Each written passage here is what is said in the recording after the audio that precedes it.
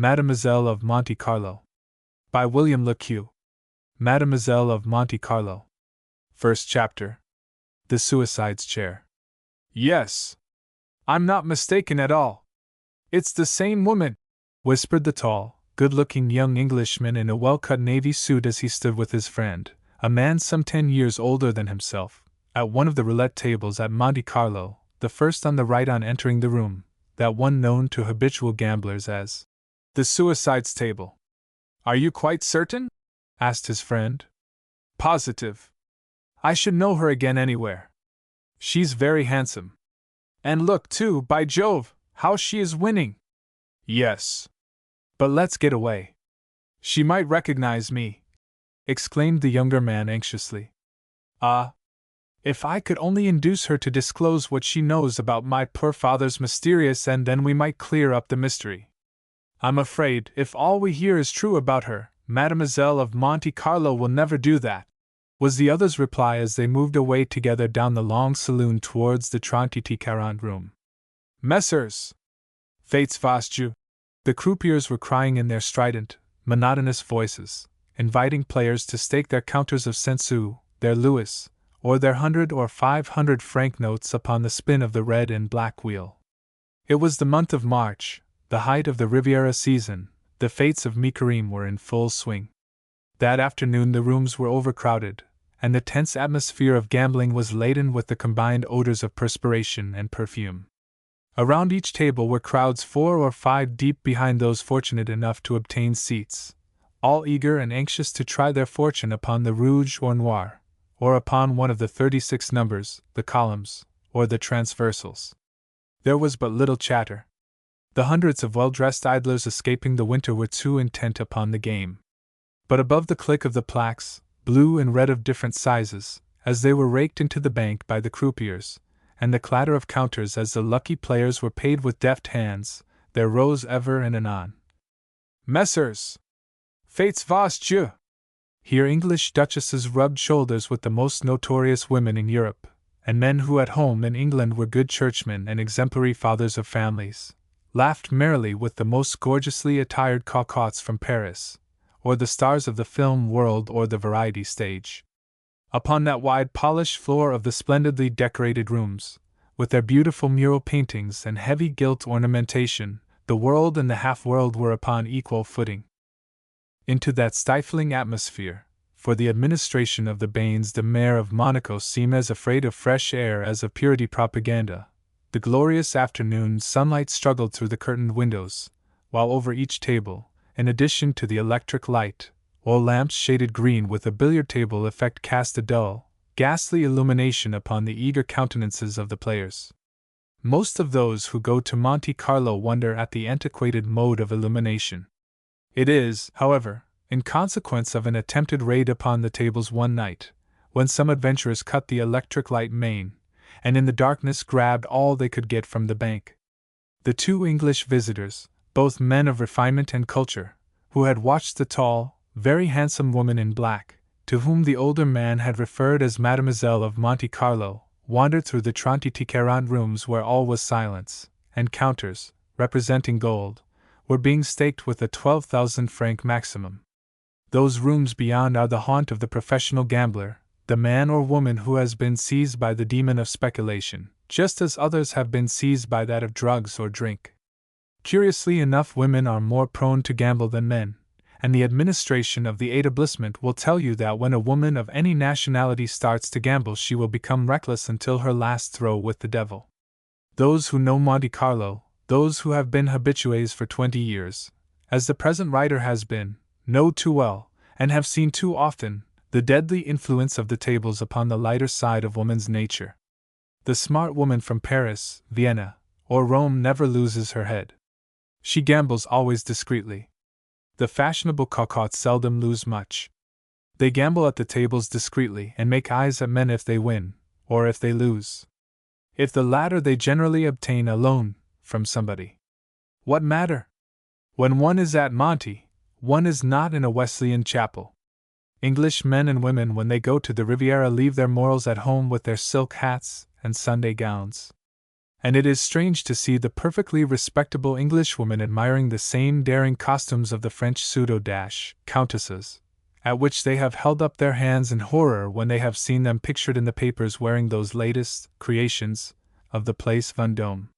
Yes, it is a hypocritical world, and nowhere is canting hypocrisy more apparent than inside the casino at Monte Carlo. While the two Englishmen were strolling over the polished parquet of the elegant world-famous Salle de Jeu, Mademoiselle of Monte Carlo was experiencing quite an extraordinary run of luck. But Mademoiselle, as the croupiers always called her, was usually lucky. She was an experienced, and therefore a careful player. When she staked a maximum, it was not without very careful calculation upon the chances. Mademoiselle was well known to the administration. Often her winnings were sensational, hence she served as an advertisement to the casino, for her success always induced the uninitiated and unwary to stake heavily, and usually with disastrous results. The green-covered gaming table, at which she was sitting next to the end croupier on the left-hand side, was crowded. She sat in what is known at Monte as the suicide's chair, for during the past 8 years 10 men and women had sat in that fatal chair and had afterwards ended their lives abruptly, and been buried in secret in the suicide cemetery. The croupiers at that table are ever watchful of the visitor who, all unawares, occupies that fatal chair. But Mademoiselle, who knew of it, always laughed the superstition to scorn. She habitually sat in that chair, and won. Indeed, that afternoon she was winning, and very considerably too.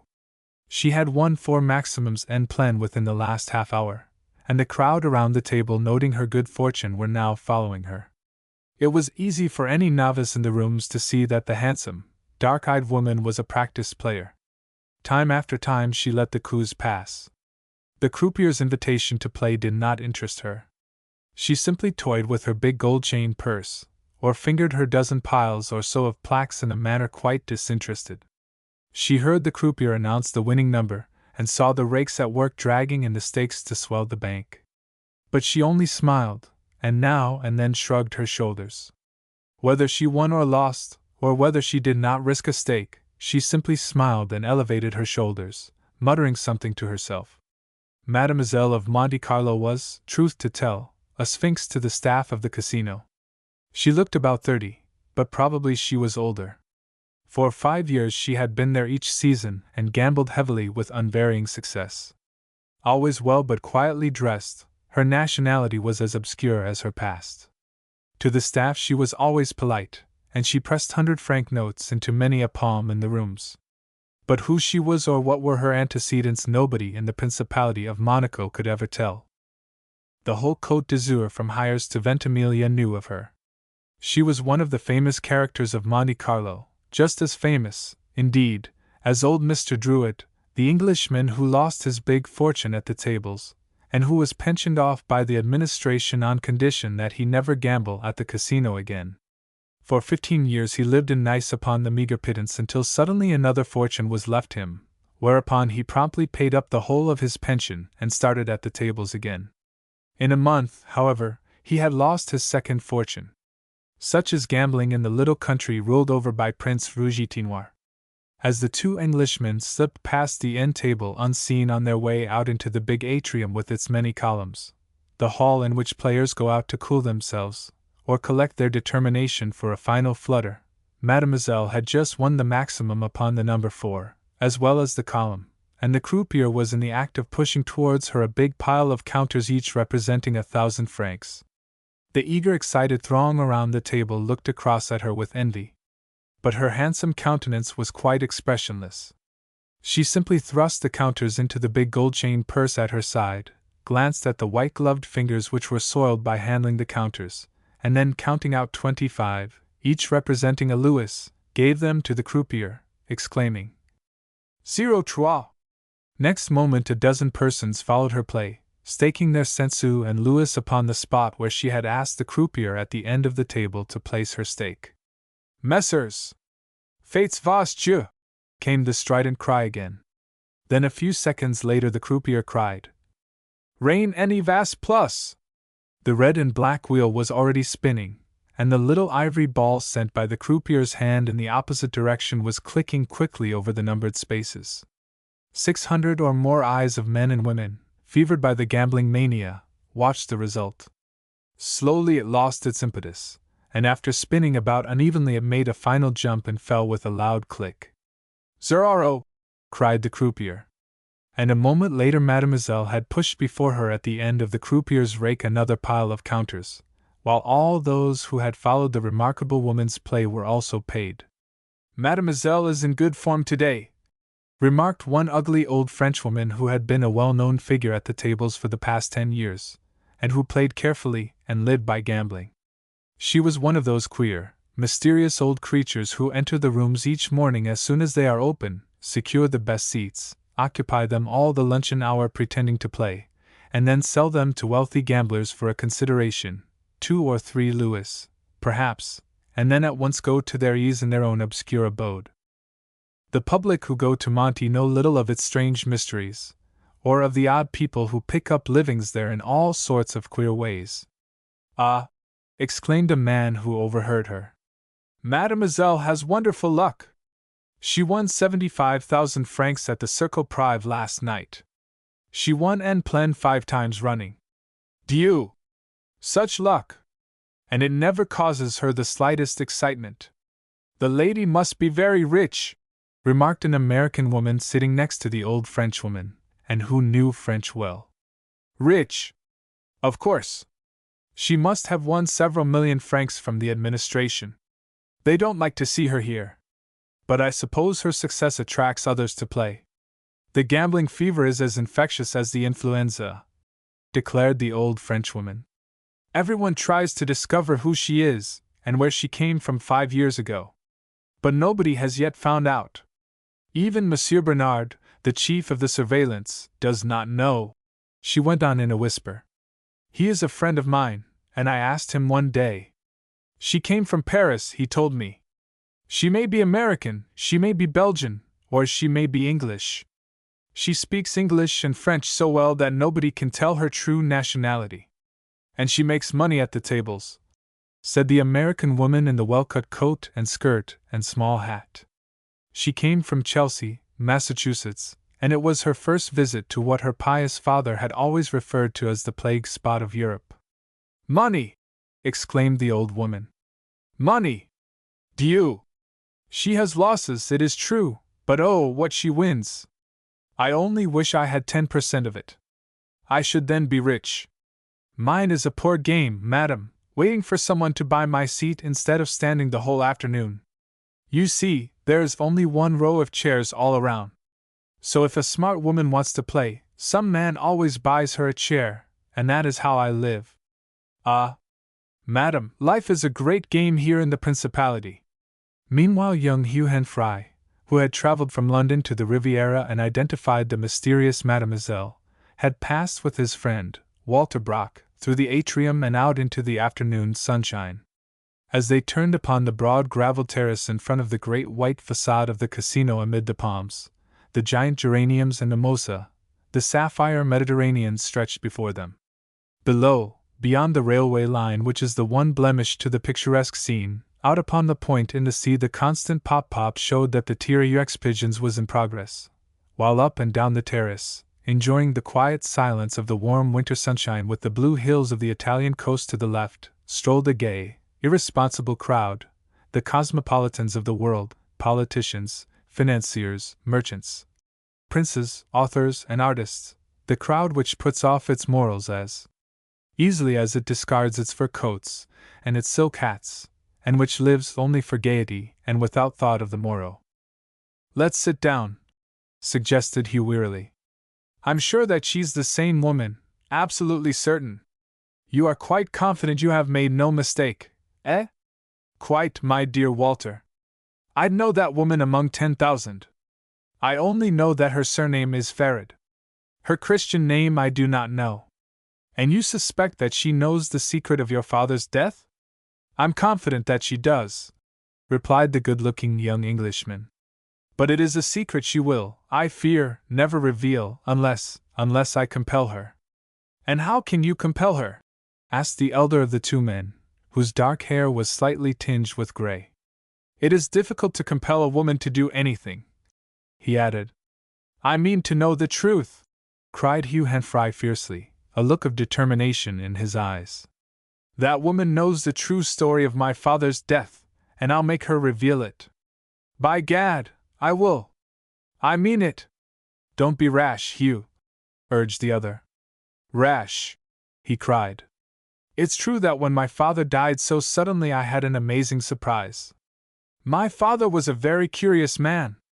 I always thought him to be on the verge of bankruptcy and that the manor and the land might be sold up any day. When old Charman, the solicitor, read the will, I found that my father had $250,000 lying at the bank, and that he had left it all to me, provided I married Louise." "Well, why not marry her?" queried Brock lazily. "You're always so mysterious, my dear Hugh." "Why, because I love Doris Ranscombe. But Louise interests me, and I'm worried on her account because of that infernal fellow Charles Benton. Louise poses as his adopted daughter. Benton is a bachelor of 45, and according to his story, he adopted Louise when she was a child and put her to school. Her parentage is a mystery. After leaving school, she at first went to live with a Mrs. Sheldon, a young widow, in an expensive suite in Queen Anne's Mansions, Westminster. After that, she has traveled about with friends and has, I believe, been abroad quite a lot.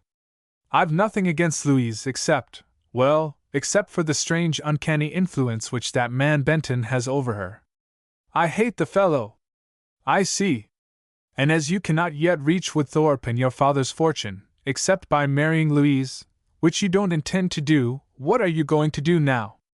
"First, I intend that this woman they call Mademoiselle of Monte Carlo, the lucky woman who is a decoy of the administration of the Bains de Mer, shall tell me the true circumstance of my father's death.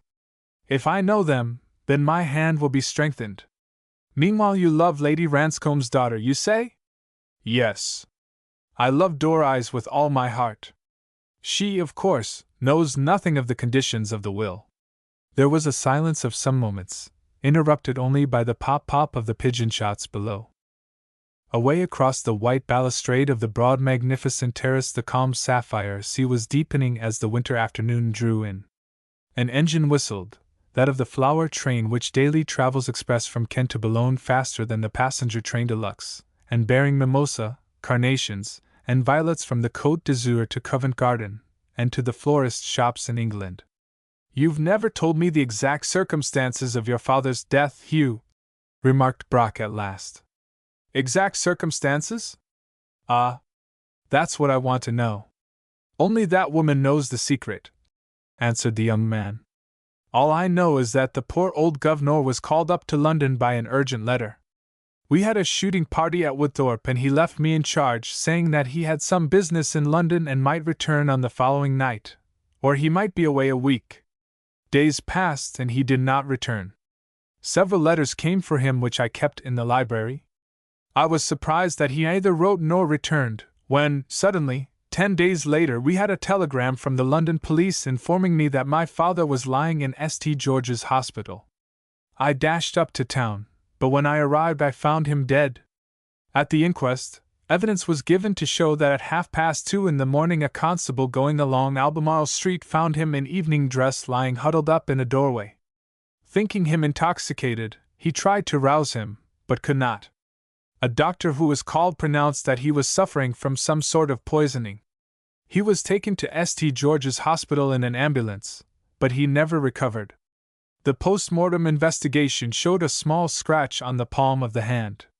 That scratch had been produced by a pin or a needle which had been infected by one of the newly discovered poisons which, administered secretly, give a post-mortem appearance of death from heart disease." "Then your father was murdered, eh?" exclaimed the elder man. "Most certainly he was. And that woman is aware of the whole circumstances and of the identity of the assassin." "How do you know that?" "By a letter I afterwards opened, one that had been addressed to him at Woodthorpe in his absence. It was anonymous, written in bad English, in an illiterate hand, warning him to beware of that woman you know, Mademoiselle of Monte Carlo. It bore the French stamp and the postmark of Tours." "I never knew all this," Brock said. You are quite right, Hugh. The whole affair is a tangled mystery. But the first point we must establish before we commence to investigate is, who is Mademoiselle of Monte Carlo? Second chapter concerns a guilty secret. Just after 7 o'clock that same evening, young Hen Fry and his friend Brock met in the small lounge of the Hotel de Pommiers, a rather obscure little establishment in the Avenue de la Costa, behind the gardens, much frequented by the habitués of the rooms who know Monte Carlo and prefer the little place to life at the Paris, the Hermitage, and the Riviera Palace, or the Gallia, up at Beausoleil. The Pommiers was a place where one met a merry cosmopolitan crowd, but where the cocotte in her bright plumage was absent, an advantage which only the male habitué of Monte Carlo can fully realize. The eternal feminine is always so very much in evidence around the casino, and the most smartly dressed woman whom one might easily take for the wife of an eminent politician or financier will deplore her bad luck and beg for a little loan. Well, said Hugh as his friend came down from his room to the lounge, I suppose we ought to be going, eh? Doris said 7:30, and we'll just get across to the Metropole in time. Lady Ranscombe is always awfully punctual at home, and I expect she carries out her timetable here. The two men put on light overcoats over their dinner jackets and strolled in the warm dusk across the gardens and up the gallery, with its expensive little shops, past the original Ciro's to the Metropole. In the big hall they were greeted by a well-preserved, grey-haired Englishwoman, Lady Ranscombe, the widow of old Sir Richard Ranscombe, who had been one of the greatest engineers and contractors of modern times. He had begun life as a small jerry builder at Golders Green, and had ended it a millionaire and a knight. Lady Ranscombe was seated at a little wicker table with her daughter Doris, a dainty, fair-haired girl with intense blue eyes, who was wearing a rather daring jazzing gown of pale blue, the scantiness of which a year or two before would have been voted quite beyond the pale for a lady, and yet in our broad-minded today, the day of undressing on the stage and in the home, it was nothing more than smart. Mother and daughter greeted the two men enthusiastically, and at Lady Ranscombe's orders the waiter brought them small glasses of an apéritif. We've been all day motoring up to the Col di Tenda. Sospel is lovely, declared Doris's mother. Have you ever been there? She asked of Brock, who was an habitué of the Riviera. Once and only once. I motored from Nice across to Turin, was his reply. Yes. It is truly a lovely run there. The Alps are gorgeous. I like San Dalmazzo and the chestnut groves there, he added. But the frontiers are annoying. All those restrictions. Nevertheless, the run to Turin is one of the finest I know. Presently they rose, and all four walked into the crowded salle à manger, where the chatter was in every European language, and the gay crowd were gossiping mostly of their luck or their bad fortune at the tapis vert. At Monte Carlo the talk is always of the run of sequences, the many times the 03 has turned up, and of how little one ever wins en plein on 36.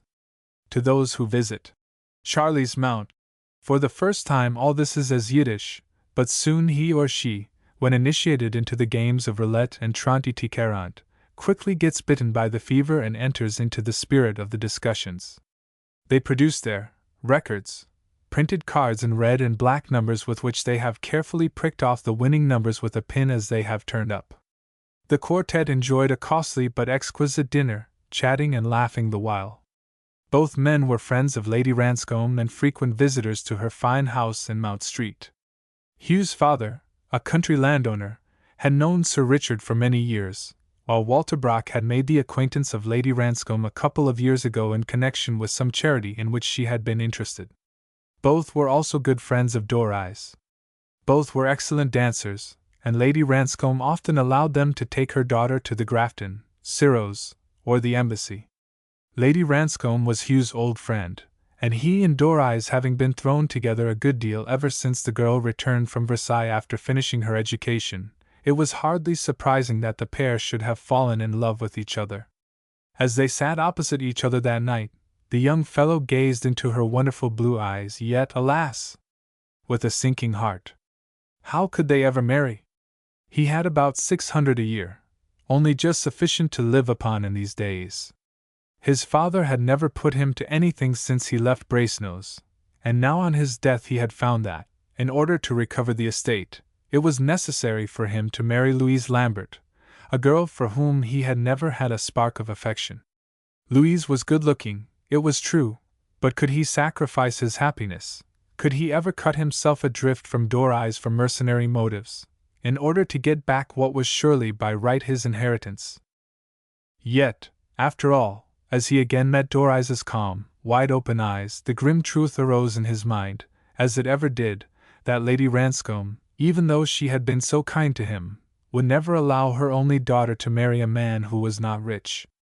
Had not Dorais told him of the sly hints her mother had recently given her regarding a certain very wealthy man named George Sherard, an eligible bachelor who lived in one of the most expensive flats in Park Lane, and who was being generally sought after by mothers with marriageable daughters? In many cases mothers, and especially young, good-looking widows with daughters on their hands, are too prone to try and get rid of them. "Because my daughter makes me look so old," as they whispered to their intimates of their own age. After dinner all four strolled across to the casino, presenting their yellow cards of admission, the monthly cards granted to those who are approved by the smug-looking, black-coated committee of inspection, who judge by one's appearance whether one had money to lose. Dorais soon detached herself from her mother and strolled up the rooms with Hugh, Lady Ranscombe and Brock following. None of them intended to play, but they were strolling prior to going to the opera which was beneath the same roof, and for which Lady Ranscombe had tickets. Suddenly Dorais exclaimed, "Look over there, at that table in the corner. There's that remarkable woman they call Mademoiselle of Monte Carlo." Hugh started, and glancing in the direction she indicated saw the handsome woman seated at the table staking her counters quite unconcernedly, and entirely absorbed in the game. She was wearing a dead black dress cut slightly low in the neck, but half-bare shoulders, with a string of magnificent Chinese jade beads of that pale apple green so prized by connoisseurs. Her eyes were fixed upon the revolving wheel, for upon the number 16 she had just thrown a couple of 1,000-franc counters. The ball dropped with a sudden click, the croupier announced that number 5 had won, and at once raked in the 2,000 francs among others. Mademoiselle shrugged her shoulders and smiled faintly. Yvonne Farad was a born gambler. To her losses came as easily as gains. The administration knew that, and they also knew how at the little pigeonhole where counters were exchanged for checks she came often and handed over big sums in exchange for drafts upon certain banks, both in Paris and in London. Yet they never worried. Her lucky play attracted others who usually lost. Once, a year before, a Frenchman who occupied a seat next to her daily for a month lost over 250,000 sterling, and one night threw himself under the Paris Rapide at the Long Bridge over the Var. But on hearing of it the next day from a croupier, Mademoiselle merely shrugged her shoulders, and said, "I warned him to return to Paris. The fool! It is only what I expected." Hugh looked only once across at the mysterious woman whom Dorais had indicated, and then drew her away. As a matter of fact, he had no intention that Mademoiselle should notice him. "What do you know of her?" he asked in a casual way when they were on the other side of the great saloon. "Well, a Frenchman I met in the hotel the day before yesterday told me all sorts of queer stories about her," replied the girl. "She's apparently a most weird person, and she has uncanny good luck at the tables. He said that she had won a large fortune during the last couple of years or so." Hugh made no remark as to the reason of his visit to the Riviera, for, indeed, he had arrived only the day previously, and she had welcomed him joyously. Little did she dream that her lover had come out from London to see that woman who was declared to be so notorious. "I noticed her playing this afternoon," Hugh said a moment later in a quiet, reflective tone. "What do the gossips really say about her, Dorais? All this is interesting. But there are so many interesting people here. Well, the man who told me about her was sitting with me outside the Café de Paris when she passed across the place to the casino. That caused him to make the remarks. He said that her past was obscure. Some people say that she was a Danish opera singer, others declare that she was the daughter of a humble tobacconist in Marseilles, and others assert that she is English. But all agree that she is a clever and very dangerous woman." "Why dangerous?" inquired Hugh in surprise. "Ah, That I don't know. The man who told me merely hinted at her past career, and added that she was quite a respectable person nowadays in her affluence. But, well, added the girl with a laugh, I suppose people gossip about everyone in this place. Who was your informant? Asked her lover, much interested. His name is Courtin. I believe he is an official of one of the departments of the Ministry of Justice in Paris. At least somebody said so yesterday. Ah. Then he probably knew more about her than he told you, I expect. No doubt, for he warned my mother and myself against making her acquaintance, said the girl. He said she was a most undesirable person. At that moment Lady Ranscombe and Walter Brock joined them, whereupon the former exclaimed to her daughter, Did you see that woman over there, still playing, the woman in black and the jade beads, against whom Monsieur Courtin warned us? Yes, mother, I noticed her. I've just been telling Hugh about her. A mysterious person, eh? Laughed Hugh with well-affected indifference. But one never knows who's who in Monte Carlo. Well, Mademoiselle is apparently something of a mystery, remarked Brock. I've seen her here before several times. Once, about 2 years ago, I heard that she was mixed up in a very celebrated criminal case, but exactly what it was the man who told me could not recollect. She is, however, one of the handsomest women in the rooms. And one of the wealthiest, if report be true, said Lady Ranscombe. She fascinates me, Doreyes declared. If Monsieur Courtin had not warned us, I should most probably have spoken to her. Oh, my dear, you must do no such thing, cried her mother, horrified. It was extremely kind of Monsieur to give us the hint. He has probably seen how unconventional you are, Doreyes. And then, as they strolled on into the farther room, the conversation dropped. So they've heard about Mademoiselle, it seems, remarked Brock to his friend as they walked back to the Palmiers together in the moonlight after having seen Lady Ranscombe and her daughter to their hotel. Yes, growled the other. I wish we could get hold of that Monsieur Courtin. He might tell us a bit about her. I doubt if he would. These French officials are always close as oysters. At any rate, I will try and make his acquaintance at the Metropole tomorrow, Hugh said. There's no harm in trying. Next morning he called again at the Metropole before the ladies were about, but to his chagrin, he learned from the blue and gold concierge that Monsieur Courtin, of the Ministry of Justice, had left at 10:15 o'clock on the previous night by the Rapide for Paris. He had been recalled urgently, and a special couplet had been reserved for him from Ventimiglia. That day Hugh and Fry wandered about the well-kept palm-lined gardens with their great beds of geraniums, carnations and roses. Brock had accepted the invitation of a bald-headed London stockbroker he knew to motor over to lunch and tennis at the Beaux site, at Cannes, while Doreyes and her mother had gone with some people to lunch at the Reserve at Beaulieu, one of the best and yet least pretentious restaurants in all Europe, only equaled perhaps by Capsa's, in Bucharest. Ah! If she would only tell! Hugh muttered fiercely to himself as he walked alone and self-absorbed. His footsteps led him out of Monte Carlo and up the winding road which runs to La Turbie, above the beautiful bay. Ever and anon powerful cars climbing the hill smothered him in white dust, yet he heeded them not. He was too full of thought. Ah! He kept on repeating to himself. If she would only tell the truth! If she would only tell! Hugh and Fry had not traveled to Monte Carlo without much careful reflection and many hours of wakefulness. He intended to clear up the mystery of his father's death, and more, the reason of that strange incomprehensible will which was intended to wed him to Louise. At 4 o'clock that afternoon he entered the rooms to gain another surreptitious look at Mademoiselle. Yes. She was there, still playing on as imperturbably as ever, with that half-suppressed sinister smile always upon her full red lips. Sight of her aroused his fury.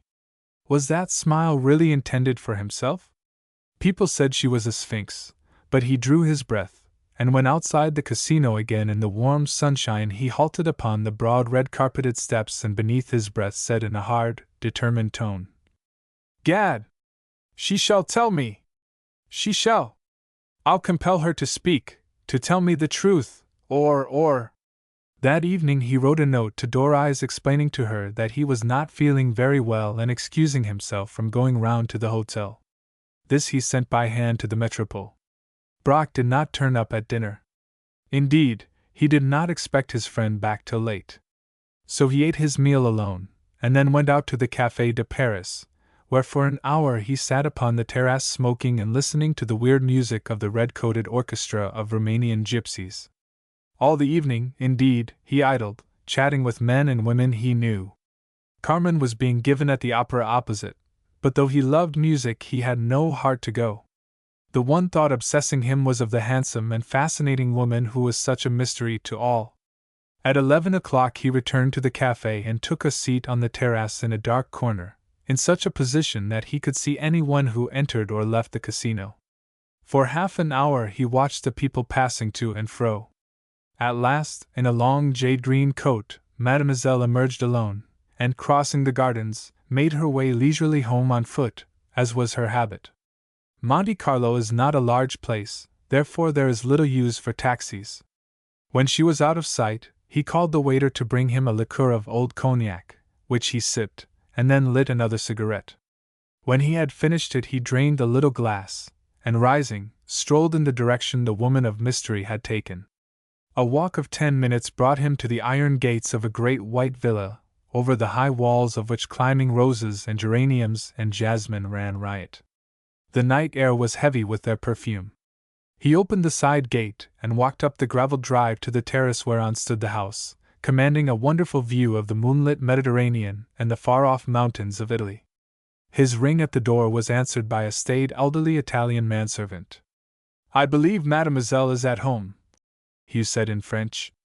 "I desire to see her, and also to apologize for the lateness of the hour. My visit is one of urgency. Mademoiselle sees nobody except by appointment," was the man's polite but firm reply. "I think she will see me if you give her this card," answered Hugh in a strained, unusual voice.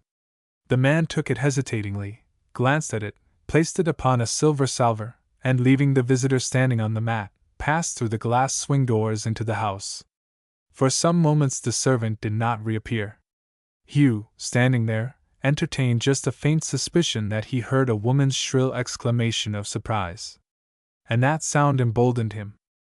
At last, after an age it seemed, the man returned, saying, "Mademoiselle will see you, monsieur. Please come this way." He left his hat and stick and followed the man along a corridor richly carpeted and led to a door on the opposite side of the house, which the servant threw open and announced the visitor. Mademoiselle had risen to receive him. Her countenance was, Hugh saw, blanched almost to the lips. Her black dress caused her pallor to be more apparent. "Well, sir? Pray what do you mean by resorting to this ruse in order to see me? Who are you?" she demanded. Hugh was silent for a moment. Then in a hard voice he said, "I am the son of the dead man whose card is in your hands, mademoiselle. And I am here to ask you a few questions." The handsome woman smiled sarcastically and shrugged her half-bare shoulders, her fingers trembling with her jade beads. "Oh, your father is dead, is he?" she asked with an air of indifference. "Yes. He is dead," Hugh said meaningly, as he glanced around the luxurious little room with its soft rose-shaded lights and pale blue and gold decorations. On her right as she stood were long French windows which opened on to a balcony. One of the windows stood ajar, and it was apparent that when he had called she had been seated in the long wicker chair outside enjoying the balmy moonlight after the stifling atmosphere of the rooms. "And, mademoiselle," he went on, "I happen to be aware that you knew my father, and that you are cognizant of certain facts concerning his mysterious end." "I?" she cried, raising her voice in sudden indignation. "What on earth do you mean?" She spoke in perfect English, though he had hitherto spoken in French. "I mean, mademoiselle, that I intend to know the truth," said Hugh, fixing his eyes determinately upon hers. "I am here to learn it from your lips." "You must be mad!" cried the woman. "I know nothing of the affair." "You are mistaken." "Do you, then, deny that you have ever met a man named Charles Benton?" demanded the young fellow, raising his voice. "Perhaps, however, that is a bitter memory, mademoiselle, eh?" The strikingly handsome woman pursed her lips. There was a strange look in her eyes. For several moments she did not speak. It was clear that the sudden appearance of the dead man's son had utterly unnerved her. What could he know concerning Charles Benton? How much of the affair did he suspect? "I have met many people, Mr. Hanfry," she replied quietly at last. "I may have met somebody named Benton." "Ah, I see," the young man said. "It is a memory that you do not wish to recall any more than that of my dead father. Your father was a good man. Benton was not." "Ah, then you admit knowing both of them, mademoiselle?" cried Hugh quickly. "Yes. Well, I may as well admit it. Why, indeed, should I seek to hide the truth from you?" she said in a changed voice. "Pardon me. I was very upset at receiving the card. Pardon me, will you not?" "I will not, unless you tell me the truth concerning my father's death and his iniquitous will left concerning myself. I am here to ascertain that, mademoiselle," he said in a hard voice. "And if I tell you, what then?" she asked with knit brows. "If you tell me, then I am prepared to promise you on oath secrecy concerning yourself, provided you allow me to punish those who are responsible. Remember, my father died by foul means. And you know it." The woman faced him boldly, but she was very pale. "So that is a promise?" she asked. "You will protect me, you will be silent regarding me, you swear to be so, if I tell you something. I repeat that your father was a good man. I held him in the highest esteem, and after all, it is but right that you, his son, should know the truth." "Thank you, mademoiselle. I will protect you if you will only reveal to me the devilish plot which resulted in his untimely end," Hugh assured her. Again she knit her brows and reflected for a few moments. Then in a low, intense, unnatural voice she said, "Listen, Mr. Hanfry. I feel that, after all, my conscience would be relieved if I revealed to you the truth. First, well, it is no use denying the fact that your father was not exactly the man you and his friends believed him to be.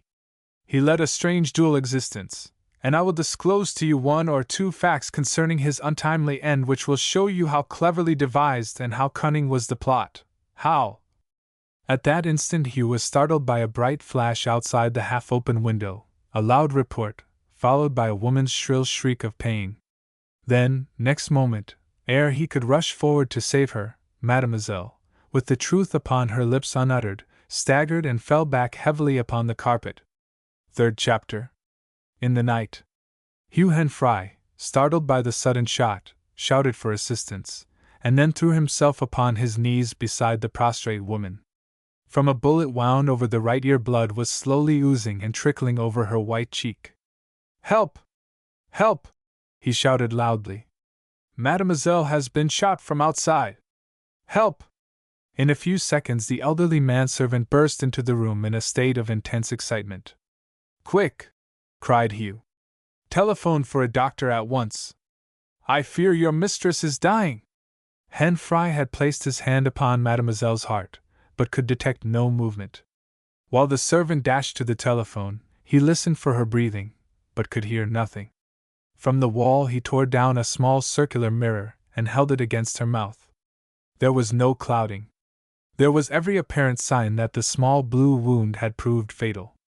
"Inform the police also," Hugh shouted to the elderly Italian who was at the telephone in the adjoining room. "The murderer must be found." By this time 4 female servants had entered the room where their mistress was lying huddled and motionless. All of them were in deshabille. Then all became excitement and confusion. Hugh left them to unloosen her clothing and hastened out upon the veranda whereon the assassin must have stood when firing the shot. Outside in the brilliant Riviera moonlight the scent of a wealth of flowers greeted his nostrils. It was almost bright as day. From the veranda spread a wide, fairy-like view of the many lights of Monte Carlo and La Condamine, with the sea beyond shimmering in the moonlight. The veranda, he saw, led by several steps down into the beautiful garden, while beyond, a distance of 100 yards, was the main gate leading to the roadway. The assassin, after taking careful aim and firing, had, no doubt, slipped along and out of the gate. But why had Mademoiselle been shot just at the moment when she was about to reveal the secret of his lamented father's death? He descended to the garden, where he examined the bushes which cast their dark shadows. But all was silence. The assassin had escaped. Then he hurried out into the road, but again all was silence. The only hope of discovering the identity of the criminal was by means of the police vigilance. Truth to tell, however, the police of Monte Carlo are never over anxious to arrest a criminal, because Monte Carlo attracts the higher criminal class of both sexes from all over Europe. If the police of the Principality were constantly making arrests, it would be bad advertisement for the rooms. Hence, though the Monte Carlo police are extremely vigilant and an expert body of officers, they prefer to watch and to give information to the bureaus of police of other countries, so that arrests invariably take place beyond the frontiers of the Principality of Monaco. It was not long before Dr. Leneveux, a short, stout, bald-headed little man, well known to habitués of the rooms, among whom he had a large practice, entered the house of Mademoiselle and was greeted by Hugh. The latter briefly explained the tragic circumstances, whereupon the little doctor at once became fussy and excited. Having ordered everyone out of the room except Hen Fry, he bent and made an examination of the prostrate woman. "Ah, monsieur," he said, "the unfortunate lady has certainly been shot at close quarters. The wound is, I tell you at once, extremely dangerous," he added, after a searching investigation. "But she is still alive," he declared. "Yes, she is still breathing." "Still alive!" gasped Hen Fry. "That's excellent. I feared that she was dead." "No, she still breathes," the doctor replied. "But tell me exactly what has occurred. First, however, we will get them to remove her upstairs. I will telephone to my colleague Dupontel, and we will endeavor to extract the bullet." "But will she recover, doctor?" asked Hugh eagerly in French. "What do you think?" The little man became serious, and shook his head gravely. "Ah, monsieur, that I cannot say," was his reply. "She is in a very grave state, very. And the brain may be affected." Hugh held his breath. Surely Yvonne Ferret was not to die with the secret upon her lips. At the doctor's orders the servants were about to remove their mistress to her room when two well-dressed men of official aspect entered. They were officers of the Bureau of Police. "Stop!" cried the elder, who was the one in authority, a tall, lantern-jawed man with a dark brown beard and yellow teeth. "Do not touch that lady! What has happened here?" Hugh came forward, and in his best French explained the circumstances of the tragedy, how Mademoiselle had been shot in his presence by an unknown hand. "The assassin, whoever he was, stood out yonder, upon the veranda, but I never saw him," he added. "It was all over in a second, and he has escaped." "And pray who are you?" demanded the police officer bluntly. "Please explain." He was rather nonplussed. The question required explanation, no doubt. It would, he saw, appear very curious that he should visit Mademoiselle of Monte Carlo at that late hour. Well, I called upon Mademoiselle because I wished to obtain some important information from her." "What information? Rather late for a call, surely?" The young Englishman hesitated. Then, with true British grit, he assumed an attitude of boldness and asked, "Am I compelled to answer that question?"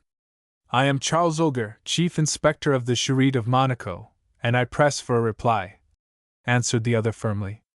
"And I, Hugh Hen Fry, a British subject, at present decline to satisfy you," was the young man's bold response.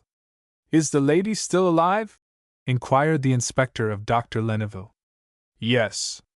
I have ordered her to be taken up to her room, of course, when Monsieur the inspector gives permission." Auger looked at the deathly countenance with the closed eyes, and noted that the wound in the skull had been bound up with a cotton handkerchief belonging to one of the maids. Mademoiselle's dark, well-dressed hair had become unbound and was straying across her face, while her handsome gown had been torn in the attempt to unloosen her corsets. "Yes," said the police officer. "They had better take her upstairs. We will remain here and make inquiries. This is a very queer affair, to say the least," he added, glancing suspiciously at Hen Fry. While the servants carried their unconscious mistress tenderly upstairs, the fussy little doctor went to the telephone to call Dr. Dupontel, the principal surgeon of Monaco. He had hesitated whether to take the victim to the hospital, but had decided that the operation could be done just as effectively upstairs. So, after speaking to Dupontel, he also spoke to the sister at the hospital, asking her to send up 2 nurses immediately to the Villa Met. In the meantime, Inspector Ogre was closely questioning the young Englishman. Like everyone in Monte Carlo, he knew the mysterious Mademoiselle by sight. More than once the suspicions of the police had been aroused against her. Indeed, in the archives of the prefecture there reposed a bulky dossier containing reports of her doings and those of her friends. Yet there had never been anything which would warrant the authorities to forbid her from remaining in the principality. This tragedy, therefore, greatly interested Ogre and his colleague.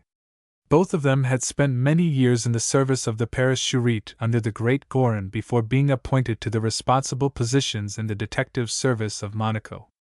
"Then you knew the lady?" Ogre asked of the young man, who was naturally much upset over the startling affair, and the more so because the secret of his father's mysterious death had been filched from him by the hand of some unknown assassin. "No, I did not know her personally," Herr Fry replied somewhat lamely. "I came to call upon her, and she received me." "Why did you call at this hour? Could you not have called in the daytime?" "Mademoiselle was in the rooms until late," he said. "Ah. Then you followed her home, eh?" "Yes," he admitted. The police officer pursed his lips and raised his eyes significantly at his colleague.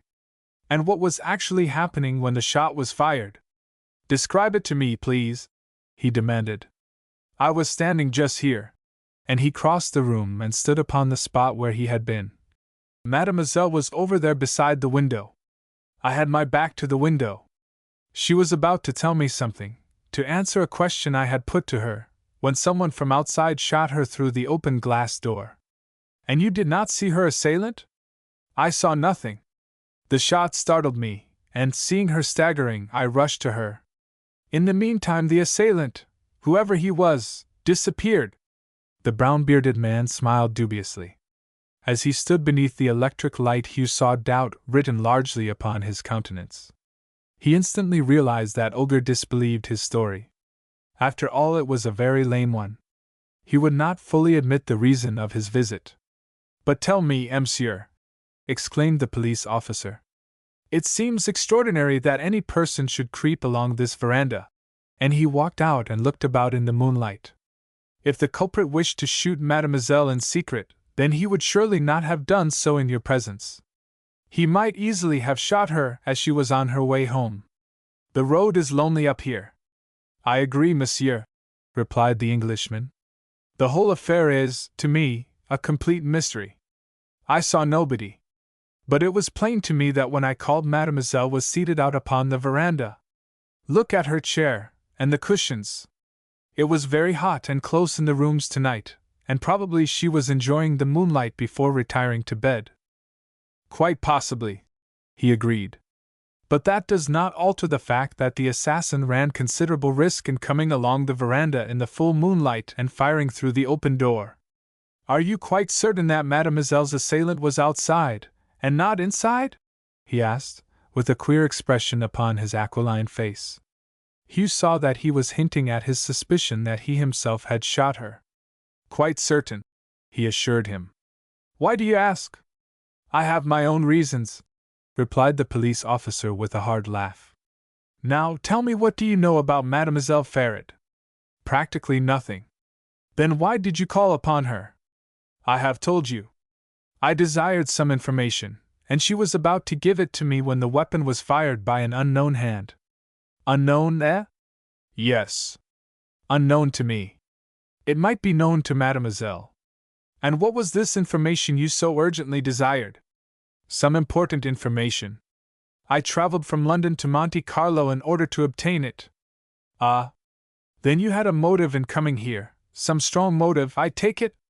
"Yes. A very strong motive. I wanted her to clear up certain mysterious happenings in England." Ogre was instantly alert. "What happenings?" he asked, for he recollected the big dossier and the suspicions extending over 4 or 5 years concerning the real identity and mode of life of the handsome, sphinx-like woman Yvonne Ferret. Hugh Henfrey was silent for a few moments.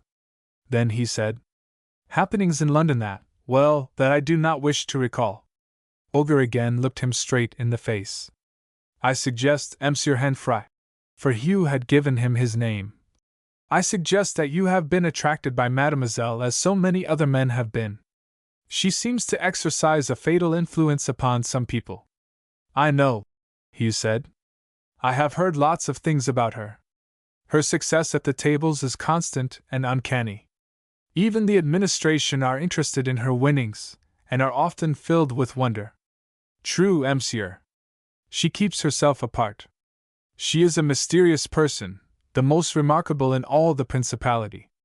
We, at the Bureau, have heard all sorts of curious stories concerning her. Once it was rumored that she was the daughter of a reigning European sovereign. Then we take all the reports with the proverbial grain of salt.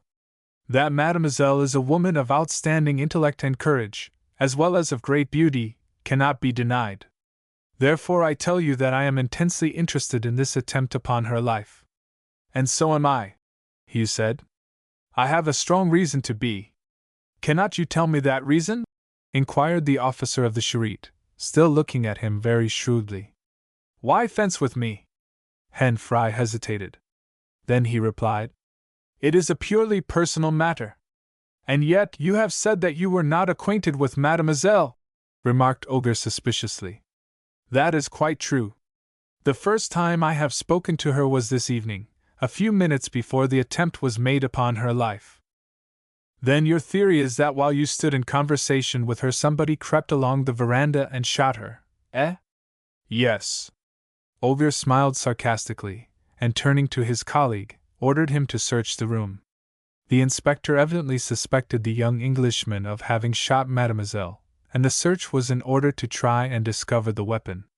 Meanwhile the brown-bearded officer called the Italian manservant, who gave his name as Giulio Cataldi, and who stated that he had been in Mademoiselle Ferret's service a little over 5 years. "Have you ever seen this Englishman before?" Ogre asked, indicating Hugh. "Never, until tonight, monsieur," was the reply. "He called about 20 minutes after Mademoiselle's return from the rooms." "Has Mademoiselle quarreled with anybody of late?" "Not to my knowledge, monsieur. She is of a very quiet and even disposition." "Is there anyone you know who might possess a motive to shoot her?" asked Ogre. "The crime has not been committed with a motive of robbery, but either out of jealousy or revenge." "I know of nobody," declared the highly respectable Italian, whose mustache was tinged with gray. He shrugged his shoulders and showed his palms as he spoke. "Mademoiselle arrived here 2 months ago, I believe?" queried the police official. "Yes, monsieur. She spent the autumn in Paris, and during the summer she was at Deauville. She also went to London for a brief time, I believe." "Did she ever live in London?" asked Hugh eagerly, interrupting Ogre's interrogation. "Yes, once. She had a furnished house on the Cromwell Road for about 6 months." "How long ago?" asked Henfrey. "Please allow me to make my inquiries, monsieur," exclaimed the detective angrily. "But the question I ask is of greatest importance to me in my own inquiries," Hugh persisted. "I am here to discover the identity of Mademoiselle's assailant," Ogre asserted. "And I will not brook your interference. Mademoiselle has been shot, and it is for you to discover who fired at her," snapped the young Englishman. "I consider that I have just as much right to put a question to this man as you have, that is," he added with sarcasm. "That is, of course, if you don't suspect him of shooting his mistress." "Well, I certainly do not suspect that," the Frenchman said. "But to tell you candidly, your story of the affair strikes me as a very improbable one." "Ah," laughed Hugh. "I thought so. You suspect me, eh? Very well. Where is the weapon? Perhaps you have hidden it," suggested the other meaningly. "We shall, no doubt, find it somewhere." "I hope you will, and that will lead to the arrest of the guilty person." Hugh laughed. Then he was about to put further questions to the man Cataldi when Dr. Leneveux entered the room. "How is she?" demanded Hugh breathlessly. The countenance of the fussy little doctor fell. Monsieur, he said in a low earnest voice, I much fear that Mademoiselle will not recover. My colleague de Pontil concurs with that view. We have done our best, but neither of us entertain any hope that she will live. Then turning to Olga, the doctor exclaimed, This is an amazing affair, especially in face of what is whispered concerning the unfortunate lady. What do you make of it? The officer of the Charite knit his brows, and with frankness replied, At present I am entirely mystified, entirely mystified. Fourth chapter. What the dossier contained. Walter Brock was awakened at 4 o'clock that morning by Hugh touching him upon the shoulder. He started up in bed and staring at his friend's pale, haggard face exclaimed, Good heavens, why, what's the matter? Mademoiselle of Monte Carlo has been shot, the other replied in a hard voice. Shot? Gasped Brock, startled. What do you mean? Briefly, Hugh, who had only just entered the hotel, explained the curious circumstances. How, just at the moment she had been about to reveal the secret of his father's death, she was shot. Most extraordinary, declared his friend. Surely, we have not been followed here by someone who is determined to prevent you from knowing the truth.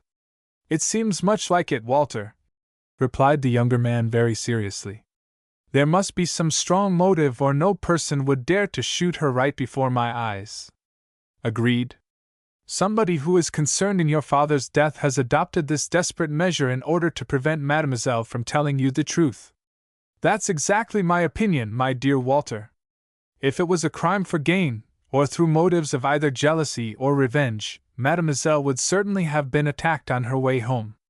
The road is quite deserted towards the crest of the hill. What do the police say? They do not appear to trouble to track Mademoiselle's assailant. They say they will wait until daylight before searching for footprints on the gravel outside. Ah! They are not very fond of making arrests within the principality. It's such a bad advertisement for the rooms. The administration like to show a clean sheet as regards serious crime. Our friends here leave it to the French or Italian police to deal with the criminals so that the principality shall prove itself the most honest state in Europe, Brock said. The police, I believe, suspect me of shooting her, said Hugh bluntly. That's very awkward. Why? Well, they don't know the true reason I went to see her, or they would never believe me to be guilty of a crime so much against my own interests. Brock, who was still sitting up in bed in his pale blue silk pajamas, reflected a few moments. Well, Hugh, he said at last, after all it is only natural that they should believe that you had a hand in the matter. Even though she told you the truth, it is quite within reason that you should have suddenly become incensed against her for the part she must have played in your father's mysterious death, and in a frenzy of anger you shot her. Hugh drew a long breath, and his eyebrows narrowed. By Jove! I had never regarded it in that light before, he gasped. But what about the weapon? You might easily have hidden it before the arrival of the police. You admit that you went out on the veranda. Therefore, if they do chance to find the weapon in the garden, then their suspicions will, no doubt, be considerably increased. It's a pity, old man, that you didn't make a clean breast of the motive of your visit. I now see my horrible mistake, Hen Fry admitted. I thought myself wise to preserve silence, to know nothing, and now I see quite plainly that I have only brought suspicion unduly upon myself. The police, however, know Yvonne Ferret to be a somewhat mysterious person, which renders the situation only worse, Brock said. Then, after a pause, he added, Now that you have declined to tell the police why you visited the Villa Amet and have, in a way, defied them, it will be best to maintain that attitude. Tell them nothing, no matter what happens. I intend to pursue that course.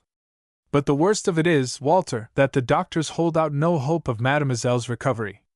I saw de Pontil half an hour ago, and he told me that he could give me no encouraging information. The bullet has been extracted, but she is hovering between life and death. I suppose it will be in the papers tomorrow, and Doris and her mother will know of my nocturnal visit to the house of a notorious woman. Don't let that worry you, my dear chap here, they keep the news of all tragedies out of the papers, because shooting affairs may be thought by the public to be due to losses at the rooms. Recollect that of all the suicides here, the dozens upon dozens of poor ruined gamesters who are yearly laid to rest in the suicide cemetery, not a single report has appeared in any newspaper. So I think you may remain assured that Lady Ranscombe and her daughter will not learn anything. I sincerely hope they won't, otherwise it will go very hard with me," Hugh said in a low, intense voice. "Ah! What a night it has been for me! And if Mademoiselle dies, the assailant, whoever he was, will be guilty of wilful murder, while you, on your part, will never know the truth concerning your father's death," remarked the elder man, running his fingers through his hair. "Yes. That is the position of this moment. But further, I am suspected of the crime." Brock dressed while his friend sat upon the edge of the bed, pale-faced and agitated. Suppose that the assailant had flung his pistol into the bushes, and the police eventually discovered it? Then, no doubt, he would be put across the frontier to be arrested by the police of the Department of the Alpes Maritimes. Truly, the situation was most serious. Together the two men strolled out into the early morning air and sat upon a seat on the terrace of the casino watching the sun as it rose over the tideless sea. For nearly an hour they sat discussing the affair. Then they ascended the white, dusty road to the beautiful Villa Amet, the home of the mysterious Mademoiselle. Old Giulio Cataldi opened the door. "Alas! Monsieur, Mademoiselle is just the same," he replied in response to Hugh's eager inquiry. "The police have gone, but Dr. Leneveux is still upstairs." "Have the police searched the garden?" inquired Hugh eagerly. "Yes, monsieur. They made a thorough examination, but have discovered no marks of footprints except those of yourself, myself, and a tradesman's lad who brought up a parcel late last night." "Then they found no weapon?" asked the young Englishman. "No, monsieur. There is no clue whatever to the assailant." "Curious that there should be no footmarks," remarked Brock. "Yet they found yours, Hugh." "Yes. The man must surely have left some trace outside." "One would certainly have thought so," Brock said. "I wonder if we may go into the room where the tragedy happened?" he asked of the servant. "Certainly, monsieur," was the courteous reply, and he conducted them both into the apartment wherein Mademoiselle of Monte Carlo had been shot down. "Did you accompany Mademoiselle when she went to London, Giulio?" asked young Hanfry of the old Italian, after he had described to Brock exactly what had occurred. "Yes, monsieur," he replied. "I was at Cromwell Road for a short time. But I do not care for London, so Mademoiselle sent me back here to look after the villa because old Jean, the concierge, had been taken to the hospital. When in London you knew some of Mademoiselle's friends, I suppose?" "A few, only a few," was the Italian's reply. "Did you ever know a certain Mr. Benton?" The old fellow shook his head blankly. "Not to my knowledge, monsieur," he replied. "Mademoiselle had really very few friends in London. There was a Mrs. Matthews and her husband, Americans whom she met here in Monte Carlo, and Sir George Cavenite, who died a few weeks ago." "Do you remember an elderly gentleman named Hanfry calling?" asked Hugh. Old Cataldi reflected for a moment, and then answered. "The name sounds familiar to me, monsieur, but in what connection I cannot recollect." "That is your name, is it not?" he asked, remembering the card he had taken to his mistress. "Yes," Hugh replied. "I have reason to believe that my late father was acquainted with your mistress, and that he called upon her in London. I believe that a gentleman named Hanfry did call, because when I glanced at the card you gave me last night the name struck me as familiar," the servant said. "But whether he actually called, or whether someone at table mentioned his name, I really cannot recollect." "Ah, that's a pity," exclaimed Hugh with a sigh. "As a matter of fact, it was in order to make certain inquiries regarding my late father that I called upon Mademoiselle last night."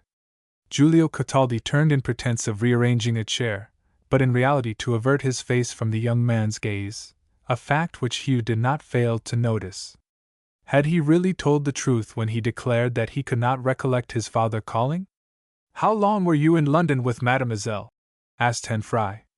"About 6 weeks, not longer." Was it because of some untoward occurrence that the old Italian did not like London, he wondered. And you are quite sure that you do not recollect my father calling upon your mistress? As I have said, monsieur, I do not remember. Yet I recall the name, as it is a rather unusual one. And you have never heard of Mr. Benton? Cataldi shook his head. Well, he went on, tell me whether you entertain any suspicions of anyone who might be tempted to kill your mistress. Mademoiselle has enemies, has she not? Who knows? Exclaimed the man with the grey mustache and small, black furtive eyes. Everyone has enemies of one sort or another, Walter remarked. And no doubt Mademoiselle has. It is for us to discover the enemy who shot her. Ah! Yes, it is, monsieur, exclaimed the servant. The poor signorina! I do hope that the police will discover who tried to kill her. For all we know, the attempt upon the lady's life may prove successful after all, said Hugh despairingly. The doctors hold out no hope of her recovery. None. A third doctor has been in consultation, Dr. Bazin, from Boulogne. He only left a quarter of an hour ago. He told me that the poor signorina cannot possibly live. Ah! Messrs, how terrible all this is, povera signorina! She was always so kind and considerate to us all, and the old man's voice trembled with emotion. Walter Brock gazed around the luxurious room and at the long open window through which streamed the bright morning sun, with the perfume of the flowers outside. What was the mystery concerning Mademoiselle Yvonne? What foundation had the gossips for those constant whisperings which had rendered the handsome woman so notorious? True, the story of the death of Hugh's father was an unusually strange one, curious in every particular, and stranger still that the secret was held by this beautiful, but mysterious, woman who lived in such luxury, and who gambled so recklessly and with invariable good fortune. As they walked back to the town, Hugh's heart sank within him. She will die, he muttered bitterly to himself. She'll die, and I shall never learn the truth of the poor governor's sad end, or the reason why I am being forced to marry Louise Lambert. It's an iniquitous will, Hugh, declared his friend. And it's infernally hard on you that just at the very moment when you could have learnt the truth that shot was fired. Do you think the woman had any hand in my father's death? Hugh asked. Do you think that she had repented, and was about to try and atone for what she had done by confessing the whole affair? Yes. That is just the view I take, answered Brock. Of course, we have no idea what part she played in the business. But my idea is that she alone knows the reason why this marriage with Louise is being forced upon you. In that case, then, it seems more than likely that I've been followed here to Monte Carlo, and my movements watched. But why has she been shot? Why did not her enemies shoot me? They could have done so 20 times during the past few days. Perhaps the shot which hit her was really intended for me. I don't think so. There is a monetary motive behind your marriage with Louise. If you died, your enemy would gain nothing. That seems clear. But who can be my secret enemy? Asked the young man in dismay. Mademoiselle alone knows that, and it was undoubtedly her intention to warn you. Yes. But if she dies, I shall remain in ignorance, he declared in a hard voice. The whole affair is so tangled that I can see nothing clearly, only that my refusal to marry Louise will mean ruin to me, and I shall lose door eyes in the bargain. Walter Brock, older and more experienced, was equally mystified. The pessimistic attitude of the 3 doctors who had attended the injured woman was, indeed, far from reassuring. The injury to the head caused by the assailant's bullet was, they declared, most dangerous. Indeed, the 3 medical men marveled that she still lived. The 2 men walked through the palm-lined garden, bright with flowers, back to their hotel, wondering whether news of the tragedy had yet got abroad. But they heard nothing of it, and it seemed true, as Walter Brock had declared, that the police make haste to suppress any tragic happenings in the Principality. Though they were unconscious of it, a middle-aged, well-dressed Frenchman had, during their absence from the hotel, been making diligent inquiries regarding them of the night concierge and some of the staff. The concierge had recognized the visitor as Armand Buisson, of the police bureau at Nice. It seemed as though the French police were unduly inquisitive concerning the well-conducted young Englishman and his companion. Now, as a matter of fact, half an hour after Hugh had left the Villa Met, Olger had telegraphed to Buisson in Nice, and the latter had come along the Corniche road in a fast car to make his own inquiries and observations upon the pair of Englishmen. Olger strongly suspected Henfrey of firing the shot, but was, nevertheless, determined to remain inactive and leave the matter to the prefecture of the Department of Alpes Maritimes. Hence the reason that the well-dressed Frenchman lounged in the hall of the hotel pretending to read the Faire du Littoral. Just before noon he went to the telephone in the hotel and inquired of Cataldi the progress of his mistress. "She is just the same, monsieur," came the voice in broken English. "Santa Madonna! How terrible it all is! Dr. Leneveux has left, and Dr. Dupontel is now here. Have the police been again?" "No, monsieur. Nobody has been," was the reply. So Hugh rang off and crossed the hall, little dreaming that the well-dressed Frenchman had been highly interested in his questions. Half an hour later he went along to the Metropole, where he had an engagement to lunch with Doris and her mother. When they met, however, Lady Ranscombe exclaimed, "Why, Hugh, you look very pale. What's the matter?" "Oh, nothing," he laughed forcefully. "I'm not very bright today. I think it was the sirocco of yesterday that has upset me a little, that's all." Then, while they were seated at table, Doris suddenly exclaimed, "Oh! Do you know, Mother, that young French lady over yonder, Madame Jaquemet, has just told me something. There's a whisper that the mysterious woman, Mademoiselle of Monte Carlo, was shot during the night by a discarded lover." "Shot!" exclaimed Lady Ranscombe. "Dear me! How very dreadful! What really happened?" "I don't know. Madame Jaquemet was told by her husband, who heard it in Ciro's this morning." "How terrible!" remarked Hugh, striving to remain calm. "Yes. But women of her class invariably come to a bad end," remarked the widow. "How pleased I am, Doris, that you never spoke to her. She's a most dreadful person, they say." "Well, she evidently knows how to win money at the tables, Mother," said the girl, lifting her clear blue eyes to those of her lover. "Yes. But I wonder what the scandal is all about," said the widow of the great engineer. "Oh! Don't trouble to inquire, Lady Ranscombe," Hugh hastened to remark. "One hears scandal on every hand in Monte Carlo." "Yes. I suppose so," replied the elder woman, and then the subject was dropped. So the ugly affair was being rumored. It caused Hugh a good deal of apprehension, for he feared that his name would be associated with that of the mysterious Mademoiselle. Evidently one or other of the servants at the Villa Met had been indiscreet. At that moment, in his private room at the Bureau of Police down in Monaco, Superintendent Olger was carefully perusing a dossier of official papers which had been brought to him by the archivist. Between his thin lips was a long, thin, Swiss cigar, his favorite smoke, and with his gold-rimmed pince-nez poised upon his aquiline nose he was reading a document which would certainly have been of considerable interest to Hugh Henfrey and his friend Walter Brock could they have seen it. Upon the pale yellow paper were many lines of typewriting in French, a carbon copy evidently. It was headed, République Française, Department of Hérault, Prefecture of Police, Bureau of the Director of Police, reference number 20197.b, and was dated nearly a year before. It commenced, "Copy of an information in the archives of the Prefecture of the Department of Hérault concerning the woman Marie Mignot, or Lullier, now passing under the name of Yvonne Farad and living at the Villa Met at Monte Carlo.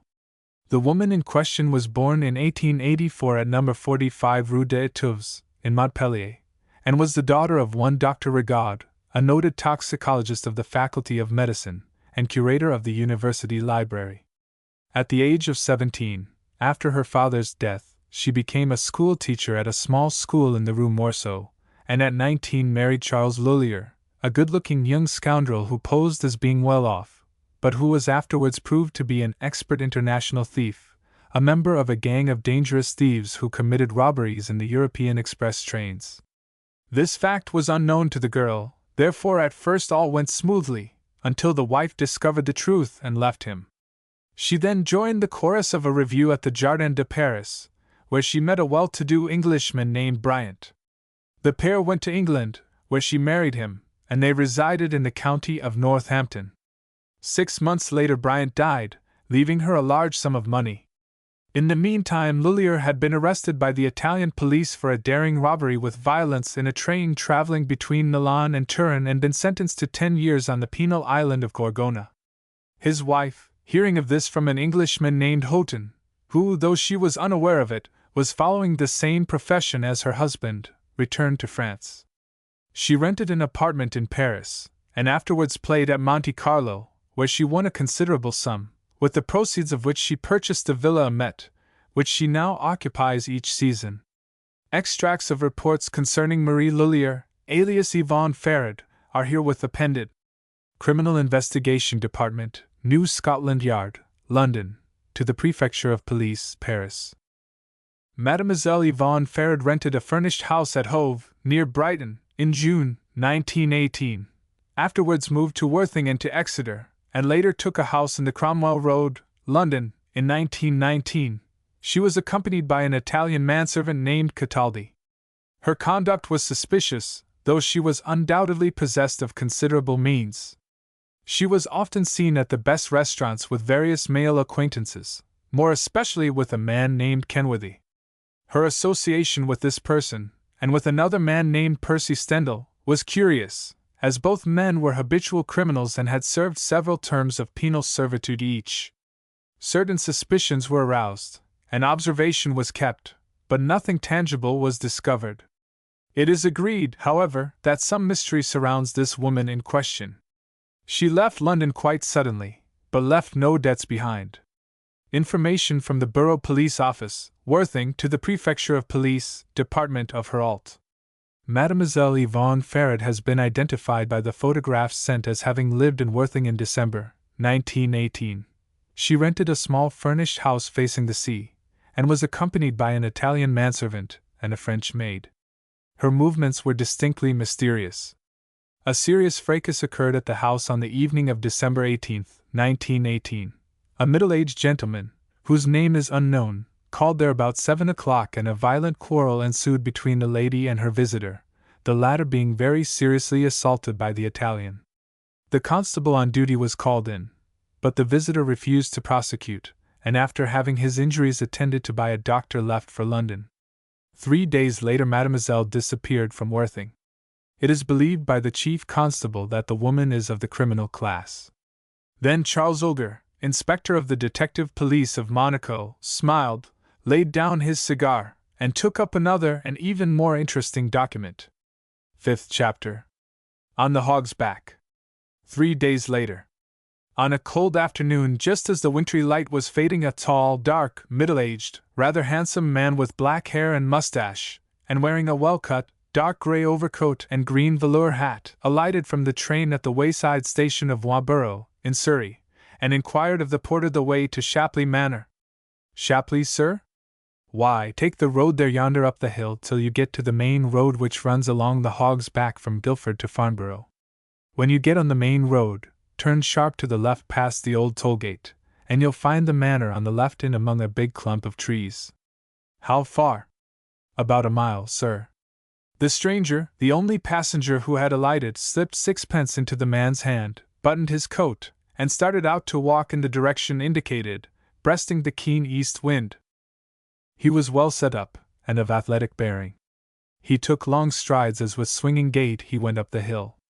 As he did so, he muttered to himself, "I was an infernal fool not to have come down in a car.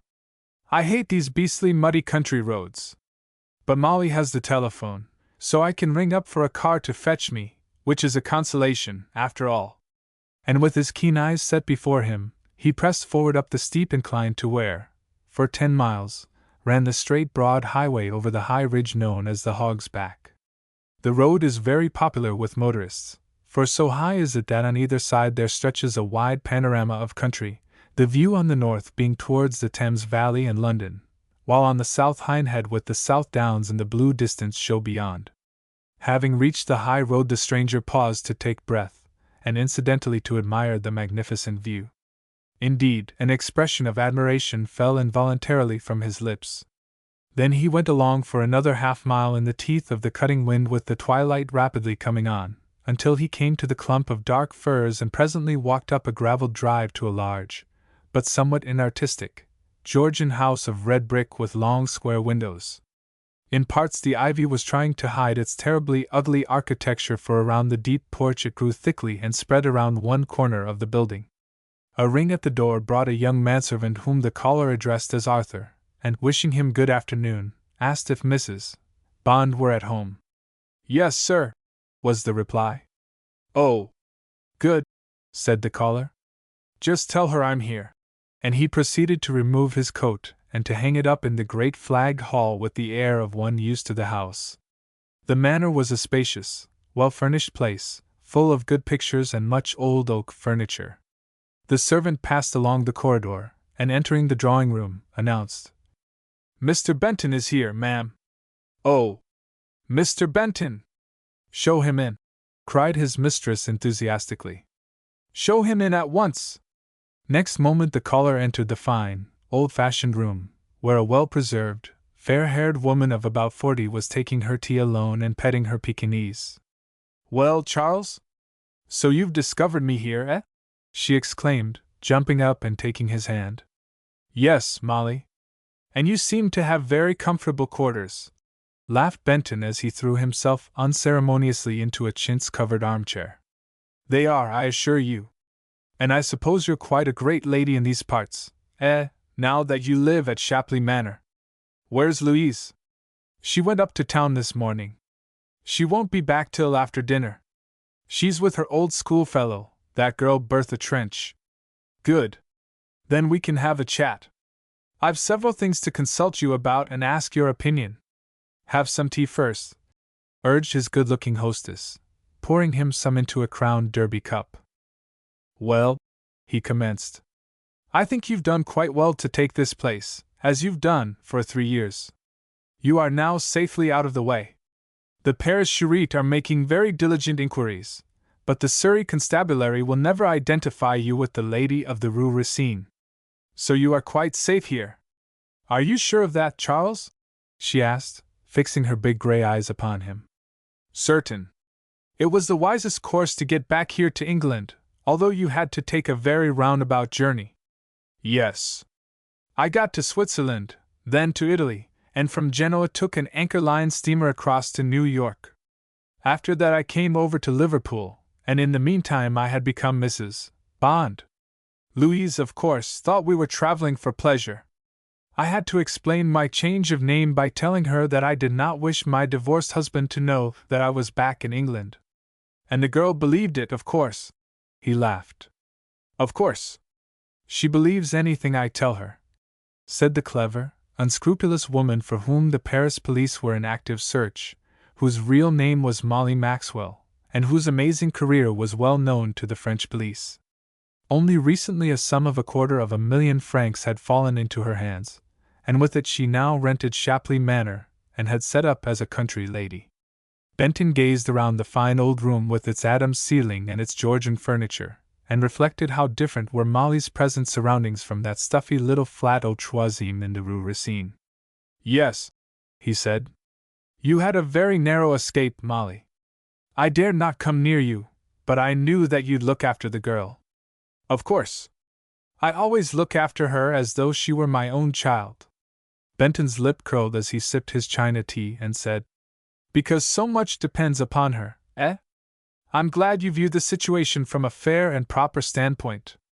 We're now out for a big thing, therefore we must not allow any little hitch to prevent us from bringing it off successfully." "I quite agree, Charles.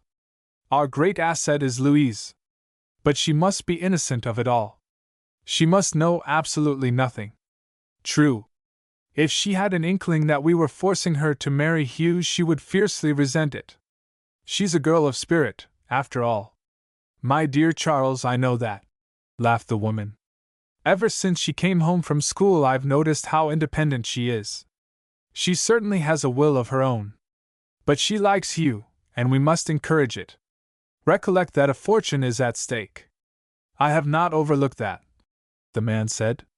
but of late I've come to fear that we are treading upon thin ice. I don't like the look of affairs at the present moment. Young Henfrey is head over ears in love with that girl Doris Ranscombe, and— Bah! It's only a flirtation, my dear Charles, laughed the woman. When just a little pressure is put upon the boy, and a sly hint to Lady Ranscombe, then the affair will soon be off, and he'll fall into Louise's arms. She's really very fond of him. She may be, but he takes no notice of her. She told me so the other day. He's gone to the Riviera, followed Doris, I suppose, Benton said. Yvonne wrote me a few days ago to say that he was there with a friend of his named Walter Brock. Who's he? Oh, a naval lieutenant commander who served in the war and was invalided out after the Battle of Jutland. He got the DSO over the Falklands affair, and has now some post at the Admiralty. He was in command of a torpedo boat which sank a German cruiser, and was afterwards blown up. They are both out at Monte Carlo, Yvonne says. And Henfrey is with Doris daily, remarked the woman. Yvonne is always apprehensive lest young Henfrey should learn the secret of the old fellow's end, said Benton. But I don't see how the truth of the, well, rather ugly affair can ever come out, except by an indiscretion by one or other of us. And that is scarcely likely, Charles, is it? His hostess laughed as she pushed across to him a big silver box of cigarettes, and then reclined lazily among her cushions. No, it would certainly be a very sensational affair if the newspapers got hold of the facts, my dear Molly. But don't let us anticipate such a thing. Fortunately, Louise, in her girlish innocence, knows nothing. Old Henfrey left his money to his son upon certain conditions, one of which is that Hugh shall marry Louise. And that marriage must, at all hazards, take place. After that, we care for nothing. The handsome woman who was rolling a cigarette between her well-manicured fingers hesitated. Her countenance assumed a strange look as she reflected. She was far too clever to express any offhand opinion. She had outwitted the police of Paris, Brussels, and Rome in turn. Her whole career had been a criminal one, punctuated by periods of pretended high respectability, while the funds to support it had lasted. And upon her hands had been placed Louise Lambert, the child Charles Benton had adopted 10 years before. We shall have to exercise a good deal of discretion and caution in regard to Louise, she declared. The affair is not at all so plain sailing as I at first believed. No, it is a serious contretemps that you had to leave Paris, Molly, agreed her well-dressed visitor. The young American was a fool, of course, but I think Paris was flooded by rich young men from the United States who came over to fight the Boche and to spend their money like water when on leave in Paris. Frank was only one of them. Benton was silent. The affair was a distinctly unsavory one. Frank Van Geen, the son of the Dutch-American millionaire cocoa manufacturer of Chicago, had, by reason of his association with Molly, found himself the poorer by nearly 250,000 francs, and his body had been found in the Seine between the Pont d'Auteuil and the Isle St. Germain. At the inquiry some ugly disclosures were made, but already the lady of the Rue Racine and her supposed niece had left Paris, and though the affair was one of suicide, the police raised a hue and cry, and the frontiers had been watched, but the pair had disappeared. That was several months ago. And now Molly Maxwell, the adventuress in Paris, had been transformed into the wealthy and highly respectable widow Mrs. Bond, who, having presented such excellent references, had become tenant of that well-furnished mansion, Shapley Manor, and the beautiful grounds adjoining. For nearly 2 centuries it had been the home of the Puttenhams, but Sir George Puttenham, Baronet, the present owner, had found himself ruined by war taxation, and as one of the new poor he had been glad to let the place and live upon the rent obtained for it. His case, indeed, was only one of thousands of others in England, where adventurers and war profiteers were ousting the landed gentry. Yvonne is evidently keeping a good watch upon young Hugh, remarked Benton presently, as he blew a ring of cigarette smoke towards the ceiling. Yes, replied the woman, her eyes fixed out of the big window which commanded a glorious view of Gibbet Hill, at Hindhead, and the blue South Downs towards the English Channel. But all was dark and lowering in the winter twilight, now fast darkening into night.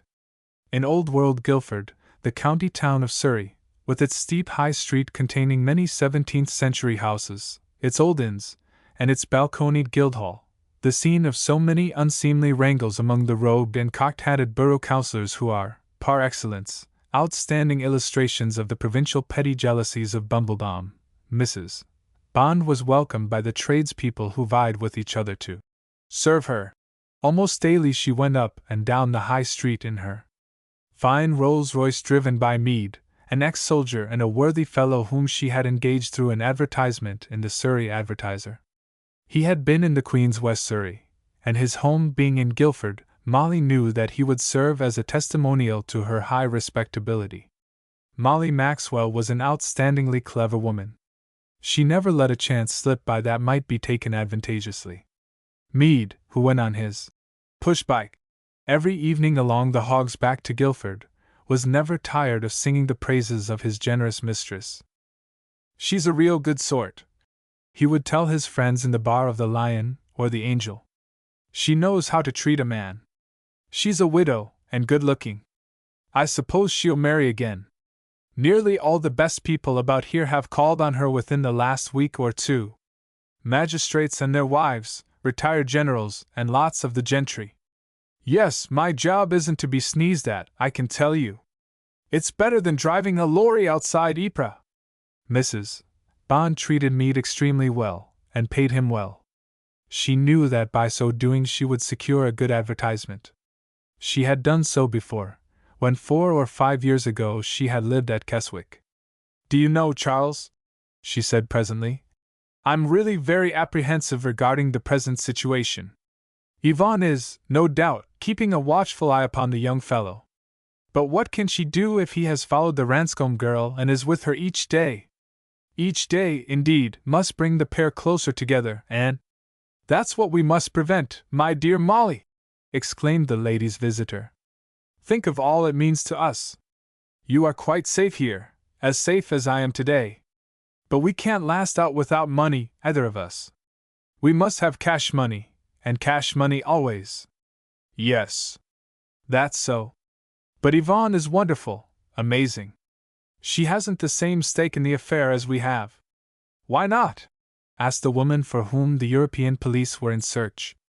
"Well, because she is rich, she's won pots of money at the tables, and we, well, both of us have only limited means.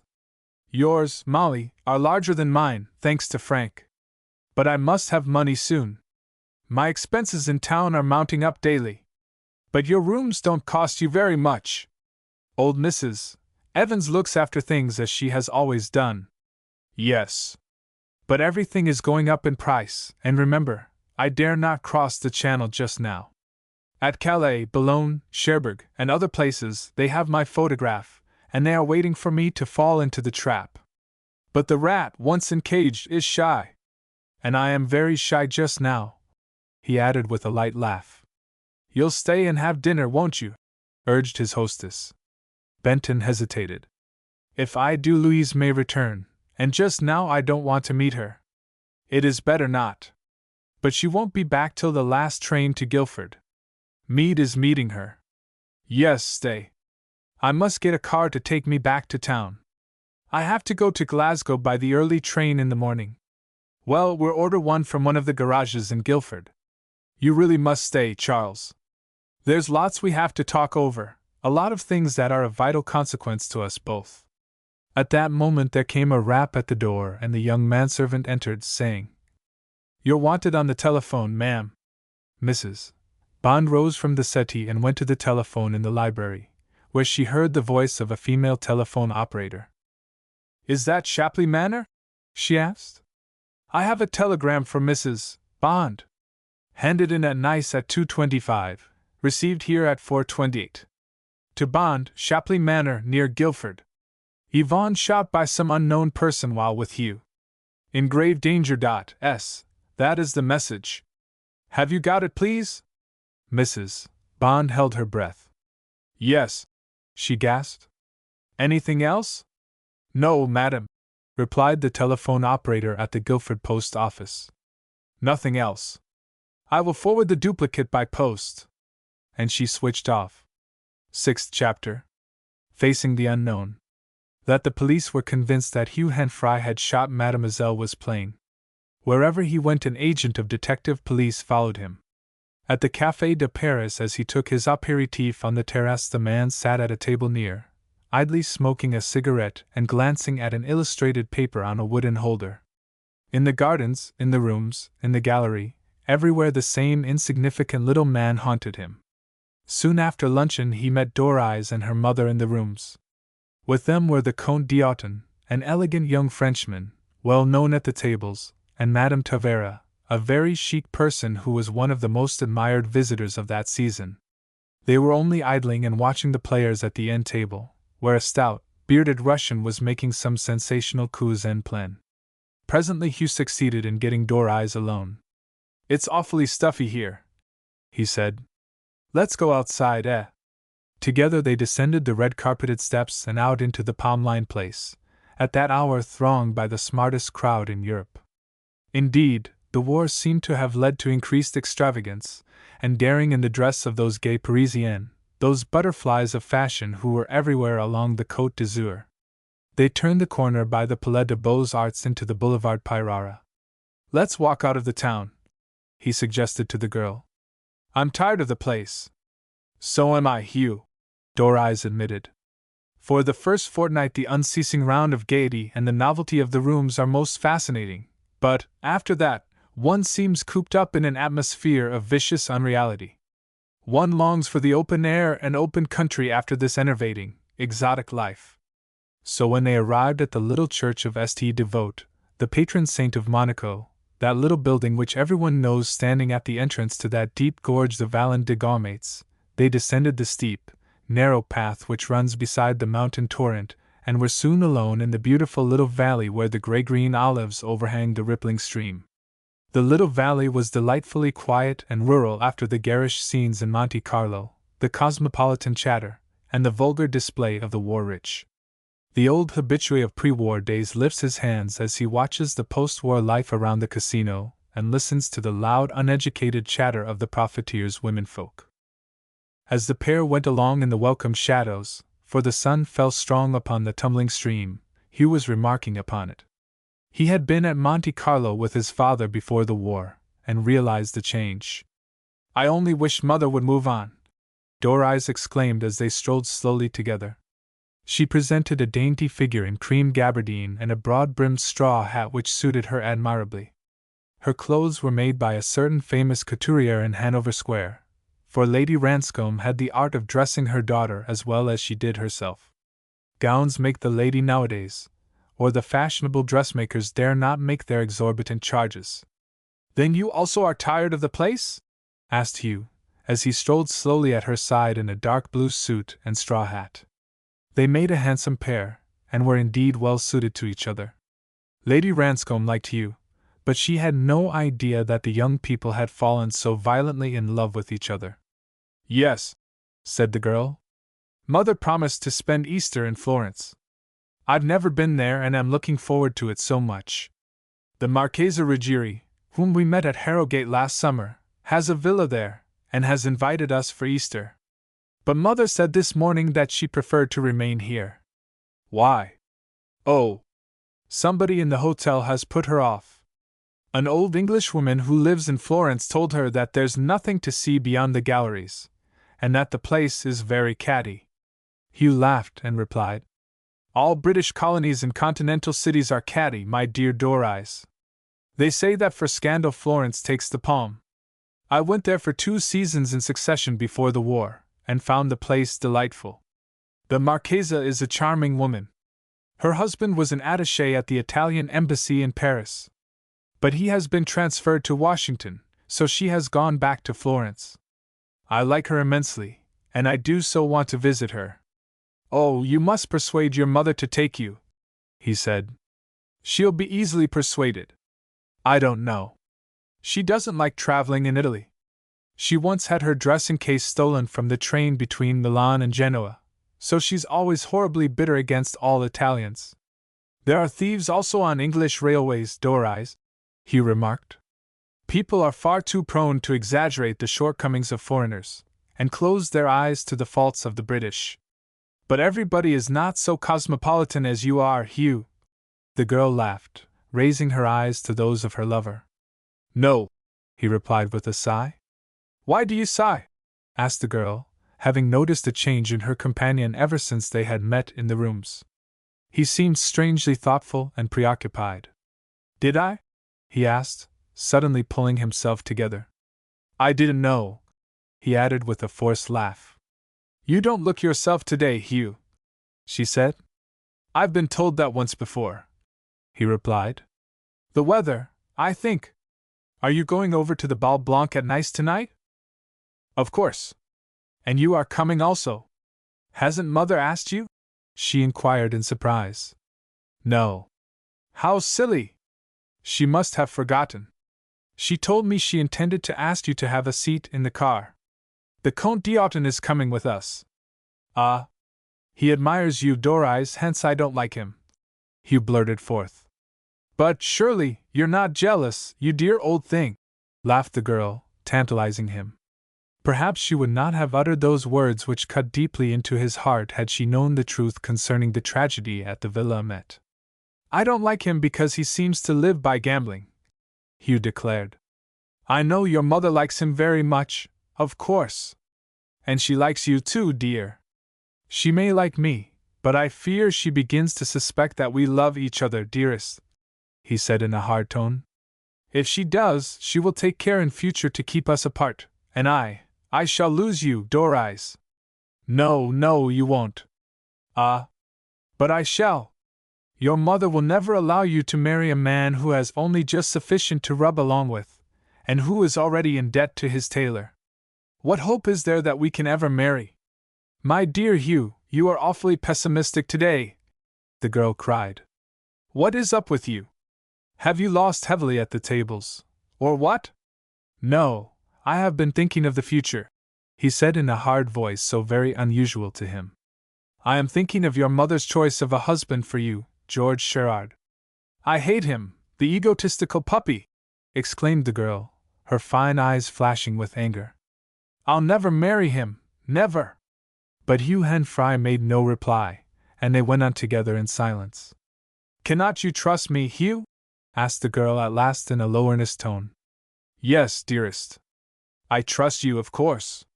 But I feel certain that your mother, when she knows our secret, will forbid your seeing me, and press on your marriage with Sherard. Remember, he's a rich man, and your mother adores the golden calf. I know she does. If people have money, she wants to know them. Her first inquiry is whether they have money. It was on the tip of Hugh's tongue to remark with sarcasm that such ideals might well be expected of the wife of a jerry builder in Golders Green. But he hesitated. Lady Ranscombe was always well disposed towards him, and he had had many good times at her house and on the grouse moor she rented in Scotland each year for the benefit of her intimate friends. Though she had been the wife of a small builder, and had commenced her married life in an 8-roomed house on the fringe of Hampstead Heath, yet she had picked up society manners marvelously well, being a woman of quick intelligence and considerable wit. Nevertheless, she had no soul above money, and gaiety was as life to her. She could not live without it.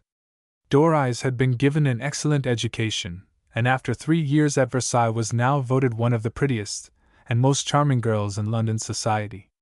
Hence mother and daughter were sought after everywhere, and their doings were constantly being chronicled in the newspapers. Yes, he said. Your mother has not asked me over to Nice tonight because she believes you and I have been too much together of late. No, declared Doris. I'm sure it's not that, Hugh, I'm quite sure. It's simply an oversight. I'll see about it when we get back. We leave the hotel at 9:30. It is the great white ball of the Nice season. Please don't mention it to her on any account, Doris, Hugh urged. If you did, it would at once show her that you preferred my company to that of the Count. Go with him. I shan't be jealous.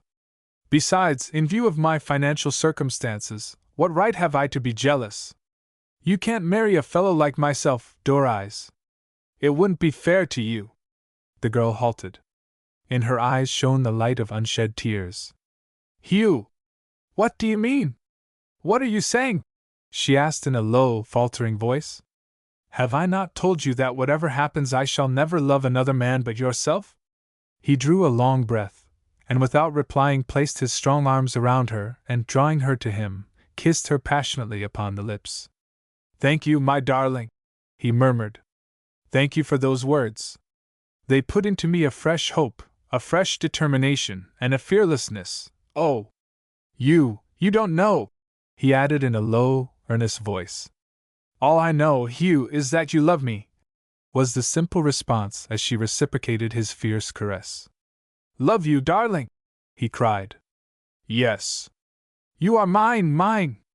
True, Hugh. I love no other man. I hate that tailor's dummy, George Sherard, and as for the Count, well, he's an idiotic Frenchman, the hardy annual of Monte Carlo I heard him called the other day. No, Hugh, I assure you that you have no cause for jealousy. And she smiled sweetly into his eyes. They were standing together beneath a twisted old olive tree through the dark foliage of which the sun shone in patches, while by their feet the mountain torrent from the high, snow-clad Alps rippled and splashed over the great gray boulders towards the sea. I know it, darling. I know it, Hugh said in a stifled voice. He was thinking of the tragedy of that night, but dare not disclose to her his connection with it, because he knew the police suspected him of making that murderous attack upon the famous Mademoiselle. Forgive me, Hugh, exclaimed the girl, still clasped in her lover's arms. But somehow you don't seem your old self today. What is the matter? Can't you tell me? He drew a long breath. No, darling. Excuse me. I'm a bit upset, that's all. Why? I'm upset because for the last day or two I have begun to realize that our secret must very soon come out, and then, well, your mother will forbid me the house because I have no money. You know that she worships Mammon always, just as your father did. Forgive me for my words. I do forgive you because you speak the truth, Doris replied. I know that mother wants me to marry a rich man, and she will compel you to do so, darling. I am convinced of that. She won't, cried the girl. I will never marry a man I do not love. Your mother, if she doesn't suspect our compact, will soon do so, he said. She's a clever woman. She is on the alert, because she intends you to marry soon, and to marry a rich man. Mother is far too fond of society, I admit. She lives only for her gay friends now that father is dead. She spends lavishly upon luncheons and dinners at the Ritz, the Carlton, and Claridge's, and by doing so we get to know all the best people. But what does it matter to me?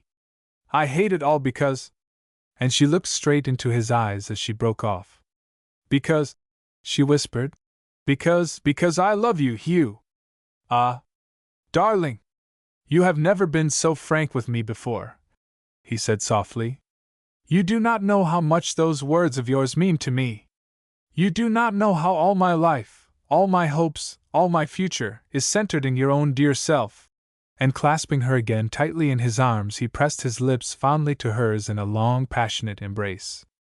Yet within the stout heart of Hugh Henfrey, who was so straight, honest, and upright a young fellow as ever trod the broad at Oxford, lay that ghastly secret, indeed, a double secret, that of his revered father's mysterious end and the inexplicable attack upon Yvonne Ferret at the very moment when he had been about to learn the truth.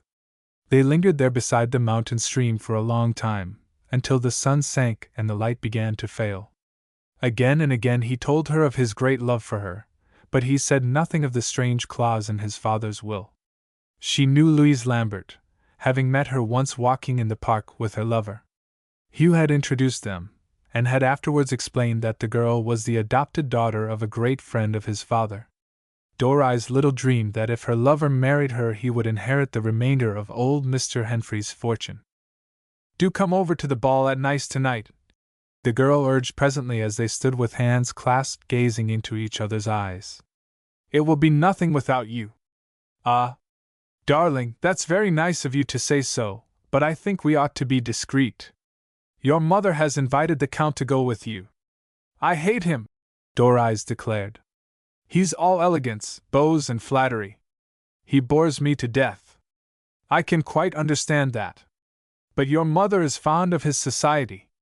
She declares that he is so amusing, and in Paris he knows everyone worth knowing. Oh, yes. He gave us an awfully good time in Paris last season, took us to Longchamps, and we afterwards went to Deauville with him. He wins and loses big sums on the turf. A born gambler. Everyone knows that. I heard a lot about him in the Travelers' Club in Paris.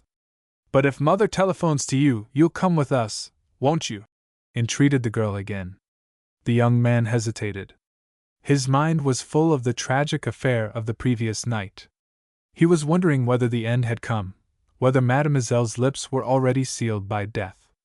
He gave an evasive reply, whereupon Doris, taking his hand in hers, said, "What is your objection to going out with us tonight, Hugh? Do tell me. If you don't wish me to go, I'll make an excuse to Mother, and she can take the count." "I have not the slightest objection," he declared at once. "Go, dearest, only leave me out of it. The Bal Blanc is always good fun." "I shall not go if you refuse to go," she said with a pout. Therefore, in order to please her, he consented, providing Lady Ranscombe invited him. They had wandered a long way up the narrow, secluded valley, but had met not a soul. All was delightful and picturesque, the profusion of wild flowers, the huge grey moss-grown boulders, the overhanging ilexes and olives, and the music of the tumbling current through a crooked course worn deep by the waters of primeval ages. It was seldom that in the whirl of society the pair could get a couple of hours together without interruption. And under the blue Riviera sky they were indeed fraught with bliss to both. When they returned to the town the dusk was already falling, and the great arc lamps along the terrace in front of the casino were already lit. Hugh took her as far as the entrance to the Metropole and then, after wishing her au revoir and promising to go with her to Nice if invited, he hastily retraced his steps to the Palmiers. 5 minutes later he was speaking to the old Italian at the Villa Met. "Mademoiselle is still unconscious, monsieur," was the servant's reply to his eager inquiry. "The doctors have been several times this afternoon, but they hold out no hope." "I wonder if I can be of any assistance?" Hugh asked in French. "I think not, monsieur. What assistance can any of us give poor Mademoiselle?" Ah, what indeed, Hugh thought as he put down the receiver. Yet while she lived, there was still a faint hope that he would be able to learn the secret which he anticipated would place him in such a position that he might defy those who had raised their hands against his father and himself. His marriage with Doris, indeed his whole future, depended upon the disclosure of the clever plot whereby Louise Lambert was to become his wife. His friend Brock was not in the hotel, so he went to his room to dress for dinner. 10 minutes later a page brought a message from Lady Ranscombe inviting him to go over to Nice to the ball. He drew a long breath. He was in no mood for dancing that night, for he was far too perturbed regarding the critical condition of the notorious woman who had turned his friend. On every hand there were whispers and wild reports concerning the tragedy at the Villa Met. He had heard about it from a dozen people, though not a word was in the papers. Yet nobody dreamed that he, of all men, had been present when the mysterious shot was fired, or that he was, indeed, the cause of the secret attack. He dressed slowly, and having done so, descended to the salle à manger. The big white room was filled with a gay, reckless cosmopolitan crowd, the crowd of well-dressed moths of both sexes which eternally flutters at night at Monte Carlo, attracted by the candle held by the great god Hazard. Brock was not there, and he seated himself alone at their table near the long curtained window. He was surprised at his friend's absence. Perhaps, however, he had met friends and gone over to Beaulieu, Nice, or Mentone with them. He had but little appetite. He ate a small portion of langouste with an exquisite salad, and drank a single glass of Chablis. Then he rose and quitted the chattering, laughing crowd of diners, whose gossip was mainly upon a sensational run on the Red at 5 o'clock that evening. One woman, stout and of Hebrew type, sitting with 3 men, was wildly merry, for she had won the equivalent to £60,000. All that recklessness jarred upon the young man's nerves. He tried to close his ears to it all, and ascended again to his room, where he sat in silent despondency till it was time for him to go round to the Metropole to join Lady Ranscombe and Doris.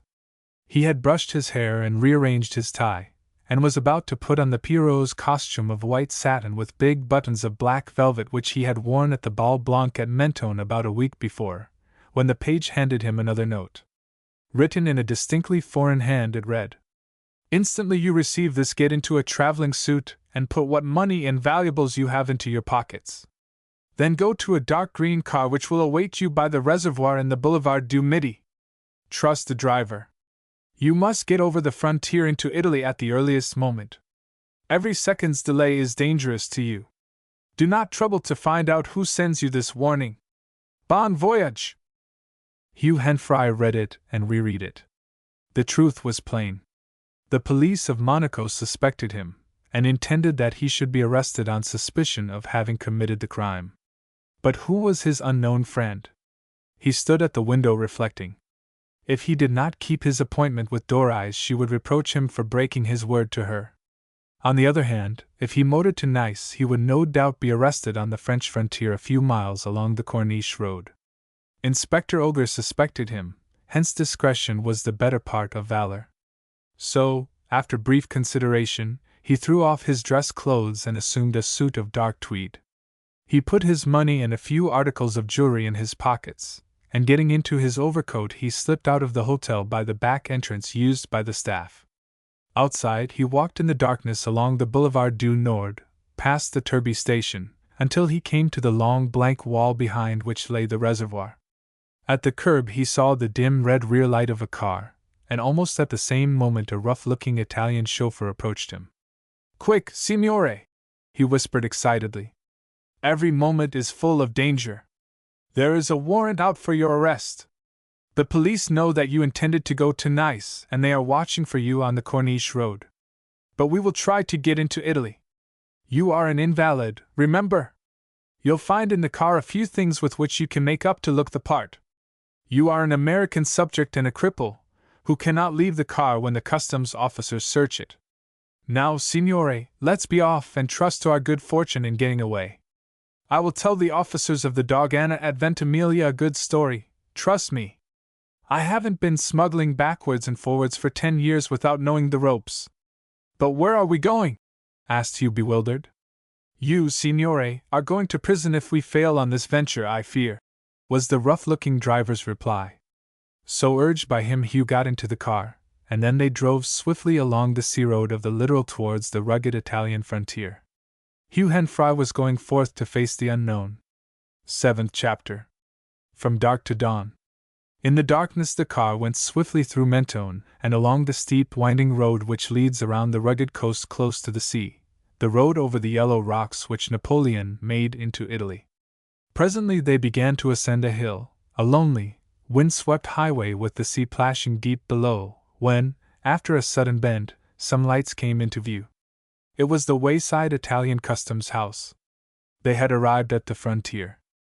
Hugh, by the aid of a flash lamp, had put on a grey mustache and changed his clothes, putting his own into the suitcase wherein he had found the suit already prepared for him. He had wrapped himself up in a heavy traveling rug, and by his side reposed a pair of crutches, so that when they drew up before the little roadside office of the Italian Dogana he was reclining upon a cushion presenting quite a pathetic figure. But who had made all these preparations for his flight? He held his breath as the chauffeur sounded his horn to announce his arrival. Then the door opened, shedding a long ray of light across the white dusty road. "Buona sera, signore!" cried the chauffeur merrily, as a customs officer in uniform came forward. "Here's my driving license and papers for the car. And our 2 passports." The man took them, examined them by the light of his electric torch, and told the chauffeur to go into the office for the visas. "Have you anything to declare?" he added in Italian. "Half a dozen very bad cigarettes," replied the other, laughing. "They're French. And also I've got a very bad cold. No duty on that, I suppose?" The officer laughed, and then turned his attention to the petrol tank, into which he put his measuring iron to see how much it contained, while the facetious chauffeur stood by. During this operation 2 other men came out of the building, one an Italian carabiner in epaulettes and cocked hat, while the other, tall and shrewd-faced, was in mufti. The latter was the agent of French police who inspects all travelers leaving France by road. The chauffeur realized that the moment was a critical one. He was rolling a cigarette unconcernedly, but bending to the customs officer, he said in a low voice, "My padrone is an Americano. An invalid, and a bit eccentric. Lots of money. A long time ago he injured his spine and can hardly move. He fell down a few days ago, and now I've got to take him to Professor Landrini in Turin. He's pretty bad. We've come from Hyères. His doctor ordered me to take him to Turin at once. We don't want any delay. He told me to give you this." And he slipped a note for 100 lire into the man's hand. The officer expressed surprise, but the merry chauffeur of the rich American exclaimed, "Don't worry. The Americano is very rich.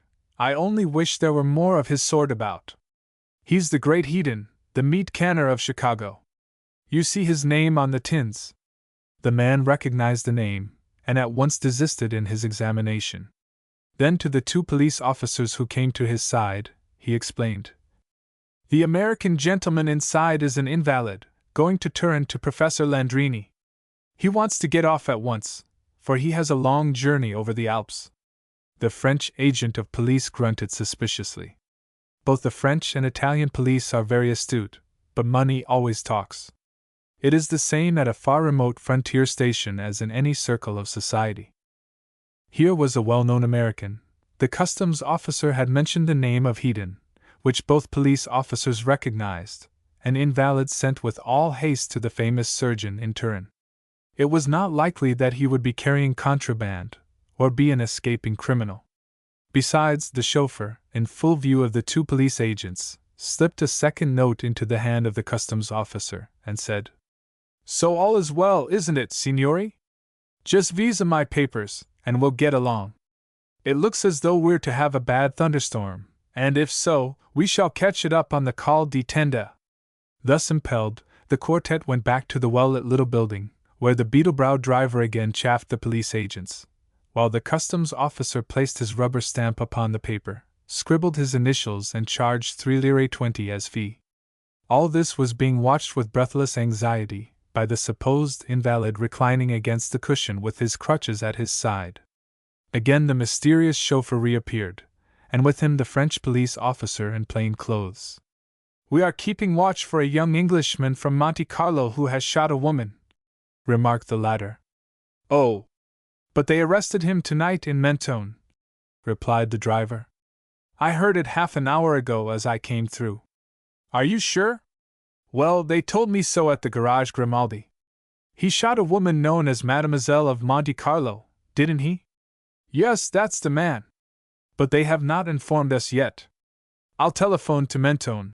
Then he added, "As a formality, I'll just have a peep at your master." The chauffeur held his breath. "He's pretty bad, I think. I hope we shall be in Turin early in the morning."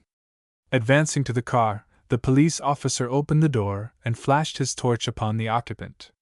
He saw a pale, elderly man, with a gray mustache, wearing a golf cape and reclining uneasily upon the pillow, with his leg propped up and wrapped with a heavy traveling rug. Upon the white countenance was an expression of pain as he turned wearily, his eyes dazzled by the sudden light. "Where are we?" he asked faintly in English.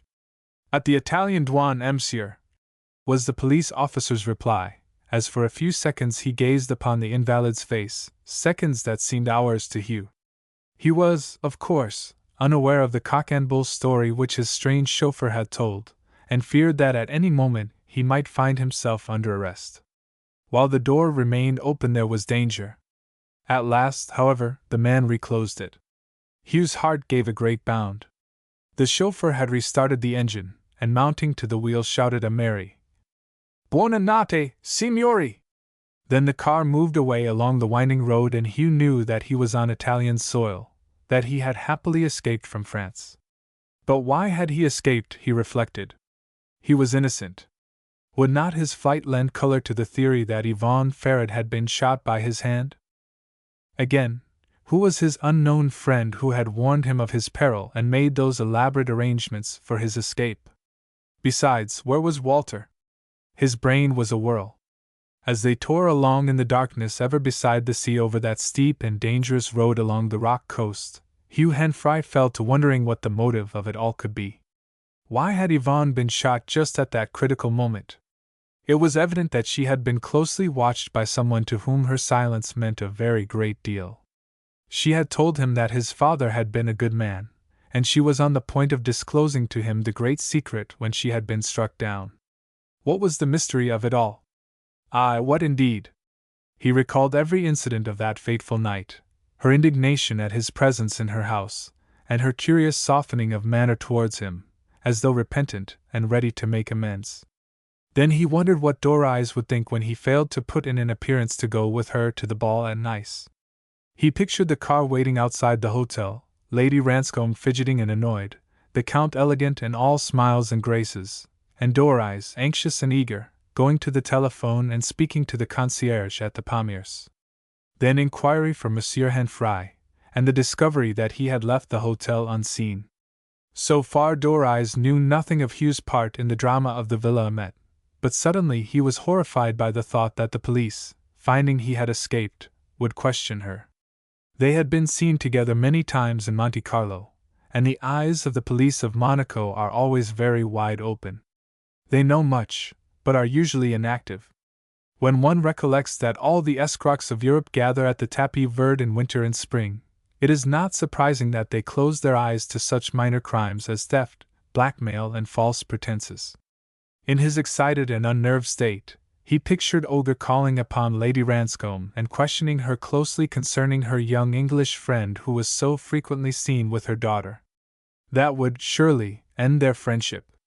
Lady Ranscombe would never allow her daughter to associate further with a man accused of attempting to murder a notorious woman after midnight. The car presently descended the steep rocky road which wound up over the promontory and back again down to the sea, until they passed through the little frontier town of Ventimiglia. It was late, and few people were about in the narrow, ill-lit streets. Suddenly, a couple of Italian carabineers stopped the car. Hugh's heart beat quickly. Had they at the Dogana discovered the trick and telephoned from the frontier?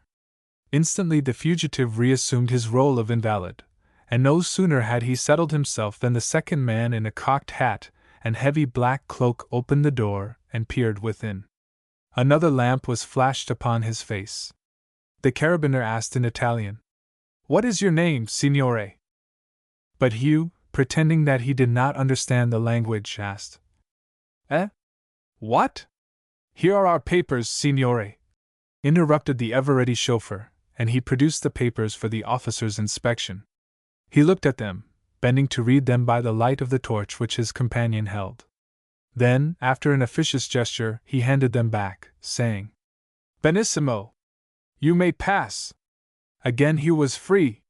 Yet he wondered if that examination had been consequent upon the hue and cry set up now that he had escaped from Monaco. They passed out of the straggling town of Ventimiglia, but instead of turning up the valley by that long road which winds up over the Alps until it reaches the snow and then passes through the tunnel on the Col di Tenda and on to Cuneo and Turin, the mysterious driver kept on by the sea road towards Bordighera. Hugh realized that his guide's intention was to go in the direction of Genoa. About 2 miles out of Ospedaletti, on the road to San Remo, Henfrey rapped at the window, and the chauffeur, who was traveling at high speed, pulled up. Hugh got out and said in French, "Well, so far we've been successful. I admire your ingenuity and your pluck." The man laughed, and thanked him. "I have done what I was told to do," he replied simply. "Monsieur is, I understand, in a bit of a scrape, and it is for all of us to assist each other, is it not?" "Of course. But who told you to do all this?" Hugh inquired, standing in the dark road beside the car. The pair could not see each other's faces, though the big headlamps glared far ahead over the white road. "Well, a friend of yours, monsieur." "What is his name?" "Pardon, I am not allowed to say." "But all this is so very strange, so utterly mysterious," cried Hugh. "I have not committed any crime, and yet I am hunted by the police. They are anxious to arrest me for an offense of which I am entirely innocent." "I know that, monsieur," was the fellow's reply. "At the Dogana, however, we had a narrow escape. The man who looked at you was Moraine, the chief inspector of the Charite of the Alpes Maritimes, and he was at the outpost especially to stop you.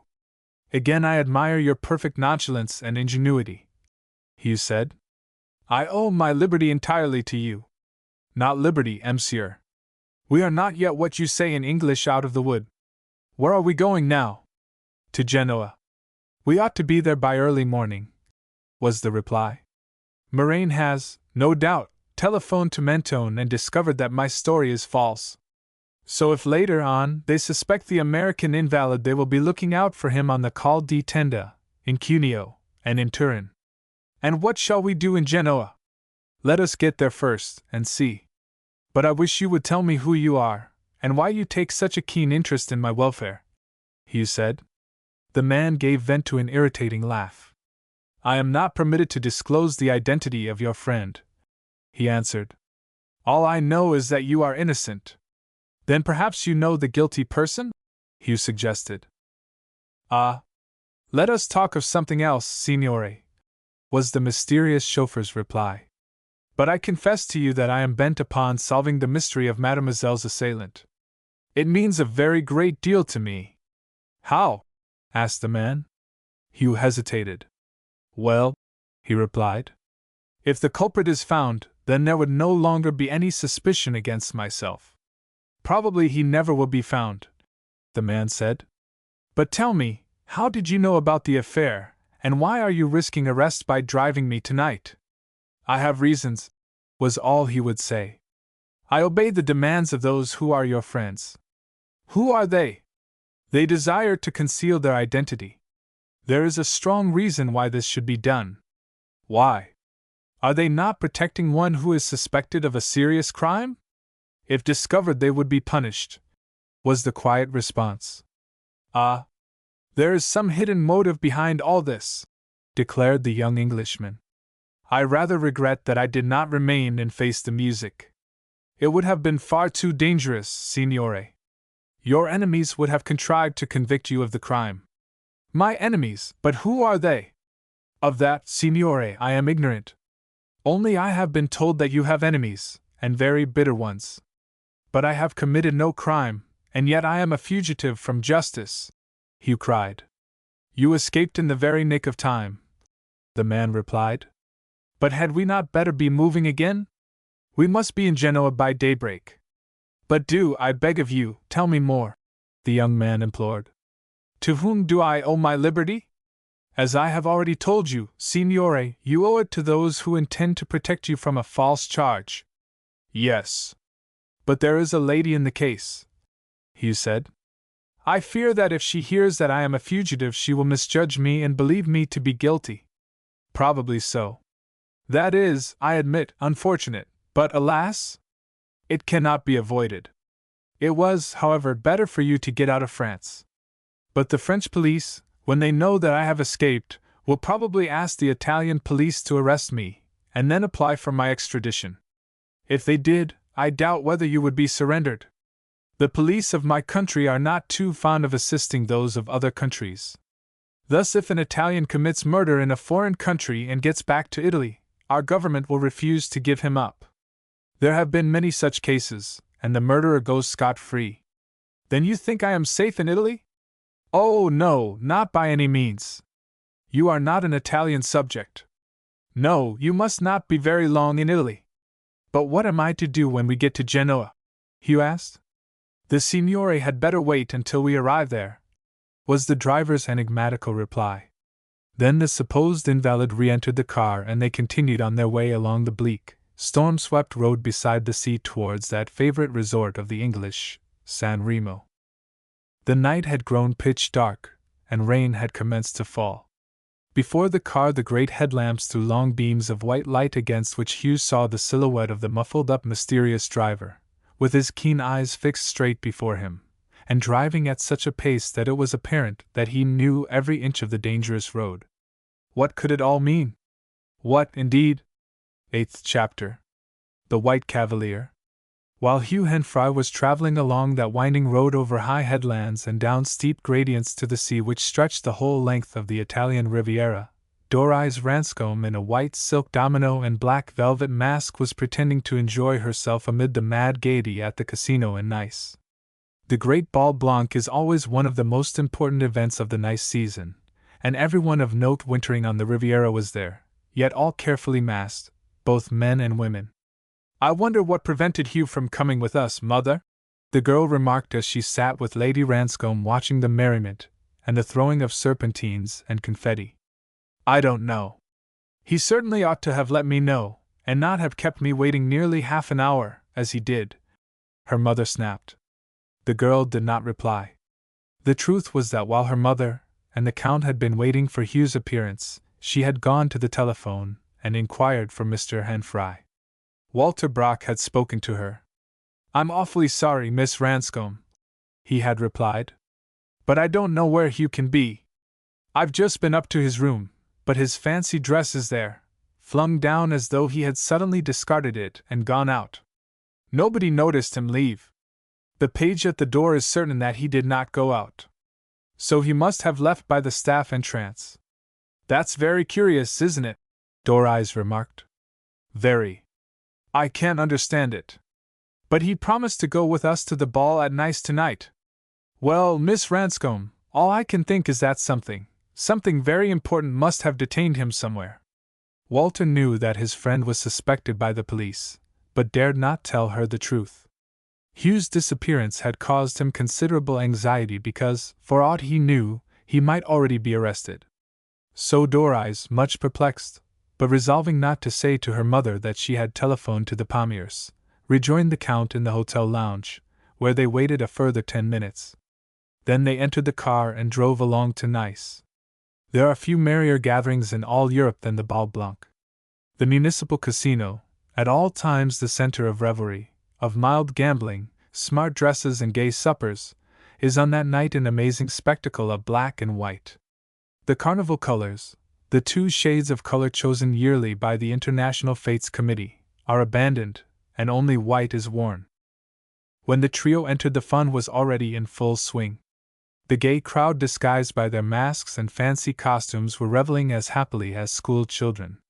A party of girls dressed as clowns were playing leapfrog. Another party were dancing in a great and ever-widening ring. Girls armed with jesters' bladders were being carried high on the shoulders of their male acquaintances, and striking all and sundry as they passed, staid, elderly folk were performing grotesque antics for persons of their age. The very air of the Riviera seems to be exhilarating to both old and young, and the constant churchgoers at home quickly become infected by the spirit of gaiety, and conduct themselves on the continental Sabbath in a manner which would horribly disgust their particular vicar. "Hugh must have been detained by something very unexpected, Mother," Dorries said. "He never disappoints us." "Oh, yes, he does. One night we were going to the Embassy Club, don't you recollect it, and he never turned up." "Oh, well, Mother, it was really excusable. His cousin arrived from New York quite unexpectedly upon some family business. He phoned to you and explained," said the girl. "Well, what about that night when I asked him to dinner at the Ritz to meet the Courtneys and he rang up to say he was not well? Yet I saw him hale and hearty next day at a matinee at the Comedy." "He may have been indisposed, Mother," Dorries said. "Really, I think you judge him just a little too harshly." "I don't. I take people as I find them. Your father always said that, and he was no fool, my dear. He made a fortune by his cleverness, and we now enjoy it. Never associate with unsuccessful persons. It's fatal. That's just what old Sir Dudley Ashe, the steel millionaire, told me the other day when we were over at Cannes, Mother. Never associate with the unlucky. Bad luck, he says, is a contagious malady. And I believe it, I firmly believe it," declared Lady Ranscombe. "Your poor father pointed it out to me long ago, and I find that what he said is too true. But we can't all be lucky, Mother," said the girl, watching the revelry before her blankly as she reflected upon the mystery of Hugh's absence. "No, but we can, nevertheless, be rich if we look always to the main chance and make the best of our opportunities," her mother said meaningly. At that moment the Count d'Audun approached them. He was dressed as a Pierrot, but being masked was only recognizable by the fine ruby ring upon his finger. "Will Mademoiselle do me the honor?" he said in French, bowing elegantly. "They are dancing in the theater." Will you come, Mademoiselle Dorais? Delighted, she said, with an inward sigh, for the dressed-up Parisian always bored her. She rose quickly, and promising her mother to be back soon, she linked her arm to that of the notorious gambler and passed through the great palm court into the theater. Then, a few moments later, she found herself carried around amid the mad crowd of revelers, who laughed merrily as the colored serpentines thrown from the boxes fell upon them. To lift one's loo was a breach of etiquette. Everyone was closely masked. British members of Parliament, French senators, Italian members of the Camera, Spanish grandees and Russian princes, all with their womenfolk, hobnobbed with cocottes, escrocs, and the most notorious adventurers and adventuresses in all Europe. Truly, it was a never-to-be-forgotten scene of cosmopolitan fun. The Count, who was a bad dancer, collided with a slim, well-dressed French girl, but did not apologize. "Oh! La la!" cried the girl to her partner, a stout figure in Mephistophelian garb. "An exquisitely polite gentleman that, mon cher Alphonse! I believe he must really be the poor king from Chicago, eh?" The Count heard it, and was furious. Dorais, however, said nothing. She was thinking of Hugh's strange disappearance, and how he had broken his word to her. Meanwhile, Lady Ranscombe, secretly very glad that Hugh had been prevented from accompanying them, and centering all her hopes upon her daughter's marriage with George Sherard, sat chattering with a Mrs. Down, the fat wife of a war profiteer, whose acquaintance she had made in Paris 6 months before. Dorais made pretense of enjoying the dance, though eager to get back again to Monte Carlo in order to learn the reason of her lover's absence. She was devoted to Hugh. He was all in all to her. She danced with several partners, having first made a rendezvous with her mother at midnight at a certain spot under one of the great palms in the promenade. At masked balls the chaperone is useless, and everyone, being masked, looks so much alike that mistakes are easy. About 1:30 a big motor car drew up in the place before the casino, and a tall man in a white fancy dress of a cavalier, with wide-brimmed hat and staggering plume, stepped from it, and presenting his ticket, passed at once into the crowded ballroom. For a full 10 minutes he stood watching the crowd of revelers intently, eyeing each of them keenly, though the expression on his countenance was hidden by the strip of black velvet. His eyes, shining through the slits in the mask, were, however, dark and brilliant. In them could be seen alertness and eagerness, for it was apparent that he had come there hotfoot in search of someone. In any case he had a difficult task, for in the whirling, laughing, chattering crowd each person resembled the other save for their feet and their stature. It was the feet of the dancers that the tall masked man was watching. He stood in the crowd near the doorway with his hand upon his sword hilt, a striking figure remarked by many. His large eyes were fixed upon the shoes of the dancers, until, of a sudden, he seemed to discover that for which he was in search, and made his way quickly after a pair who, having finished a dance, were walking in the direction of the great hall. The stranger never took his eyes off the pair. The man was slightly taller than the woman, and the latter wore upon her white kid shoes a pair of old paste buckles. It was for those buckles that he had been searching. "Yes," he muttered in English beneath his breath. "That's she, without a doubt." He drew back to near where the pair had halted and were laughing together. The girl with the glittering buckles upon her shoes was Dorais Ranscombe. The man with her was the Count d'Auton. The white cavalier pretended to take no interest in them, but was, nevertheless, watching intently. At last he saw the girl's partner bow, and leaving her, he crossed to greet a stout Frenchwoman in a plain domino. In a moment the cavalier was at the girl's side. "Please do not betray surprise, Miss Ranscombe," he said in a low, refined voice. "We may be watched. But I have a message for you." "For me?" she asked, peering through her mask at the man in the plumed hat. "Yes. But I cannot speak to you here. It is too public. Besides, your mother yonder may notice us." "Who are you?" asked the girl, naturally curious. "Do not let us talk here. See, right over yonder in the corner behind where they are dancing in a ring, under the balcony. Let us meet there at once. Au revoir." And he left her. 3 minutes later they met again out of sight of Lady Ranscombe, who was still sitting at one of the little wicker tables talking to 3 other women. "Tell me, who are you?" Dorais inquired. The White Cavalier laughed. "I'm Mr. X," was his reply. "Mr. X? Who's that?" "Myself. But my name matters nothing, Miss Ranscombe," he said. "I have come here to give you a confidential message." "Why confidential, and from whom?" she asked, standing against the wall and surveying the mysterious masker. "From a gentleman friend of yours, Mr. Henfrey." "From Hugh?" she gasped. "Do you know him?" "Yes. I expected him to come with us tonight, but he has vanished from his hotel."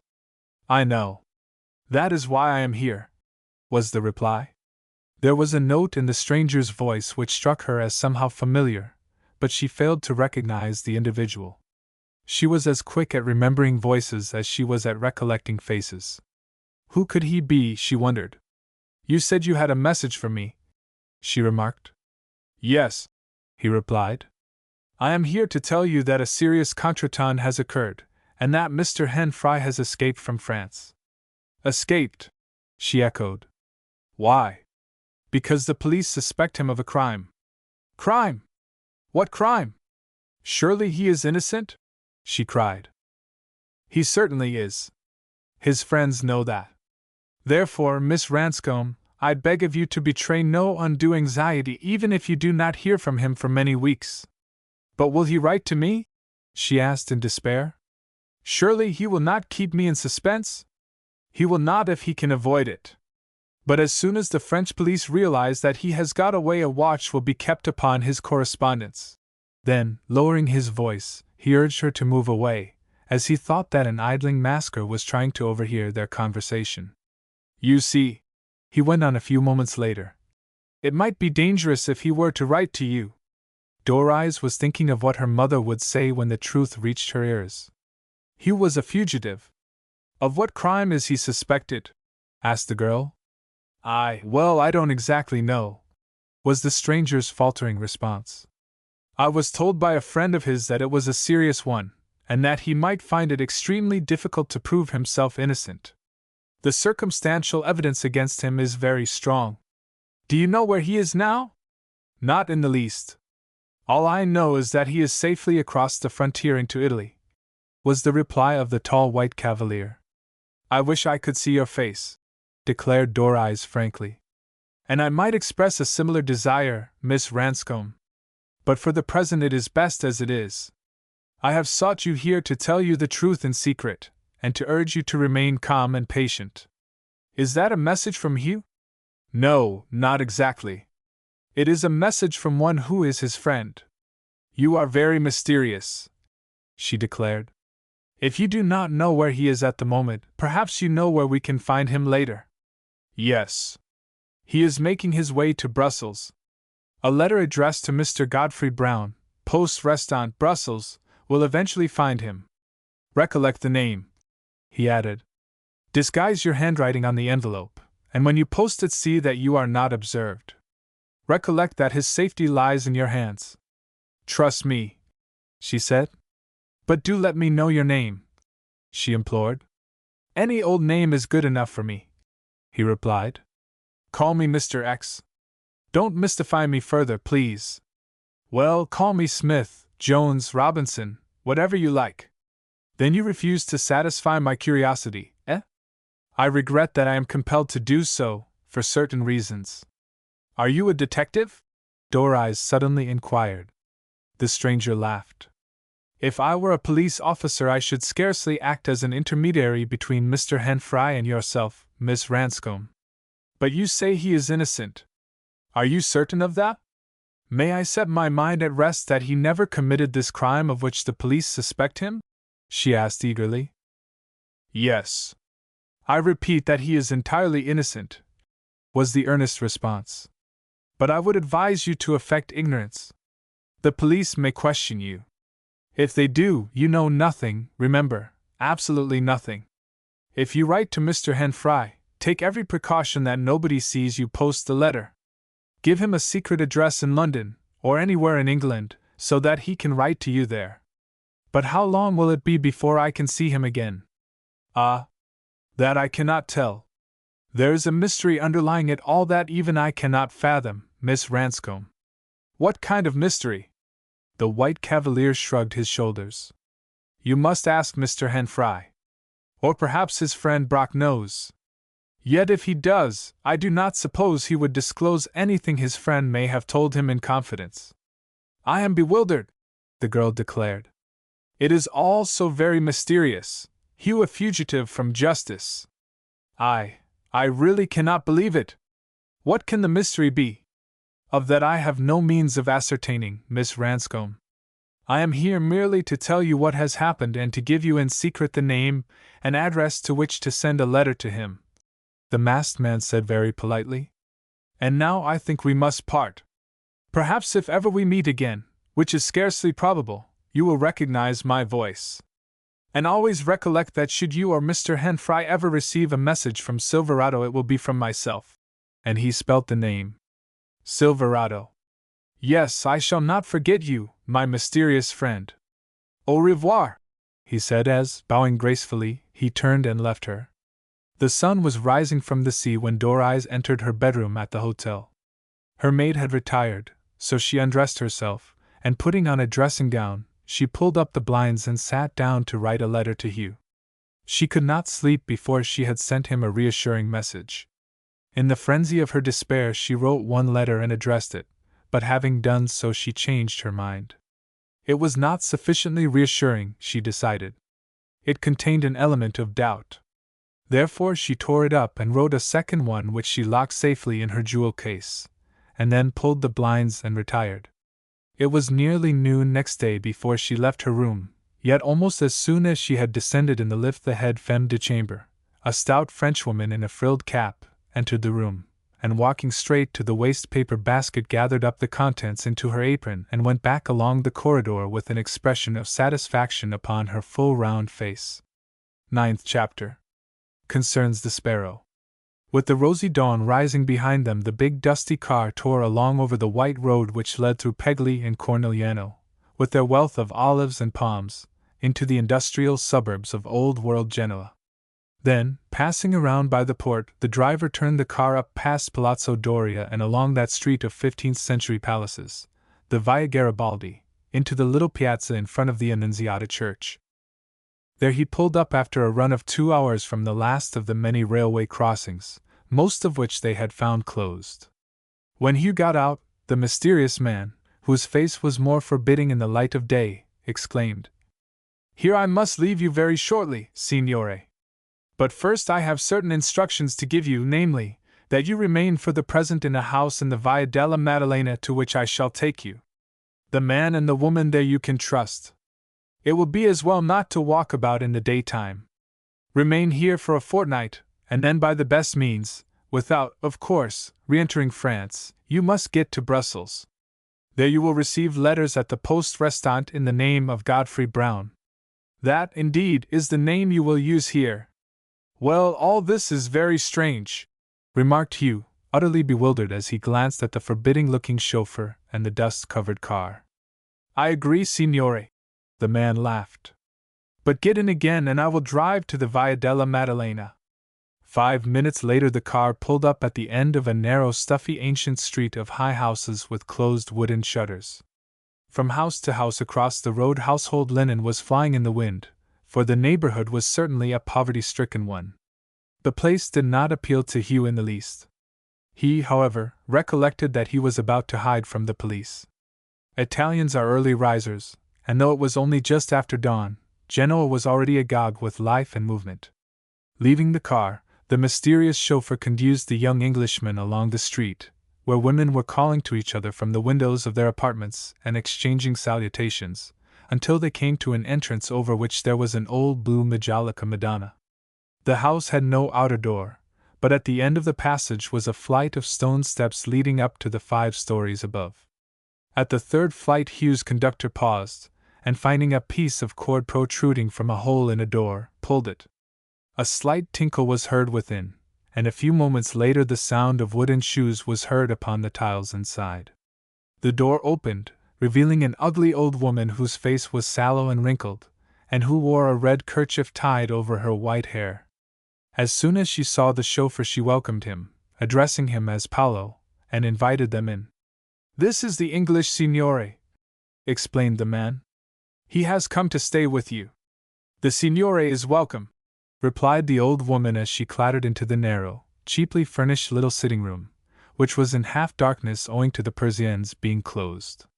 Truly, it was an uninviting place, which smelt of garlic and of the paraffin oil with which the tiled floors had been rubbed. "You will require another certificate of identity, signore," said the man, who admitted that he had been engaged in smuggling contraband across the Alps.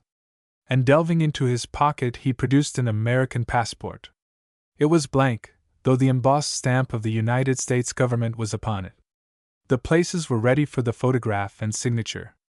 With it, the man handed him a large metal disc, saying, "When you have your picture taken and affixed to it, all you have to do is to damp the paper slightly and impress this stamp. It will then defy detection." "Where on earth did you get this from?" asked Hugh, noticing that it was a replica of the United States consular seal. The man smiled, replying, "They make passports of all countries in Spain. You pay for them, and you can get them by the dozen. The embossing stamps are extra. There is a big trade in them now owing to the passport restrictions. Besides, in every country there are passport officers who are amenable to a little baksheesh." And he grinned. What he said was true. At no period has it ever been more easy for a criminal to escape than it is today, providing, of course, that he is a cosmopolitan and has money. Hugh took the passport and the disc, adding, "How am I to repay you for all this?" "I want no payment, signore. All I ask you is to conform to the suggestions of the worthy Signore Rebecca and his good wife here. You are not the first guest they have had for whom the police searched in vain." "No," laughed the old woman. "Do you recollect the Syndic of Porticello, how we had him here for nearly 3 years, and then he got safely away to Argentina and took the money, 3,000,000 lire, with him?" "Yes," was the man's reply. "I recollect it, signora. But the Signore Inglese must be very careful, very careful. He must never go out in the daytime. You can buy him English papers and books of Lucoli, in the Via Bosco. They will serve to while away the time." "I shall, no doubt, pass the time very pleasantly," laughed Hugh, speaking in French. Then the old crone left them and returned with 2 cups of excellent Café Nero, that coffee which, roasted at home, one can get only in Italy. It was indeed refreshing after that long night drive. Hugh stood there without luggage, and with only about £30 in his pocket. Suddenly the man who had driven him looked him curiously in the face, and said, "Ah, I know you are wondering what your lady friend in Monte Carlo will think. Well, I can tell you this. She already knows that you have escaped, and she had been told to write to you in secret at the Post Restaurant at Brussels." Hugh started. "Who has told her? Surely she knows nothing of the affair at the Villa Amet? She will not be told that. But she has been told that you are going to Brussels, and that in future your name is Monsieur Godfrey Brown. But why have all these elaborate arrangements been made for my security?" Hugh demanded, more than ever nonplussed. "It is useless to take one precaution unless the whole are taken," laughed the sphinx-like fellow whose cheerful banter had so successfully passed them through the customs barrier. Then, swallowing his coffee, he wished Hugh bon voyage, and was about to depart when Hugh said, "Look here. Is it quite impossible for you to give me any inkling concerning this astounding affair? I know that some unknown friend, or friends, are looking after my welfare. But why? To whom am I indebted for all this? Who has warned Miss Ranscombe and told her of my alias and my journey to Brussels?" "A friend of hers and of yourself," was the chauffeur's reply. "No, please do not question me, signore," he added. "I have done my best for you. And now my journey is at an end, while yours is only beginning. Pardon me, but you have money with you, I suppose? If you have not, these good people here will trust you. But what is this house?" The man laughed. Then he said, "Well, really it is a bolt hole used by those who wish to evade our very astute police. If one conforms to the rules of Signora Rebecca and her husband, then one is quite safe and most comfortable. He realized that he was in a hiding place used by thieves. A little later he knew that the ugly old woman's husband paid toll to a certain delegado of police, hence their house was never searched. While the criminal was in those shabby rooms he was immune from arrest. The place was, indeed, one of many hundreds scattered over Europe, asylums known to the international thief as places ever open so long as they can pay for their board and lodging and their contribution towards the police bribes. A few moments later the ugly, uncouth man who had brought him from Monte Carlo lit a cigarette, and wishing the old woman a merry adieu, left and descended the stairs. The signora then showed Hugh to his room, a small, dispiriting and not overclean little chamber which looked out upon the backs of the adjoining houses, all of which were high and inartistic. Above, however, was a narrow strip of brilliantly blue sunlit sky. A quarter of an hour later he made the acquaintance of the woman's husband, a brown-faced, sinister-looking individual whose black bushy eyebrows met, and who greeted the young Englishman familiarly in atrocious French, offering him a glass of red wine from a big rush-covered flask. "We only had word of your coming late last night," the man said. "You had already started from Monte Carlo, and we wondered if you would get past the frontier all right." "Yes," replied Hugh, sipping the wine out of courtesy. "We got out of France quite safely. But tell me, who made all these arrangements for me?" "Why, Illinois Passero, of course," replied the man, whose wife addressed him affectionately as Beppo. "Who is Il Passero, pray?" "Well, you know him surely. Il Passero, or the Sparrow. We call him so because he is always flitting about Europe, and always elusive. The police want him, I suppose?" "I should rather think they do. They have been searching for him for these past 5 years, but he always dodges them, first in France, then here, then in Spain, and then in England. But what is this mysterious and unknown friend of mine? Il Passero is the chief of the most daring of all the gangs of international thieves. We all work at his direction." "But how did he know of my danger?" asked Hugh, mystified and dismayed. "Il Passero knows many strange things," he replied with a grin. "It is his business to know them. And besides, he has some friends in the police, persons who never suspect him." "What nationality is he?" The man Beppo shrugged his shoulders. "He is not Italian," he replied. "Yet he speaks the lingua toscano perfectly and French and English and Tedesco. He might be Belgian or German, or even English. Nobody knows his true nationality. And the man who brought me here? Ah, that was Paolo, Illinois Passero's chauffeur, a merry fellow, eh?" "Remarkable," laughed Hugh. "But I cannot see why the Sparrow has taken such a paternal interest in me," he added. "He no doubt has, for he has, apparently, arranged for your safe return to England. You know him, of course. What manner of man is he?" "A signore, a great signore," replied Beppo. "He is rich, and is often on the Riviera in winter. He's probably there now. Nobody suspects him. He is often in England, too. I believe he has a house in London. During the war he worked for the French Secret Service under the name of Monsieur Franqueville, and the French government never suspected that they actually had in their employ the famous Passero for whom the Charite were looking everywhere." "You have no idea where he lives in London?" "I was once told that he had a big house somewhere in what you call the West End, somewhere near Piccadilly. I have, however, only seen him once.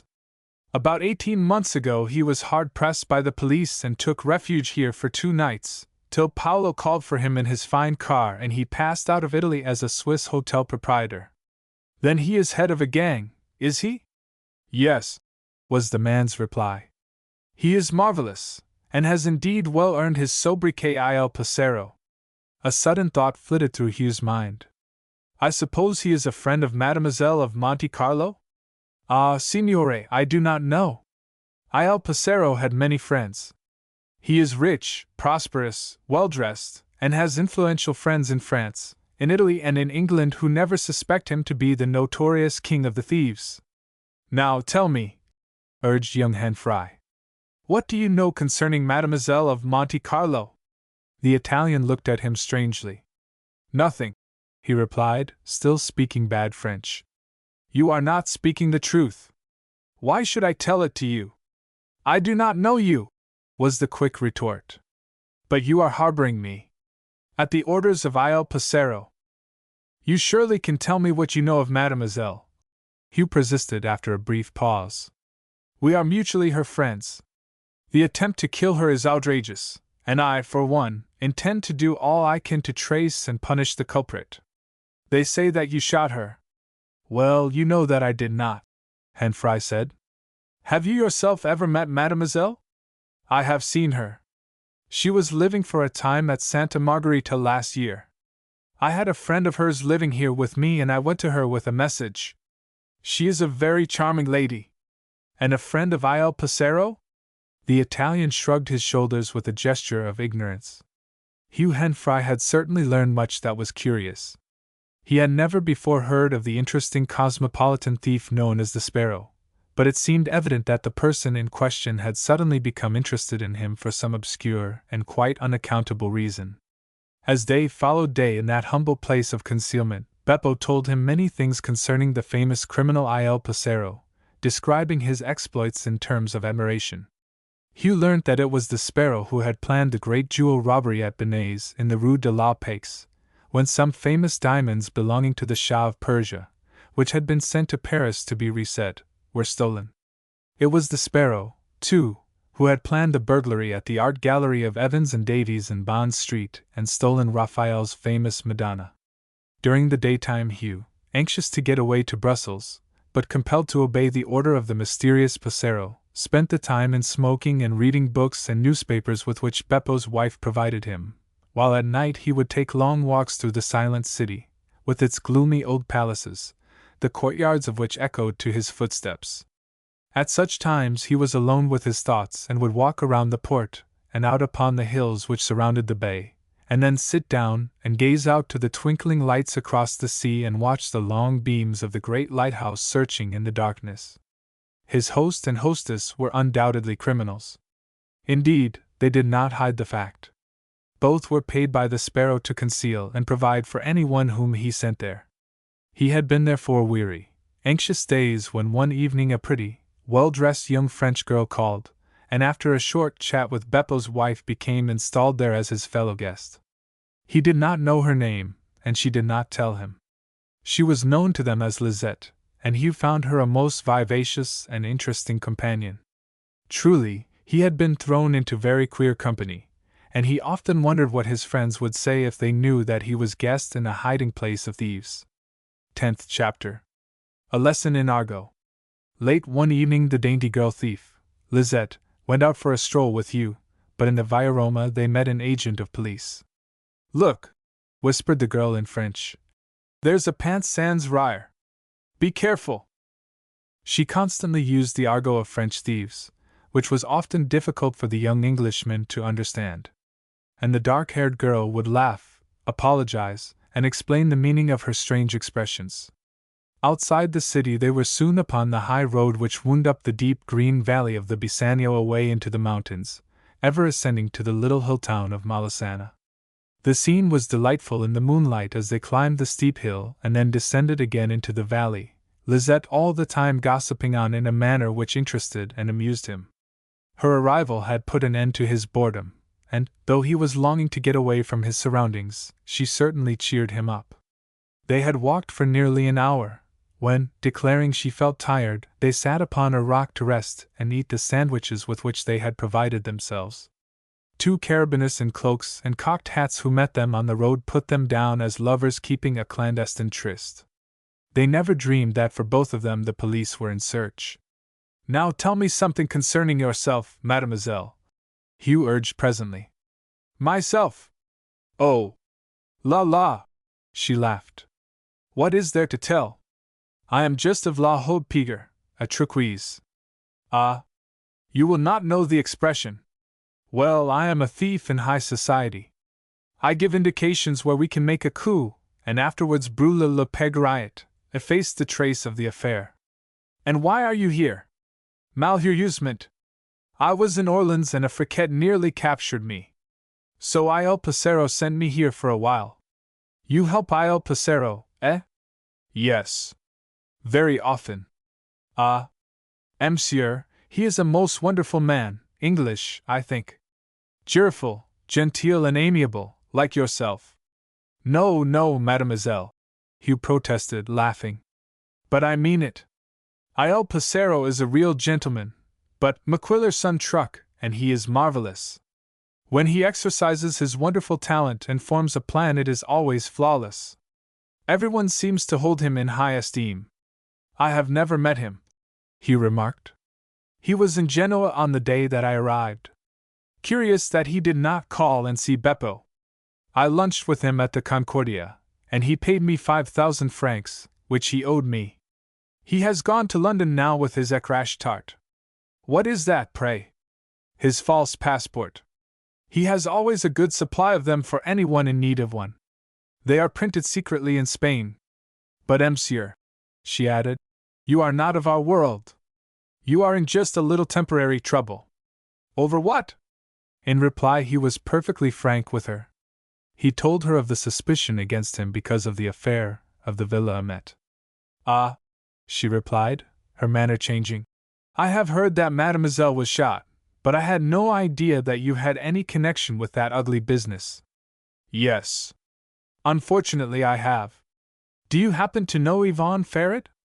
Of course. Everyone knows her. She is very charming. Nobody knows the truth. What truth? Inquired Hugh quickly. Well, that she is a marque de C. A marque de C, what is that? Asked Hugh eagerly. Ah. Non, monsieur. I must not tell you anything against her. You are her friend. But I am endeavoring to find out something about her. To me, she is a mystery. No doubt. She is to everybody. What did you mean by that expression? He demanded. Do tell me. I am very anxious to know your opinion of her, and something about her. I have a very earnest motive in trying to discover who and what she really is. If I told you I should offend Il Passero, replied the girl simply. It is evident that he wishes you should remain in ignorance. But surely you can tell me in confidence? I will divulge nothing. No, answered the girl, whose face he could not see in the shadow. I am sorry, Monsieur Brown. She had not been told his Christian name. But I am not permitted to tell you anything concerning Mademoiselle Yvonne. She is a very remarkable person, eh? Said Henfrey, again defeated. Remarkable? Oh, yes. She is of the Grande Monde. Is that still your argot? He asked. Oh, no. Mademoiselle Yvonne is a lady. Some say she is the daughter of a rich Englishman. Others say she is just a common adventuress. The latter is true, I suppose? I think not. She has Le Queux for the épingle d'or. I do not follow that. Well, she laughed. She has the attraction for those who hold the golden sponge, the ministers of state. Our argot is difficult for you, monsieur, eh? I see. Your expressions are a kind of cipher, unintelligible to the ordinary person, eh? That is so. If I exclaim, par exemple, tarte, it means false. If I say gelée de flanelle, it is lemonade. If I say frisée, it means a Jew, or casserole, which is in our own tongue a police officer.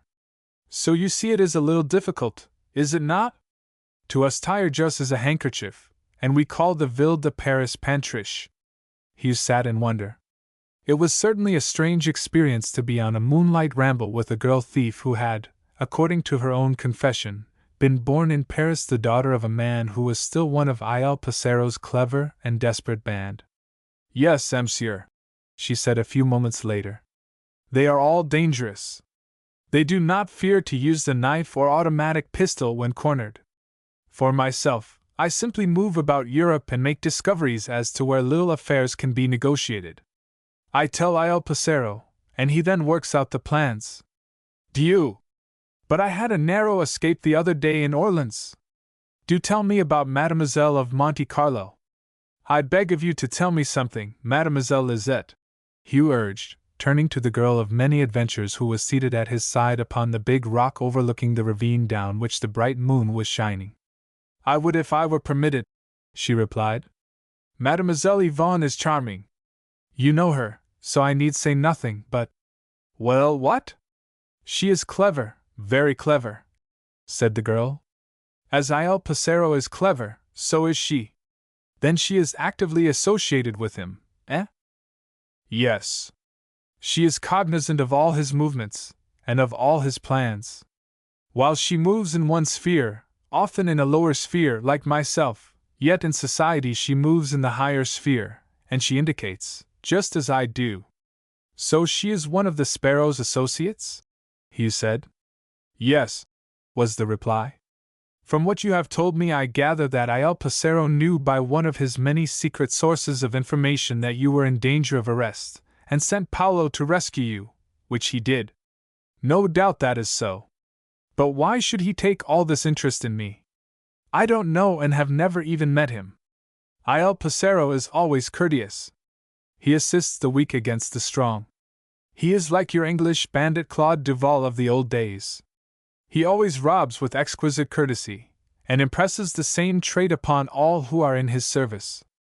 And I may add that all are well paid and all devoted to their great master. I have heard that he has a house in London, he said. Do you know where it is situated? Somewhere near Piccadilly. But I do not know exactly where it is. He is always vague regarding his address. His letters he receives in several names at a newspaper shop in Hammersmith and at the Post Restaurant at Charing Cross. What names? Asked Hugh, highly interested. Oh, a number. They are always being changed, the French girl replied. Where do you write when you want to communicate with him? Generally to the Post Restaurant in the Avenue de l'Opéra, in Paris. Letters received there are collected for him and forwarded every day. And so clever is he that nobody suspects him, eh? Exactly, monsieur. His policy is always rien gracies, and he cares not a single rotin for la renif, she replied, dropping again into the slang of French thieves. Of course he is on friendly terms with Mademoiselle of Monte Carlo? He remarked. He may have been at Monte Carlo on the night of the tragic affair. He may have been. He was, no doubt, somewhere on the Riviera, and he sent Paolo in one of the cars to rescue you from the police. In that case, he at least knows that I am innocent. Yes. And he probably knows the guilty person. That would account for the interest he takes in you, though you do not know him, said Lisette.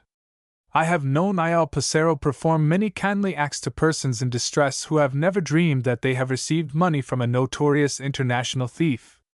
Well, in my case he has, no doubt, done me signal service, young Henfrey replied. But, he added, why cannot you tell me something more concerning Mademoiselle? What did you mean by saying that she was a marque de C? I know it is your slang, but won't you explain what it means? You have explained most of your other expressions. But the girl thief was obdurate. She was certainly a chic and engaging little person, apparently well educated and refined, but she was as sly as her notorious employer, whom she served so faithfully. She had already told Hugh, the daughter of a man who had made jewel thefts his speciality and after many convictions was now serving 10 years at the convict prison at Toulon. She had been bred in the Montmartre, and trained and educated to a criminal life. Ael Passero had found her, and, after several times successfully indicating where coups could be made, she had been taken into his employment as a decoy, frequently traveling on the international wagonlets and restaurants, where she succeeded in attracting the attention of men and holding them in conversation with a mild flirtation, while other members of the gang investigated the contents of their valises. From one well-known diamond dealer traveling between Paris and Amsterdam, she and the man working with her had stolen a packet containing diamonds of the value of 200,000 francs, while from an English business man traveling from Boulogne to Paris, 2 days later, she had herself taken a wallet containing nearly £4,000 in English banknotes. It was her share of the recent robbery that Ael Passero had paid her 3 days before at the Concordia restaurant in the Via Garibaldi, in Genoa. Hugh pressed her many times to tell him something concerning the mysterious Mademoiselle, but he failed to elicit any further information of interest. Her fortune at the rooms is wonderful, they say, Lisette said. She must be very rich. But she is one of Il Passero's assistants, eh? The girl laughed lightly. Perhaps, was her enigmatical reply. Who knows? It is, however, evident that Il Passero is seriously concerned at the tragic affair at the Villa Amet. Have you ever been there? She hesitated a few moments, then said, Yes, once. And you know the old Italian servant Cataldi? She replied in the affirmative. Then she added, I know him, but I do not like him. She trusts him, but what? I would not. I should be afraid, for to my knowledge he is a seigneur musique. And what is that? An assassin. What? Cried Henfrey. Is he guilty of murder, and Mademoiselle knows it? Mademoiselle may not know about it. She is probably in ignorance, or she would not employ him. Her remark was of considerable interest, inasmuch as old Cataldi had seemed to be most devoted to his mistress, and entirely trusted by her. Do you know the circumstances? Asked Hugh. Yes. But it is not our habit to speak of another's, shortcomings, was her reply. Surely, Mademoiselle should have been told the truth. Does not Il Passero know? He asked. There flitted across his mind at that moment the recollection of Dorais. What could she think of his disappearance? He longed to write to her, but the Sparrow's chauffeur had impressed upon him the serious danger he would be running if he wrote to her while she was at Monte Carlo. I question whether he does know. But if he does, he would say nothing. Ah, sighed Hugh. Yours is indeed a queer world, mademoiselle. And not without interest. It is full of adventure and excitement, of ups and downs, of constant travel and change, and of eternal apprehension of arrest, replied the girl, with a laugh. I wish you would tell me something about Yvonne Farad, he repeated. Alas! Monsieur, I am not permitted, was her obdurate reply. I am truly sorry to hear of the dastardly attack upon her. She once did me a very kind and friendly action at a moment when I was in sore need of a friend. Who could have fired the shot, do you think? Henfrey asked. You know her friends. Perhaps you know her enemies? Mademoiselle Lisette was silent for some moments. Yes, she replied reflectively. She has enemies, I know. But who has not? Is there any person who, to your knowledge, would have any motive to kill her? Again she was silent. There are several people who hate her. One of them might have done it out of revenge. You say you saw nobody? Nobody. Why did you go and see her at that hour? Asked the girl. Because I wanted her to tell me something of greatest importance to me. And she refused, of course? She keeps her own secrets. No, on the other hand, she was about to disclose to me the information I sought when someone fired through the open window. The shot might have been intended for you, eh? Hugh paused. It certainly might, he admitted. But with what motive? To prevent you from learning the truth. She was on the point of telling me what I wanted to know. Exactly. And what more likely than someone outside, realizing that Mademoiselle was about to make a disclosure, fired at you. But you said that Mademoiselle had enemies. So she has. But I think my theory is the correct one, replied the girl. What was it that you asked her to reveal to you? Well, he replied, after a brief hesitation, my father died mysteriously in London some time ago, and I have reason to believe that she knows the truth concerning the sad affair. Where did it happen? My father was found in the early morning lying in a doorway in Albemarle Street, close to Piccadilly. The only wound found was a slight scratch in the palm of the hand. The police constable at first thought he was intoxicated, but the doctor, on being called, declared that my father was suffering from poison. He was at once taken to St. George's Hospital, but an hour later he died without recovering consciousness. And what was your father's name? Asked Lisette in a strangely altered voice. Henfrey. Henfrey, gasped the girl, starting up at mention of the name. Henfrey. And are you his son? Yes, replied Hugh. Why? You know about the affair, mademoiselle. Tell me all you know, he cried. I, the son of the dead man, have a right to demand the truth. Henfrey, repeated the girl hoarsely in a state of intense agitation. Monsieur Henfrey. And to think that I am here, with you, his son. Ah! Forgive me, she gasped. Aye, let us return. But you shall tell me the truth, cried Hugh excitedly. You know it. You cannot deny that you know it. All, however, he could get from her were the words. You, Monsieur Henfrey's son! Surely Il Passero does not know this. 11th chapter. More about the sparrow. A month of weary anxiety and nervous tension had gone by. Yvonne Ferret had slowly struggled back to health, but the injury to the brain had, alas, seriously upset the balance of her mind. 3 of the greatest French specialists upon mental diseases had seen her and expressed little hope of her ever regaining her reason. It was a sad affair which the police of Monaco had, by dint of much bribery and the telling of many untruths, successfully kept out of the newspapers. The evening after Hugh's disappearance, Monsieur Auger had called upon Doris Ranscombe, her mother happily being away at the rooms at the time. In one of the sitting rooms of the hotel, the official of police closely questioned the girl, but she, of course, made pretense of complete ignorance.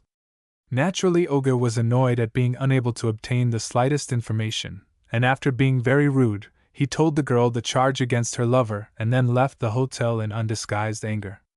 Lady Ranscombe was very much mystified at Hugh's disappearance, though secretly she was very glad. She questioned Brock, but he, on his part, expressed himself very much puzzled.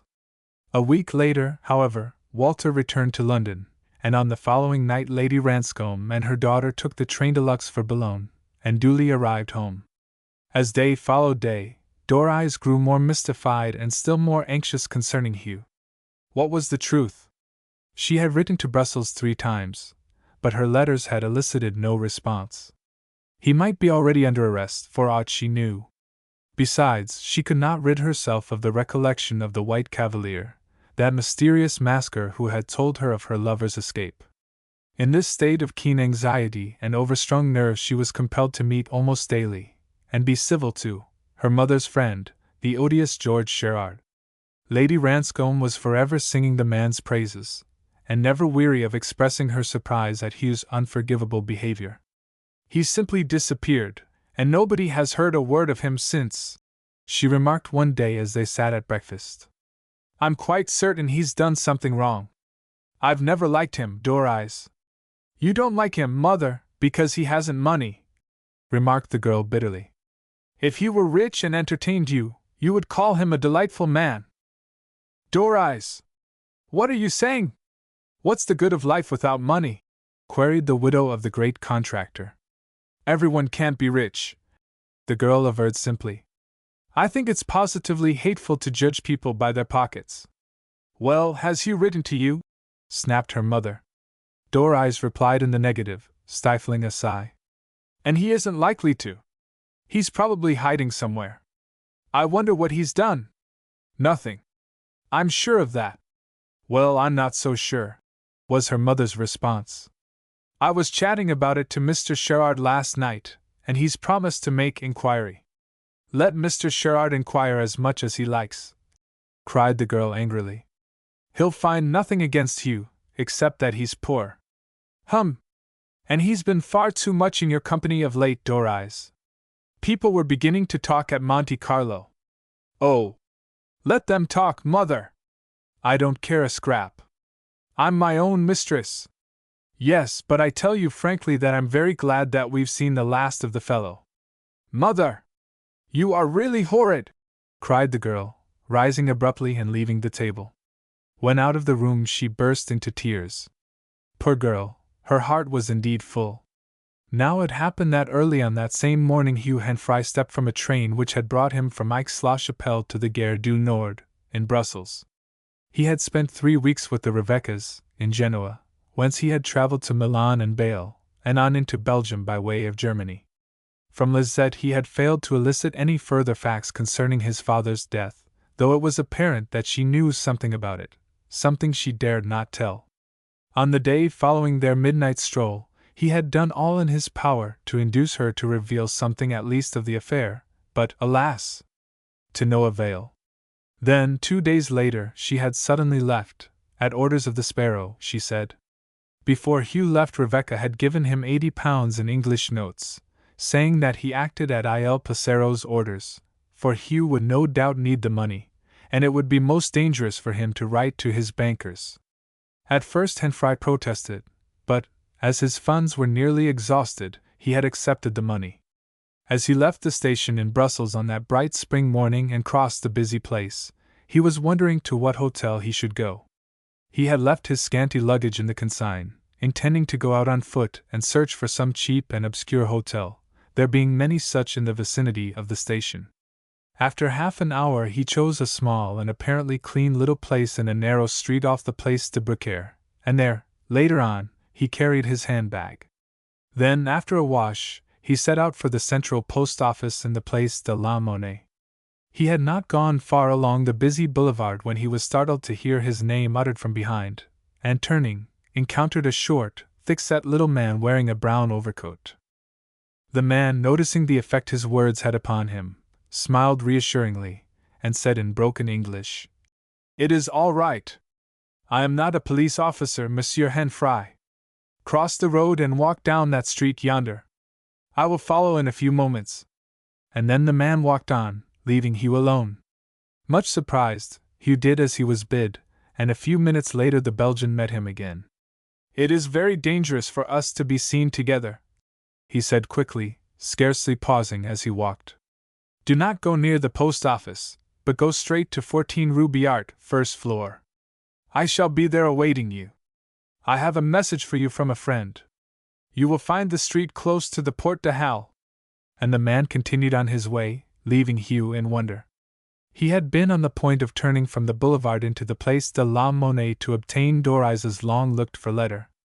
Indeed, he had been hastening his footsteps full of keen apprehension when the stranger had accosted him.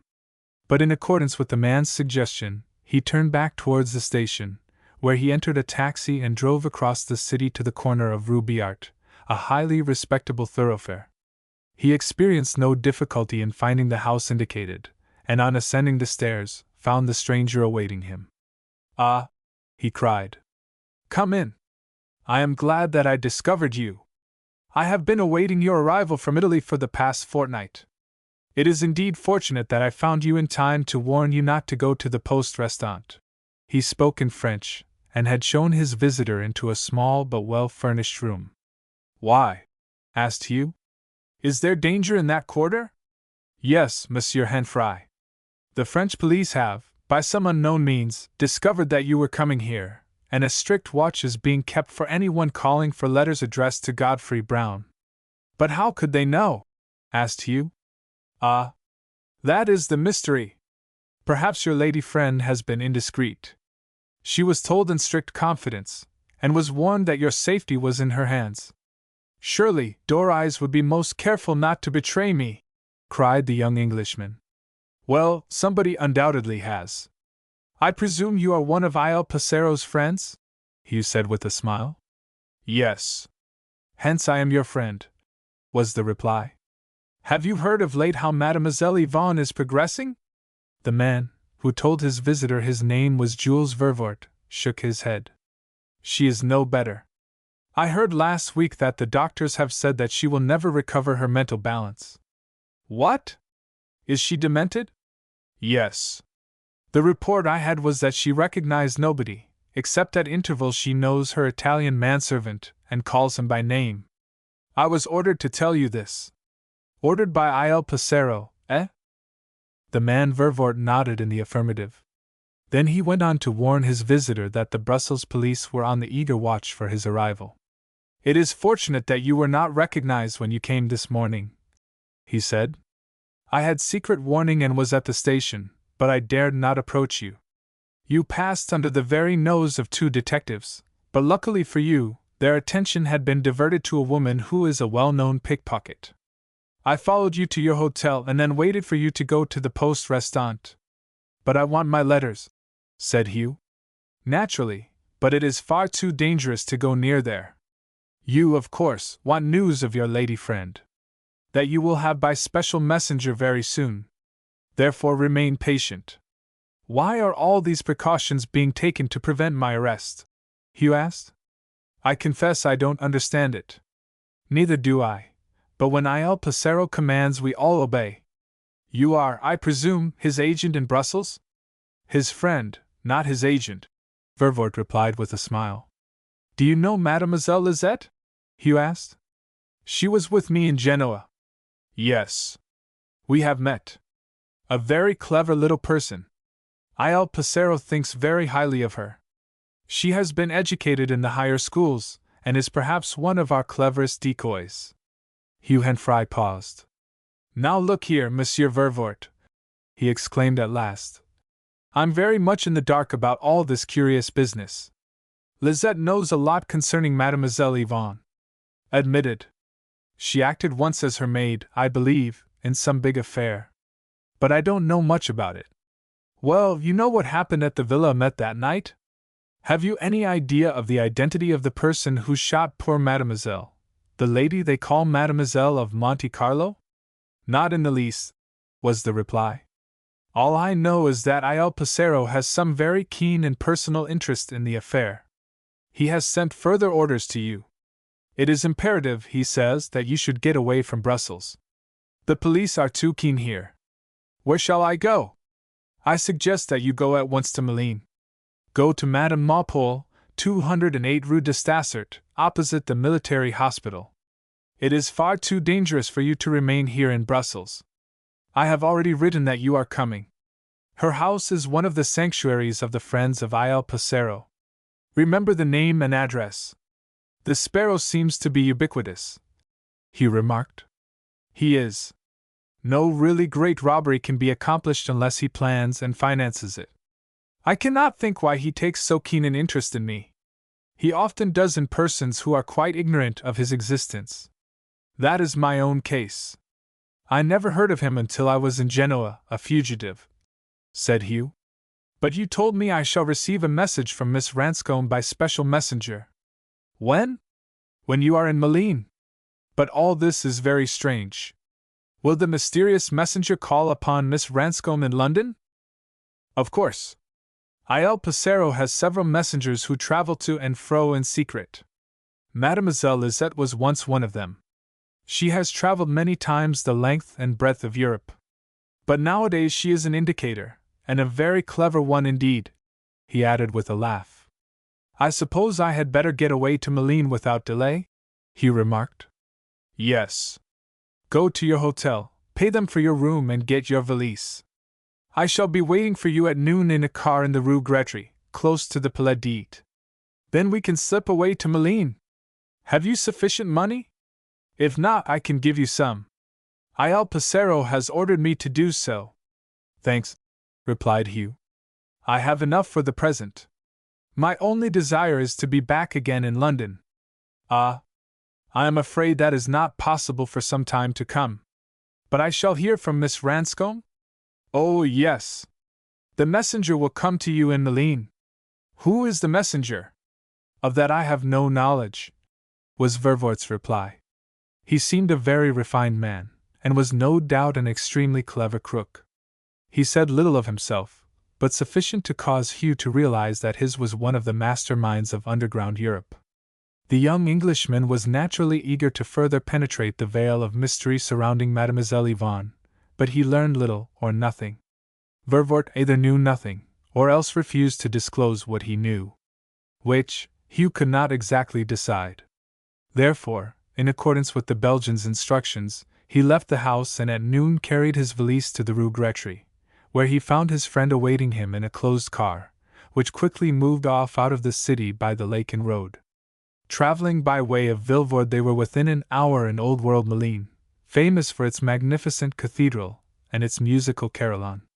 Crossing the Louvain Canal and entering by the Porte de Bruxelles, they were soon in an inartistic cobbled street under the shadow of St. Rambold, and a few minutes later Hugh was introduced to a short, stout Belgian woman, Madame Maupole. The place was meagerly furnished, but scrupulously clean. The floor of the room to which Hugh was shown shone with beeswax, and the walls were whitewashed. "I hope Monsieur will make himself quite comfortable," Madame said, a broad smile of welcome upon her round face. "You will be comfortable enough under Madame's care," Vervort assured him. "She has had some well-known guests before now." "True, Monsieur. More than one of them have been world-famous and, well, believed to be perfectly honest and upright." "Yes," laughed Vervort. "Do you remember the English ex-member of Parliament?" "Ah. He was with me nearly 4 months when supposed to be in South America. There was a warrant out for him on account of some great financial frauds, all of which was, of course, hushed up. But he stayed here in strict concealment, and his friends managed to get the warrant withdrawn. He was known to Il Passero, and the latter aided him, in return for certain facilities regarding the English police." "What do you think of the English police, madam?" Hugh asked. The fat woman grinned expressively and shrugged her broad shoulders. "Since the war they have been effete as regards serious crime. At least, that is what Il Passero told me when he was here a month ago." "Someone is coming here to meet Monsieur Henfrey," Vervort said. "Who is it?" "I don't know. I only received word of it the day before yesterday.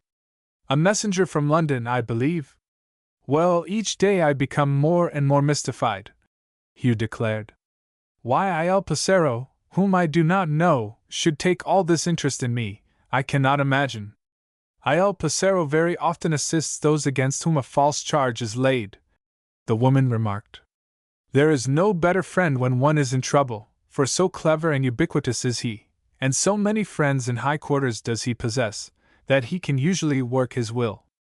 His is the mastermind, and we obey without question." 12th chapter. The Stranger in Bond Street. As Doris walked up Bond Street, smartly dressed, next afternoon, on her way to her dressmaker's, she was followed by a well-dressed young girl in black, dark-eyed, with well-cut, refined features, and apparently a lady. From Piccadilly the stranger had followed Doris unseen, until at the corner of Maddox Street she overtook her, and smiling, uttered her name. "Yes," responded Doris in surprise. "But I regret, you have the advantage of me?" "Probably," replied the stranger. "Do you recollect the Bal Blanc at Nice and a certain white cavalier? I have a message from him to give you in secret." "Why in secret?" Doris asked rather defiantly. "Well, for certain reasons which I think you can guess," answered the girl in black, as she strolled at Doris's side. "Why did not you call on me at home?" "Because of your mother. She would probably have been a little inquisitive. Let us go into some place, a tea-room, where we can talk," she suggested. "I have come to see you concerning Mr. Henfrey." "Where is he?" asked Doris, in an instant anxious. "Quite safe. He arrived in Malines yesterday, and is with friends." "Has he had my letters?" "Unfortunately, no, but do not let us talk here. Let's go in yonder." And she indicated the Laurel tea rooms, which, the hour being early, they found, to their satisfaction, practically deserted. At a table in the far corner they resumed their conversation. "Why has he not received my letters?" asked Doris. "It is nearly a month ago since I first wrote. By some mysterious means the police got to know of your friend's intended visit to Brussels to obtain his letters. Therefore, it was too dangerous for him to go to the Poste Restante, or even to send anyone there. The Brussels police were watching constantly. How they have gained their knowledge is a complete mystery. Who sent you to me?" "A friend of Mr. Henfrey. My instructions are to see you, and to convey any message you may wish to send to Mr. Henfrey to him direct in Malines." "I'm sure it's awfully good of you," Doris replied. "Does he know you are here?" "Yes. But I have not met him. I am simply a messenger. In fact, I travel far and wide for those who employ me." "And who are they?" "I regret, but they must remain nameless," said the girl, with a smile. Doris was puzzled as to how the French police could have gained any knowledge of Hugh's intentions. Then suddenly, she became horrified as a forgotten fact flashed across her mind. She recollected how, early in the grey morning, after her return from the ball at Nice, she had written and addressed a letter to Hugh. On reflection, she had realized that it was not sufficiently reassuring, so she had torn it up and thrown it into the waste paper basket instead of burning it. She had, she remembered, addressed the envelope to Mr. Godfrey Brown, at the Post Restaurant in Brussels. Was it possible that the torn fragments had fallen into the hands of the police? She knew that they had been watching her closely. Her surmise was, as a matter of fact, the correct one. Olga had employed the head chambermaid to give him the contents of Doris's waste paper basket from time to time, hence the knowledge he had gained. "Are you actually going to Malines?" asked Doris of the girl. "Yes. As your messenger," the other replied with a smile. "I am leaving tonight. If you care to write him a letter, I will deliver it. Will you come with me over to the Empress Club, and I will write the letter there?" Doris suggested, still entirely mystified.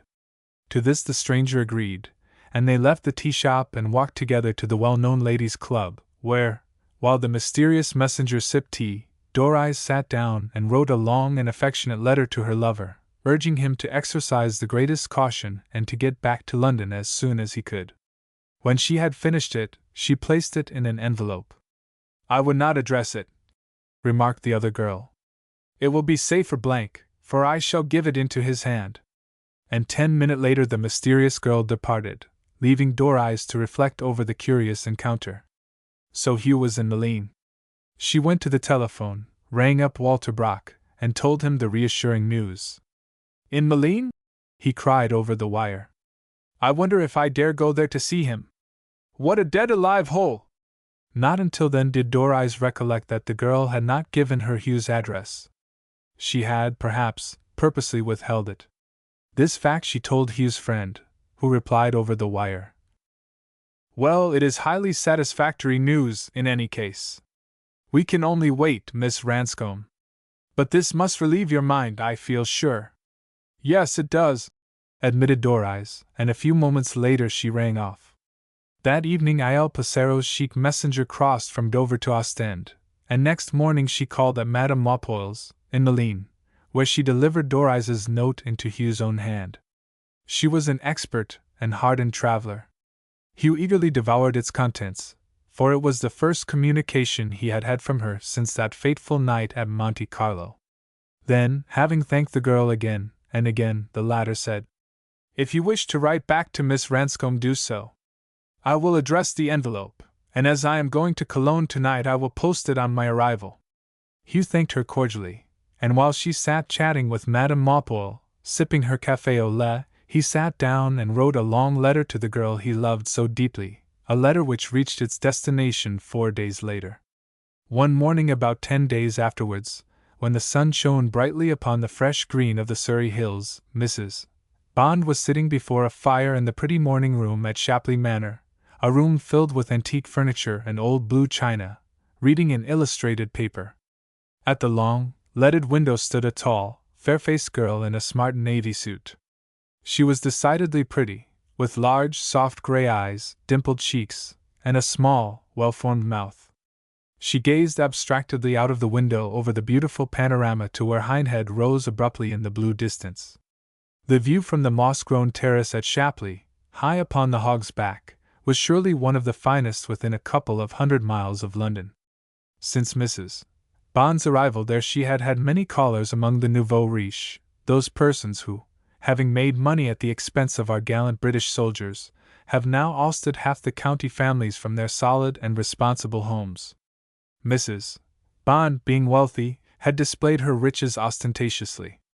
She had subscribed lavishly to charities both in Guildford and in Farnham, and hence, among her callers there had been at least 3 magistrates, and their flat-footed wives, as well as a plethoric alderman, and half a dozen insignificant persons possessing minor titles. The display of wealth had always been one of Molly Maxwell's games. It always paid. She knew that to succeed one must spend, and now, with her recently acquired fortune, she spent to a very considerable tune. "I do wish you'd go in the car to Guildford and exchange those library books, Louise," exclaimed the handsome woman, suddenly looking up from her paper. "We've got those horrid Brailsfords coming to lunch. I was bound to ask them back." "Can't you come, too?" asked the girl. "No, I expect Mr. Benton this morning. I didn't know he was back from Paris. I'm so glad he's coming," replied the girl. "He'll stay all the afternoon, of course?" "I hope so. Go at once and get back as soon as you can, dear. Choose me some nice new books, won't you?" Louise Lambert, Benton's adopted daughter, turned from the leaded window. In the strong morning light she looked extremely charming, but upon her countenance there was a deep, thoughtful expression, as though she were entirely preoccupied. "I've been thinking of Hugh Henfrey," the woman remarked suddenly. "I wonder why he never writes to you," she added, watching the girl's face. Louise's cheeks reddened slightly, as she replied with affected carelessness. "If he doesn't care to write, I shall trouble no longer. He's still abroad, is he not? The last I heard of him was that he was at Monte Carlo with that Ranscombe girl." Mention of Doris Ranscombe caused the girl's cheeks to color more deeply. "Yes," she said, "I heard that also." "You don't seem to care very much, Louise," remarked the woman. "And yet, he's such an awfully nice young fellow." "You've said that dozens of times before," was Louise's abrupt reply. "And I mean it. You could do a lot worse than to marry him, remember, though he is a bit hard up nowadays. But things with him will right themselves before long." "Why do you suggest that?" asked the girl resentfully. "Well, because, my dear, I know that you are very fond of him." The woman laughed. "Now, you can't deny it, can you?" The girl, who had traveled so widely ever since she had left school, drew a deep breath and, turning her head, gazed blankly out of the window again. What Mrs. Bond had said was her secret. She was very fond of Hugh. They had not met very often, but he had attracted her, a fact of which both Benton and his female accomplice were well aware. "You don't reply," laughed the woman for whom the Paris Charite was searching everywhere. "But your face betrays the truth, my dear. Don't worry," she added in a tone of sympathy. "No doubt he'll write as soon as he is back in England. Personally, I don't believe he really cares a rap for the Ranscombe girl. It's only a matter of money, and Doris has plenty." "I don't wish to hear anything about Mr. Henfrey's love affairs," cried the girl petulantly. "I tell you that they do not interest me. Because you are piqued that he does not write, child." "Ah, dear, I know," she laughed, as the girl left the room. A quarter of an hour later Louise was seated in the car, while Meade drove her along the broad highway over the Hog's Back into Guildford. The morning was delightful, the trees wore their spring green, and all along in the fields, as they went over the high ridge, the larks were singing gaily the music of a glad morning of the English spring, and the view spread wide on either side. Life in Surrey was, she found, much preferable to that on the continent. True, in the Rue Racine they had entertained a great deal, and she had, during the war, met many very pleasant young English and American officers, but the sudden journey to Switzerland, then on into Italy, and across to New York, had been a whirl of excitement. Mrs. Maxwell had changed her name several times, because she said that she did not want her divorced husband, a ne'er-do-well, to know of her whereabouts. He was forever molesting her, she had told Louise, and for that reason she had passed in different names.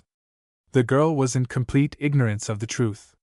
She never dreamed that the source of the woman's wealth was highly suspicious, or that the constant traveling was in order to evade the police. As she was driven along, she sat back reflecting. Truth to tell, she was much in love with Hugh. Benton had first introduced him one night at the spa in Scarborough, and after that they had met several times on the Esplanade, then again in London, and once in Paris. Yet while she, on her part, became filled with admiration, he was, apparently, quite unconscious of it. At last she had heard of Hugh's infatuation for Doris Ranscombe, the daughter of the great engineer who had recently died, and indeed she had met her once and been introduced to her. Of the conditions of old Mr. Henfrey's will she was, of course, in ignorance. The girl had no idea of the great plot which had been formed by her foster father and his clever female friend. The world is a strange one beneath the surface of things.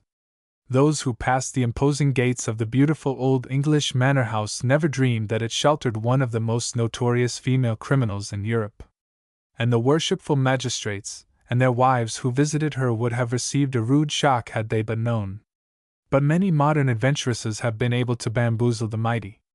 Madame Humbert of Paris, in whose imagination were the Humbert millions, used to entertain ministers of state, aristocrats, financiers, and others of lower degree, and show them the sealed-up safe in which she declared reposed millions worth of negotiable securities which might not see the light of day until a certain date.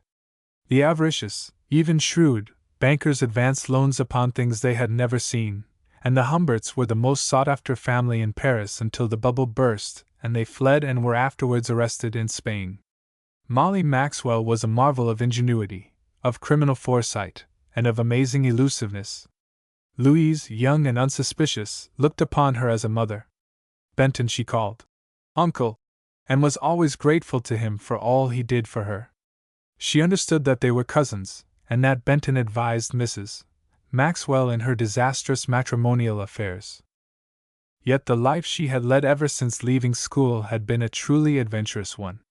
She had been in half the watering places of Europe, and in most of its capitals, leading, with the woman who now called herself Mrs.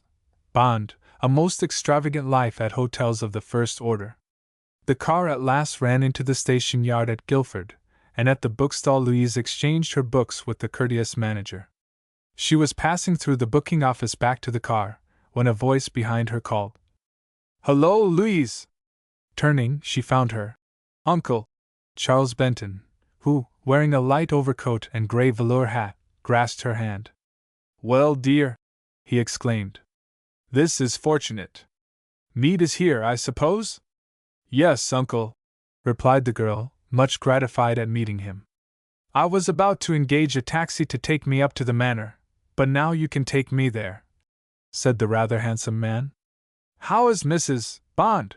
he asked, calling her by her new name. "Quite well. She's expecting you to lunch. But she has some impossible people there today, the Brailsfords, father, mother, and son. He made his money in motor cars during the war. They live over at Dorking in a house with 49 bedrooms, and only 15 years ago Mrs. Brailsford used to do the housework herself. Now they're rolling in money, but can't keep servants." "Ah, my dear, it's the same everywhere," said Benton as he entered the car after her.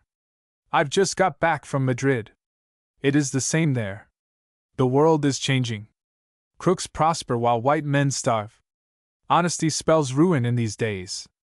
They drove over the railway bridge and up the steep hill out of Guildford seated side by side.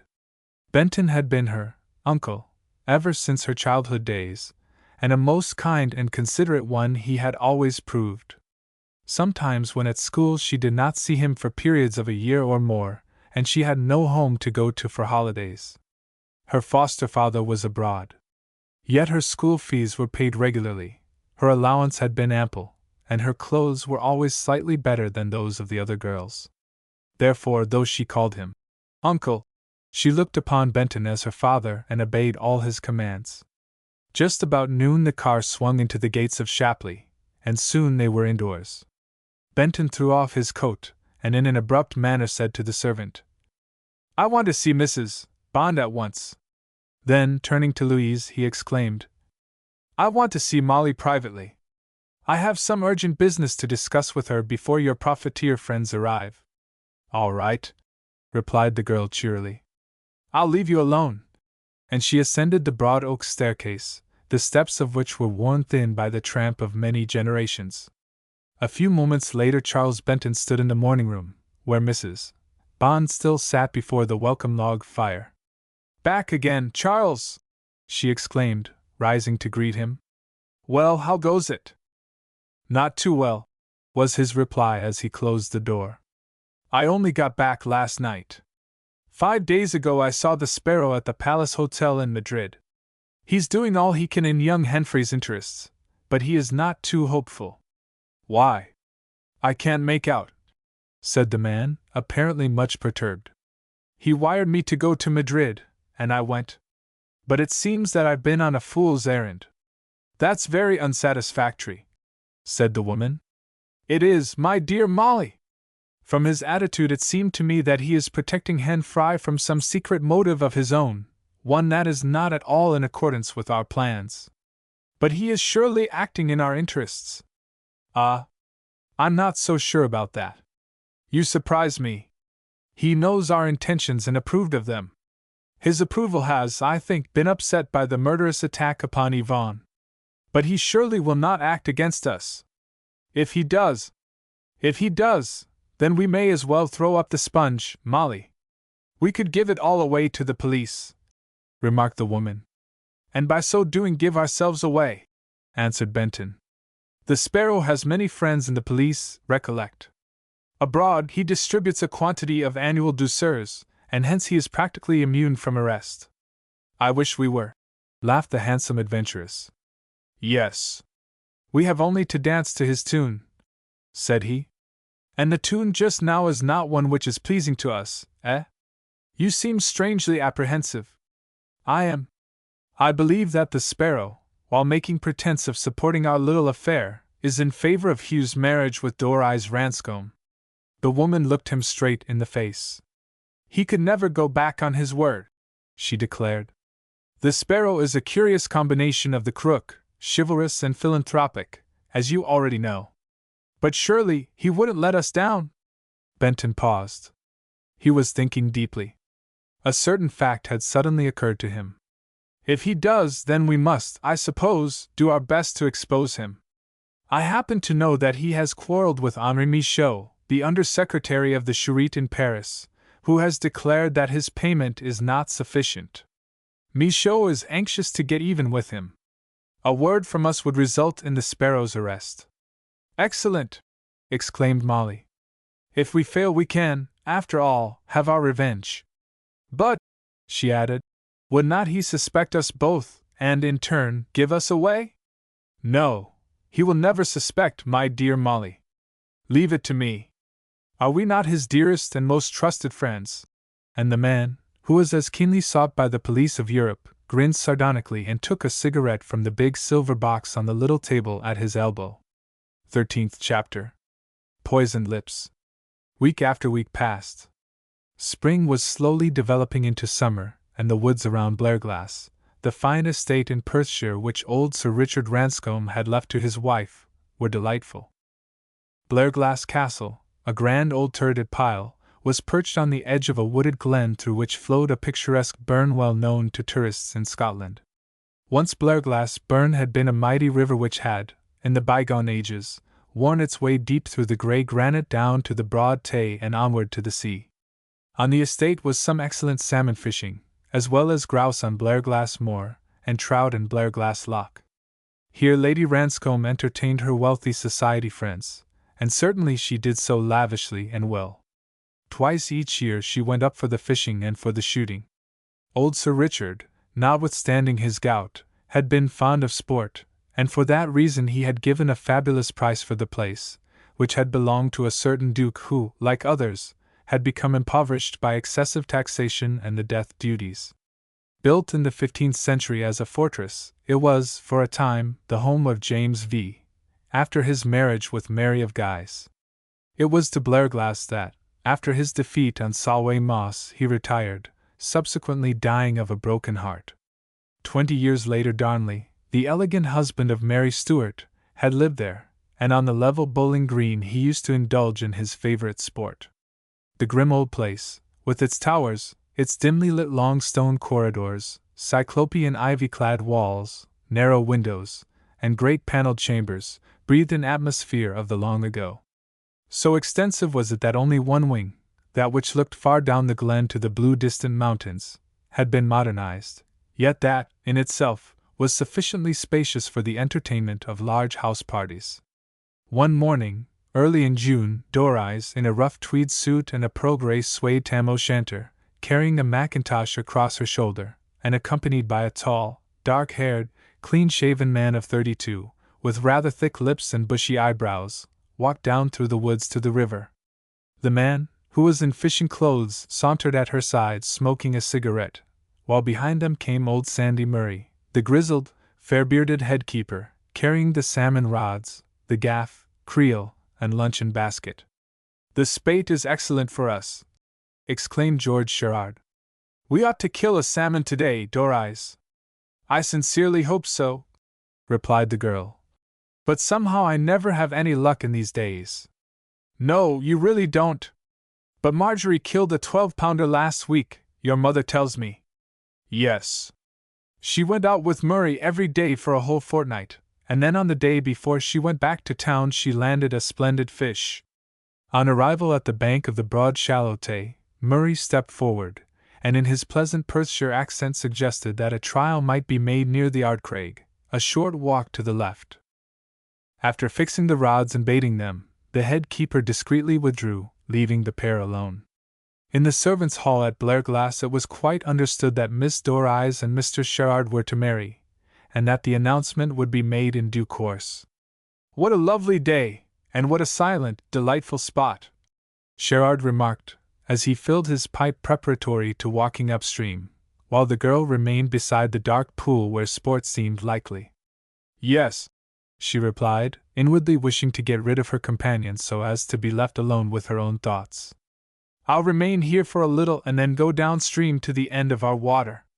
Right-o, he replied cheerily as he moved away. Doreyes breathed more freely when he had gone.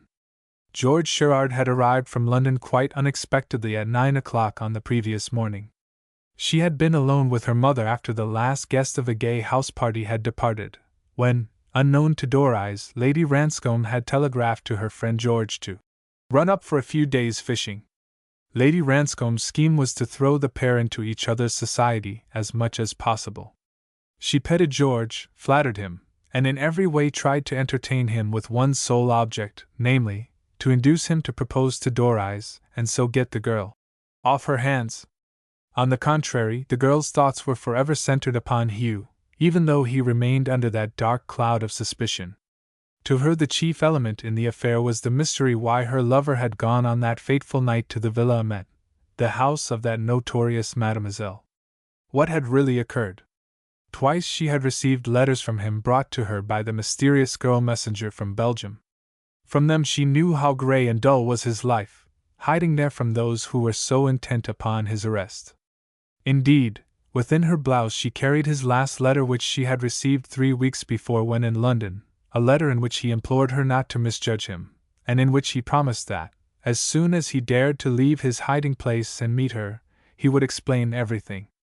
In return, she had again written to him, but though 3 weary weeks had passed, she had received no word in reply. She could neither write by post, nor could she telegraph. It was far too dangerous. In addition, his address had been purposely withheld from her. Walter Brock had tried to ascertain it. He had even seen the mysterious messenger on her last visit to England, but she had refused point-blank, declaring that she had been ordered to disclose nothing. She was merely a messenger. That her correspondence was still being watched by the police, Doreyes was quite well aware. Her maid, Duncan, had told her in confidence quite recently that while crossing Berkeley Square one evening she had been accosted by a good-looking young man who, having pressed his attentions upon her, had prevailed upon her to meet him on the following evening. He then took her to dinner to a restaurant in Soho, and to the pictures afterwards. They had met 6 times, when he began to cleverly question her concerning her mistress, asking whether she had letters from her gentlemen friends. At this Duncan had grown suspicious, and she had not met the young fellow since. That, in itself, showed her that the police were bent on discovering and arresting Hugh. The great mystery of it all was why Hugh should have gone deliberately and clandestinely to the Villa Amet on the night of the tragic affair. Doreyes was really an expert in casting a fly, also she excelled in several branches of sport. She was a splendid tennis player, she rode well to hounds, and was very fair at golf. But that morning she had no heart for fishing, and especially in such company. She despised George Sherard as a prig, fond of boasting of his means, and indeed, so terribly self-conscious was he that in many circles he was declared impossible. Men disliked him for his swagger and conceit, and women despised him for his superior attitude towards them. For a full hour Doreyes continued making casts, but in vain. She changed her flies once or twice, until at last, by a careless throw, she got her tackle hooked high in a willow, with the result that, in endeavoring to extricate it, she broke off the hook. Then, with an exclamation of impatience, she wound up her line and threw her rod upon the grass. "Hello, Door-Eyes!" cried a voice. "No luck, eh?" Sherard had returned and had witnessed her outbreak of impatience. "None!" she snapped, for the loss of her fly annoyed her. She knew that she had been careless, because under old Murray's careful tuition she had become quite expert with the rod, both with trout and salmon. "Never mind," he said. "I've had similar luck. I've just got hooked up in a root and lost a fly. Let's have lunch, shall we?" Door-Eyes was in no mood to lunch with her mother's visitor, but nevertheless was compelled to be polite. After washing their hands in the stream, they sat down together upon a great, gray boulder that had been worn smooth by the action of the water, and taking out their sandwiches, began to eat them. "Oh, I say!" exclaimed Sherard suddenly, after they had been gossiping for some time. "Have you heard from your friend Henfrey lately?" "Not lately," replied the girl, a trifle resentful that he should obtrude upon her private affairs. "I only ask because there are some jolly queer stories going about town of him." "Queer stories?" she echoed quickly. "What are they? What do people say?" "Oh, they say lots of extraordinary things. I think your mother has done very well to drop him." "Has mother dropped him?" asked the girl in pretense of ignorance. "She told me so last night, and I was extremely glad to hear it, though he is your friend. It seems that he's hardly the kind of fellow you should know, Door-Eyes." "Why do you say that?" his companion asked, her eyes flashing instantly. "What? Haven't you heard?" "Heard what?" "The story that's going round the clubs. He's missing, and has been so for quite a long time." "You haven't seen him, have you?" The girl was compelled to reply in the negative. "But what do they say against him?" she demanded breathlessly. "There's a lot of funny stories," was Sherard's reply. "They say he's hiding from the police because he attempted to murder a notorious woman called Mademoiselle of Monte Carlo." "Do you know about it?" "It's a wicked lie," blurted forth the girl. "Hugh never attempted to kill the woman." Sherard looked straight into her blue eyes and asked, "Then why was he in her room at midnight?" "They say the reason Henfrey is hard up is because he spent all he possessed upon the woman, and on going there that night she laughed him to scorn and told him she had grown fond of a rich Austrian banker. After mutual recriminations, Henfrey, knowing the woman had ruined him, drew out a revolver and shot her." "I tell you it's an abominable lie." "Hugh is not an assassin!" cried the girl fiercely. "I merely repeat what I have heard on very good authority," replied the smug-faced man with the thick red lips. "And you have of course told my mother that, eh?" "I didn't think it was any secret," he said. "Indeed, I think it most fortunate we all know the truth. The police must get him one day, before long." For a few moments Door-Eyes remained silent, her eyes fixed across the broad river to the opposite bank. "And if they do, he will most certainly clear himself, Mr. Sherard," she said coldly. "Ah, you still have great faith in him." He laughed airily. "Well, we shall see." And he grinned. "Yes, Mr. Sherard. I still have faith in Mr. Henfrey. I know him well enough to be certain that he is no assassin." "Then I ask you, Door-Eyes, why is he hiding?" said her companion. "If he is innocent, what can he fear?" "I know he is innocent." "Of course. You must remain in that belief until he is found guilty." "You already condemn him!" the girl cried in anger. "By what right do you do this, I ask?" "Well, common sense shows that he is in fear lest the truth should come to light," was Sherard's lame reply. "He escaped very cleverly from Monte Carlo the moment he heard that the police suspected him, but where is he now? Nobody knows. Haynes, of Scotland Yard, who made the inquiries when my flat in Park Lane was broken into, tells me they have had a description of him from the Paris police, and that a general hue and cry has been circulated. But the woman is still alive, is she not?" "Yes. She's a hopeless idiot, Haynes tells me. She had developed homicidal mania as a result of the bullet wound in the head, and they have had to send her to a private asylum at Cannes. She's there in close confinement." Door-Eyes paused. Her anger had risen, and her cheeks were flushed. The sandwich she was eating choked her, so she cast it into the river. Then she rose abruptly, and looking very straight into the man's eyes, said, "I consider, Mr. Sherard, that you are absolutely horrid. Mr. Henfrey is a friend of mine, and whatever gossip there is concerning him I will not believe until I hear his story from his own lips. I merely tell you of the report from France to Scotland Yard," said Sherard. "You tell me this in order to prejudice me against Hugh, Hugh, whom you love, eh?" sneered Sherard. "Yes, I do love him," the girl blurted forth. "I make no secret of it. And if you like, you can tell my mother that. You are very fond of acting as her factotum. It is to be regretted, Doris, that you have fallen in love with a fellow who is wanted by the police," he remarked with a sigh. "At any rate, I love a genuine man," she retorted with bitter sarcasm. "I know my mother's intention is that I shall marry you. But I tell you here frankly, as I stand here, I would rather kill myself first." George Sherard, with his dark bushy brows and thick lips, only laughed at her indignation. This incensed her the more. "Yes," she went on, "you may be amused at my distress. You have laughed at the distress of other women, Mr. Sherard.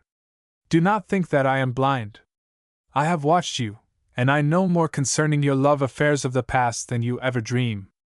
So please leave Blairglass as soon as you can with decency, excuse yourself, and keep away from me in future." "But really, Doris," he cried, advancing towards her, "I mean exactly what I say. Let me get back. When I go fishing I prefer to go alone," the girl said. "But what am I to say to Lady Ranscombe?" "Tell her that I love you," laughed the girl defiantly. "Tell her that I intend to defeat all her clever intrigues and sly devices." His countenance now showed that he was angry. He and Lady Ranscombe thoroughly understood each other. He admired the girl, and her mother had assured him her affection for Hugh Henfrey was but a passing fancy. This stubborn outburst was to him a complete revelation. "I have no knowledge of any intrigue, Doris," he said in that bland, superior manner which always irritated her. She knew that a dozen mothers with eligible feminine encumbrances were trying to angle him, and that Lady Ranscombe was greatly envied by them. But to be the wife of the self-conscious ass, well, as she has already bluntly told him, she would die rather than become Mrs. George Sherard. "Intrigue," the girl retorted. "Why, from first to last the whole thing is a plot between my mother and yourself. Please give me credit for just a little intelligence. First, I despise you as a coward. During the war you crept into a little clerkship in the Home Office in order to save your precious skin, while Hugh went to the front and risked his life flying a bomber over the enemy's lines. You were a miserable stay-at-home, hiding in your little bolt hole in Whitehall when the Zepps came over, while Hugh Henfrey fought for his king and for Britain. Now I am quite frank, Mr. Sherard. That's why I despise you." And the girl's pale face showed two pink spots in the center of her cheeks. "Really," he said in that same superior tone which he so constantly assumed, "I must say that you are the reverse of polite, Miss Doris," and his color heightened. "I am. And I intend to be so," she cried in a frenzy, for all her affection for Hugh had in those moments been redoubled. Her lover was accused and had no chance of self-defense. "Go back to my mother," she went on. "Tell her every word I have said and embroider it as much as you like. Then you can both put your wits together a little further. But remember, I shall exert my own woman's wits against yours. And as soon as you feel it practicable, I hope you will leave Blairglass. And further, if you have not left by noon tomorrow, I will tell my maid, Duncan, the whole story of this sinister plot to part me from Hugh. She will spread it, I assure you. Maids gossip, and to a purpose when their mistresses will it so. But Doris, enough! Mr. Sherard, I prefer to walk up to the castle by myself. Murray will bring up the rods. Please tell my mother what I say when you get back," she added. "The night train from Perth to London leaves at 9:40 tonight," she said with biting sarcasm. Then turning, she began to ascend the steep path which led from the river bank into a cornfield and through the wood, while the man stood and bit his lip. "Hum!" he growled beneath his breath. We shall see, yes, we shall see. 14th chapter. Red Dawn. That night when Door-Eyes, in a pretty, pale blue evening gown, entered the great, old paneled dining room rather late for dinner, her mother exclaimed petulantly, How late you are, dear! Mr. Sherard has had a telegram recalling him to London. He has to catch the 9-something train from Perth. Have you? She asked the man who was odious to her. I'm so sorry I'm late, but that Mackenzie girl called. They are getting up a bazaar for the old people down in the village, and we have to help it, I suppose. Oh! These bazaars, sales of work, and other little excuses for extracting shillings from the pockets of everybody. They are most wearying. She called on me last week, said Lady Ranscombe. Nut told her I was not at home. The old-fashioned butler, John Nut, a white-haired, rosy-faced man, who had seen 40 years' service with the ducal owner of Blairglass, served the dinner in his own stately style. Sir Richard had been a good master, but things had never been the same since the castle had passed into its new owner's hands. Door-Eyes endeavored to be quite affable to the smooth-haired man seated before her, expressing regret that he was called away so suddenly, while he, on his part, declared that it was awful hard luck, as he had been looking forward to a week's good sport on the river. Do come back, George, Lady Ranscombe urged. Get your business over and get back here for the weekend. I'll try, was Sherard's half-hearted response, whereat Nut entered to announce that the car was ready. Then he bade mother and daughter adieu, and went out. Door-Eyes could see that her mother was considerably annoyed at her plans being so abruptly frustrated. We must ask somebody else, she said, as they lingered over the dessert. Whom shall we ask? I really don't care in the least, mother. I'm quite happy here alone. It is a rest. We shall have to be back in town in a fortnight, I suppose. George could quite well have waited for a day or two, Lady Ranscombe declared. I went out to see the Muirs at Fortiviet, and when I got back he told me he had just had a telegram telling him that it was imperative he should be in town tomorrow morning. I tried to persuade him to stay, but he declared it to be impossible. An appointment with a lady, perhaps, laughed Door-Eyes mischievously. What next, my dear? You know he is over head and ears in love with you. Oh, that's quite enough, mother. You've told me that lots of times before. But I tell you quite frankly his love leaves me quite cold. Ah, dear. That reply is, after all, but natural. You, of course, won't confess the truth. Her mother laughed. I do, mother. I'm heartily glad the fellow has gone. I hate his supercilious manner, his superior tone, and his unctuous bearing. He's simply odious. That's my opinion. Her mother looked at her severely across the table. Please remember, Door-Eyes, that George is my friend. I never forget that, said the girl meaningly, as she rose and left the table. Half an hour later, when she entered her bedroom, she found Duncan, her maid, awaiting her. Oh, I've been waiting to see you this half hour, miss, she said. I couldn't get you alone. Just before 8 o'clock, as I was about to enter the park by the side gate near Burvey Farm, a gentleman approached me and asked if my name was Duncan.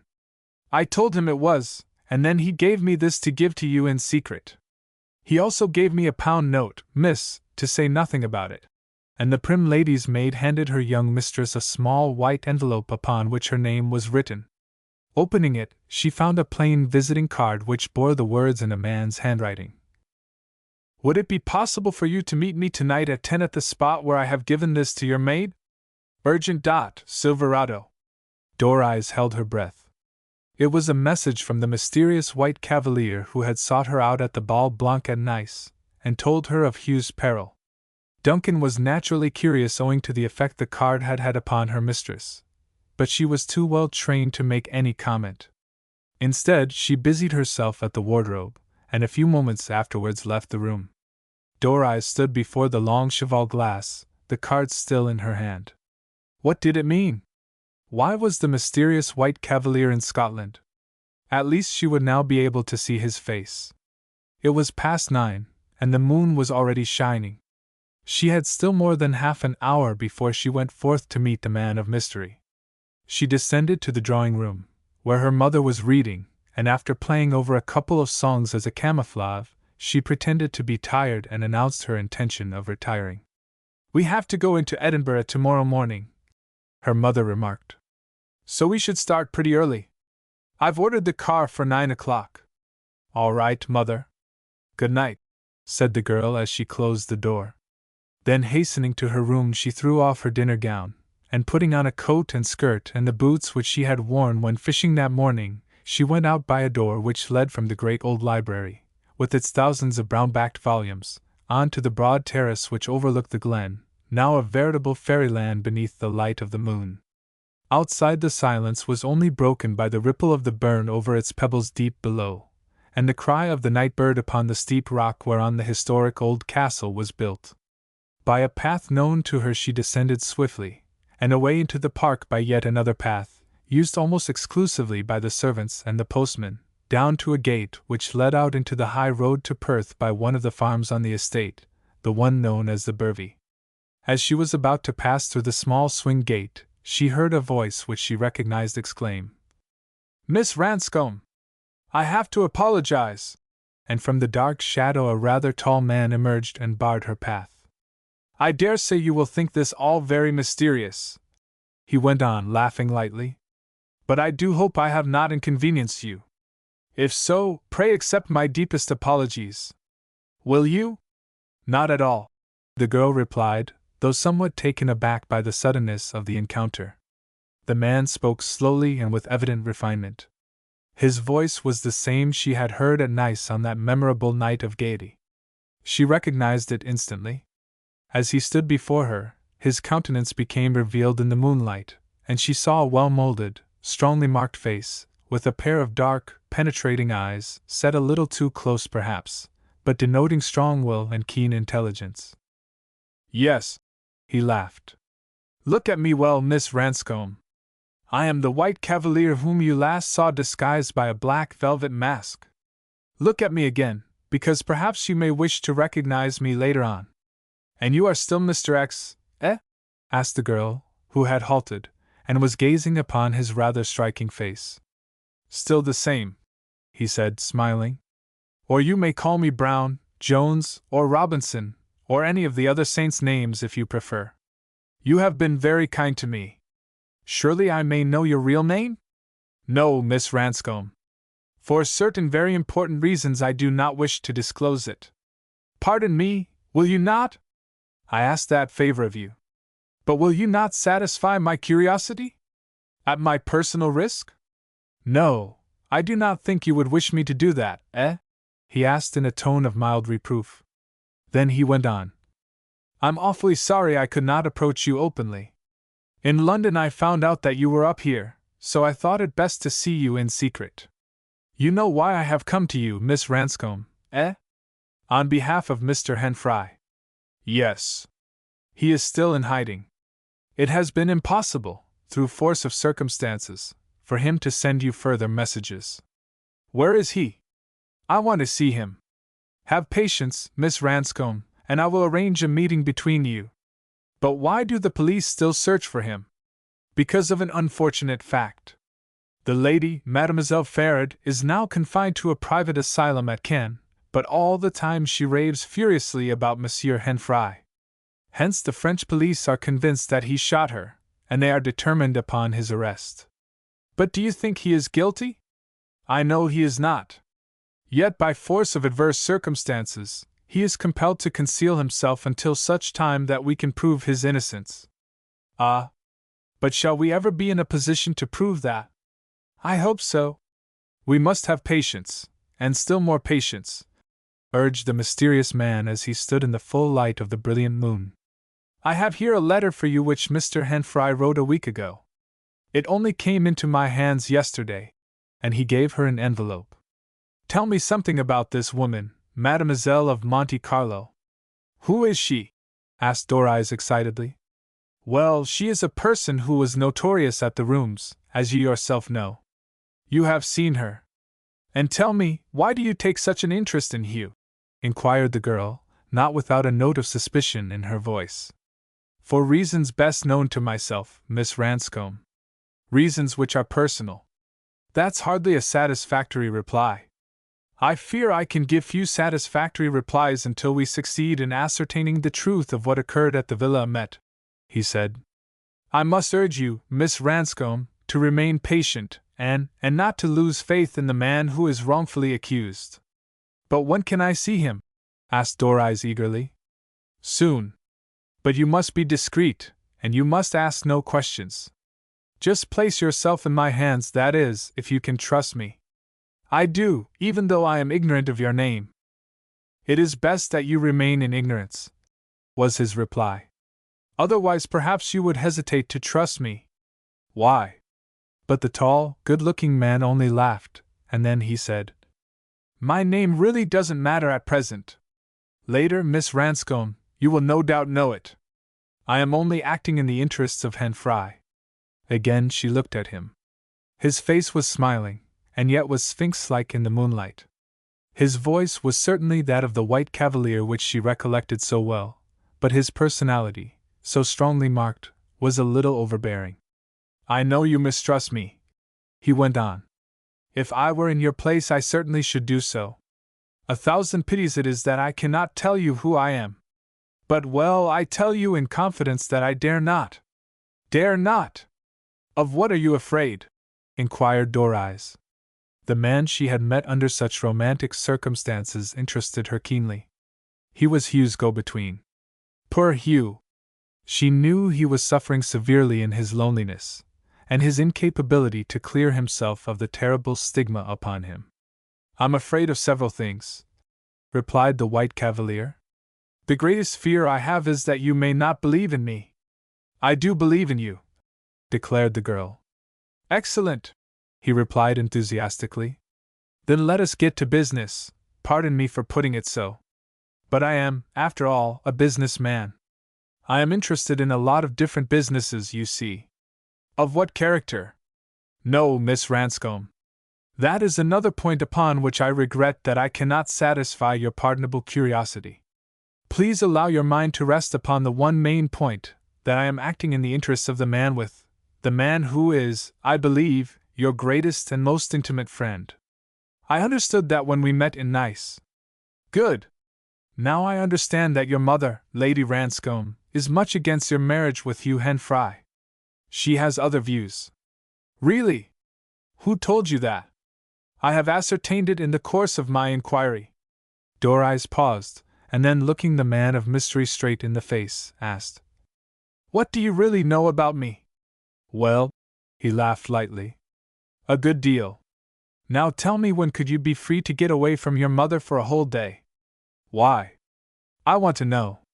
Just tell me the date. When are you returning to London? On Saturday week. I could get away, say, on Tuesday week. Very good. You would have to leave London by an early train in the morning, if I failed to send a car for you, which I hope to do, and be back again late at night. Why? Why? He echoed. Because I have a reason. I believe you will take me to meet Hugh, eh? Ah! How good you are! Cried the girl in deep emotion. I shall never be able to thank you sufficiently for all you are doing. I have been longing all these weeks to see him again, to hear his explanation why he went to the woman's house at that hour. Why? He will tell you everything, no doubt, said her mysterious visitor. He will tell you everything except one fact. And what is that? She asked breathlessly. One fact he will not tell you. But you will know it later. Hugh Hen Fry is a fine manly fellow, Miss Ranscombe. That is why I have done my level best in his interest. But why should you? She asked. You are, after all, a stranger. True. But you will know the truth some day. Meanwhile, leave matters as they are. Do not prejudge him, even if the police are convinced of his guilt. Could you be at King's Cross Station at 10 o'clock on the morning of Tuesday week? If so, I will meet you there. Yes, she replied. But where are we going? At present I have no idea. When one is escaping from the police, one's movements have to be ruled by circumstances from hour to hour. I will do my best on that day to arrange a meeting between you," he added. She thanked him very sincerely.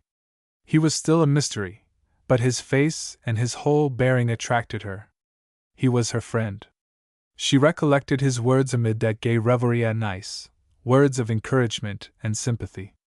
And he had traveled there, far north into Perthshire, in order to carry the letter which she had thrust into her pocket, yet still holding it in her clenched hand.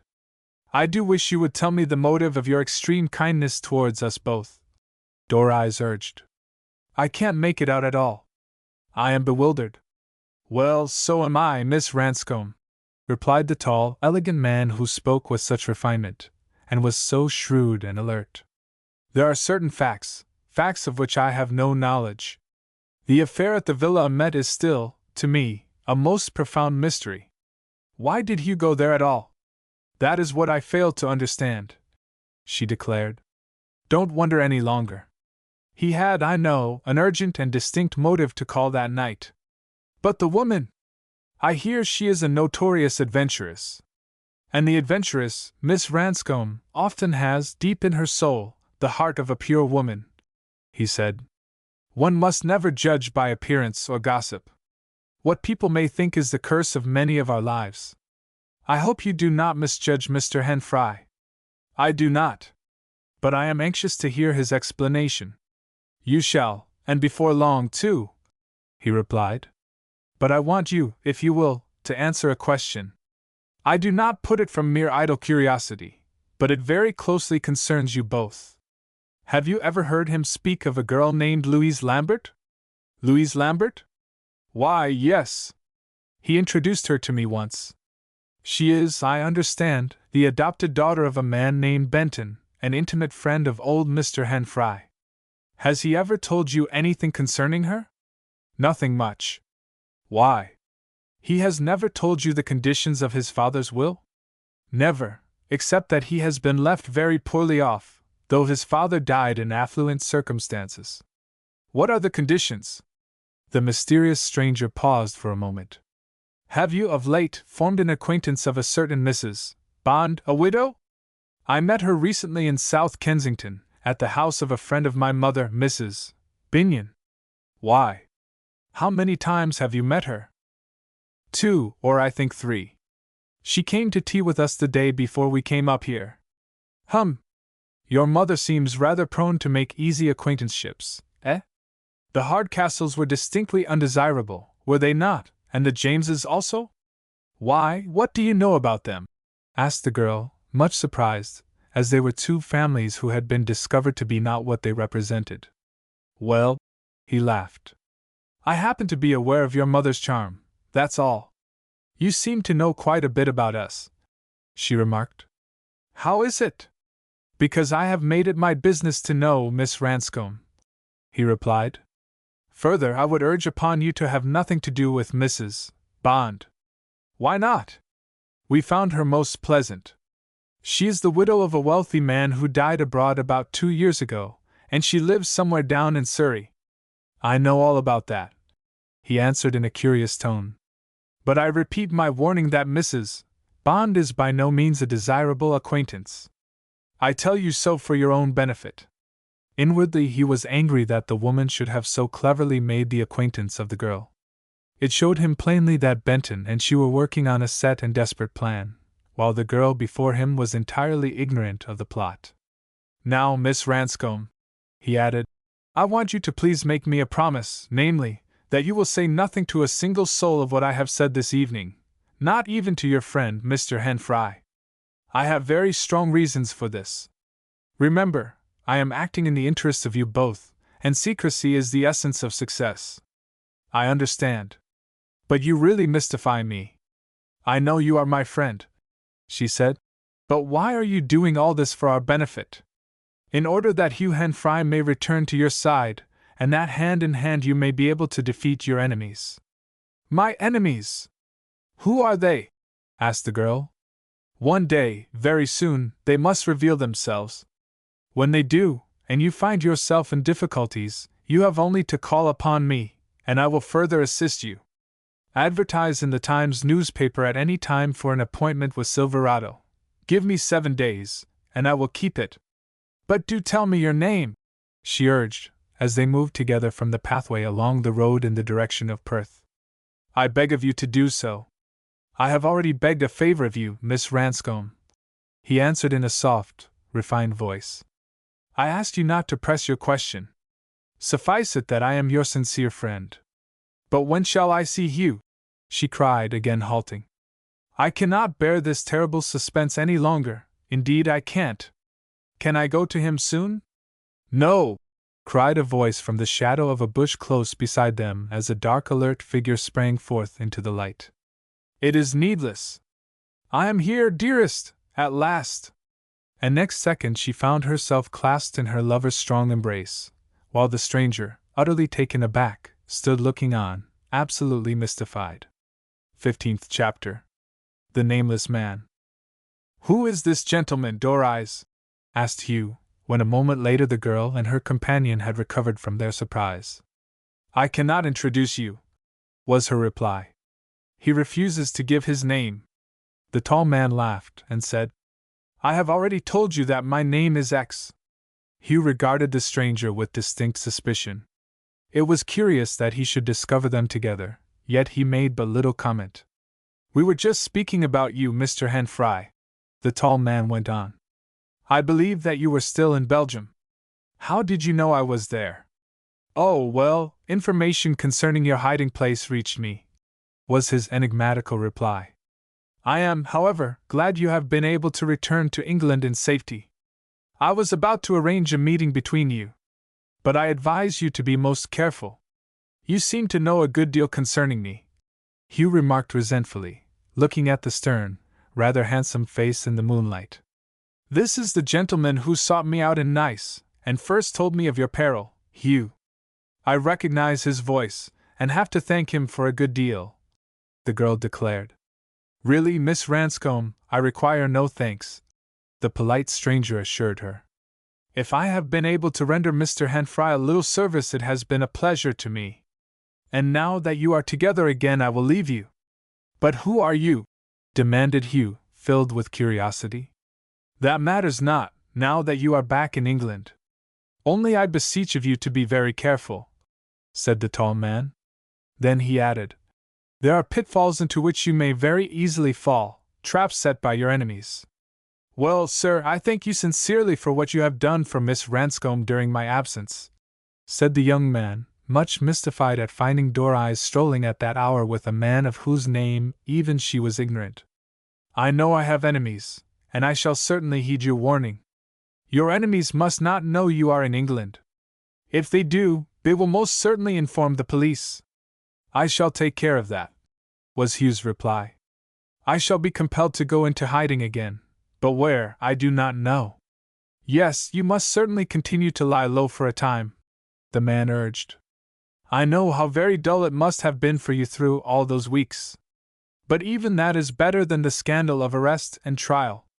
Ah! I know of what you are accused, Hugh, cried the girl. And I also know you are innocent. Mr. Henfrey is innocent, said the tall stranger. But there must be no publicity, hence his only chance of safety lies in strict concealment. It is difficult to conceal oneself in England, replied Hugh. The stranger laughed, as he slowly answered. There are certain places where no questions are asked, if you know where to look for them. But first, I am very interested to know how you got over here. I went to Ostend, and for £20 induced a Belgian fisherman to put me ashore at night near Caister, in Norfolk. I went to London at once, only to discover that Miss Ranscombe was at Blairglass, and here I am. But I assure you it was an adventurous crossing, for the weather was terrible. A gale blew nearly the whole time. You are here, it is true, Mr. Henfrey. But you mustn't remain here, the stranger declared. Though I refuse to give you my name, I will nevertheless try to render you further assistance. Go back to London by the next train you can get, and then call upon Mrs. Mason, who lives at a house called Heathcote, in Abingdon Road, Kensington. She is a friend of mine, and I will advise her by telegram that she will have a visitor. Take apartments at her house, and remain there in strict seclusion. Will you remember the address, Shall I write it down? Thanks very much indeed, Hugh replied. I shall remember it. Mrs. Mason, Heathcote, Abingdon Road, Kensington. That's it. Get there as soon as ever you can, urged the stranger. Recollect that your enemies are still in active search of you. Hugh looked his mysterious friend full in the face. Look here, he said in a firm, hard voice. Are you known as Il Passero? Pardon me, answered the stranger. I refuse to satisfy your curiosity as to who I may be. I am your friend, that is all that concerns you. But the famous Passero, the sparrow, is my unknown friend, he said, and I have a suspicion that you and he are identical. I have a motive in not disclosing my identity, was the man's reply in a curious tone. Get to Mrs. Mason's as quickly as you can. Perhaps one day soon we may meet again. Till then, I wish both of you the best of luck. Au revoir! And raising his hat, he turned abruptly, and leaving them, set off up the high road which led to Perth. But listen, sir, one moment, cried Hugh, as he turned away. Nevertheless, the stranger heeded not, and a few seconds later his figure was lost in the shadow of the high hedgerow. Well, said Hugh, a few moments later, all this is most amazing. I feel certain that he is either the mysterious sparrow himself, or one of his chief accomplices. The sparrow? Who is he, dear? Asked Doris, her hand upon her lover's shoulder. Let's sit down somewhere, and I will tell you, he said. Then, re-entering the park by the small iron gate, Doris led him to a fallen tree where, as they sat together, he related all he had been told concerning the notorious head of a criminal gang known to his confederates, and the underworld of Europe generally, as Il Passero, or the Sparrow. How very remarkable! Exclaimed Doris when he had finished, and she, in turn, had told him of the encounter at the White Ball at Nice, and the coming and going of the messenger from Malines. I wonder if he really is the notorious Sparrow? I feel convinced he is, declared Hugh. He sent me a message in secret to Malines a fortnight ago forbidding me to attempt to leave Belgium, because he considered the danger too great. He was, no doubt, much surprised tonight when he found me here. He certainly was quite as surprised as myself, the girl replied, happy beyond expression that her lover was once again at her side. In his strong arms he held her in a long, tight embrace, kissing her upon the lips in a frenzy of satisfaction, long, sweet kisses which she reciprocated with a wholeheartedness that told him of her devotion. There, in the shadow, he whispered to her his love, repeating what he had told her in London, and again in Monte Carlo. Suddenly he put a question to her. Do you really believe I am innocent of the charge against me, darling? I do, Hugh, she answered frankly. Ah, thank you for those words, he said in a broken voice. I feared that you might think because of my flight that I was guilty. I know you are not. Mother, of course, says all sorts of nasty things, that you must have done something very wrong, and all that. My escape certainly gives color to the belief that I am in fear of arrest. And so I am. Yet I swear that I never attempted to harm the lady at the Villa Amet. But why did you go there at all, dear? The girl asked. You surely knew the unenviable reputation borne by that woman. I know it quite well, he said. I expected to meet an adventuress, but on the contrary, I met a real good woman. I don't understand you, Hugh, she said. No, darling. You, of course, cannot understand, he exclaimed. I admit that I followed her home, and I demanded an interview. Why? Because I was determined she should divulge to me a secret of her own. What secret? One that concerns my whole future. Cannot you tell me what it is? She asked, looking into his face, which in the moonlight she saw was much changed, for it was unusually pale and haggard. Well, at the present moment I am myself mystified, darling. Hence I cannot explain the truth, he replied. Will you trust me if I promise to tell you the whole facts as soon as I have learnt them? One day I hope I shall know all yet. Yes, yet what? He drew a deep breath. The poor unfortunate lady has lost her reason as the result of the attempt upon her life. Therefore, after all, I may never be in a position to know the truth which died upon her lips. For nearly 2 hours the pair remained together. Often she was locked in her lover's arms, heedless of everything save her unbounded joy at his return, and of the fierce, passionate caresses he bestowed upon her. Truly, that was a night of supreme delight as they held each other's hands, and their lips met time after time in ecstasy. He inquired about George Sherard, but she said little. She hesitated to tell him of the incident while fishing that morning, but merely said, "Oh, he was up here for 2 or 3 days, but had to go back to London on business. And I was very glad. Of course, dearest, your mother still presses you to marry him." "Yes," laughed the girl. "But she will continue to press. She's constantly singing his praises until I'm utterly sick of hearing of all his good qualities." Hugh sighed, and replied, "All men who are rich are possessed of good qualities in the estimation of the world. The poor and hard up are the despised. But after all, Doris," he added, in a changed voice, "you have not forgotten what you told me at Monte Carlo, that you love me?" "I repeat it, Hugh," declared the girl, deeply in earnest, her hands stealing into his. "I love only you, you." Then again he took her in his arms, and imprinted a fierce, passionate kiss upon her ready lips. "I suppose we must part again," he sighed. "I am compelled to keep away from you because no doubt a watch has been set upon you, and upon your correspondence. Up to the present, I have been able, by the good grace of unknown friends, to slip through the meshes of the net spread for me. But how long this will continue, I know not." "Oh, do be careful, Hugh, won't you?" urged the girl, as they sat side by side.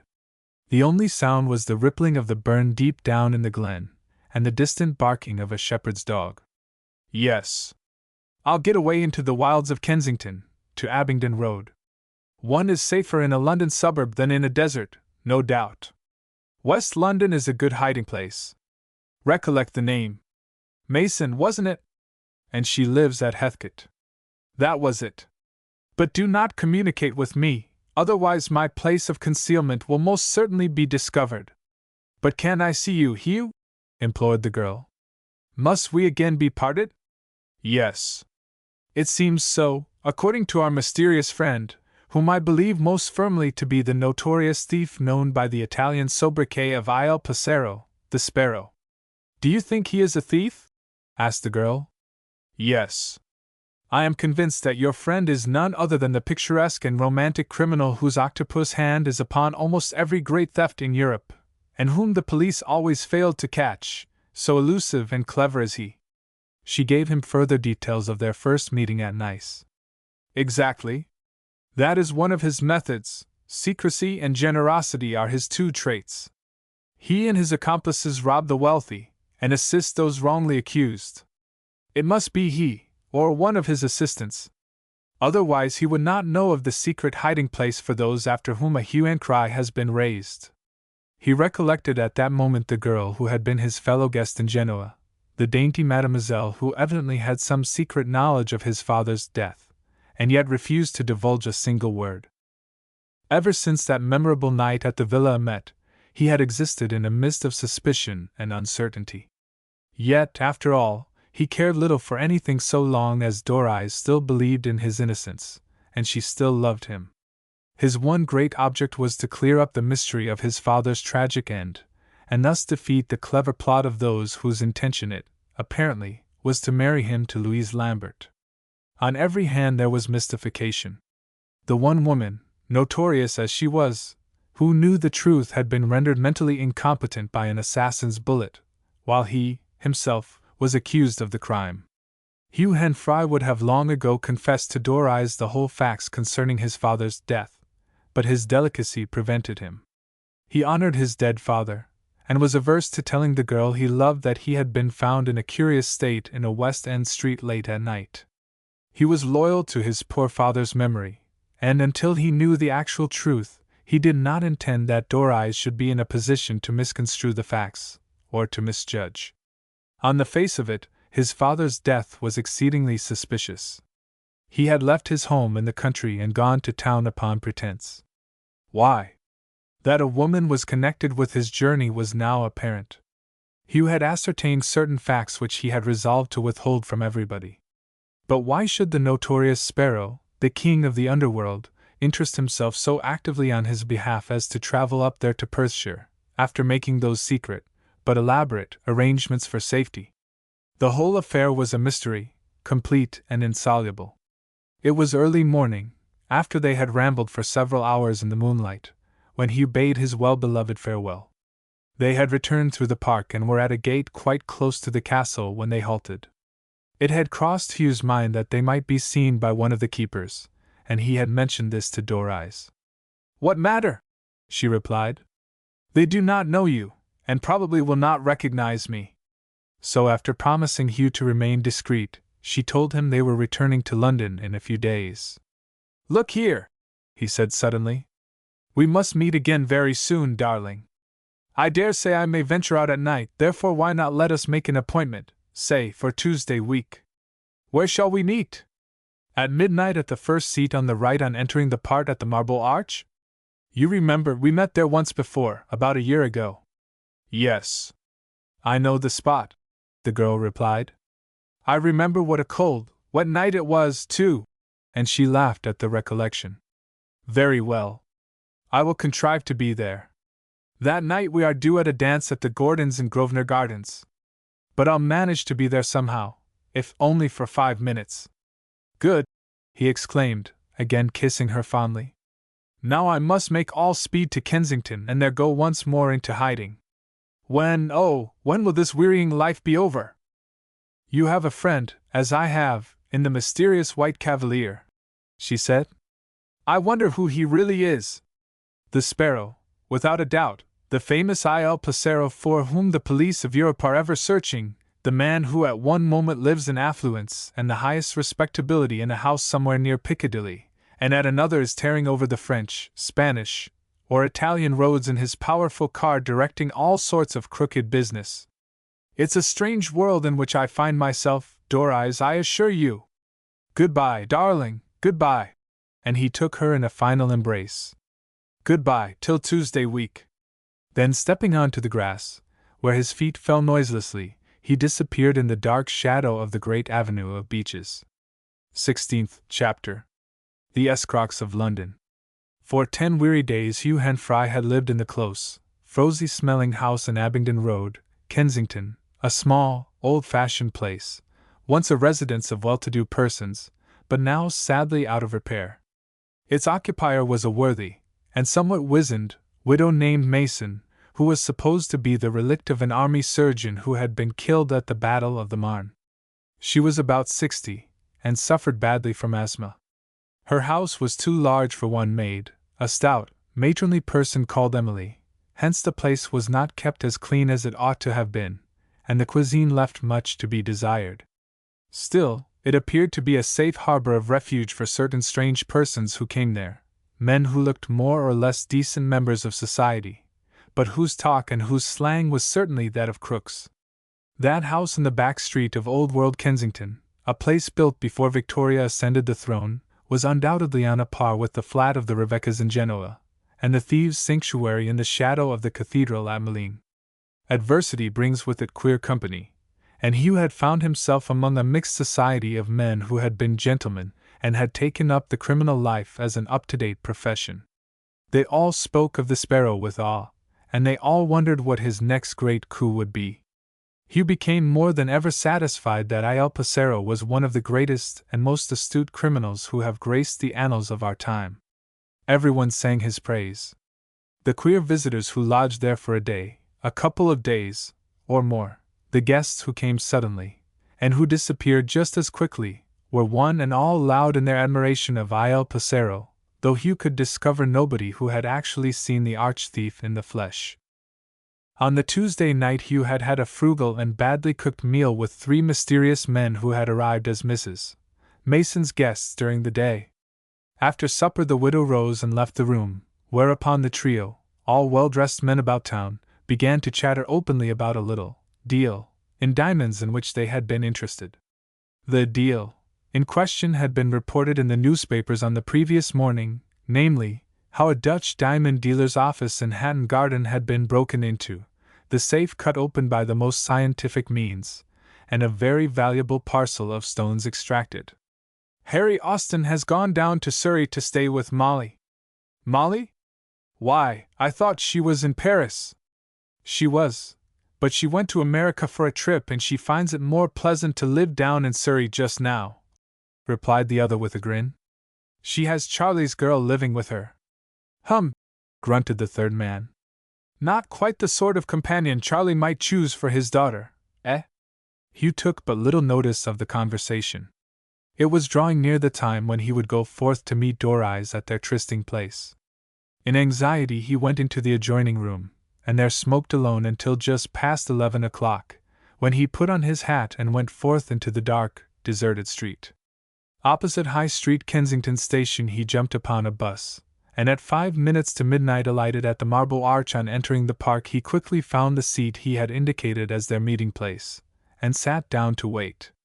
The homegoing theatre traffic behind him in the Bayswater Road had nearly ceased as the church clocks chimed the midnight hour. In the semi-darkness of the park dark figures were moving, lovers with midnight trysts like his own.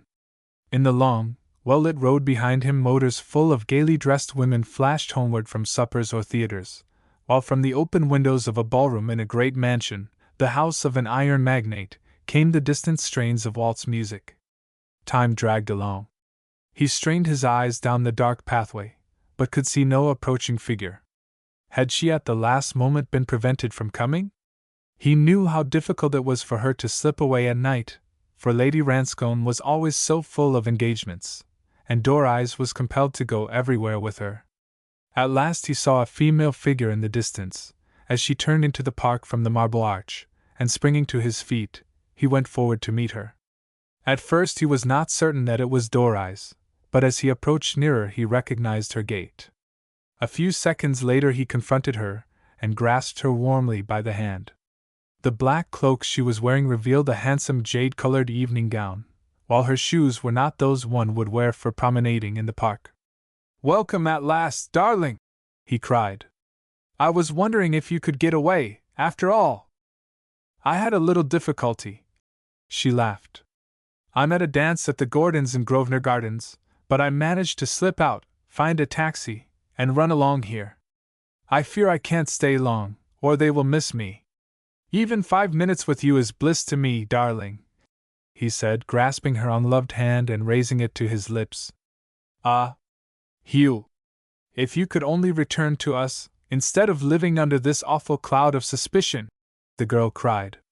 "Every day, and every night I think of you, dear, and wonder how you are dragging out your days in obscurity down in Kensington. Twice this week I drove along the Earl's Court Road, quite close to you. Oh! Life is a bit dull, certainly," he replied cheerfully. "But I have papers and books, and I can look out of the window on to the houses opposite. But you go out for a ramble at night?" "Oh, yes," he replied.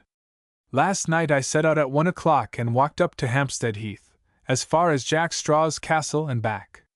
The night was perfect. Really, Londoners who sleep heavily all night lose the best part of their lives. London is only beautiful in the night hours and at early dawn. I often watch the sun rise from the Thames embankment. I have a favorite seat, just beyond Scotland Yard. I've become quite a night bird these days. I sleep when the sun shines, and with a sandwich box and a flask I go long tramps at night, just as others do who, like myself, are concealing their identity." "But when will all this end?" queried the girl, as together they strolled in the direction of Bayswater, passing many whispering couples sitting on seats. London lovers enjoy the park at all hours of the 24. "It will only end when I am able to discover the truth," he said vaguely. "Meanwhile I am not disheartened, darling, because I know that you believe in me, that you still trust me. That man whom I saw in Nice dressed as a cavalier, and who again came to me in Scotland, is a mystery," she said. "Do you really believe he is the person you suspect?" "I do. I still believe he is the notorious and defiant criminal Il Passero, the most daring and ingenious thief of the present century. But he is evidently your friend." "Yes. That is the great mystery of it all. I cannot discern his motive. Is it a sinister one, do you think? No, I do not believe so. I have heard of the sparrow's fame from the lips of many criminals, but none has uttered a single word against him. He is, I hear, fierce, bitter, and relentless towards those who are his enemies. To his friends, however, he is staunchly loyal. That is what is said of him. But Hugh, I wish you would be more frank with me, the girl said. There are several things you are hiding from me. I admit it, darling, he blurted forth, holding her hand in the darkness as they walked. The ecstasy and the bliss of that moment held him almost without words. She was as life to him. He pursued that soul-deadening evasion, and lived that gray, sordid life among men and women, escaping from justice solely for her sake. If he married Louise Lambert, and then cast off the matrimonial shackles, he would recover his patrimony and be well off. To many men the temptation would have proved too great. The inheritance of his father's fortune was so very easy. Louise was a pretty girl, well educated, bright, vivacious, and thoroughly up to date. Yet somehow, he always mistrusted Benton, though his father, perhaps blinded in his years, had reckoned him his best and most sincere friend. There are many unscrupulous men who pose as dear, devoted friends of those who they know are doomed by disease to die, men who hope to be left executors with attaching emoluments, and men who have some deep game to play either by swindling the orphans, or by advancing one of their own kith and kin in the social scale. Old Mr. Hanfry, a genuine country landowner of the good old school, a man who lived in tweeds and leggings, and who rode regularly to hounds and enjoyed his days across the stubble, was one of the unsuspicious. Charles Benton he had first met long ago in the Hotel de Russie in Rome while he was wintering there. Benton was merry, and apparently a gentleman. He talked of his days at Harrow, and afterwards at Cambridge, of being sent down because of a big rag in the Gladstonian days, and of his life since as a fairly well-off bachelor with rooms in London. Thus a close intimacy had sprung up between them, and Hugh had naturally regarded his father's friend with entire confidence. You admit that you are not telling me the whole truth, Hugh, remarked the girl after a long pause. It is hardly fair of you, is it? Ah, darling, you do not know my position, he hastened to explain as he gripped her little hand more tightly in his own. I only wish I could learn the truth myself so as to make complete explanation. But at present all is doubt and uncertainty. Won't you trust me, Doris? Trust you, she echoed. Why, of course I will. You surely know that, Hugh. The young man was again silent for some moments. Then he exclaimed, Yet, after all, I can see no ray of hope. Why? Hope of our marriage, Doris, he said hoarsely. How can I, without money, ever hope to make you my wife? But you will have your father's estate in due course, won't you? She asked quite innocently. You always plead poverty. You are so like a man. Ah, Doris, I am really poor. You don't understand, you can't. But I do, she said. You may have debts. Every man has them, tailor's bills, restaurant bills, betting debts, jewelry debts. Oh, I know. I've heard all about these things from another. Well, if you have them, you'll be able to settle them out of your father's estate all in due course. And if he has left me nothing? Nothing! Exclaimed the handsome girl at his side. What do you mean? Well, he said very slowly, at present I have nothing, that's all. That is why at Monte Carlo I suggested that. He did not conclude the sentence. I remember. You said that I had better marry George Sherard, that thick-lipped ass. You said that because you are hard up? Yes. I am hard up. Very hard up. At present I am existing in an obscure lodging practically upon the charity of a man upon whom, so far as I can ascertain, I have no claim whatsoever. The notorious thief? Hugh nodded and said, That fact in itself mystifies me. I can see no motive. I am entirely innocent of the crime attributed to me, and if Mademoiselle were in her right mind she would instantly clear me of this terrible charge. But why did you go to her home that night, Hugh? As I have already told you, I went to demand a reply to a single question I put to her. he said. But please do not let us discuss the affair further. The whole circumstances are painful to me, more painful than you can possibly imagine. One day, and I hope it will be soon, you will fully realize what all this has cost me. The girl drew a long breath. I know, Hugh, she said. I know, dear, and I do trust you. They halted, and he bent and impressed upon her lips a fierce caress. So entirely absorbed in each other were the pair that they failed to notice the slim figure of a man who had followed the girl at some distance. Indeed, the individual in question had been lurking outside the house in Grosvenor Gardens, and had watched Doris leave. At the end of the street a taxi was drawn up at the curb awaiting him. Doris had hailed the man, but his reply was a surly, "Engaged." Then, walking about a couple of 100 yards, she had found another, and entering it, had driven to the Marble Arch, but the first taxi had followed the second one, and in it was the well-set-up man who was silently watching her in the park as she walked with her lover towards the Victoria Gate. "What can I say to you in reply to your words of hope, darling?" exclaimed Hugh as he walked beside her. "I know full well how much all this must puzzle you. Have you seen Brock?" "Oh, yes. I saw him 2 days ago. He called upon Mother and had tea. I managed to get 5 minutes alone with him, and I asked if he had heard from you. He replied that he had not. He's much worried about you. Is he, dear old chap? I only wish I dared write to him, and give him my address. I told him that you were back in London, but I did not give him your address. You told me to disclose nothing." "Quite right, Doris," he said. "If, as I hope one day to do, I can ever clear myself and combat my secret enemies, then there will be revealed to you a state of things of which you little dream. Today I confess I am under a cloud. In the tomorrow I hope and pray that I may be able to expose the guilty and throw a new light upon those who have conspired to secure my downfall." They had halted in the dark path, and again their lips met in fond caress. Behind them was the silent watcher, the tall man who had followed Doris when she had made her secret exit from the house wherein the gay dance was still in progress.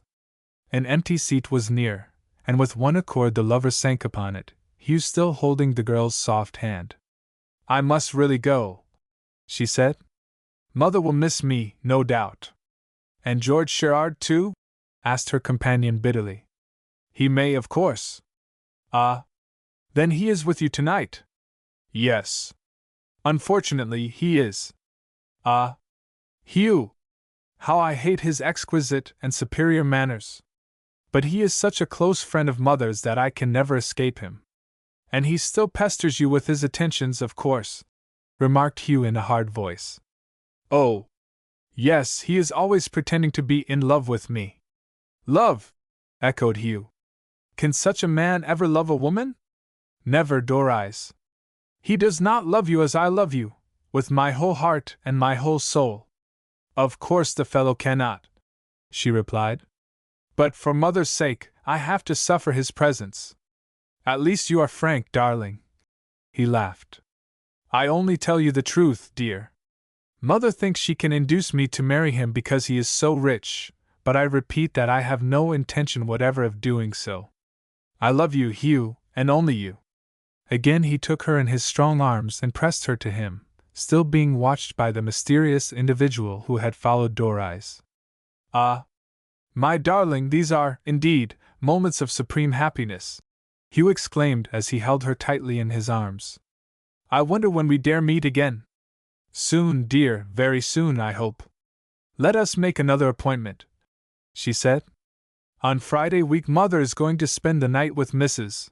Dean down at Ascot. I shall make excuse to stay at home." "Right. Friday week at the same place and time," he said cheerily. "I'll have to go now," she said regretfully. "I only wish I could stay longer, but I must get back at once. If Mother misses me she'll have a fit." So he walked with her out of the Victoria Gate into the Bayswater Road and put her into an empty taxi which was passing back to Oxford Street. Then, when he had pressed her hand and wished her adieu, he continued, towards Notting Hill Gate, and thence returned to Kensington. But though he was ignorant of the fact, The rather lank figure which had been waiting outside the house in Grosvenor Gardens now followed him almost as noiselessly as a shadow. Never once did the watcher lose sight of him until he saw him enter the house in Abingdon Road with his latchkey. Then, when the door had closed, the mysterious watcher passed by and scrutinized the number, after which he hastened back to Kensington High Street, where he found a belated taxi in which he drove away. 17th chapter. On the Surrey Hills. On the following morning, about 12 o'clock, Emily, Mrs. Mason's stout maid-of-all-work, showed a tall, well-dressed man into Hugh's frosy little sitting-room where he sat reading. He sprang to his feet when he recognized his visitor to be Charles Benton. "Well, my boy," cried his visitor cheerily. "So I've found you at last. We all thought you were on the continent, lying low somewhere." "So I have been," replied the young man faintly. "You've heard of that affair at Monte Carlo?" "Of course." "And you are suspected, wanted by the police?" "That's why I'm here," Benton replied. "This place isn't safe for you. You must get away from it at once," he added, lowering his voice. "Why isn't it safe?" "Because at Scotland Yard they know you are somewhere in Kensington, and they're hunting high and low for you." "How do you know?" "Because Harper, one of the assistant commissioners of police, happened to be in the club yesterday, and we chatted. So I pumped him as to the suspected person from Monte Carlo, and he declared that you were known to be in this district, and your arrest was only a matter of time. So you must clear out at once." "Where to?" asked Hugh blankly. "Well, there's a lady you met once or twice with me, Mrs. Bond. She will be delighted to put you up for a few weeks. She has a charming house down in Surrey, a place called Shapley Manor. She might learn the truth and give me away," remarked Hugh dubiously. "She won't. Recollect, Hugh, that I was your father's friend, and am yours. What advice I give you is for your own good. You can't stay here, it's impossible." The name of the Sparrow was upon Hugh's lips, and he was about to tell Benton of that mysterious person's efforts on his behalf, but on reflection, he saw that he had no right to expose the Sparrow's existence to others. The very house in which they were was one of the bolt holes of the wonderfully organized gang of crooks which Il Passero controlled. "How did you know that I was here?" asked Hugh suddenly in curiosity. "That I'm not at liberty to say. It was not a friend of yours, but rather an enemy who told me, hence I tell you that you run the gravest risk in remaining here a moment longer. As soon as I heard you were here, I telephoned to Mrs. Bond, and she has very generously asked us both to stay with her." Benton went on. "If you agree, I'll get a car now, without delay, and we'll run down into Surrey together," he added. Hugh glanced at the tall, well-dressed man of whom his father had thought so highly. Charles Benton, in spite of his hair tuning gray, was a handsome man, and moved in a very good circle of society. Nobody knew his source of income, and nobody cared. In these days clothes make the gentleman, and a knighthood a lady. Like many others, old Mr. Henfrey had been sadly deceived by Charles Benton, and had taken him into his family as a friend. Other men had done the same. His geniality, his handsome, open face, and his plausible manner, proved the open sesame to many doors of the wealthy, and the latter were robbed in various ways, yet never dreaming that Benton was the instigator of it all. He never committed a theft himself. He gave the information, and others did the dirty work. "You recollect Mrs. Bond," said Benton. "But I believe Maxwell, her first husband, was alive then, wasn't he? I have a faint recollection of meeting a Mrs. Maxwell in Paris, at lunch at the Prix Catalan, was it not?" "Yes, of course. About 6 years ago." "That's quite right," laughed Benton. "Well, Maxwell died and she married again, a Colonel Bond. He was killed in Mesopotamia, and now she's living up on the Hog's Back, beyond Guildford, on the road to Farnham."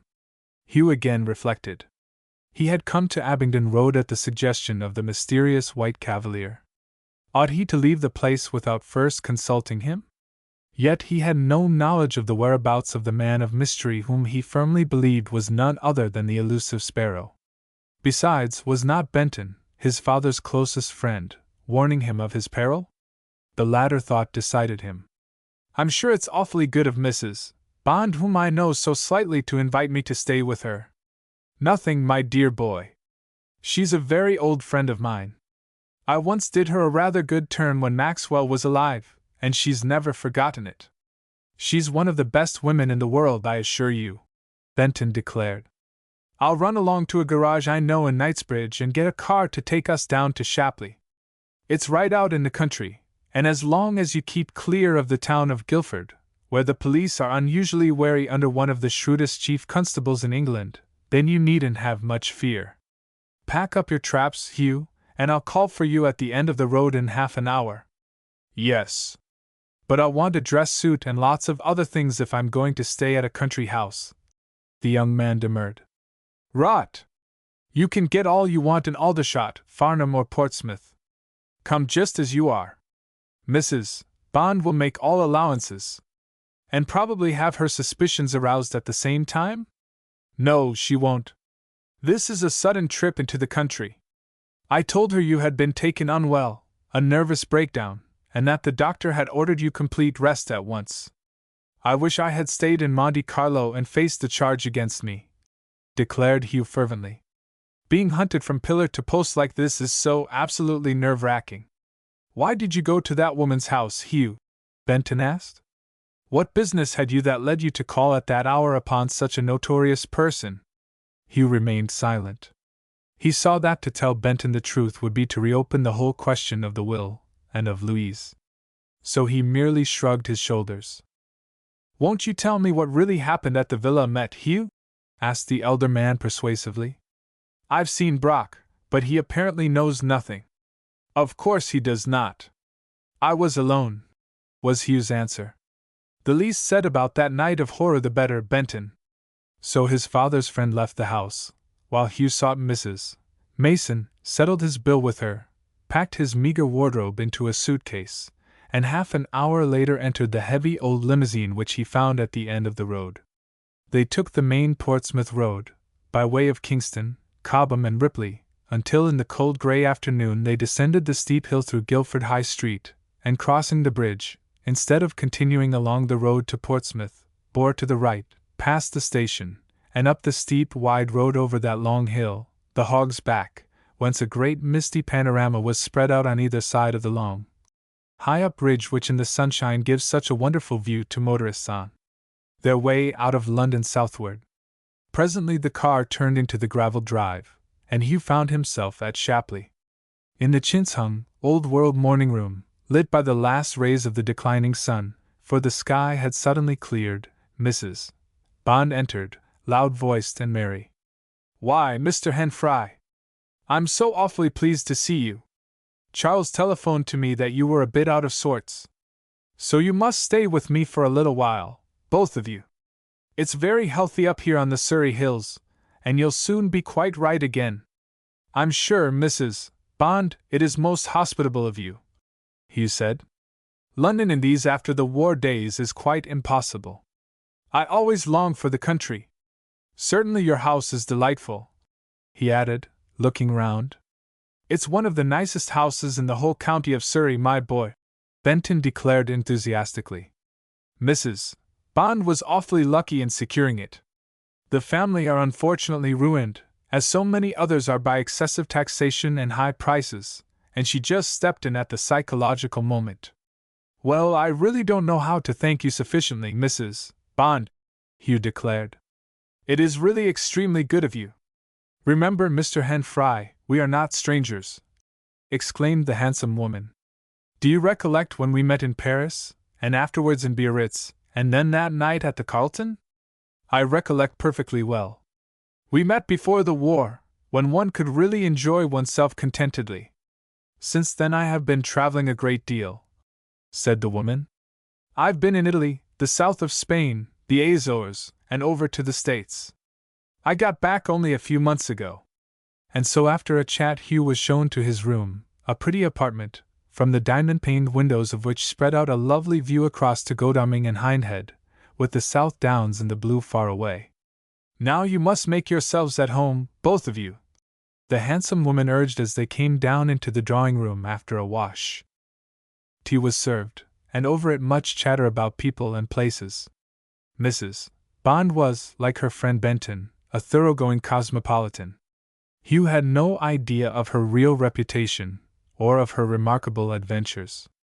Neither had he any idea that Molly Maxwell was wanted by the Paris Charité, just as he himself was wanted. "Isn't this a charming place?" remarked Benton as, an hour later, they strolled on the long terrace smoking cigarettes before dinner. Mrs. Bond was indeed fortunate in finding it beautiful, declared Hugh in genuine admiration. Since that memorable night in Monte Carlo he had been living in frosy surroundings, concealed in thieves' hiding places, eating coarse food, and hearing the slang of the underworld of Europe.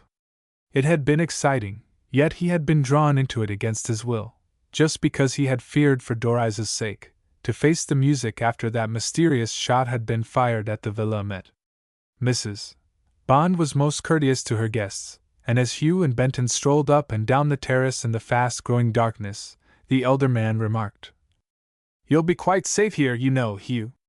Don't worry.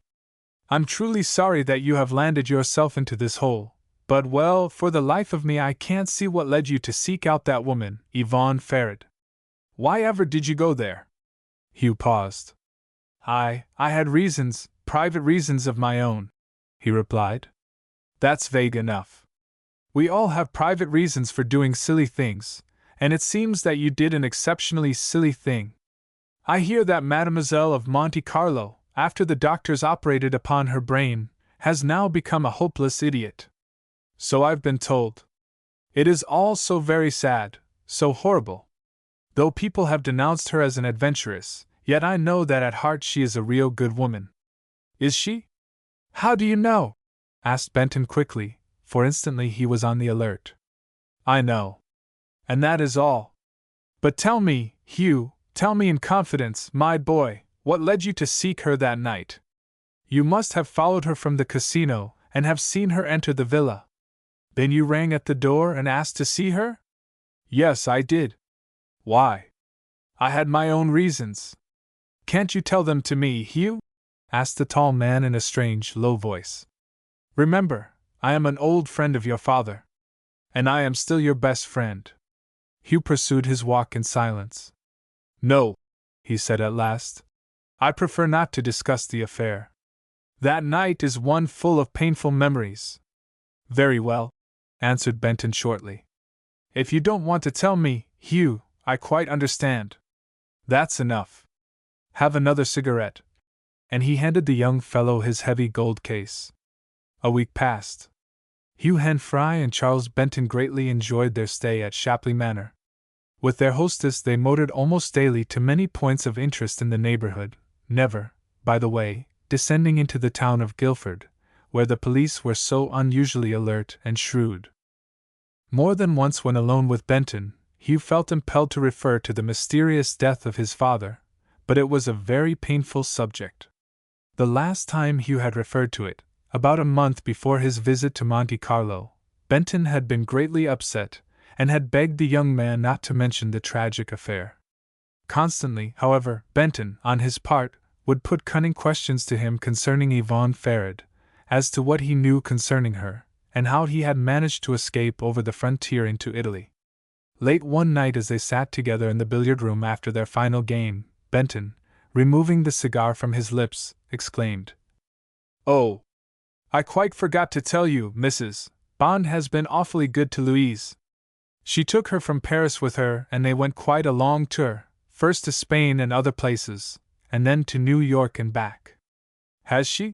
exclaimed Hugh in surprise. Only once before had Benton mentioned Louise's name, then he had casually remarked that she was on a visit to some friends in Yorkshire. "Yes. She's making her home with Mrs. Bond for the present. She returns here tomorrow." As he said this, he watched the young man's face. It was sphinx-like. "Oh, that's jolly," he replied, with well-assumed satisfaction. "It seems such an age since we last met, nearly a year before my father's death, I believe." In his heart he had no great liking for the girl, although she was bright, vivacious, and extremely good company. Next afternoon the pair met in the hall after the car had brought her from Guildford station. "Hullo, Hugh!" she cried as she grasped his hand. Uncle wrote and told me you were here. How jolly, isn't it? Why, you seem to have grown older. She laughed. And you younger, he replied, bending over her hand gallantly. I hear you've been all over the world of late. Yes. Wasn't it awfully good of Mrs. Bond? I had a ripping time. I enjoyed New York ever so much. I find this place a bit dull after Paris, though, so I'm often away with friends. And he followed her into the big morning room where Mrs. Bond, alias Molly Maxwell, was awaiting her. That afternoon there had been several callers, a retired admiral and his wife, and 2 county magistrates with their womenfolk, for since her residence at Shapley Mrs. Bond had been received in a good many smart houses, especially by the nouveau riche who abound in that neighborhood.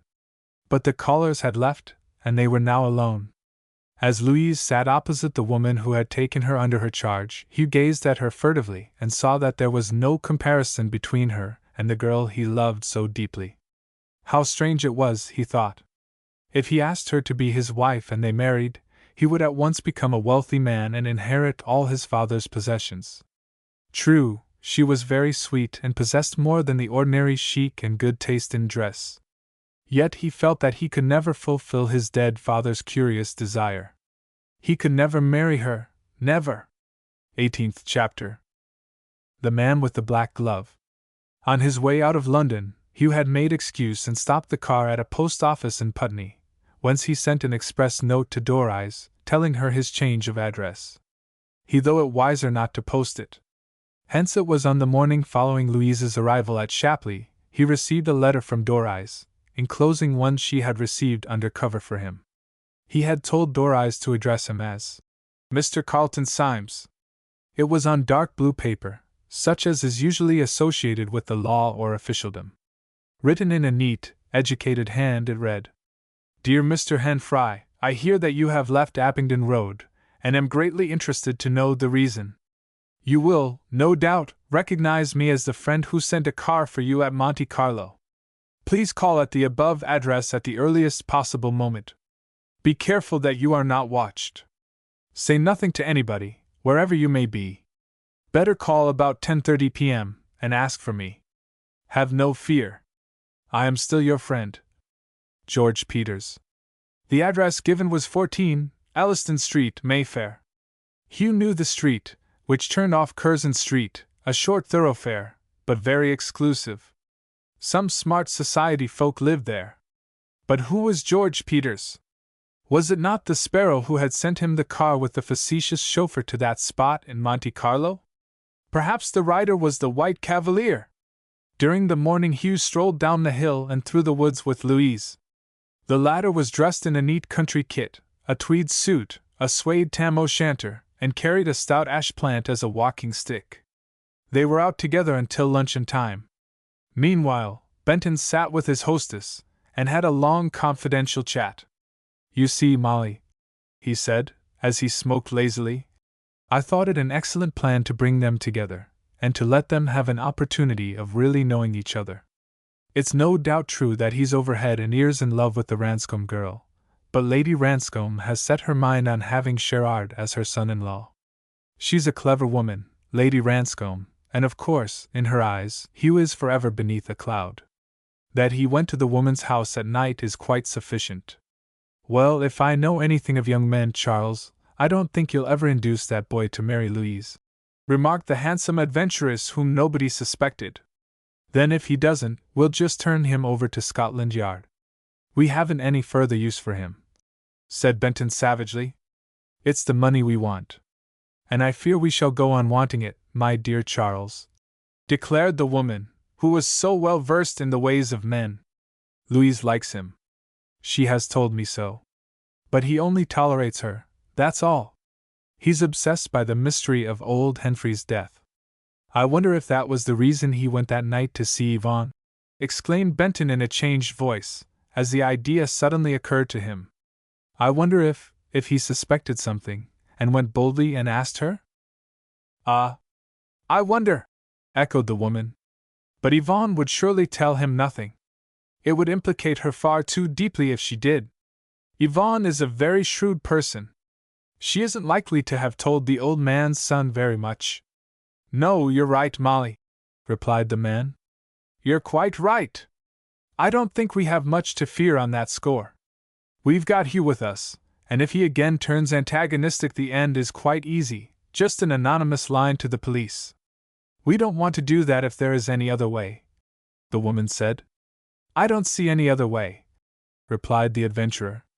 If he won't marry Louise, then the money passes out of our reach. I don't like the sparrow taking such a deep interest in his welfare, growled the woman beneath her breath. And I don't like the fact that Yvonne is still alive. If she were dead, then we should have nothing to fear, nothing, Benton said grimly. But who fired the shot if Hugh didn't? Asked Mrs. Bond. Personally, I think he did. He discovered something we don't yet know, and he went to the villa and met and shot her in revenge for the old man's death. That's my firm belief.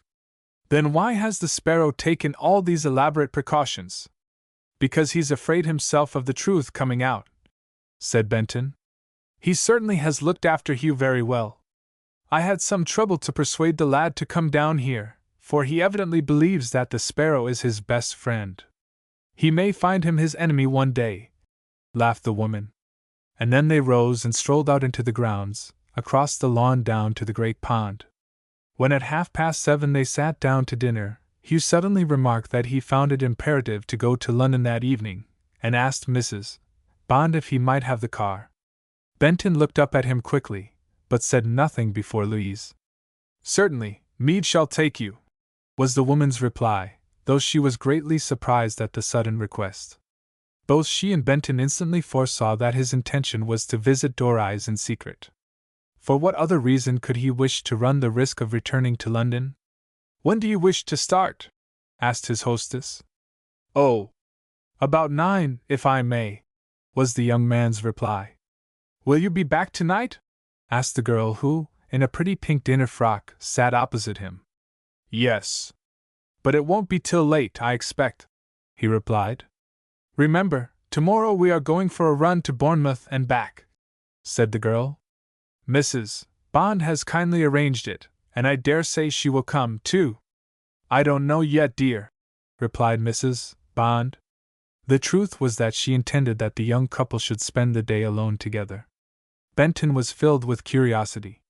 As soon as the meal was over, and the two ladies had left the room, he poured out a glass of port and turning to the young fellow, remarked, Don't you think it's a bit dangerous to go to town, Hugh?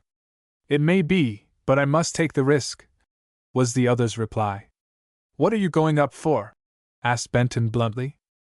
To see somebody important, was his vague answer.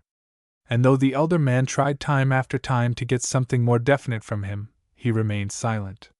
Had not his unknown friend urged him to say nothing to anybody wherever he might be? So at 9 Meade drove up the car to the door, and Hugh, slipping on his light overcoat, bade his hostess good night, thanked her for allowing him the use of the limousine, and promised to be back soon after midnight. Good night, Hugh, cried Louise from the other end of the fine old hall. And a moment later the car drove away in the darkness. Along the Hog's Back they went, and down into Guildford. Then up the long steep High Street, past the ancient, overhanging clock at the Guildhall, and out again on the long straight road to Ripley and London. As soon as they were beyond Guildford, he knocked at the window, and afterwards mounted beside Meade. He hated to be in a car alone, for he himself was a good driver and used always to drive his father's old bus. I'll go to the Berkeley Hotel, he said to the man. Drop me there, and pick me up outside there at 12, will you? The man promised to do so, and then they chatted as they continued on their way to London. Meade, a Guildfordian, knew every inch of the road. Before entering Mrs. Bond's service he had, for a month, driven a lorry for a local firm of builders, and went constantly to and from London. They arrived at the corner of St. James's Street at 10:30. Hugh gave Meade 5 shillings to get his evening meal, and said, Be back here at midnight, Meade. I expect I'll be through my business long before that. But it's a clear night, and we shall have a splendid run home. Very well, sir. Thank you, replied his hostess's chauffeur. Hugh Hen Fry, instead of entering the smart society hotel, turned up the street, and walking quickly, found himself 10 minutes later in Elliston Street before a spacious house, upon the pale green door of which was marked in Roman numerals the number 14. By the light of the street lamp he saw it was an old Georgian town house. In the ironwork were 2-foot scrapers, relics of a time long before macadam or wood paving. The house, high and inartistic, was a relic of the days of the dandies, when country squires had their town houses, and before Labour found itself in London drawing rooms. Consumed by curiosity, Hugh pressed the electric button marked "Visitors," and a few moments later a smart young footman opened the door. "Mr. George Peters?" inquired Hugh. "I have an appointment." "What name, sir?" the young, narrow-eyed man asked. "Hen Fry." "Oh, yes, sir. Mr. Peters is expecting you," he said. And at once he conducted him along the narrow hall to a room beyond. The house was beautifully appointed. Everywhere was taste and luxury. Even in the hall there were portraits by old Spanish masters and many rare English sporting prints. The room into which he was shown was a long apartment furnished in the style of the Georgian era. The genuine Adams ceiling, mantelpiece, and dead white walls, with the faintly faded carpet of old rose and light blue, were all in keeping. The lights, too, were shaded, and over all was an old-world atmosphere of quiet and dignified repose. The room was empty, and Hugh crossed to examine a beautiful little marble statuette of a girl bather, with her arms raised and about to dive. It was, no doubt, a gem of the art of sculpture, mounted upon a pedestal of dark green marble which revolved. The whole conception was delightful, and the girl's laughing face was most perfect in its portraiture. Of a sudden the door reopened, and he was met by a stout, rather wizened old gentleman with white bristly hair and closely cropped mustache, a man whose ruddy face showed good living, and who moved with the brisk alertness of a man 20 years his junior. "Ah, here you are, Mr. Hen Fry!" he exclaimed warmly, as he offered his visitor his hand. Upon the latter was a well-worn black glove, evidently to hide either some disease or deformity. "I was wondering if you received my letter safely?" "Yes," replied Hugh, glancing at the shrewd little man whose gloved right hand attracted him. "Sit down," the other said, as he closed the door. "I'm very anxious to have a little chat with you." Hugh took the armchair which Mr. Peters indicated. Somehow he viewed the man with suspicion. His eyes were small and piercing, and his face with its broad brow and narrow chin was almost triangular. He was a man of considerable personality, without a doubt. His voice was high-pitched and rather petulant. "Now," he said, "I was surprised to learn that you had left your safe asylum in Kensington. Not only was I surprised, but I confess I was alarmed. I take it that I have to thank you for making those arrangements for my escape from Monte Carlo?" remarked Hugh, looking him straight in the face. "No thanks are needed, my dear Mr. Hen Fry," replied the elder man. "So long as you are free, what matters? But I do not wish you to deliberately run risks which are so easily avoided. Why did you leave Abingdon Road?" "I was advised to do so by a friend." "Not by Miss Ranscombe, I am sure." "No, by a Mr. Benton, whom I know." The old man's eyebrows narrowed for a second. "Benton?" he echoed. "Charles Benton, is he?" "Yes. As he was a friend of my late father, I naturally trust him." Mr. Peters paused. "Oh, naturally," he said a second later. "But where are you living now?" Hugh told him that he was the guest of Mrs. Bond of Shapley Manor, whereupon Mr. Peters sniffed sharply, and rising, obtained a box of good cigars from a cupboard near the fireplace. "You went there at Benton's suggestion?" "Yes, I did." Mr. Peters gave a grunt of undisguised dissatisfaction, as he curled himself in his chair and examined carefully the young man before him. "Now, Mr. Hen Fry," he said at last, "I am very sorry for you.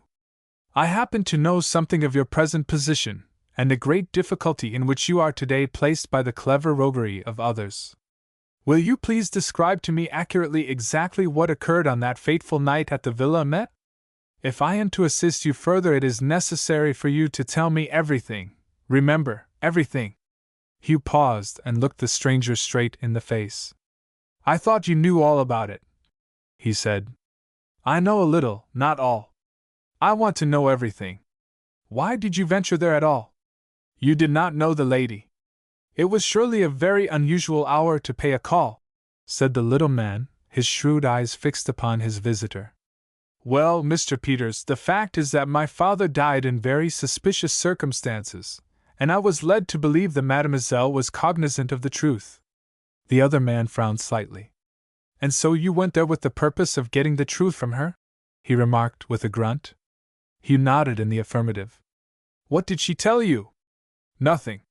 She was about to tell me something when the shot was fired by someone on the veranda outside." "Hum! Then the natural surmise would be that you, suspecting that woman of causing your father's death, shot her because she refused to tell you anything?"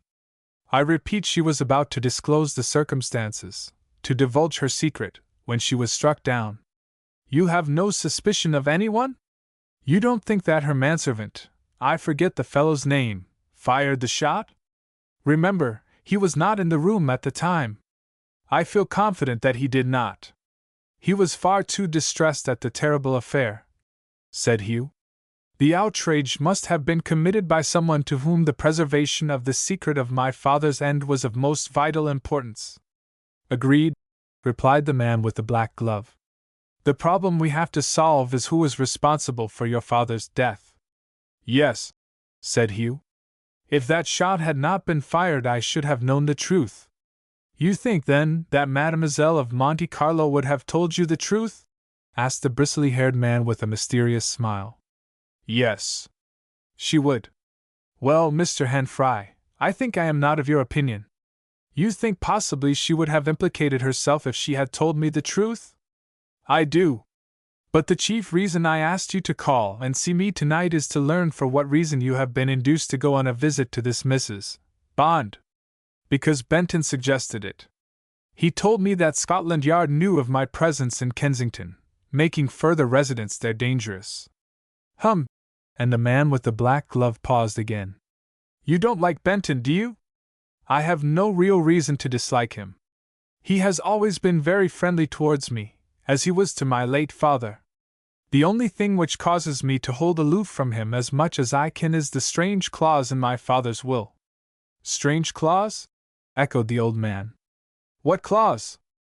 "My father, in his will, cut me off every benefit he could unless I married Benton's adopted daughter, Louise. If I marry her, then I obtain 250,000. I at first thought of disputing the will, but Mr. Charman, our family solicitor, says that it is perfectly in order. The will was made in Paris 2 years before his death. He went over there on some financial business." "Was Benton with him?" asked Mr. Peters. "No, Benton went to New York about 2 months before." "Hum! And how soon after your father's return did he come home?" "I think it was about 3 months. He was in America 5 months altogether, I believe." The old man, still curled in his chair, smoked his cigar in silence. Apparently he was thinking deeply. "So Benton has induced you to go down to Shapley in order that you may be near his adopted daughter, in the hope that you will marry her. In the meantime you are deeply in love with Lady Ranscome's daughter. I know her, a truly charming girl. I congratulate you," he added, as though speaking to himself. "But the situation is indeed a very complicated one. For me it is terrible. I am living under a cloud, and in constant fear of arrest. What can be done?" "I fear nothing much can be done at present," said the old man, shaking his head gravely.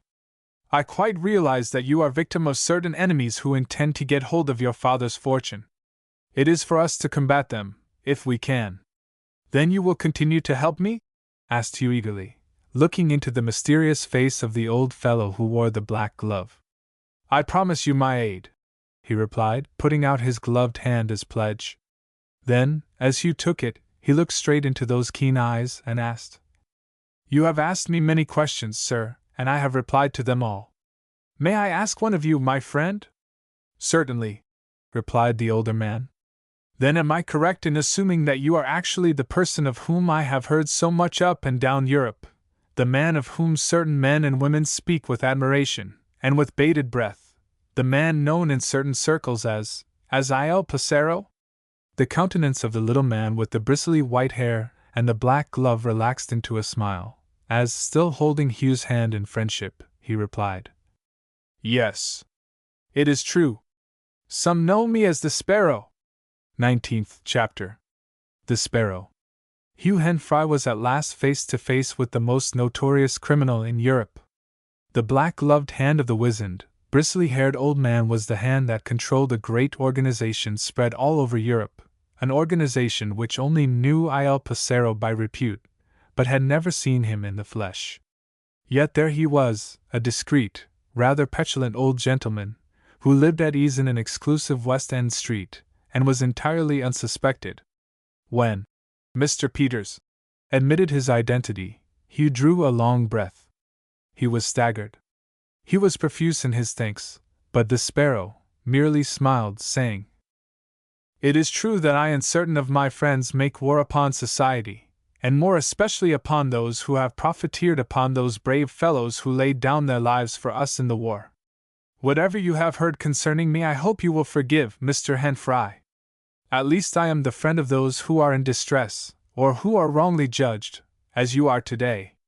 I have heard many strange things concerning you from those who have never met you," Hugh said frankly, "but nothing to your detriment.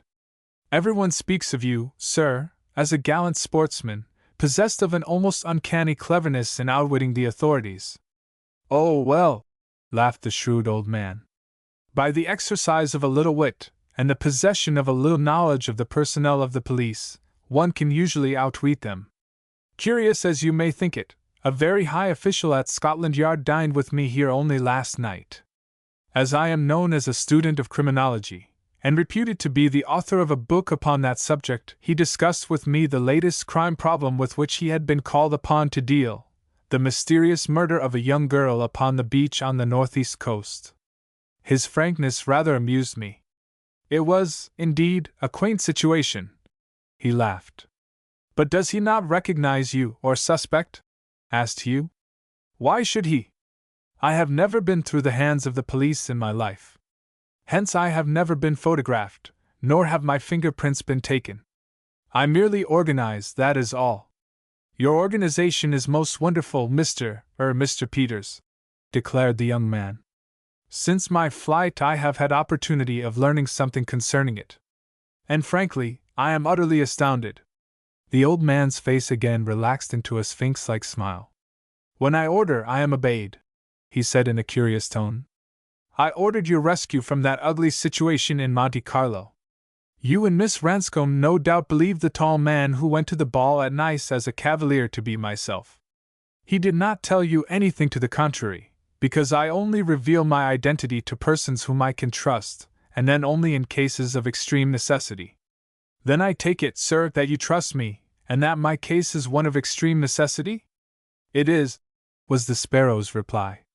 "At present I can see no solution of the problem. It will be best, perhaps, for you to remain where you are for the present," he added. He did not tell the young man of his knowledge of Benton and his hostess. "But I am very desirous of seeing Miss Ranscombe," Hugh said. "Is there any way possible by which I can meet her without running too great a risk?" The Sparrow reflected in silence for some moments. "Today is Wednesday," he remarked slowly at last. "Miss Ranscombe is in London." "That I happen to know." "Well, go to the Bush Hotel, in Farnham, on Friday afternoon and have tea.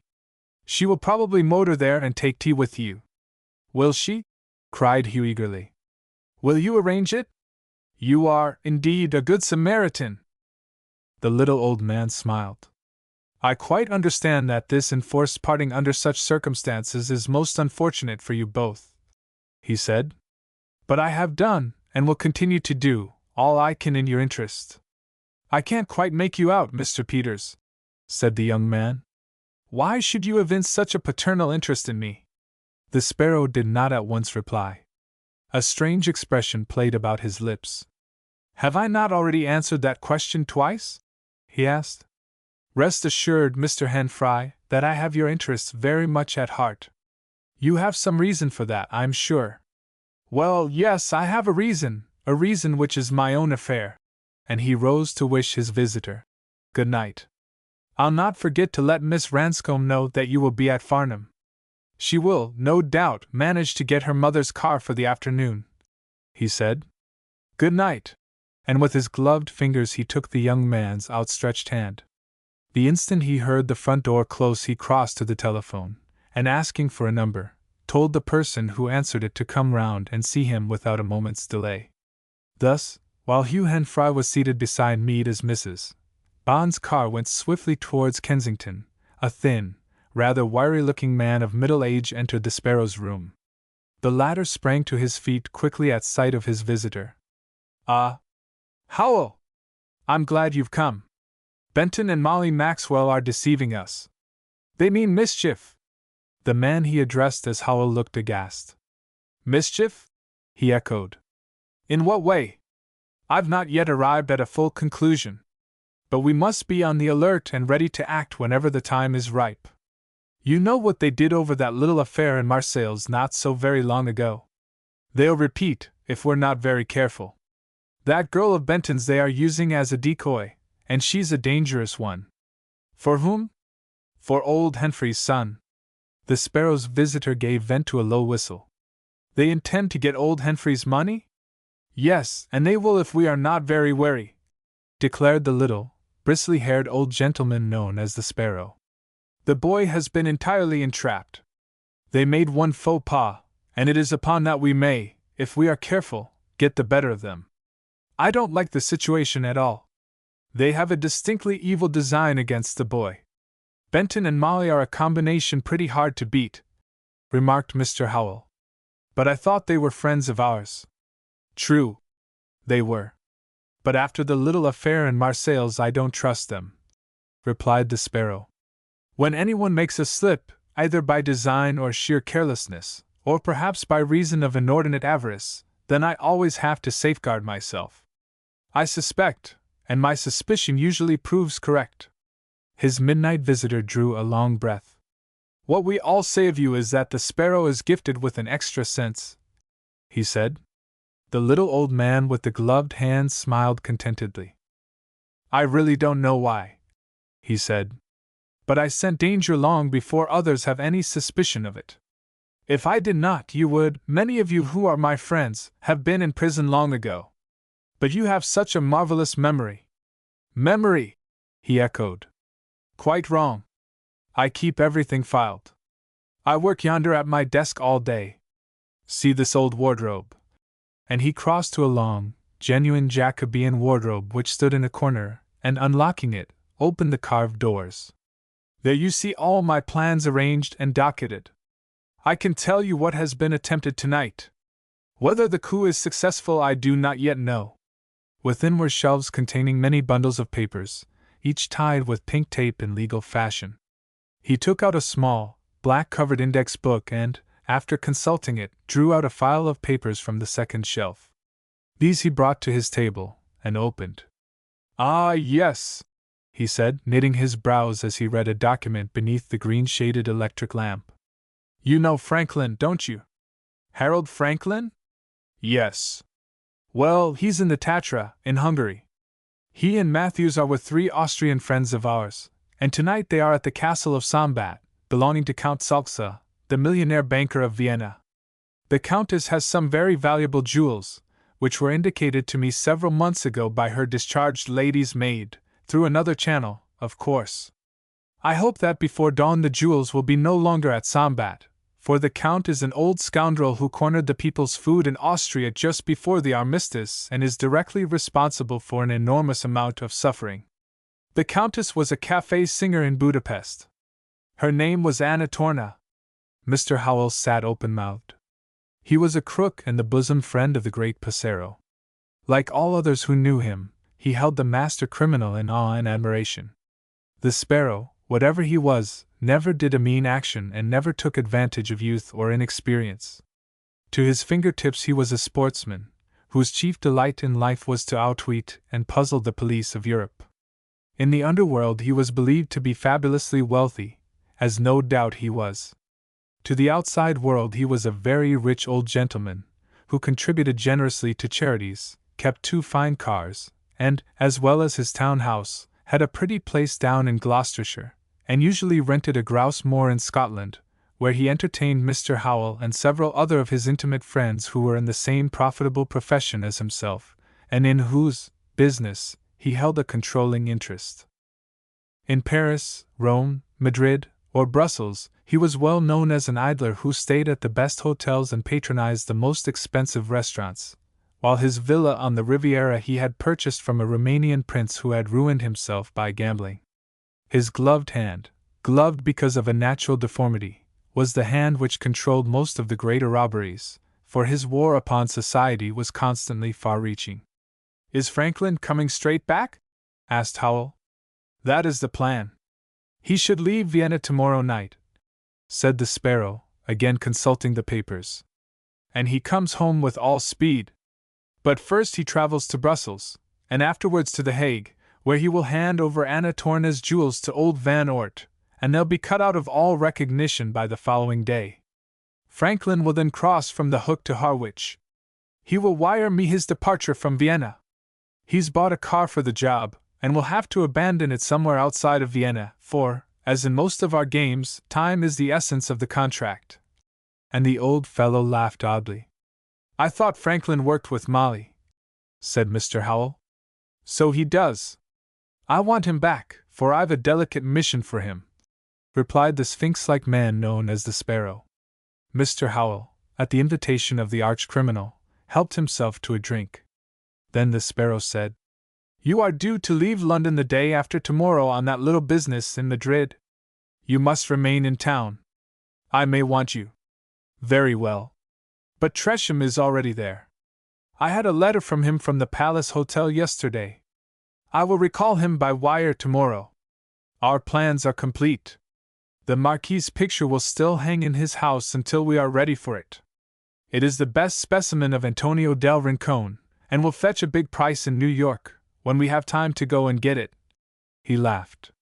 "Is Franklin to help the Maxwell woman again?" asked Mr. Howell, who was known as an expert valuer of antiques and articles of worth, and who had an office in St. James's. He only dealt in collector's pieces, and in the trade bore an unblemished reputation, on account of his expert knowledge and his sound financial condition. He bought old masters and pieces of antique silver now and then, but none suspected that the genuine purchases at big prices were only made in order to blind his friends as to the actual nature of his business. Indeed, to his office came many an art gem stolen from its owner on the continent, and smuggled over by devious ways known only to the Sparrow and his associates. And just as ingeniously the stolen property was sent across to America, so well camouflaged that the United States customs officers were deceived. With pictures it was their usual method to coat the genuine picture with a certain varnish, over which one of the organization, an old artist living in Chelsea, would paint a modern and quite passable picture and add a new canvas back. Then, on its arrival in America, the new picture was easily cleaned off, the back removed, and lo! It was an old master once more ready for purchase at a high price by American collectors. Truly, the gloved hand of the Sparrow was a master hand. He had brought well-financed and well-organized theft to a fine art. His indicators, both male and female, were everywhere, and cosmopolitan as he was himself, and a wealthy man, he was able to direct, and finance, all sorts of coups, from a barefaced jewel theft to the forgery of American banknotes. And yet, so strange and mysterious a personality was he that not 20 persons in the whole criminal world had ever met him in the flesh. The tall, good-looking man whom Door Eyes knew as the White Cavalier was one of 4 other men who posed in his stead when occasion arose. Scotland Yard, the Charité in Paris, the Publica Sicurezza in Rome, and the Detective Department of the New York Police knew, quite naturally, of the existence of the elusive Sparrow, but none of them had been able to trace him. Why? Because he was only the brains of the great, widespread criminal organization. He remained in smug respectability, while others beneath his hand carried out his orders. They were the servants, well paid too, and he was the master. No more widespread, no more wonderful criminal combine had ever been organized than that headed by the Sparrow, the little old man whom Londoners believed to be Cockney, yet Italians believed to be purebred Tuscan, while in Paris he was a true Parisian who could speak the argot of the Montmartre without a trace of English accent. As a politician, as a city man, as a professional man, the Sparrow, whose real name was as obscure as his personality, would have made his mark. If a lawyer, he would have secured the honor of a knighthood, or of a baronetcy, and more than probable he would have entered Parliament. The Sparrow was a philosopher, and a thoroughgoing Englishman to boot. Though none knew it, he was able by his unique knowledge of the underworld of Europe to give information, as he did anonymously to the War Office, of certain trusted persons who were, at the moment of the outbreak of war, betraying Britain's secrets. The Department of Military Operations was, by means of the anonymous information, able to quash a gigantic German plot against us, but they had been unable to discover either the true source of their information or the identity of their informant. "I'd better be off. It's late," said Mr. Howell, after they had been in close conversation for nearly half an hour. "Yes, I suppose you must go," the Sparrow remarked, rising. "I must get Franklin back. He must get to the bottom of this curious affair. I felt that I am being bamboozled by Benton and Molly Maxwell. The boy is innocent, he is their victim," he added. "But if I can save him, by gad, I will. Yet it will be difficult. There is much trouble ahead, I anticipate, and it is up to us, Howell, to combat it. Perhaps Franklin can assist us? Perhaps. I shall not, however, know before he gets back here from his adventures in Hungary. But I tell you, Howell, I am greatly concerned about the lad. He has fallen into the hands of a bad crowd, a very bad crowd indeed." 20th chapter. The Man Who Knew. Late on Thursday night, Doris and her mother were driving home from Lady Strathbane's, in Grosvenor Square, where they had been dining. It was a bright starlight night, and the myriad lamps of the London traffic flashed past the windows as Doris sat back in silence. She was tired. The dinner had been followed by a small dance, and she had greatly enjoyed it. For once, George Sherard, her mother's friend, had not accompanied them. As a matter of fact, Lady Strathbane disliked the man, hence he had not been invited.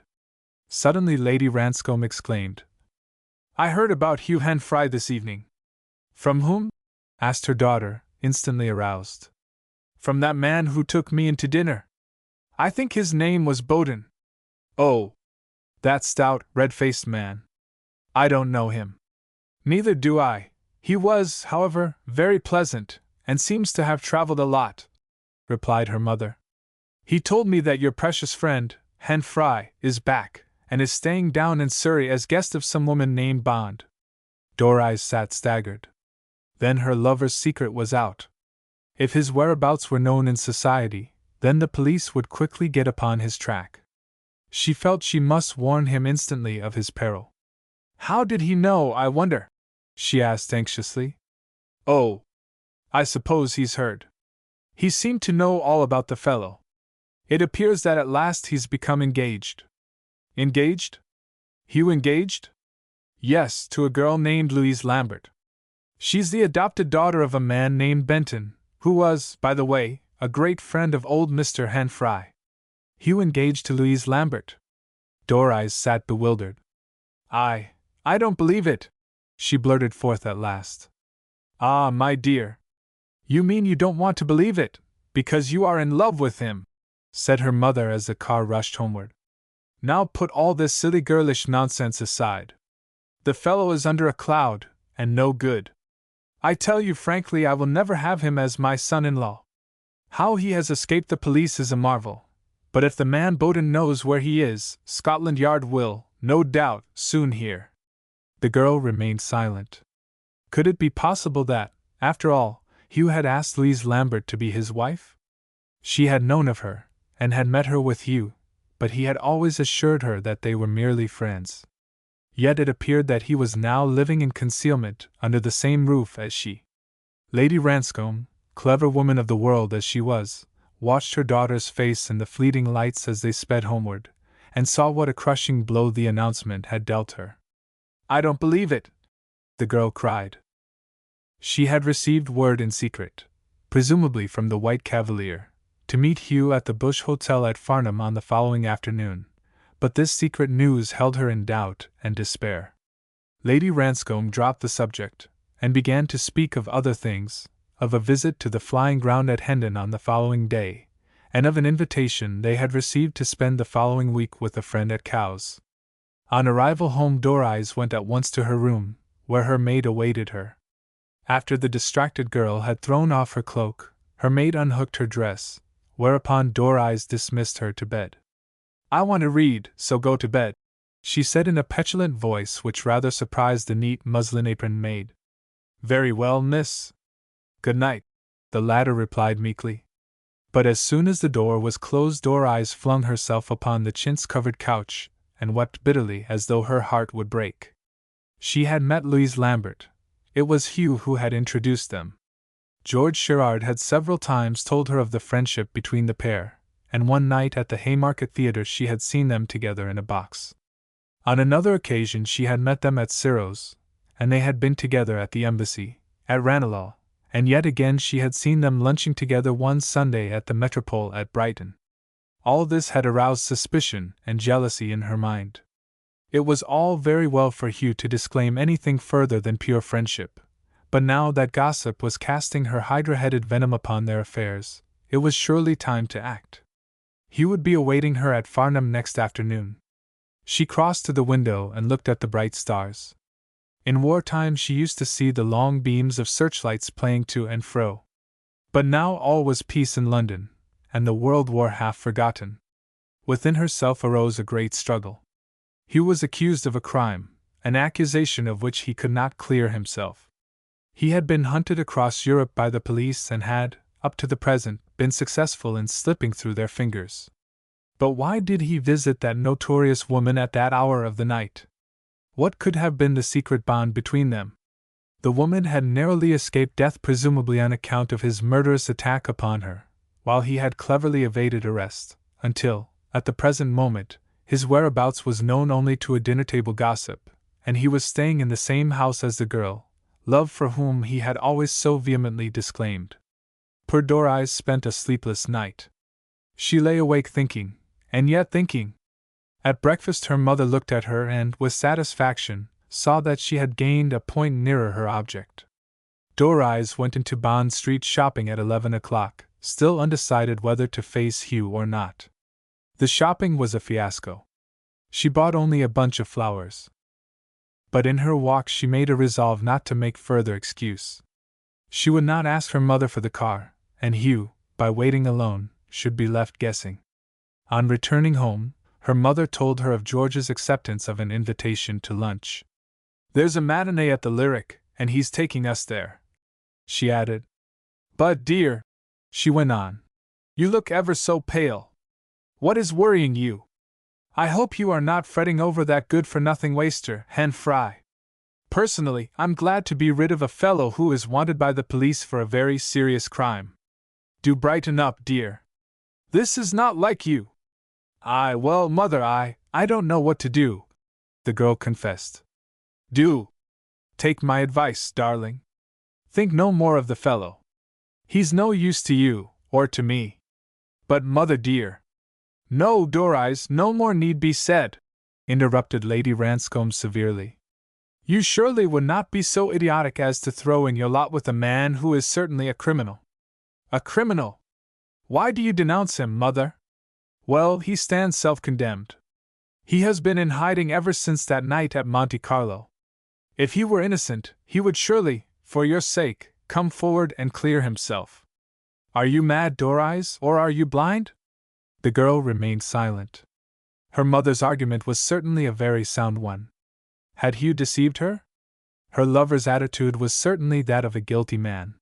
She could not disguise from herself the fact that he was fleeing from justice, and that he was unable to give an explanation why he went to the house of Mademoiselle at all. Yvonne Farrad, the only person who could tell the truth, was a hopeless idiot because of the murderous attack. Hence, the onus of clearing himself rested upon Hugh. She loved him, but could she really trust him in face of the fact that he was concealed comfortably beneath the same roof as Louise Lambert? She recalled that once, when they had met at New Quay in Cornwall over a tete-a-tete lunch, he had said, in reply to her banter, that Louise was a darling, that he was awfully fond of her, that she had the most wonderful eyes, and that she was always alert and full of a keen sense of humor. Such a compliment Hugh had never paid to her. The recollection of it stung her. She wondered what sort of woman was the person named Bond. Then she decided that she had acted wisely in not going to Farnham. Why should she? If Hugh was with the girl he admired, then he might return with her. Her only fear was lest he should be arrested. If his place of concealment were spoken of over a West End dinner table, then it could not be long before detectives arrested him for the affair at the Villa Amet. On that afternoon Hugh had borrowed Mrs.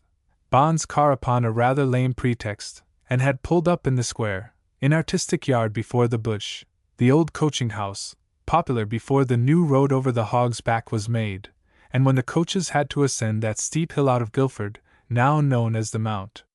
For miles the old road is now grass-grown and forms a most delightful walk, with magnificent views from the Thames Valley to the South Downs.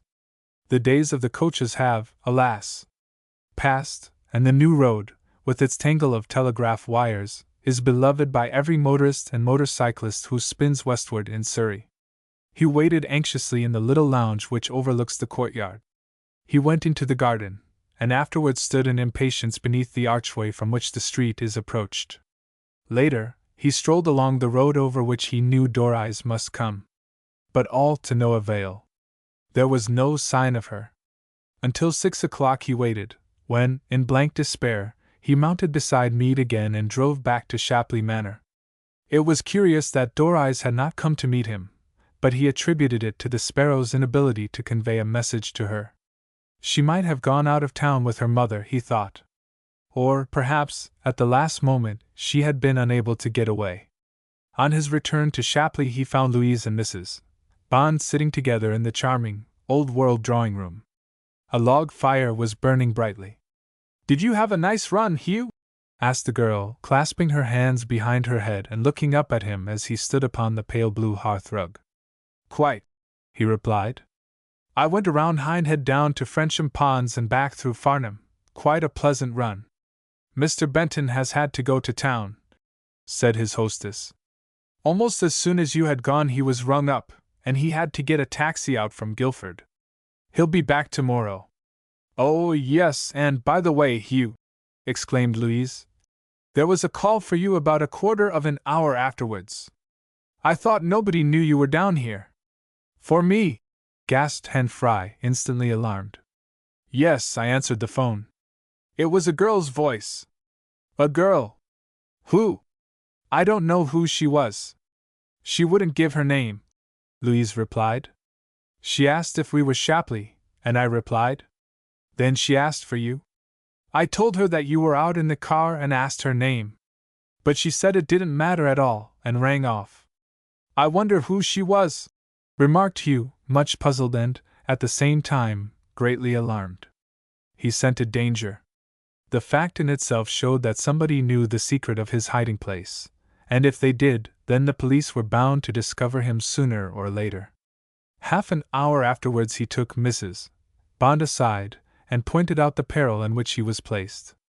His hostess, on her part, grew alarmed, for though Hugh was unaware of it, she had no desire to meet the police.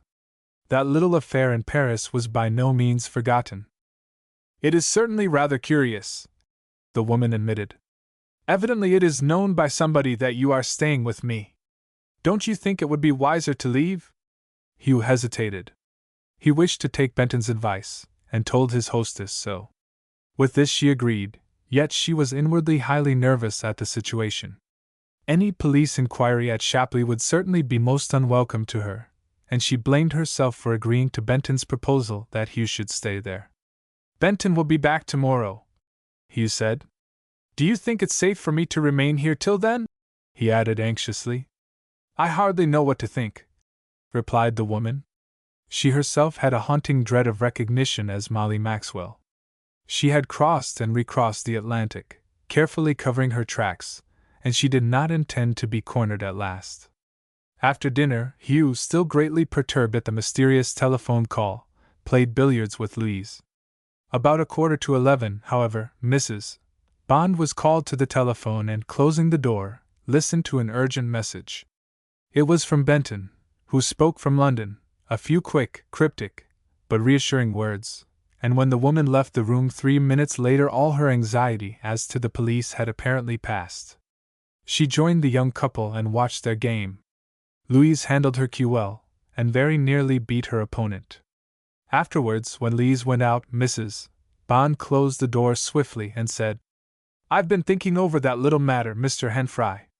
I really don't think there is much cause for alarm. Charles will be back tomorrow, and we can consult him."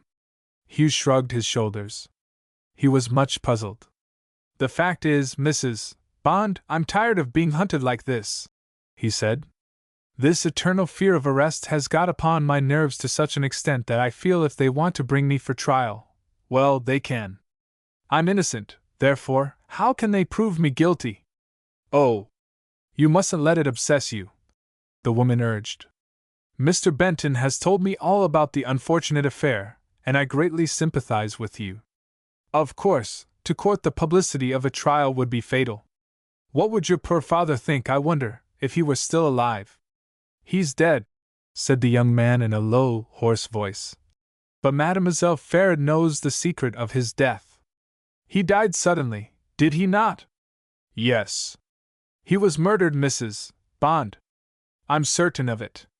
"My father was murdered!" "Murdered?" she echoed. "What did the doctors say?"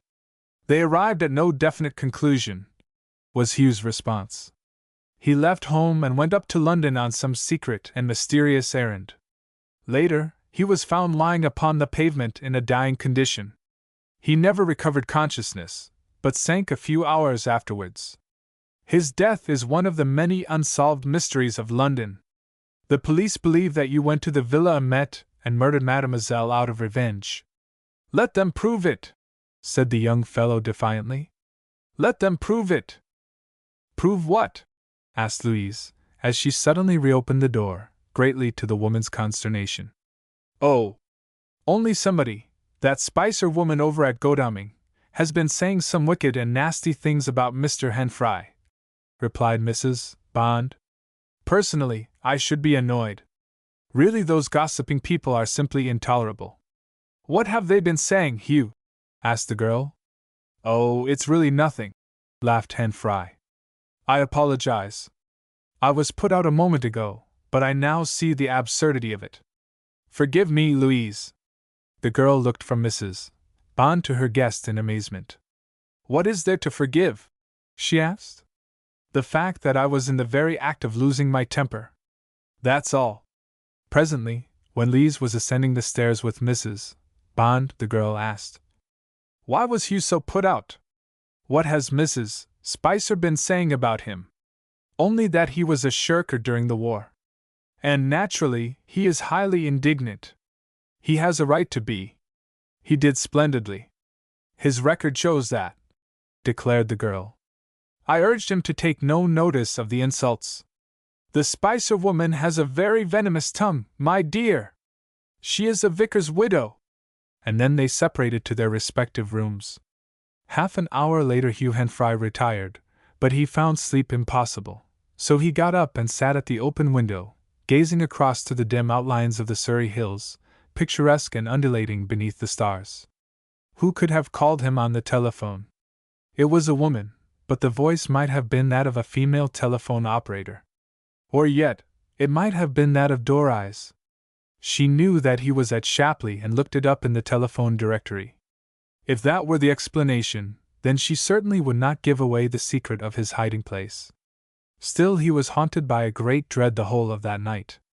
The Sparrow had told him he had acted foolishly in leaving his place of concealment in Kensington. The Sparrow was his firm friend, and in future he intended to obey the little old man's orders implicitly, as so many others did. Next morning he came down to breakfast before the ladies, and beside his plate he found a letter, addressed to him openly. He had not received one addressed in his real name for many months. Sight of it caused his heart to bound in anxiety, but when he read it he stood rooted to the spot. Those lines which he read staggered him, The room seemed to revolve, and he reread them, scarce believing his own eyes. He realized in that instant that a great blow had fallen upon him, and that all was now hopeless.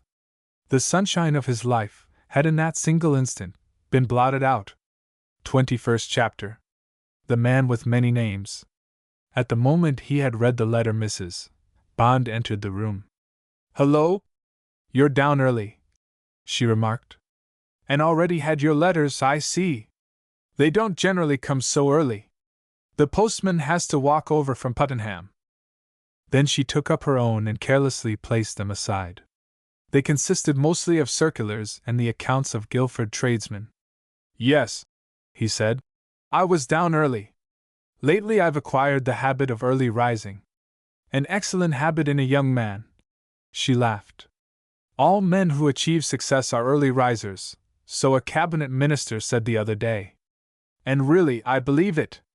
An hour in the early morning is worth 3 after dinner. That is why cabinet ministers entertain people at breakfast nowadays instead of at dinner. In the morning the brain is fresh and active, a fact recently discovered in our post-war days," he said.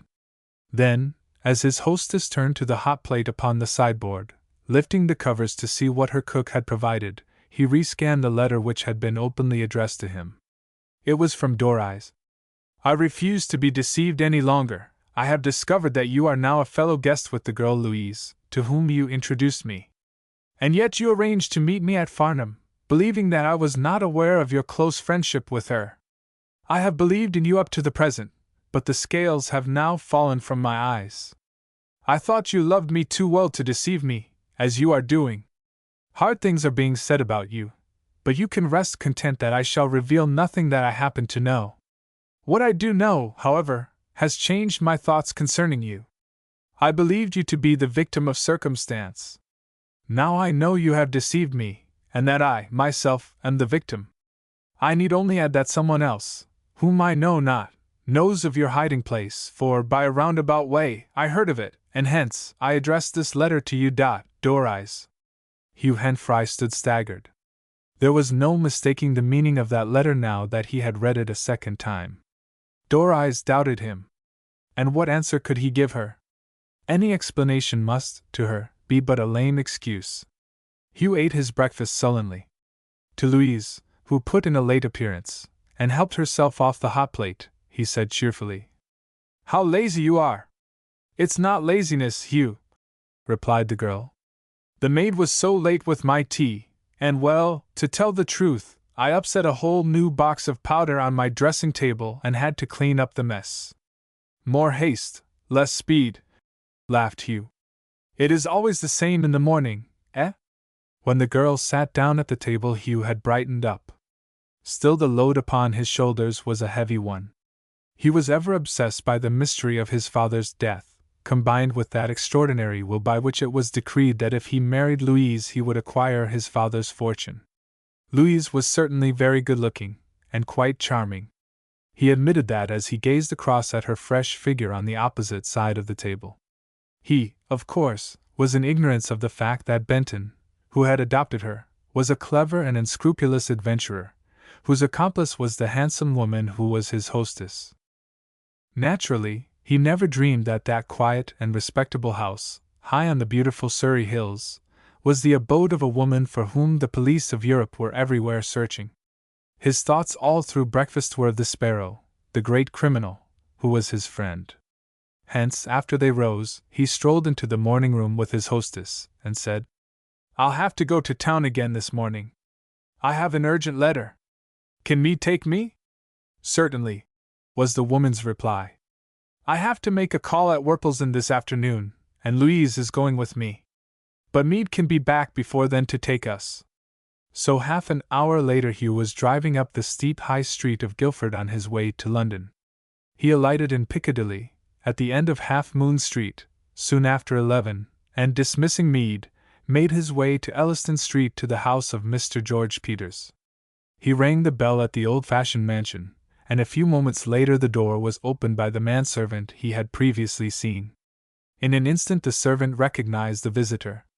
"Mr. Peters will not be in for a quarter of an hour," he said. "Would you care to wait, sir?" Yes, he replied. I want to see him very urgently. Will you come in? Mr. Peters has left instructions that you might probably call Mr. Henfrey, is it not? Yes, replied Hugh. The man seemed to possess a memory like that of a club hall porter. Young Henfrey was ushered into a small but cozy little room, which, in the light of day, he saw was well furnished and upholstered. The door closed, and he waited. A few moments after he distinctly heard a man's voice, which he at once recognized as that of the Sparrow. The servant had told him that Mr. Peters was absent, yet he recognized his voice, a rather high-pitched, musical one. Mr. Henfrey is waiting, he heard the servant say. Right. I hope you told him I was out, the Sparrow replied. Then there was silence. Hugh stood there very much puzzled.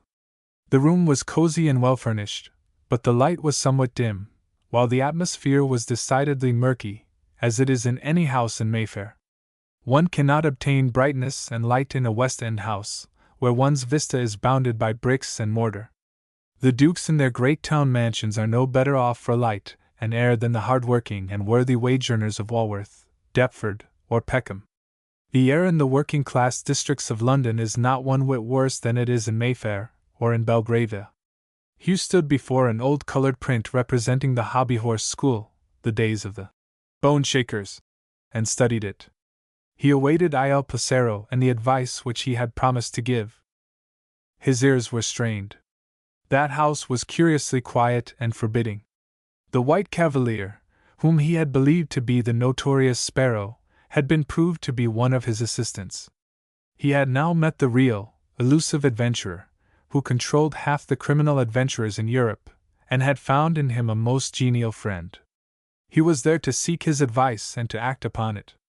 As he reflected, he realized that without the aid of the Sparrow he would have long ago been in the hands of the police.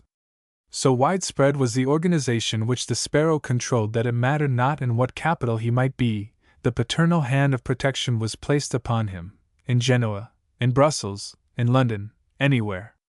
It seemed that when the Sparrow protected any criminal the fugitive was safe. He had been sent to Mrs. Mason in Kensington, and he had left her room against the Sparrow's will. Hence his peril of arrest. It was that point which he wished to discuss with the great arch-criminal of Europe. That house was one of mystery.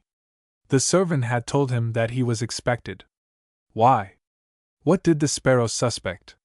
The whole atmosphere of that old-fashioned place was mysterious and apprehensive.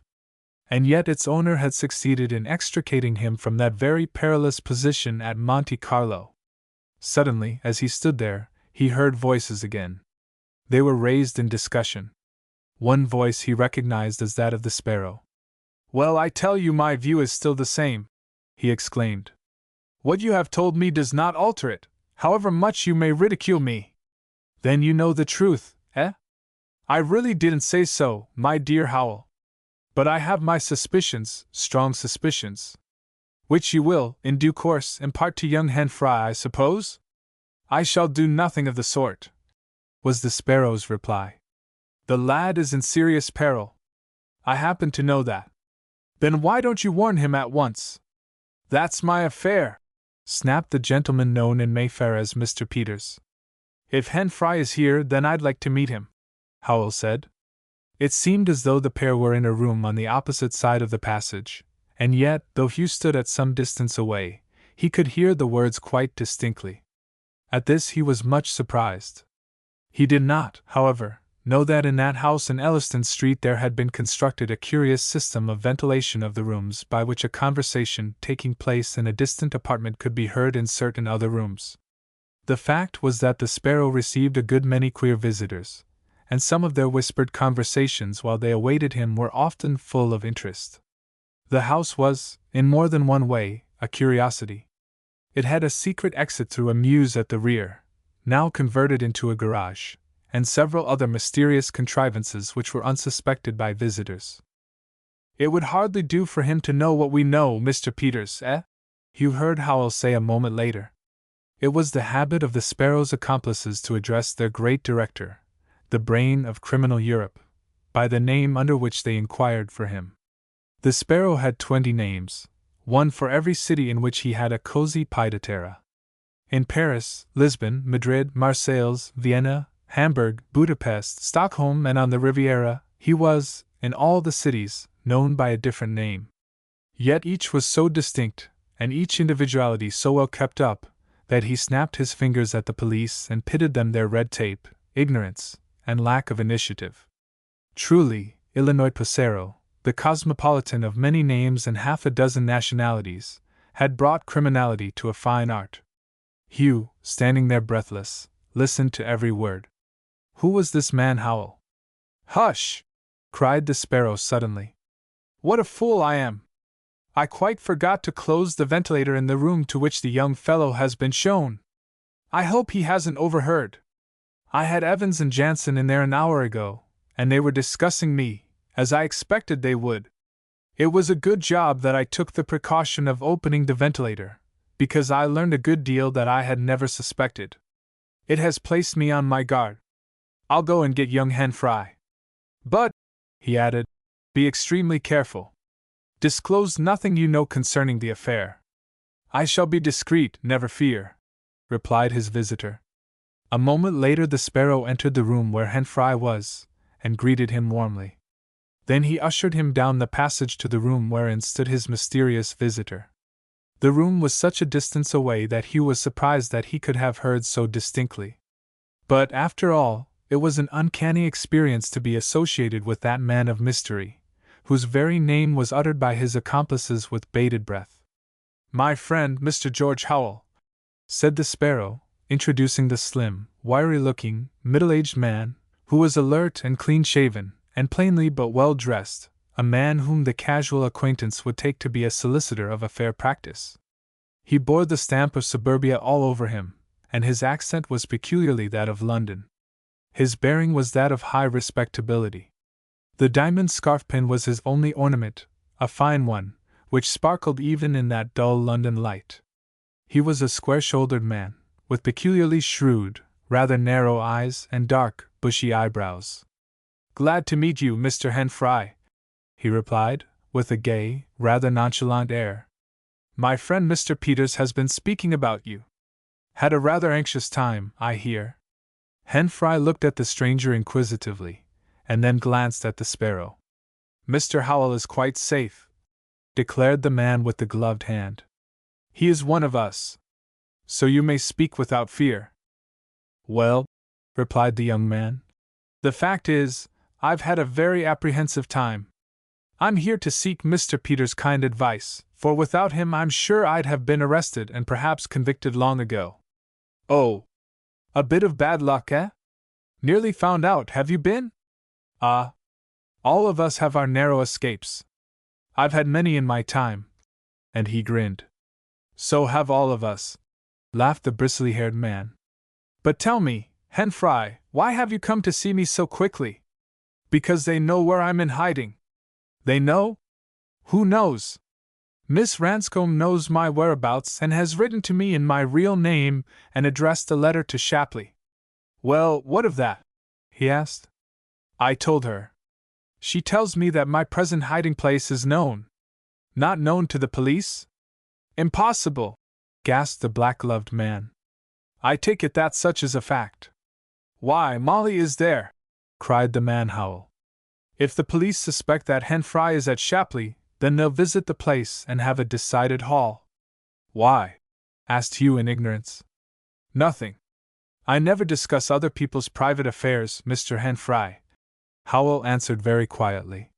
He was surprised at the familiar mention of Molly, and the declaration that if the manor were searched the police would have a decided haul. "This is very interesting," declared the Sparrow. "What did Miss Ranscombe say in her letter?" For a second Hugh hesitated, then, drawing it from his pocket, he gave it to the gloved man to read. Hugh knew that the Sparrow was withholding certain truths from him, yet had he not already proved himself his best and only friend? Brock was a good friend, but unable to assist him. The Sparrow's strongly marked face changed as he read Doraise's angry letter. He grunted.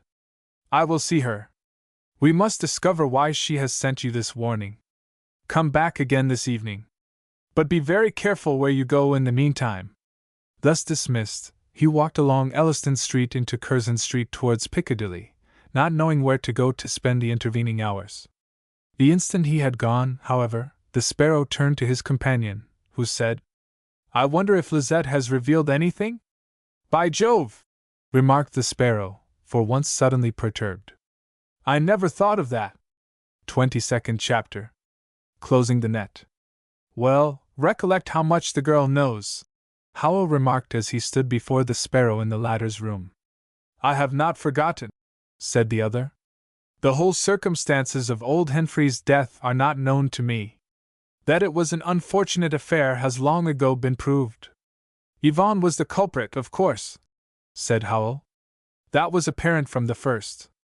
"I suppose she was," remarked the Sparrow reflectively. "But that attempt upon her life puzzles me.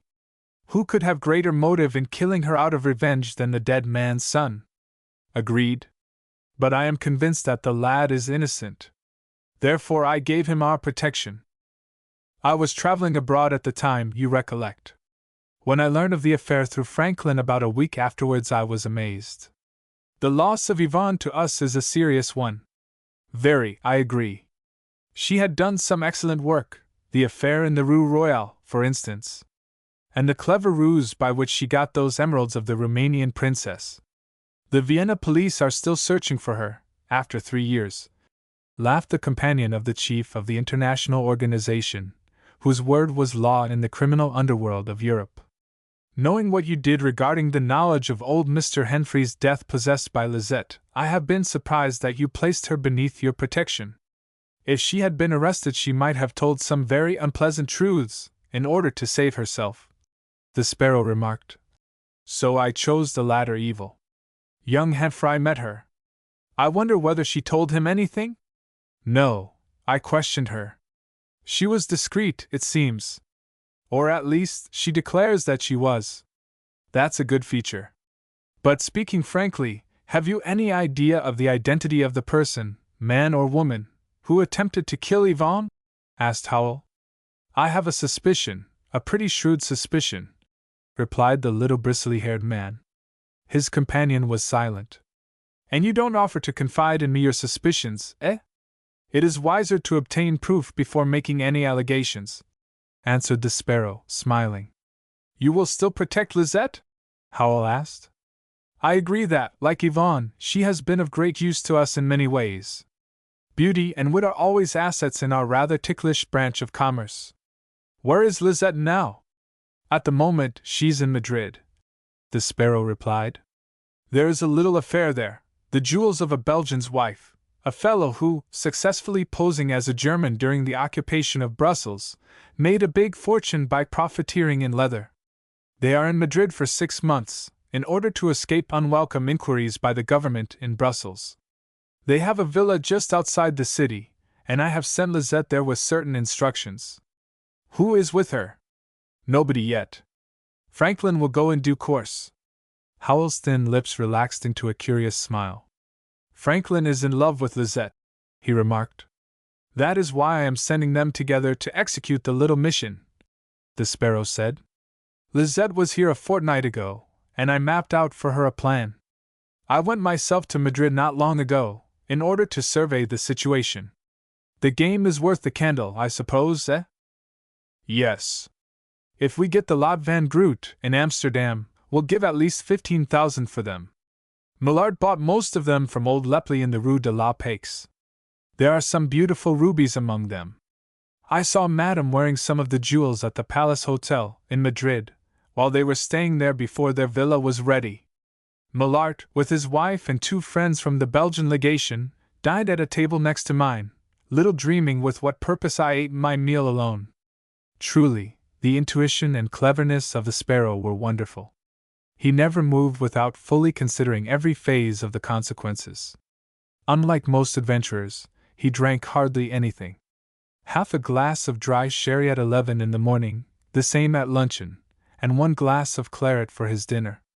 Yet often at restaurants he would order champagne, choice vintage clarets, and liqueurs, when occasion demanded. He would offer them to his friends, but just sip them himself, having previously arranged with the waiter to miss filling his glass. Of the peril of drink, Mr. Peters was constantly lecturing the great circle of his friends. Each year, on the 26th of February to be exact, there was held a dinner at a well-known restaurant in the West End, the annual dinner of a club known as the Wonder Wizards. It was supposed to be a circle of professional conjurers. This dinner was usually attended by 50 guests of both sexes, all well-dressed and prosperous, and of several nationalities. It was presided over by a Mr. Charles Williams. Now, to tell the truth, the guests believed him to be the Sparrow, but in reality Mr. Williams was the tall white cavalier whom Hugh had believed to be the great leader, until he had gone to Mayfair and met the impelling personality whom the police had for so long failed to arrest. The situation was indeed humorous. It was the Sparrow's fancy to hold the reunion at a public restaurant instead of at a private house. Under the very nose of Scotland Yard, the deputy of the notorious Sparrow entertained the chiefs of the great criminal octopus. There were speeches, but from them the waiters learned nothing. It was simply a club of conjurers. None suspected that the guests were those who conjured fortunes out of the pockets of the unsuspecting. And while the chairman, believed by those who attended to be the Sparrow himself, sat there, the bristly-haired, rather insignificant-looking little man occupied a seat in a far-off corner, from where he scrutinized his guests very closely, and smiled at the excellent manner in which his deputy performed the duties of chairman. Because it was a club of conjurers, and because the conjurers displayed their new tricks and illusions, after an excellent dinner the waiters were excluded and the doors locked after the coffee. It was then that the bogus Sparrow addressed those present, and gave certain instructions which were later on carried into every corner of Europe. Each member had his speciality, and each group its district and its sanctuary, in case of a hue and cry. Every crime that could be committed was committed by them, everything save murder. The tall, thin man whom everyone believed to be the Sparrow never failed to impress upon his hearers, after the doors were carefully locked, that however they might attack and rob the rich, human life was sacred. It was the real Sparrow's order. He abominated the thought of taking human life, hence when old Mr. Henfrey had been foully done to death in the West End he had at once set to work to discover the actual criminal. This he had failed to do, and afterwards there had followed the attempted assassination of Yvonne Farad, known as Mademoiselle of Monte Carlo. The two men stood discussing the young French girl, Lisette, whom Hugh had met when in hiding in the Via della Maddalena in Genoa. "I only hope that she has not told young Henfrey anything," Howell said, with distinct apprehension. "No," laughed the Sparrow. "She came to me and told me how she had met him in Genoa and discovered to her amazement that he was old Henfrey's son." "How curious that the pair should meet by accident," remarked Howell. "I tell you that Benton is not playing a straight game. That iniquitous will which the old man left he surely must have signed under some misapprehension. Perhaps he thought he was applying for a life policy, or something of that sort. Signatures to wills have been procured under many pretexts by scoundrelly relatives and unscrupulous lawyers." "I know. And the witnesses have placed their signatures afterward," remarked the Sparrow thoughtfully. "But in this case all seems above board, at least so far as the will is concerned. Benton was old Henfrey's bosom friend. Henfrey was very taken with Louise, and I know that he was desirous Hugh should marry her. And if he did, Hugh would acquire the old man's fortune, and Benton would step in and seize it, as is his intention." "Undoubtedly. All we can do is to keep Hugh and Louise apart. The latter is in entire ignorance of the true profession of her adopted father, and she'd be horrified if she knew that Molly was simply a clever adventuress, who is very much wanted in Paris and in Brussels," said the gloved man. "A good job that she knows nothing," said Howell. "But it would be a revelation to her if the police descended upon Shapley Manor, wouldn't it?" "Yes. That is why I must see Doris Ranscombe and ascertain from her exactly what she has heard. I know the police tracked Hugh to London, and for that reason he went with Benton down into Surrey, out of the frying pan into the fire. Well, before we can go farther, it seems that we should ascertain who shot Yvonne," Howell suggested. "It was a most dastardly thing, and whoever did it ought to be punished." He ought. But I'm as much in the dark as you are, Howell. But, as I have already said, I entertain strong suspicions. I'll suggest one name, Benton? The Sparrow shook his head. The manservant, Giulio Cataldi? Howell ventured. I never liked that sly old Italian. What motive could the old fellow have had? Robbery, probably. We have no idea what were Yvonne's winnings that night, or of the money she had in her bag. Yes, we do know, was the Sparrow's reply. According to the police report, Yvonne, on her return home, went to her room, carrying her bag, which she placed upon her dressing table. Then, after removing her cloak and hat, she went downstairs again and out onto the veranda. A few minutes later the young man was announced. High words were heard by old Cataldi, and then a shot. And Yvonne's bag? It was found where she had left it. In it were 3,800 francs, all in notes. Yet Franklin told me that he had heard how Yvonne won quite a large sum that night. She might have done so, and have lost the greater part of it, the Sparrow replied. On the other hand, what more feasible than that the old manservant, watching her place it there, abstracted the bulk of the money, a large sum, no doubt, and afterwards, in order to conceal his crime, shot his mistress in such circumstances as to place the onus of the crime upon her midnight visitor? That the affair was very cleverly planned there is no doubt, said the Sparrow. There is a distinct intention to fasten the guilt upon young Hen Fry, because he alone would have a motive for revenge for the death of his father. Of that fact the man or woman who fired the shot was most certainly aware. How could Cataldi have known of it? I certainly believe the Italian robbed his mistress and afterwards attempted to murder her, Howell insisted. He might rob his mistress, certainly. He might even have robbed her of considerable sums systematically, the Sparrow assented. The maids told the police that Mademoiselle's habit was to leave her bag with her winnings upon the dressing table, while she went downstairs and took a glass of wine. Exactly. She did so every evening. Her habits were regular. Yet she never knew the extent of her winnings at the tables before she counted them. And she never did so until the following morning. That is what Franklin told me in Venice when we met a month afterwards. He learnt that from me, the Sparrow said with a smile.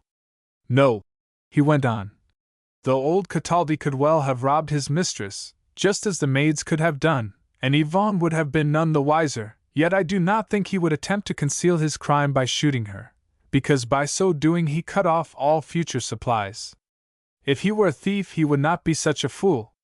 Therefore you may rest assured, Howell, that the hand that fired the shot was that of some person who desired to close Yvonne's mouth. She might have held some secret concerning old Cataldi. Or, on his part, he might have cherished some grievance against her. Italians are usually very vindictive, replied the visitor. On the other hand, it would be to Benton's advantage that the truth concerning old Henfrey's death was suppressed. Yvonne was about to tell the young man something, perhaps confess the truth, who knows, when the shot was fired. Well, my dear Howell, you have your opinion and I have mine, laughed the Sparrow. The latter I shall keep to myself, until my theory is disproved.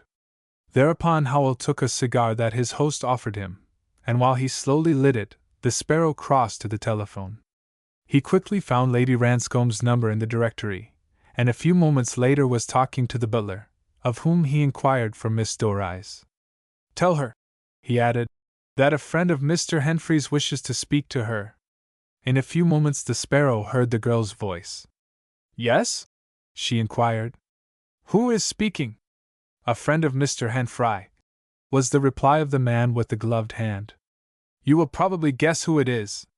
He heard a little nervous laugh, and then, Oh, yes.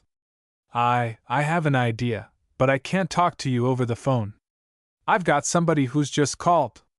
Mother is out, and then she lowered her voice, evidently not desirous of being heard in the adjoining room. Well, I don't know what to do. What do you mean? Does it concern Mr. Henfrey? Yes. It does. There's a man here to see me from Scotland Yard. What shall I do? The Sparrow gasped at the girl's announcement. Next second he recovered himself. A man from Scotland Yard, he echoed. Why has he called? He knows that Mr. Henfry is living at Shapley, in Surrey.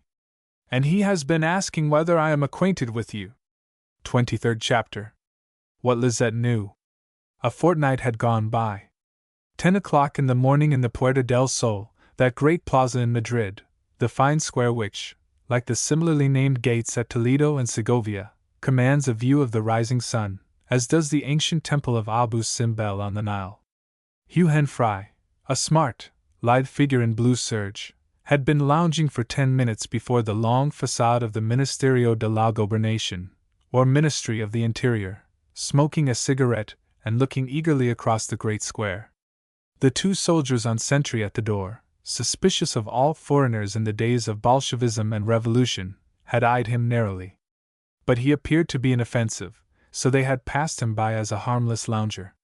5 minutes later a smartly dressed girl, with short skirt, silk stockings, and a pretty hat, came along the pavement, and Hugh sprang forward to greet her.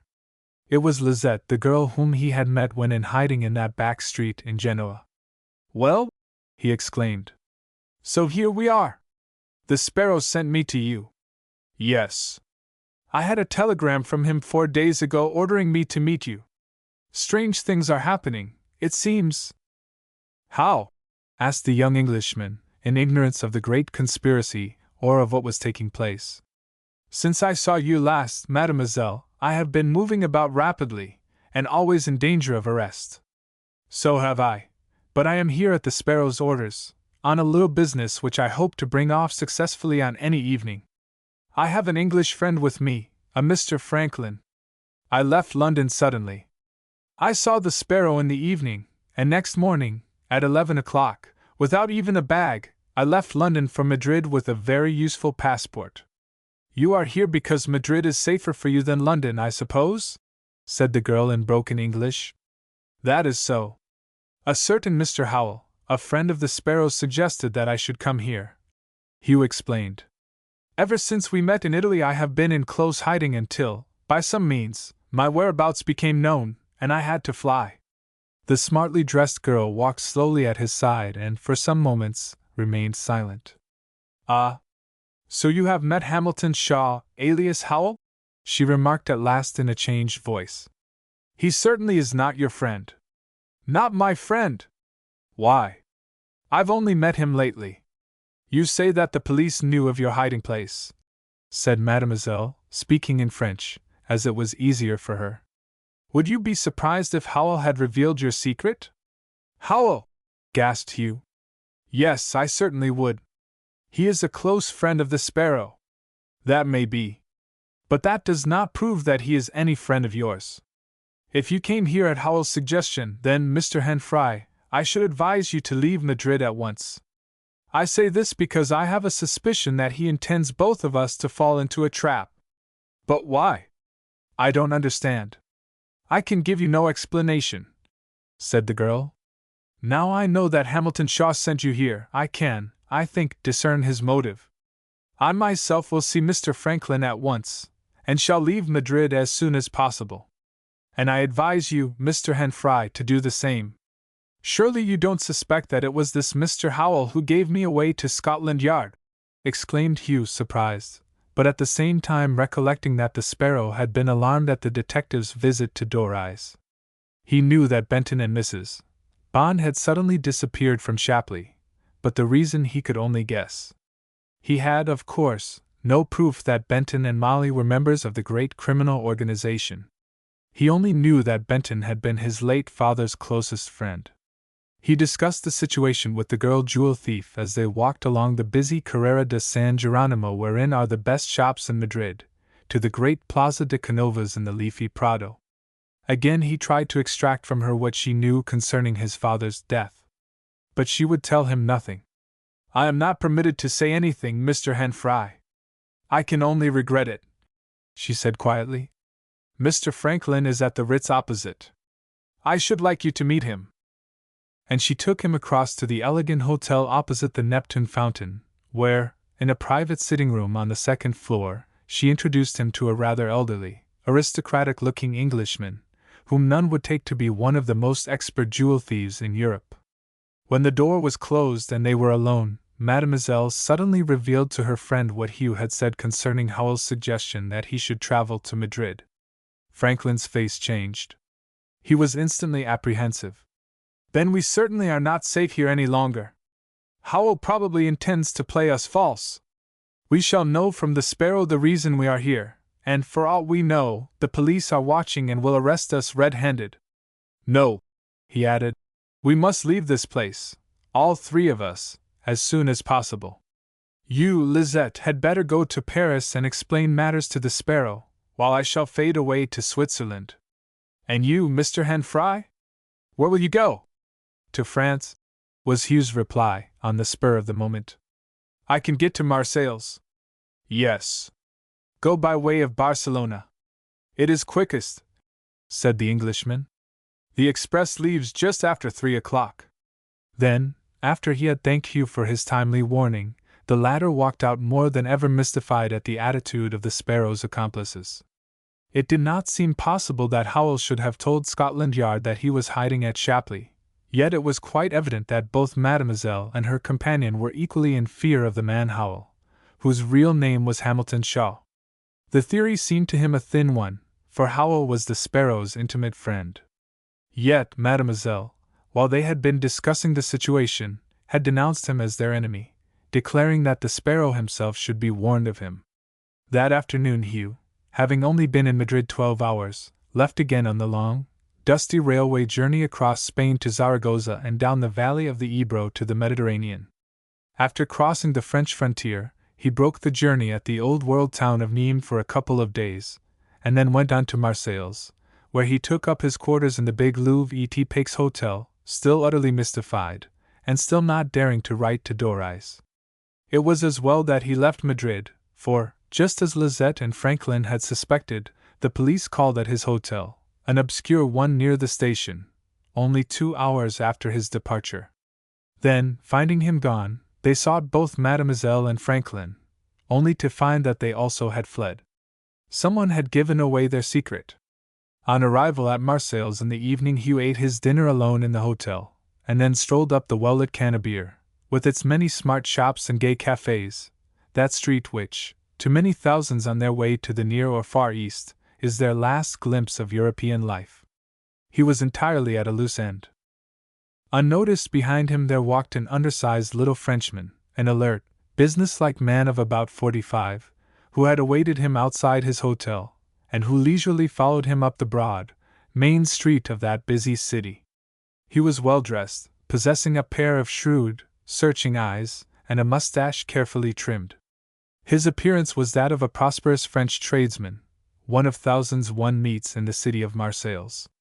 As Hugh idled along, gazing into some of the shop windows as he lazily smoked his cigarette, the undersized stranger kept very careful watch upon his movements. He evidently intended that he should not escape observation.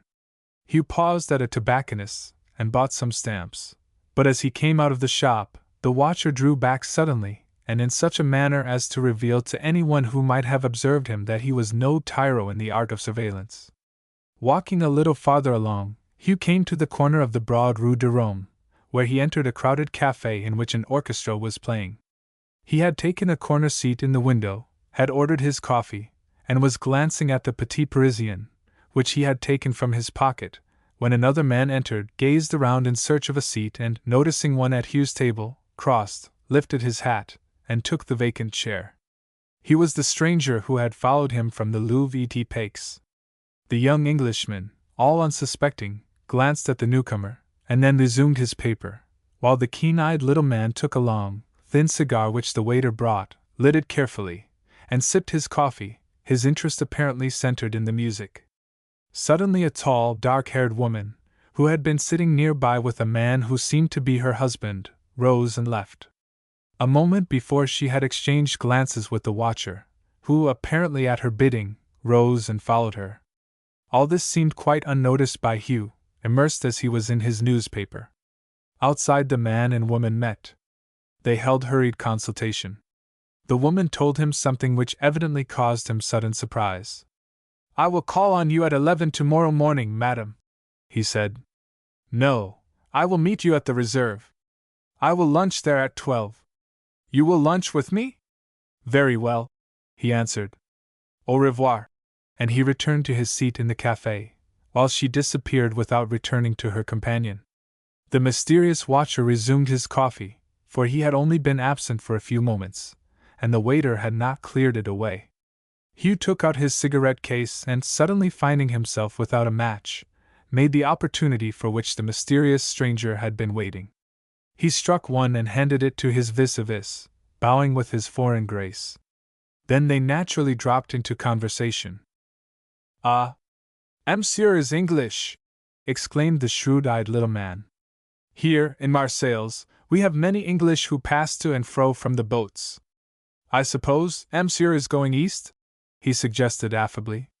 "No," replied Hugh, speaking in French. "I have some business here, that is all." He was highly suspicious of all strangers, and the more so of anyone who endeavored to get into conversation with him. "You know Marseilles, of course?" asked the stranger, sharply scrutinizing him. "I have been here several times before. I find the city always gay and bright." "Not so bright as before the war," declared the little man, smoking at his ease. "There have been many changes lately." Hugh Henfrey could not make the fellow out. Yet many times before he had been addressed by strangers who seemed to question him out of curiosity, and for no apparent reason. This man was one of them, no doubt. The man, who had accompanied the woman whom the stranger had followed out, rose, exchanged a significant glance with the little man, and walked out. That the three were in accord seemed quite apparent, though Hugh was still unsuspicious. He chatted merrily with the stranger for nearly half an hour, and then rose and left the cafe. When quite close to the hotel, the stranger overtook him, and halting, asked in a low voice, in very good English, "I believe you are Mr. Henfrey, are you not?" "Why do you ask that?" inquired Hugh, much surprised. "My name is Jordan, William Jordan." "Yes," laughed the man. "That is, I know, the name you have given at the hotel. But your real name is Henfrey." Hugh started. The stranger, noticing his alarm, hastened to reassure him. 24th chapter. Friend or enemy? "You need not worry," said the stranger to Hugh. "I am not your enemy, but a friend. I warn you that Marseilles is unsafe for you. Get away as soon as possible. The Spanish police have learnt that you have come here," he went on as he strolled at his side. Hugh was amazed. "How did you know my identity?" he asked eagerly. "I was instructed to watch for your arrival, and to warn you." "Who instructed you?" "A friend of yours, and mine, the Sparrow." "Has he been here?" "No, he spoke to me on the telephone from Paris." "What were his instructions?" "That you were to go at once, tonight, by car to the Hotel de Paris, at 7. A car and driver awaits you at the Garage Beauval, in the Rue Beauval. I have arranged everything at the Sparrow's orders. You are one of us, I understand." And the man laughed lightly. "But my bag!" exclaimed Hugh. "Go to the hotel, pay your bill, and take your bag to the station cloakroom. Then go and get the car, pick up your bag, and get out on the road to Sète as soon as ever you can. Your driver will ask no questions, and will remain silent. He has his orders from the Sparrow." "Does the Sparrow ever come to Marseilles?" Hugh asked. "Yes, sometimes, when anything really big brings him here. I have, however, only seen him once, 5 years ago. He was at your hotel, and the police were so hot upon his track that only by dint of great promptitude and courage he escaped by getting out of the window of his room and descending by means of the rain-water pipe.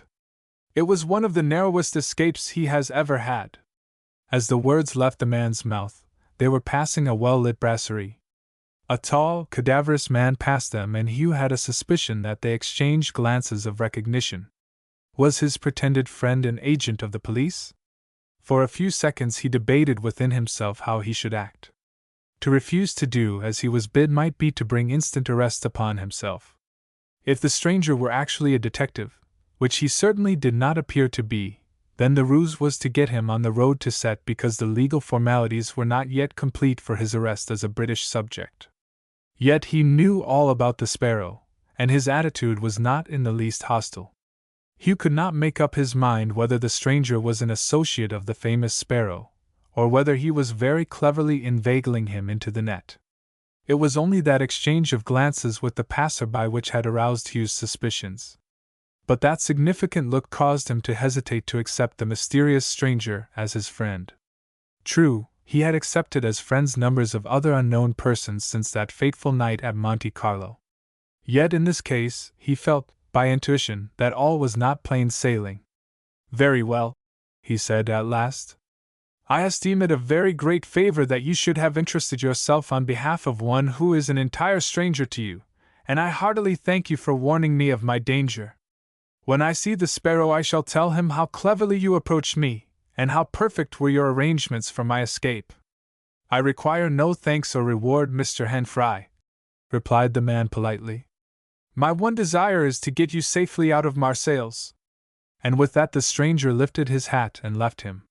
He went about 50 yards farther along the broad, well-lit street full of life and movement, for the main streets of Marseilles are alive both day and night. By some intuition, why, he knew not, he suspected that affable little man who had posed as his friend. Was it possible that, believing the notorious Sparrow to be his friend, he had at haphazard invented the story, and posed as one of the Sparrow's gang? If so, it was certainly a very clever and ingenious subterfuge. He was undecided how to act. He did not wish to give offense to his friend, the king of the underworld, and yet he felt a distinct suspicion of the man who had so cleverly approached him, and who had openly declared himself to be a crook. That strange glance he had exchanged with the passer-by beneath the rays of the street lamp had been mysterious and significant. If the passer-by had been a crook, like himself, the sign of recognition would be one of salutation. But the expression upon his alleged friend's face was one of triumph. That made all the difference, and to Hugh, with his observation quickened as it had been in those months of living with daily dread of arrest, it had caused him to be seized with strong and distinct suspicions. He felt in his hip pocket and found that his revolver, an American Smith Wesson, was there. He had a dislike of automatic pistols, as he had once had a very narrow escape. He had been teaching a girl to shoot with a revolver, when, believing that she had discharged the whole magazine, he was examining the weapon and pulled the trigger, narrowly escaping shooting her dead. For a few seconds he stood upon the broad pavement. Then he drew out his cigarette case. In it were 4 cigarettes, 2 of which the Sparrow had given him when in London. "Yes," he muttered to himself. "Somebody must have given me away at Shapley, and now they have followed me. I will act for myself, and take the risks." Then he walked boldly on, crossed the road, and entered the big Hotel de Louvre et Paix. To appear unconcerned he had a drink at the bar, and ascending in the lift, called the floor waiter, asked for his bill, and packed his bag. "Ah," he said to himself, "if I could only get to know where the Sparrow is and ask him the truth! He may be at that address in Paris which he gave me." After a little delay the bill was brought, and he paid it. Then in a taxi he drove to the station where he deposited his bag in the cloakroom. Close by the consigne a woman was standing. He glanced at her, when, to his surprise, he saw that she was the same woman who had been sitting in the café with a male companion. Was she, he wondered, in league with his so-called friend? And if so, what was intended? Sight of that woman lounging there, however, decided him. She was, no doubt, awaiting his coming. He walked out of the great railway terminus, and inquiring the way to the Rue Beauval, soon found the garage where a powerful open car was awaiting him in the roadway outside. A smart driver in a dark overcoat came forward, and apparently recognizing Hugh from a description that had been given to him, touched his cap, and asked in French, "Where does Monsieur wish to go?" "To the station to fetch my coat and bag," replied the young Englishman, peering into the driver's face. He was a clean-shaven man of about 40, broad-shouldered and stalwart. Was it possible that the car had been hired by the police, and the driver was himself a police agent? "Very well, monsieur," the man answered politely. And Hugh having entered, he drove up the Boulevard de la Liberté to the Gare St. Charles. As he approached the consigne, he looked along the platform, and there, sure enough, was the same woman on the watch, though she pretended to be without the slightest interest in his movements. Hugh put on his coat, and carrying his bag, placed it in the car. "You have your orders?" asked Hugh. "Yes, monsieur. We are to go to Set with all speed. Is not that so?" "Yes," was Hugh's reply. "I will come up beside you. I prefer it. We shall have a long, dark ride tonight." "Ah, but the roads are good," was the man's reply. "I came from Set yesterday," he added, as he mounted to his seat and the passenger got up beside him. Hugh sat there very thoughtful as the car sped out of the city of noise and bustle. The man's remark that he had come from Set on the previous day gave color to the idea that no net had been spread, but that the stranger was acting at the orders of the ubiquitous sparrow. Indeed, were it not for the strange glance the undersized little man had given to the passer-by, he would have been convinced that he was actually once again under the protection of the all-powerful ruler of the criminal underworld. As it was, he remained suspicious. He did not like that woman who had watched so patiently his coming and going at the station. With strong headlights glaring, for the night was extremely dark and a strong wind was blowing, they were soon out on the broad highway which leads first across the plain and then beside the sea, and again across the lowlands to Old World Alls. It was midnight before they got to the village of Lankin, an obscure little place in total darkness. But on the way the driver, who had told Hugh that his name was Henri Araman, and who insinuated that he was one of the Sparrow's associates, became most affable and talkative. Over those miles of dark roads, unfamiliar to Hugh, they traveled at high speed, for Henri had from the first showed himself to be an expert driver, not only in the unceasing traffic of the main streets of Marseilles, but also on the dark, much-worn roads leading out of the city. The roads around Marseilles have never been outstanding for their excellence, and after the war they were indeed execrable. "This is Lankin," the driver remarked, as they sped through the dark little town. "We now go on to Ceylon, where we have a direct road across the plain they call the Crow into Alls. From there the road to Set is quite good and straight. The road we are now on is the worst," he added. Hugh was undecided. Was the man who was driving him so rapidly out of the danger zone his friend, or his enemy? He sat there for over an hour unable to decide.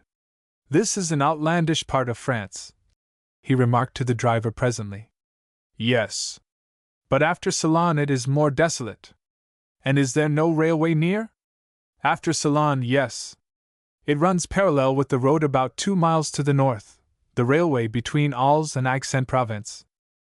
So if we get a breakdown, which I hope we shall not, we are not far from a railway," he remarked, as through the night the heavy car tore along that open desolate road.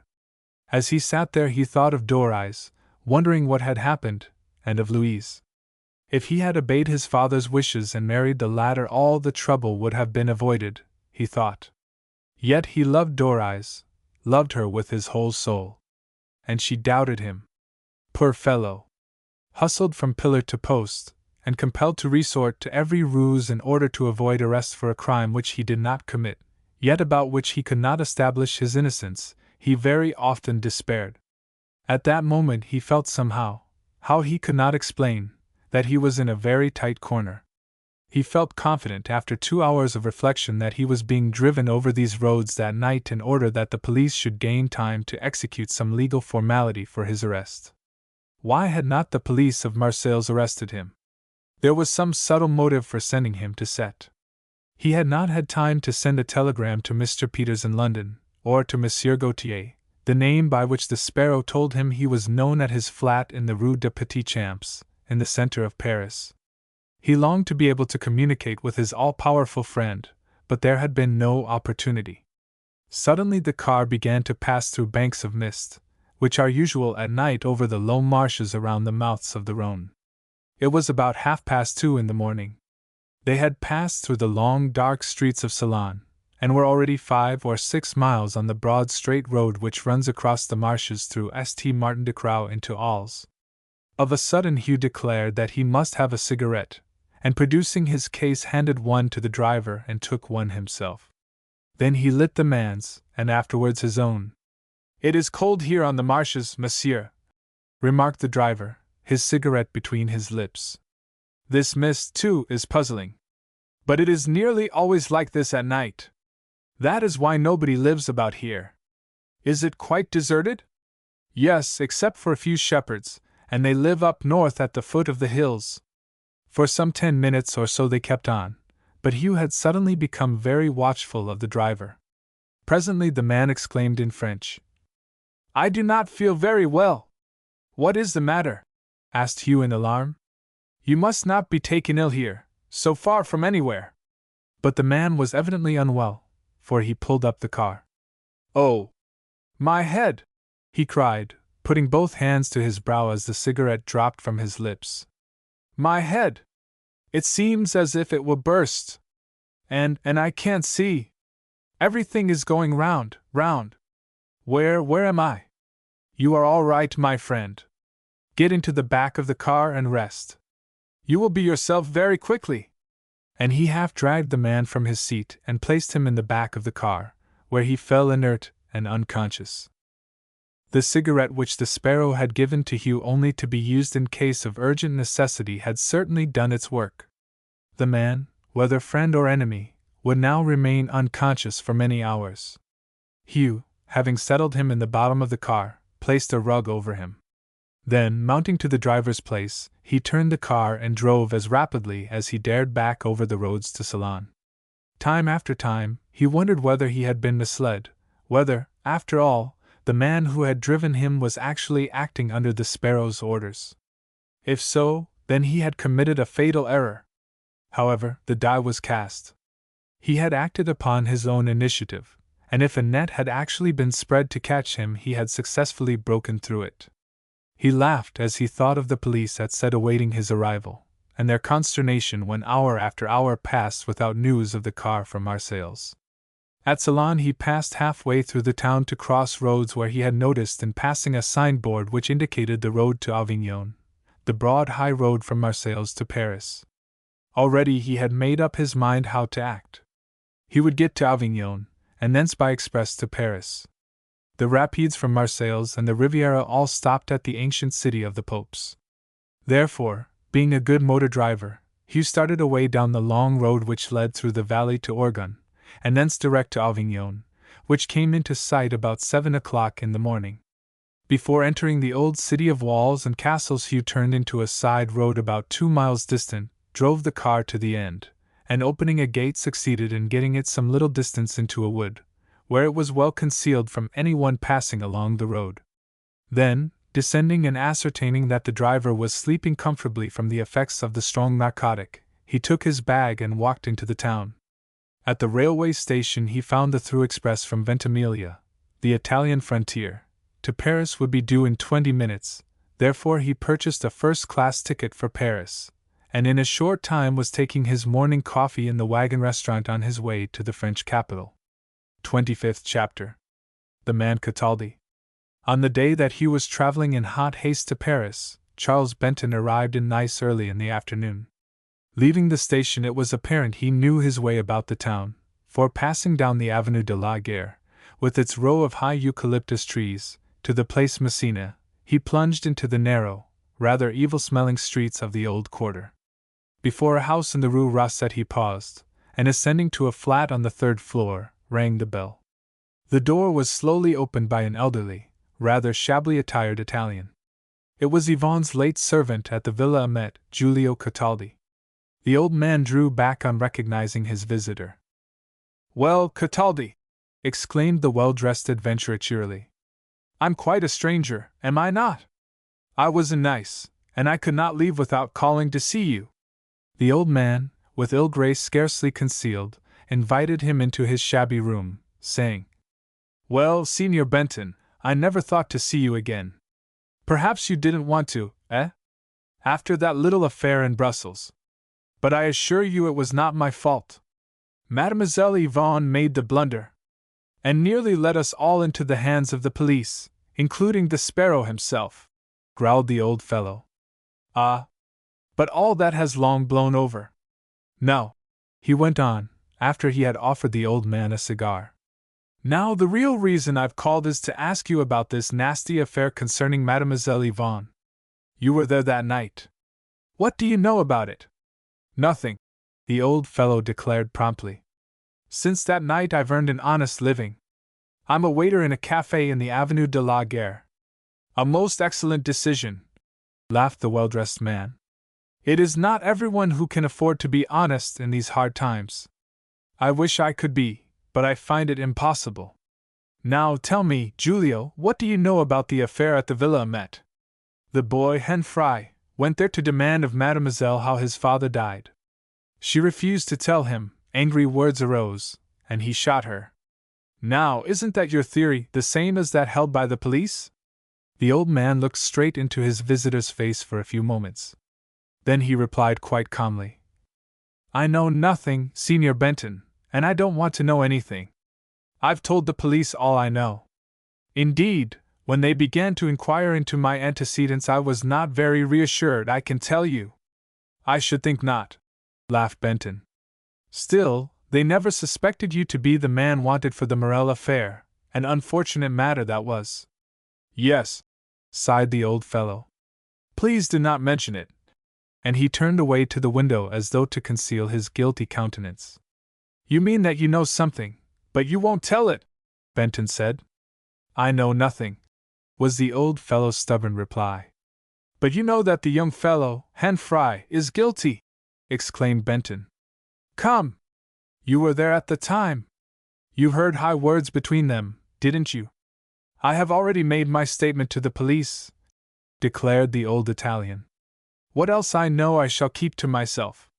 But I'm interested in ascertaining whether Hen Fry is innocent or guilty.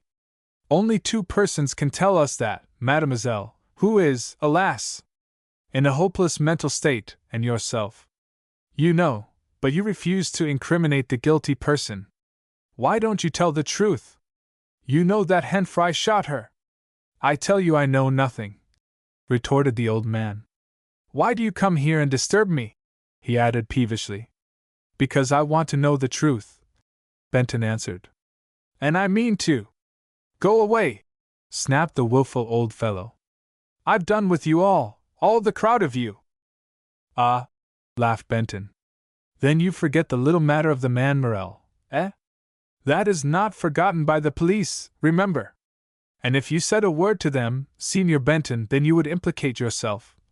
The old man growled. Seeing hostility in the Englishman's attitude, he instantly resented it. Probably. But as I have no intention of giving you away, my dear Giulio, I do not think we need discuss it. What I am anxious to do is to establish the guilt, or the innocence, of Hugh Hen Fry, he went on. No doubt. You have reason for establishing his guilt, eh? No, reasons for establishing his innocence. For your own ends, Signor Benton, was the shrewd old man's reply. At one time there was a suspicion that you yourself had fired at Mademoiselle. What? Gasped the old man, his countenance changing instantly. Who says that? He asked angrily. The police were suspicious, I believe. And as far as I can gather, they are not yet altogether satisfied. Ah, growled the old Italian in a changed voice. They will have to prove it. Well, they declare that the shot was fired by either one or the other of you, Benton said, much surprised at the curious effect the allegation had upon the old fellow. So they think that if the Signorino Hen Fry is innocent, I am guilty of the murderous attack, eh? Benton nodded. But they are seeking to arrest the Signorino, remarked the Italian. Yes. That is why I am here, to establish his innocence. And if I were to tell you that he was innocent, I should condemn myself, laughed the crafty old man. Look here, Giulio, said Benton. I confess that I have long ago regretted the shabby manner in which I treated you when we were all in Brussels, and I hope you will allow me to make some little amend. Then, taking from his pocket-book several 100-franc notes, he doubled them up and placed them on the table. Ah, said the old man. I see. You want to buy my secret. No, take your money, he cried, pushing it back towards him contemptuously. I want none of it. Because you are now earning an honest living, Benton sneered. Yes, and Il Passero knows it, was Cataldi's bold reply. Then you refuse to tell me anything you know concerning the events of that night at the Villa Met? Yes, he snapped. "Take your money, and leave me in peace." "And I have come all the way from England to see you," remarked the disappointed man. "Be extremely careful. You have enemies, so have I. They are the same as those who denounced the Signorino to the police, as they will no doubt, before long, denounce you," said the old man. "Bah! You always were a pessimist, Giulio." Benton laughed. "I do not fear any enemies, I assure you.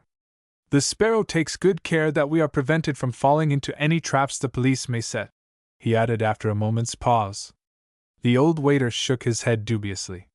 "One day there may be a slip, and it will cost you all very dearly," he said.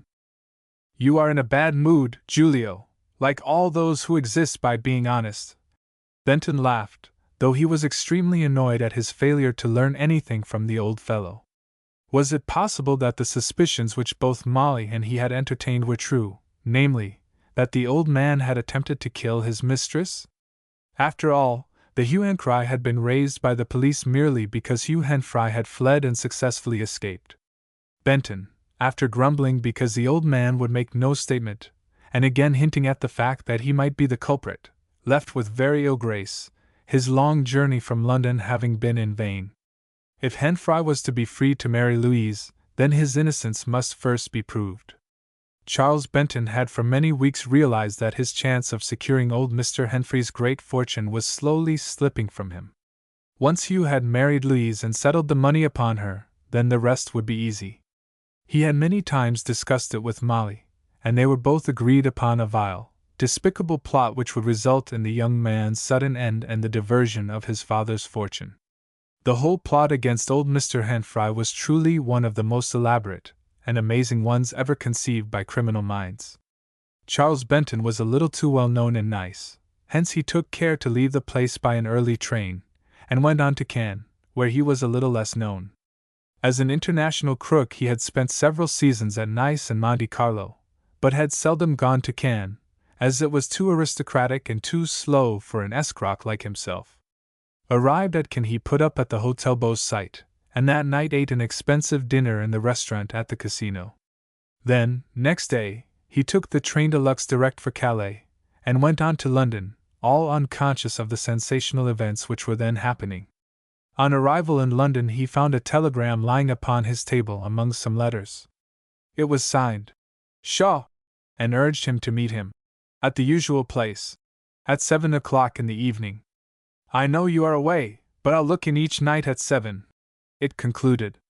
It was just 6 o'clock, therefore Benton washed and changed, and just before 7 o'clock entered a little café off Wardour Street, patronized mostly by foreigners. At one of the tables, sitting alone, was a wiry-looking, middle-aged man, Mr. Howell, the Sparrow's friend. "Well?" asked Howell, when a few minutes later they were walking along Wardour Street together. "How did you get on in Nice? Had my journey for nothing?" "Wouldn't the old man tell anything?" asked Howell eagerly. "Not a word," Benton replied. "But my firm opinion is that he himself tried to kill Yvonne, that he shot her." "Do you really agree with me?" gasped Howell excitedly. "Of course, there has, all along, been a certain amount of suspicion against him. The police were once on the point of arresting him. I happen to know that. Well, my belief is that young Henfrey is innocent. I never thought so until now. Then we must prove Cataldi guilty, and Henfrey can marry Louise," Howell said. "But the reason I wanted to get in touch with you is that the police went to Shapley." "To Shapley?" gasped Benton. "Yes. They went there the night you left London. Evidently somebody has given you away." "Given me away? Who in the devil's name can it be? If I get to know who the traitor is by gad, I'll kill him. I swear I will. Who knows? Some secret enemy of yours, no doubt. Molly has been arrested and has been up at Bow Street. They also arrested Louise, but there being no charge against her, she has been released. I've sent her up to Cambridge, to old Mrs. Curtis. I thought she'd be quite quiet and safe there for a time. But Molly arrested! What's the charge? Theft. An extradition warrant from Paris. That jeweler's affair in the Rue St. Honoré, 18 months ago. Well, I hope they won't bring forward other charges, or it will go infernally bad with her. What has the Sparrow done? He's abroad somewhere, but I've had £500 from an unknown source to pay for her defense. I saw the solicitors. Brigg Thorne, the well-known barrister, appeared for her. But all this is very serious, my dear Howell, Benton declared, much alarmed. Of course it is. You can't marry the girl to young Henfrey until he is proved innocent, and that cannot be until the guilt is fixed upon the crafty old Giulio. Exactly. That's what we must do. But with Molly arrested we shall be compelled to be very careful, said Benton, as they turned toward Piccadilly Circus. I don't see how we dare move until Molly is either free or convicted. If she knew our game she might give us away. Remember that if we bring off the Henfrey affair Molly has to have a share in the spoils. But if she happens to be in a French prison she won't get much chance, eh? If she goes it will be 10 years, without a doubt, Howell remarked. Yes. And in the meantime much can happen, eh? Laughed Benton. Lots. But one reassuring fact is that, as far as old Henfrey's fate is concerned, Mademoiselle's lips are closed. Whoever shot her did us a very good turn. Of course. But I agree we must fix the guilt upon old Cataldi. He almost as good as admitted it by his face when I taxed him with it. Why not give him away to the nice police? No, not yet. Certainly not, exclaimed Howell. It's a pity the Sparrow does not know about the Henfrey business. He might help us. Dare we tell him? What do you think? Tell him. Good heavens! No! Surely you are fully aware how he always sets his face against any attempt upon human life, and no one who has taken life has ever had his forgiveness, said Howell. The Sparrow is our master, a fine and marvelous mind which has no equal in Europe. If he had gone into politics he could have been the greatest statesman of the age. But he is il Placero, the man who directs affairs of every kind, and the man at the helm of every great enterprise. Yet his one fixed motto is that life shall not be taken. But in old Henfrey's case we acted upon our own initiative, remarked Benton. Yes. Yours was a wonderfully well-conceived idea. And all worked without a hitch until young Henfrey's visit to Monte Carlo, and his affection for that girl Ranscombe. We are weaning him away from her, Benton said. At last the girl's suspicions are excited, and there is just that little disagreement which, broadening, leads to the open breach. Oh! My dear Howell, how could you and I live if it were not for that silly infection called love? In our profession love is all-conquering. Without it we could make no progress, no smart coups, no conquests of women who afterwards shed out to us money which at the assizes they would designate by the ugly word blackmail. Ah! Charles! You were always a philosopher, laughed his companion, the man who was a bosom friend of the Sparrow. But it carries us no nearer. We must, at all costs, fix the hand that shot Yvonne. Giulio shot her, without a doubt, was Benton's quick reply. They were standing together on the curb outside the tube station at Piccadilly Circus as Benton uttered the words. Well, my dear fellow, then let us prove it, said Howell. But not yet, remember. We must first see how it goes with Molly. She must be watched carefully. Of course, I agree that Giulio Cataldi shot Yvonne. Later we will prove that fact, but the worst of it is that the French police are hot on the track of young Henfrey. How do you know that? Asked his companion quickly. Well, he answered, after a second's hesitation. I heard so 2 days ago. Then Howell, pleading an urgent meeting with a mutual friend, also a crook like themselves, grasped the other's hand, and they parted. 26th chapter. Lizette's disclosures. At 10 o'clock on the morning that Hugh Henfrey left Avignon for Paris, the Sparrow stood at the window of his cozy little flat in the Rue de Petit Champs, where he was known to his elderly housekeeper, a worthy old soul from Yvetot, in the north, as Guillaume Gautier. The house was one of those great old ones built in the days of the First Empire, with a narrow entrance and square courtyard into which the stage coaches with postilions rumbled before the days of the PLM and aircraft. In the Napoleonic days it had been the residence of the Dukes de Vizelle, but in modern times it had been converted into a series of very commodious flats. The sparrow, sprightly and alert, stood, after taking his café au lait, looking down into the courtyard. He had been reading through several letters and telegrams which had caused him some perturbation. "They are playing me false," he muttered, as he gazed out of the window. "I'm certain of it, quite certain. But, gad! If they do, I'll be even with them. Who could have given Henfrey away in London, and why?" He paced the length of the room, his teeth hard set and his hands clenched. "I thought they were all loyal after what I have done for them, after the fortunes I have put into their pockets. Fancy! One of them a well-known member of Parliament, another a director of one of the soundest insurance companies. Nobody suspects the really great crooks. It is only the little clumsy muddlers whom the police catch and the judge makes examples of." Then, crossing back to the window, he said aloud, "Lisette ought to be here. She was due in from Toulouse at 9 o'clock. I hope nothing further has happened. One thing is satisfactory, young Henfrey is safe." As a matter of fact, the girl had spoken to the sparrow from her hotel in Toulouse late on the previous night, and told him that her friend Hugh was in Marseilles. Even to the master criminal the whole problem was increasingly complicated. He could not prove the innocence of young Henfrey, because of the mysterious, sinister influence being brought to bear against him. He had interested himself in aiding the young fellow to evade arrest, because he had no desire that there should be a trial in which he and his associates might be implicated. The sparrow hated trials of any sort. With him silence was golden, and very wisely he would pay any sum rather than court publicity. Half an hour went past, but the girl he expected did not put in an appearance. Monsieur Gautier, the man with the gloved hand, was believed by his old housekeeper to be a rich and somewhat eccentric bachelor, who was interested in old clocks and antique silver, and who traveled extensively in order to purchase fine specimens. Indeed, it was by that description he was registered in the archives of the Charite, with the observation that notwithstanding his foreign name he was an Englishman of highest standing. It was never dreamed that the bristly-haired alert little man, who was so often seen in the sale-rooms of Paris when antique silver was being sold, was the notorious sparrow. Lisette's failure to arrive considerably disturbed him. He hoped that nothing had happened to her. Time after time, he walked to the window and looked out eagerly for her to cross the courtyard.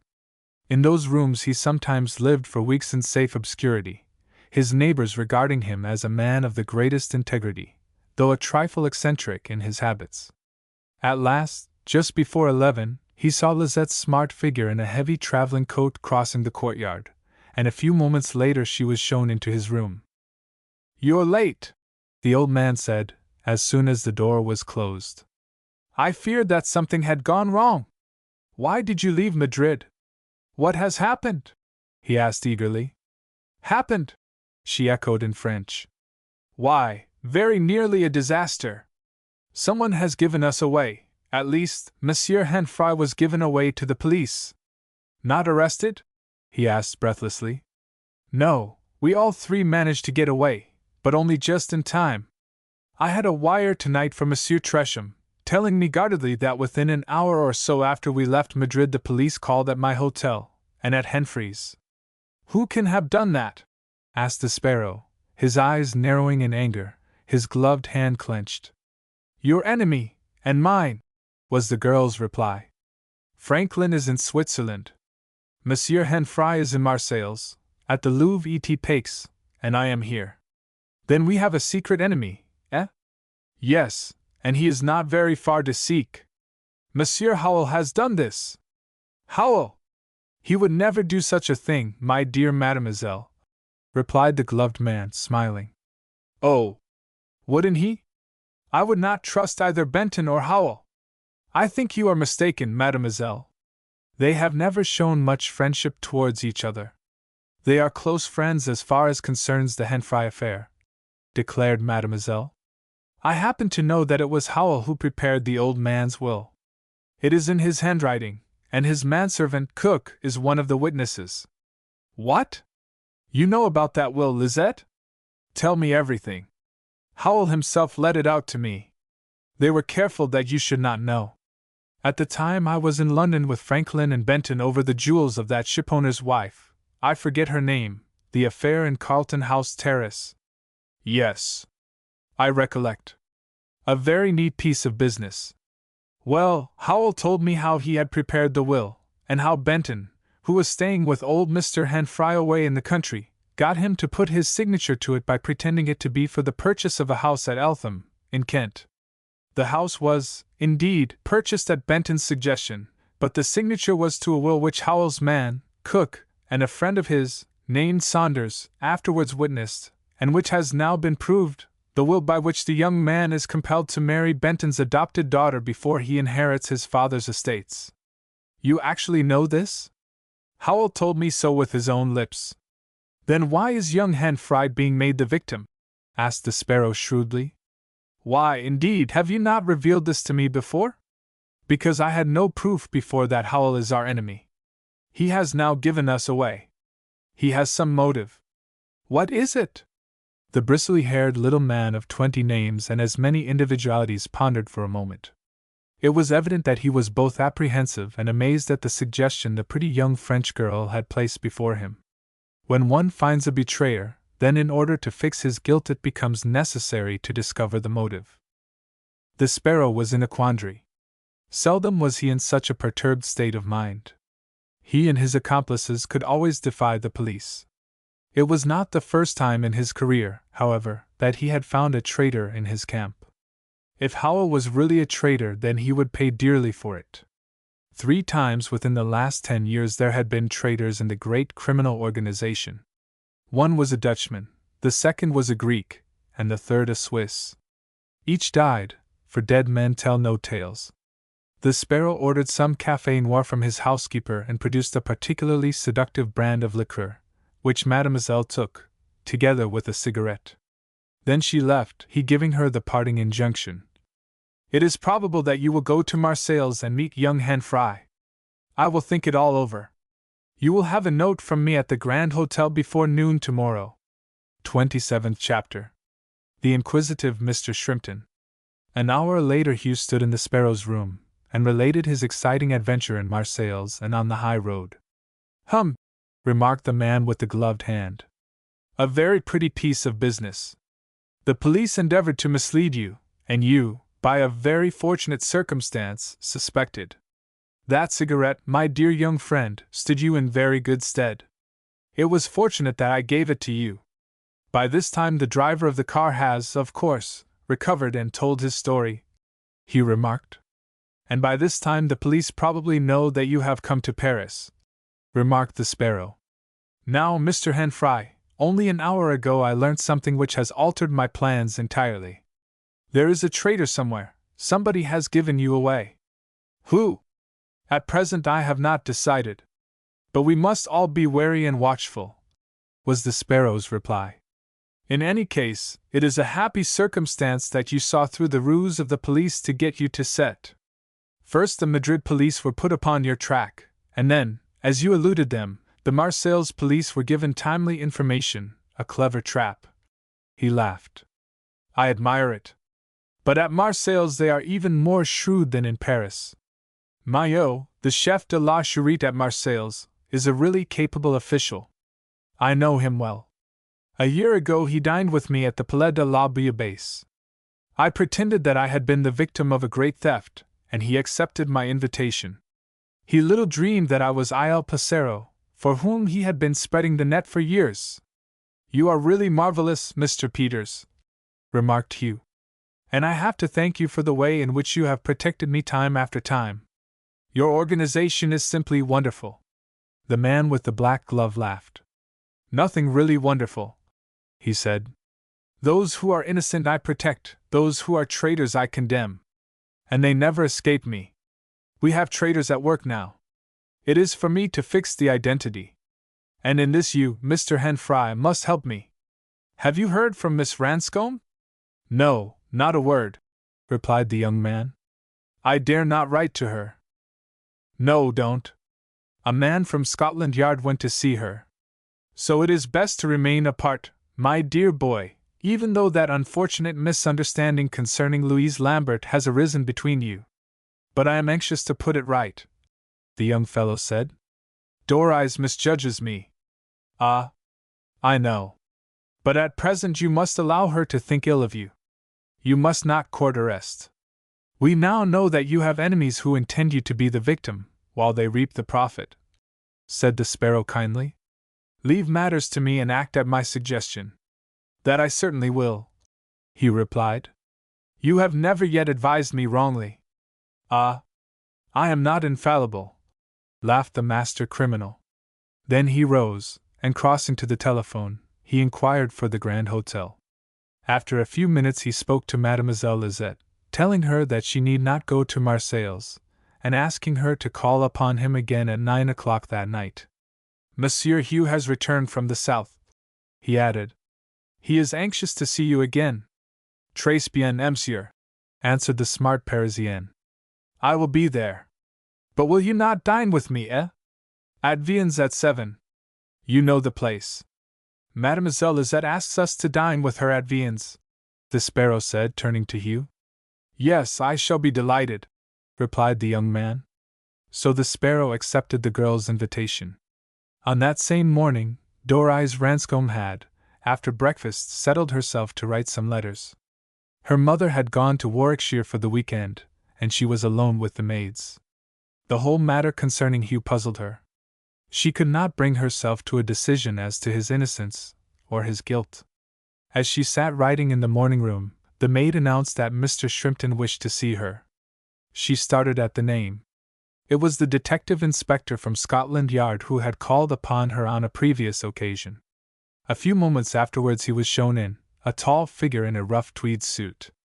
I really must apologize, Miss Ranscombe, for disturbing you, but I have heard news of Mr. Henfrey. He has been in Marseilles. Have you heard from him? Not a word, the girl replied. And Mr. Shrimpton, I am growing very concerned. I really can't think that he tried to kill the young Frenchwoman. Why should he? Well, because she had connived at his father's death. That seems to be proved. Then your theory is that it was an act of vengeance? Exactly, Miss Ranscombe. That is our opinion, and a warrant being out for his arrest both in France and in England, we are doing all we can to get him. But are you certain? Asked the girl, much distressed. After all, though on the face of things it seems that there is a distinct motive, I do not think that Hugh would be guilty of such a thing. Naturally. Forgive me for saying so, miss, but I quite appreciate your point of view. If I were in your place I should regard the matter in just the same light. I, however, wondered whether you had heard news of him during the last day or two. No, I have heard nothing. And, he said, I suppose if you did hear, you would not tell me? That is my own affair, Mr. Shrimpton, she replied resentfully. If you desire to arrest Mr. Henfrey, it is your own affair. Why do you ask me to assist you? In the interests of justice, was the inspector's reply. Well, said the girl, very promptly, I tell you at once that I refuse to assist you in your endeavor to arrest Mr. Henfrey. Whether he is guilty or not guilty I have not yet decided. But he must be guilty. There was the motive. He shot the woman who had enticed his father to his death. And how have you ascertained that? By logical deduction. Then you are trying to convict Mr. Henfrey upon circumstantial evidence alone? Others have gone to the gallows on circumstantial evidence, Crippen, for instance. There was no actual witness of his crime. I fear I must allow you to continue your investigations, Mr. Shrimpton, she said coldly. But your lover has deceived you. He was staying down in Surrey with the girl, Miss Lambert, as his fellow guest. I know that, was Doris's reply. But I have since come to the conclusion that my surmise, my jealousy if you like to call it so, is unfounded. Ah? Then you refuse to assist justice? No, I do not. But knowing nothing of the circumstances I do not see how I can assist you. But no doubt you know that Mr. Henfrey evaded us and went away, that he was assisted by a man whom we know as the Sparrow. I do not know where he is, replied the girl with truth. But you know the Sparrow, said the detective. You admitted that you had met him when I last called here. I have met him, she replied. Where does he live? She smiled, recollecting that even though she had quarreled with Hugh, the strange old fellow had been his best friend. She remembered how the White Cavalier had been sent by him with messages to reassure her. I refuse to give away the secrets of my friends, she responded a trifle haughtily. Then you prefer to shield the master criminal of Europe? I have no knowledge that the Sparrow is a criminal. Ask the police of any city in Europe. They will tell you that they have for years been endeavoring to capture Il Passero. Yet so cleverly is his gang organized that never once has he been betrayed. All his friends are so loyal to him. Yet you want me to betray him? You are not a member of the gang of criminals, Miss Ranscombe, replied Shrimpton. Whether I am or not, I refuse to say a word concerning anyone who has been of service to me, was her stubborn reply. And with that the man from the Criminal Investigation Department had to be content. Even then, Doris was not quite certain whether she had misjudged the man who loved her so well, but who was beneath a cloud. She had acted hastily in writing that letter, she felt. Yet she had successfully warned him of his peril, and he had been able to extricate himself from the net spread for him. It was evident that the Sparrow, who was her friend and Hugh's, was a most elusive person. She recollected the White Cavalier at the ball at Nice, and how she had never suspected him to be the deputy of the king of the underworld, the man whose one hand was gloved. Within half an hour of the departure of her visitor from Scotland Yard, the maid announced Mr. Sherard. Doris, with a frown, arose from her chair, and a few seconds later faced the man who was her mother's intimate friend, and who daily forced his unwelcome attentions upon her. Your mother told me you would be alone, Doris, he said in his forced manner of affected elegance. So I just dropped in. I hope I'm not worrying you. Oh, not at all, replied the girl, sealing a letter which she had just written. Mother has gone to Warwickshire, and I'm going out to lunch with May Petheridge, an old schoolfellow of mine.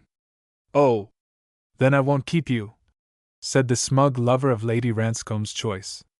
He was one of those overdressed fops who haunted the lounges of the Ritz and the Carlton, and who scraped acquaintance with anybody with a title. At tea parties he would refer to Lord This and Lady That as intimate friends, whereas he had only been introduced to them by some fat wife of a fatter profiteer. Sherard saw that Doris's attitude was one of hostility, but with his superior overbearing manner he pretended not to notice it. You were not at Lady Oundle's the night before last, he remarked, for want of something better to say. I went there specially to meet you, Doris. I hate Lady Oundle's dances, was the girl's reply. Such a lot of fearful old fogies go there. True, but a lot of your mother's friends are in her set. I know. But Mother always avoids going to her dances if she possibly can. We had a good excuse to be away, as Mother was packing. Elise was there, he remarked. And you danced with her, of course. She's such a ripping dancer. Twice. When I found you were not there, I went on to the club, he replied, with his usual air of boredom. When do you expect your mother back? Next Tuesday. I'm going down to Huntingdon tomorrow to stay with the Fishers. Oh, by the way, he remarked suddenly, Tubby Hall, who is just back from Madrid, told me in the club last night that he'd seen your friend Henfry in a restaurant there with a pretty French girl. In Madrid? Echoed Doris, for she had no idea of her lover's whereabouts. He must have been mistaken, surely. No, Tubby is an old friend of Henfry's. He says that he and the girl seem to be particularly good friends. Doris hesitated. You tell me this in order to cause me annoyance, she exclaimed. Not at all. I've only told you what Tubby said. Did your friend speak to Mr. Henfry? I think not. But I really didn't inquire, Sherard replied, not failing, however, to note how puzzled she was. Lady Ranscombe was already assuring him that the girl's affection for the absconding Henfry would, sooner or later, fade out. More than once he and she had held consultation concerning the proposed marriage, and more than once Sherard had been on the point of withdrawing from the contest for the young girl's heart. But her mother was never tired of bidding him be patient, and saying that in the end he would obtain his desire. Sherard, however, little dreamed how great was Doris's love for Hugh, and how deeply she regretted having written that hasty letter to Shapley. Yet one of Hugh's friends had met him in Madrid in company with what was described as a pretty young French girl. What was the secret of it all? Was Hugh really guilty of the attempt upon the notorious Mademoiselle? If not, why did he not face the charge like a man? Such were her thoughts when, an hour later, her mother's car took her out to Kensington to lunch with her old school friend who was on the point of being married to a man who had won great distinction in the Air Force, and whose portrait was almost daily in the papers. Would she ever marry Hugh, she wondered, as she sat gazing blankly out upon the London traffic. She would write to him, but, alas! She knew neither the name under which he was going, nor his address. And a telephone message to Mr. Peters's house had been answered to the effect that the man whose hand was gloved was abroad, and the date of his return uncertain. 28th chapter. The Sparrow's Nest. Mademoiselle Lisette met her two guests at Vian's small but exclusive restaurant in the Rue d'Arnoux, and all three had a merry meal together. Afterwards the Sparrow smoked a good cigar and became amused at the young girl's chatter. She was a sprightly little person, and had effectively brought off several highly successful coups. Before leaving his cozy flat in the Rue de Petit Champs, the Sparrow had sat for an hour calmly reviewing the situation in the light of what Lisette had told him and of Hugh's exciting adventure on the Owl's Road. That he had successfully escaped from a very clever trap was plain, but who was the traitor? Who, indeed, had fired that shot which, failing to kill Yvonne, had unbalanced her brain so that no attention could be paid to her wandering remarks? He had that morning been on the point of trying to get into touch with his friend Howell, but after Lisette's disclosures, he was very glad that he had not done so. His mastermind worked quickly. He could sum up a situation and act almost instantly where other men would be inclined to waver. But when the Sparrow arrived at a decision, it was unalterable. All his associates knew that too well. Some of them called him stubborn, but they had to agree that he was invariably right in his suspicions and conclusions. He had debated whether he should tell Hugh what Lisette had alleged concerning the forgery of his father's will, but had decided to keep the matter to himself and see what further proof he could obtain. Therefore he had forbidden the girl to tell Henfrey anything, for, after all, it was quite likely that her statements could not be substantiated. After their coffee all three returned to the Rue de Petit Champs where Lisette, merry and full of vivacity, joined them in a cigarette. The Sparrow had been preoccupied and thoughtful the whole evening. But at last, as they sat together, he said, "We shall all three go south tomorrow, to Nice direct." "To Nice!" exclaimed Lisette. "It is hardly safe, is it?" "Yes." "You will leave by the midday train from the Gare de Lyon, and go to Madame Odette's in the Boulevard Gambetta. I may want you. We shall follow by the train de luxe. It is best that Mr. Henfrey is out of Paris. The Charité will certainly be searching for him." Then, turning to Hugh, he told him that he had better remain his guest that night, and in the morning he would buy him another suit, hat and coat. "There will not be so much risk in Nice as here in Paris," he added. "After all, we ought not to have ventured out to Viance." Later he sat down, and after referring to a pocket-book containing certain entries, he scribbled 4 cryptic telegrams which were, apparently, burst quotations, but when read by their addressees were of quite a different character. He went out and himself dispatched these from the office of the Grand Hotel. He never entrusted his telegrams of instructions to others. When he returned 10 minutes later he took up Le Soir, and searching it eagerly, suddenly exclaimed, "Ah! Here it is! Mansfield has been successful and got away all right with the German Countess's trinkets." And with a laugh he handed the paper to Lisette, who read aloud an account of a daring robbery in one of the best hotels in Cologne, jewels valued at 100,000 marks having mysteriously disappeared. International thieves were suspected, but the Cologne police had no clue. "Monsieur Mansfield is always extremely shrewd. He is such a real ladies' man," laughed Lisette, using some of the argot of the Montmartre. "Yes. Do you recollect that American, Lindsay, with whom you had something to do?" "Oh, yes, I remember. I was in London and we went out to dinner together quite a lot. Mansfield was with me and we got from his dispatch box the papers concerning that oil well at Baku. The company was started later on in Chicago, and only 2 months ago I received my dividend. Teddy Manfield is a very good friend, declared the man with the gloved hand. Birth and education always count, even in these days. To any ex-service man I hold out my hand as the unit who saved us from becoming a German colony. But do others? I make war upon those who have profited by war. I have never attacked those who have remained honest during the great struggle. In the case of Dog Eat Dog, I place myself on the side of the worker and the misled patriot, not only in Britain, but in all the countries of the Allies. If members of the Allied governments are profiteers, what can the man in the street expect of the poor little scraping up tradesman oppressed by taxation and bewildered by waste? But there, he added, I am no politician. My only object is to solve the mystery of who shot poor Mademoiselle Yvonne. The pretty decoy of the great association of escrocs smoked another cigarette, and gazed into the young man's face.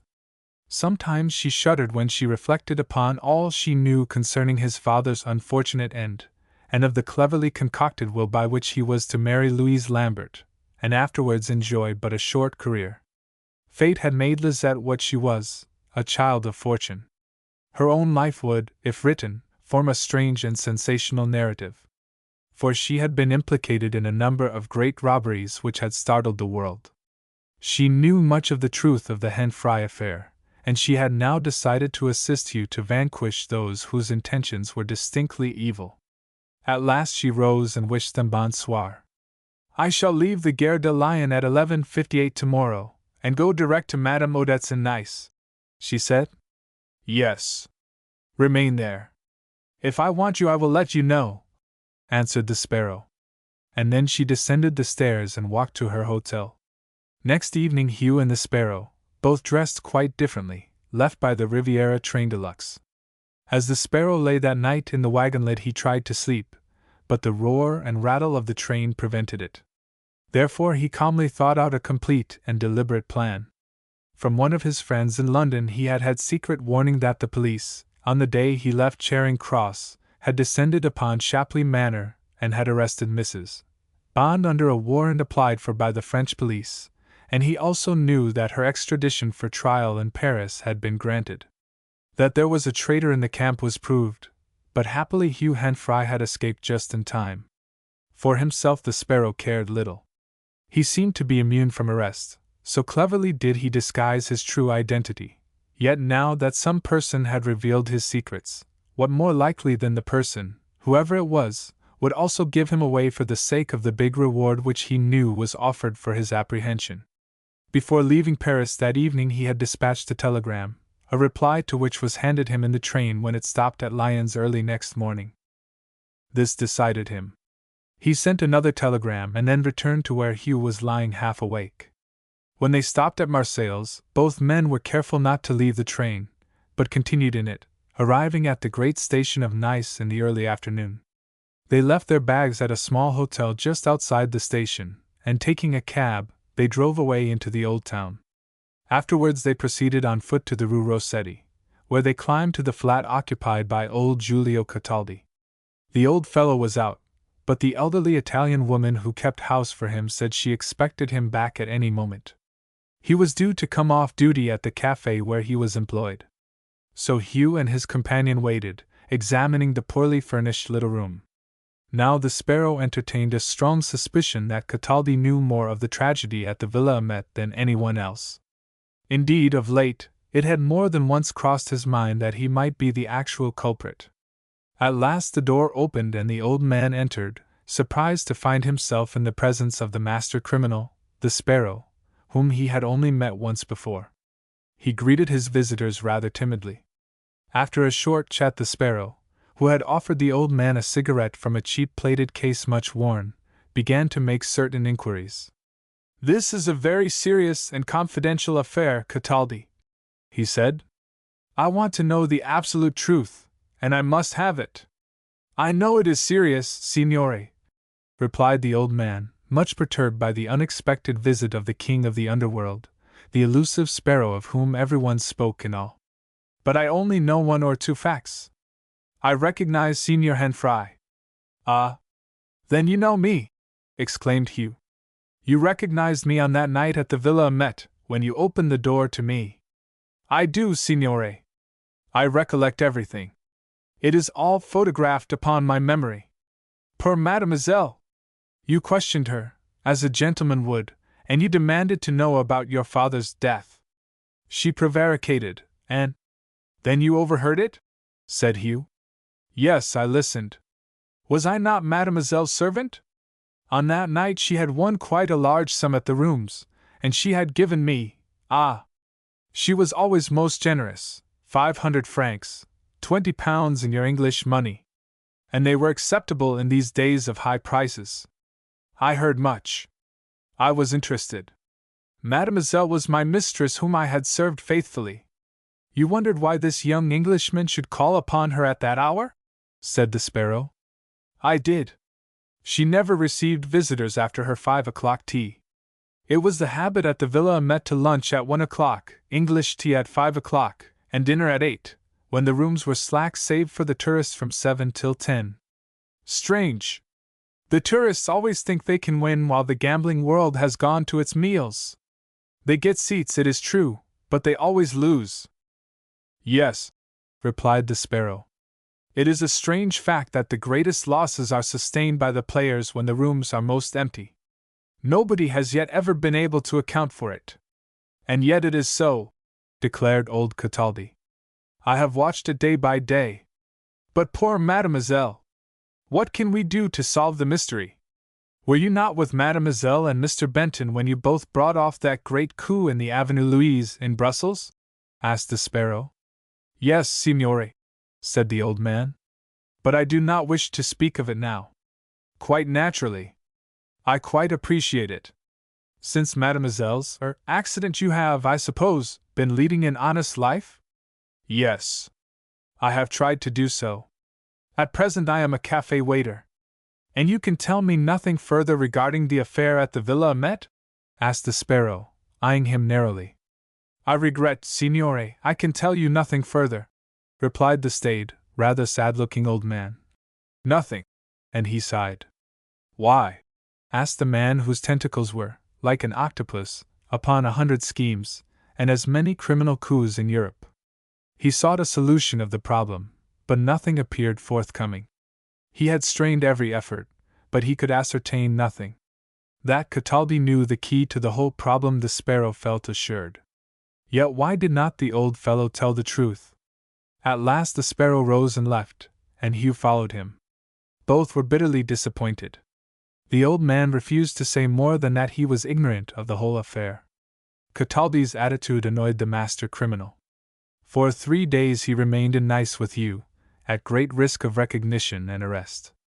On the 4th day they went together in a hired car along the winding road across the Var to Cannes. At a big white villa a little distance outside the pretty winter town of flowers and palms, they halted. The house, which was on the Frejus road, was once the residence of a Russian prince. With the Sparrow Hugh was ushered into a big, sunny room overlooking the beautiful garden where climbing geraniums ran riot with carnations and violets, and for some minutes they waited. From the windows spread a wide view of the calm sapphire sea. Then suddenly the door opened. 29th chapter. The story of Mademoiselle. Both men turned, and before them they saw the plainly dressed figure of a beautiful woman, and behind her an elderly, grey-faced man. For a few seconds the woman stared at the Sparrow blankly. Then she turned her gaze upon Hugh. Her lips parted. Suddenly she gave vent to a loud cry, almost of pain, and placing both hands to her head, gasped, "Dieu!" It was Yvonne Ferret. And the cry was one of recognition. Hugh dashed forward with the doctor, for she was on the point of collapse at recognizing them. But in a few seconds she recovered herself, though she was deathly pale and much agitated. "Yvonne!" exclaimed the Sparrow in a low, kindly voice. "Then you know who we really are? Your reason has returned?" "Yes," she answered in French. "I remember who you are." "Ah! But it is all so strange!" she cried wildly. I can't think. At last! Yes. I know. I recollect. You!" And she stared at Hugh. "You, You are Monsieur Henfrey. That is so, mademoiselle. Ah, messrs, remarked the elderly doctor, who was standing behind his patient. She recognized you both, after all. The sudden shock at seeing you has accomplished what we have failed all these months to accomplish. It is efficacious only in some few cases. In this it is successful. But be careful. I beg of you not to overtax poor mademoiselle's brain with many questions. I will leave you. And he withdrew, closing the door softly after him. For a few minutes the sparrow spoke to Mademoiselle of Monte Carlo about general things. I have been very ill, she said in a low, tremulous voice. I could think of nothing since my accident, until now, and she gazed around her with a new interest upon her handsome countenance. And now I remember, but it all seems too hazy and indistinct. You recollect things, eh? Asked the sparrow in a kindly voice, placing his hand upon her shoulder and looking into her tired eyes. Yes. I remember. All the past is slowly returning to me. It seems ages and ages since I last met you, Mr. Peters. And she laughed lightly. Peters, that is the name? It is, mademoiselle. He laughed. And it is a happy event that, by seeing us unexpectedly, your memory has returned. But the reason Mr. Henfrey is here is to resume that conversation which was so suddenly interrupted at the Villa Amet. Mademoiselle was silent for some moments. Her face was averted, for she was gazing out of the window to the distant sea. Do you wish me to reveal to Monsieur Henfrey the secret of his father's death? She asked of the sparrow. Certainly. You were about to do so when the accident happened. Yes. But oh, how can I tell him the actual truth when, alas, I am so guilty? Cried the woman, much distressed. No, mademoiselle, said Hugh, placing his hand tenderly upon her shoulder. Calm yourself. You did not kill my father. Of that I am quite convinced. Do not distress yourself, but tell me all that you know. Mr. Peters knows something of the affair, I believe, she said slowly. But he never planned it. The whole plot was concocted by Benton. Then, turning to Hugh, Mademoiselle said almost in her natural tone, though slightly high-pitched and nervous. Benton, the blackguard, was your father's friend at Woodthorpe. With a man named Howell, known also as Shaw, he prepared a will which your father signed unconsciously, and which provided that in the event of his death you should be cut off from almost every benefit if you did not marry Louise Lambert, Benton's adopted daughter. But who is Louise actually? Asked Hugh, interrupting. The real daughter of Benton, who has made pretense of adopting her.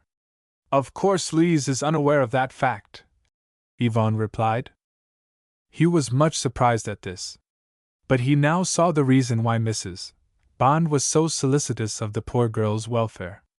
Now I happened to be in London, and on one of your father's visits to town, Benton, his friend, introduced us. Naturally, I had no knowledge of the plot which Benton and Howell had formed, and finding your father a very agreeable gentleman, I invited him to the furnished flat I had taken at Queen's Gate. I went to the theatre with him on 2 occasions, Benton accompanying us, and then your father returned to the country.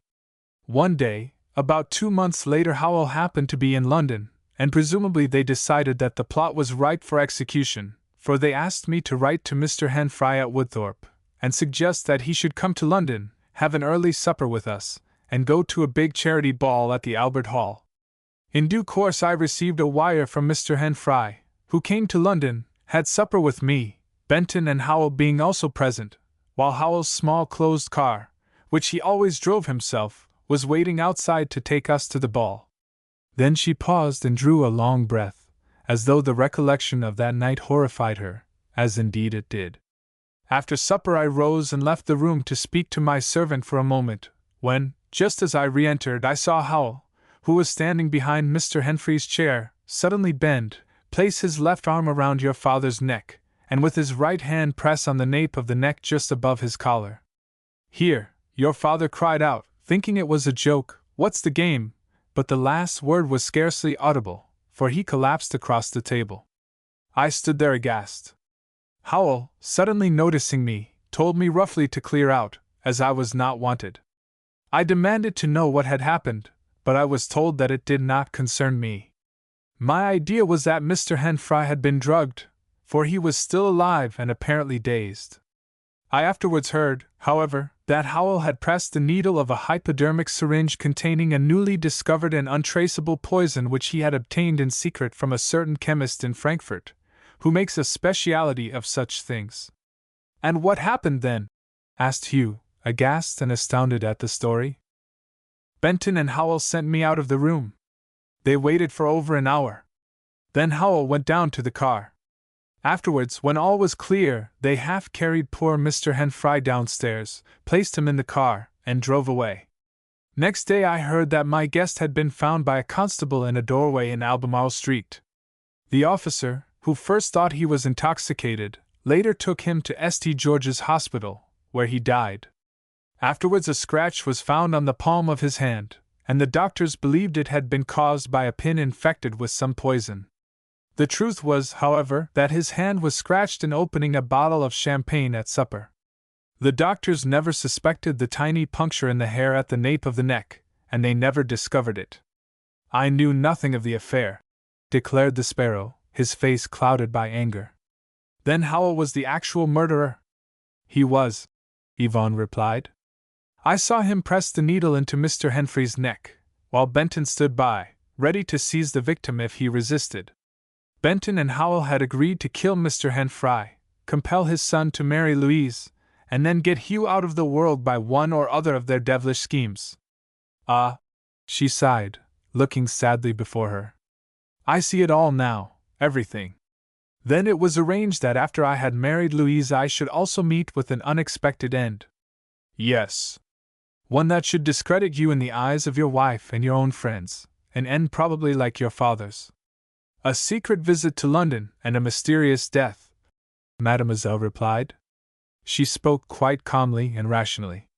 The shock of suddenly encountering the two persons who had been uppermost in her thoughts before those terrible injuries to her brain had balanced it again.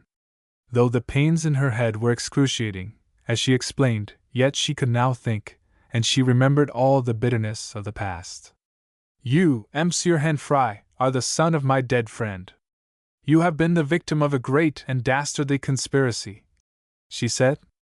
But I ask your forgiveness, for I assure you that when I invited your father up from Woodthorpe I had no idea whatever of what those assassins intended.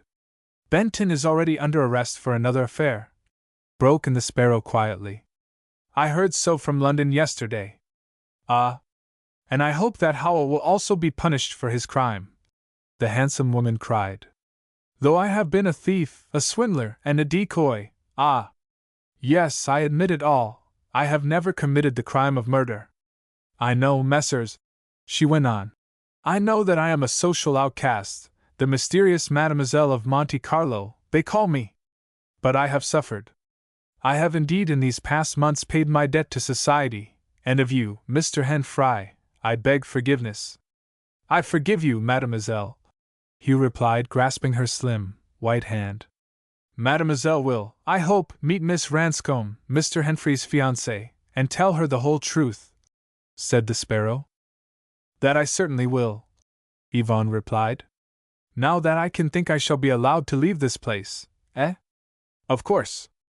I will see after that, said the man known as Mr. Peters. You must return to the Villa Amet, for you are still Mademoiselle of Monte Carlo, remember. Leave it all to me. And he laughed happily. But we are no nearer the solution of the mystery as to who attempted to kill you, mademoiselle, he remarked. There can be but one person. Old Cataldi knows who it is, she answered. Cataldi? Then why has he not told me? I questioned him closely only the other day, said the Sparrow. For certain reasons, mademoiselle replied. He dare not tell the truth. Why? Asked Hugh. Because, well, and she turned to the Sparrow. You will recollect the affair we brought off in Brussels at that house of the Belgian Baroness close to the Bois de la Camber. A servant was shot dead. Giulio Cataldi shot him in self-defense. But Howell knows of it. Well? Asked the Sparrow. Howell was in Monte Carlo on the night of the attempt upon me. I met him in the casino half an hour before I left to walk home. He no doubt recognized Mr. Henfrey, who was also there, as the son of the man whom he had murdered, watched him, and followed him up to my villa. He suspected that Mr. Henfrey's object was to face me and demand an explanation. Do you really think so? Gasped Hugh. Of that I feel positive. Only Cataldi can prove it. Why Cataldi? Inquired Hugh.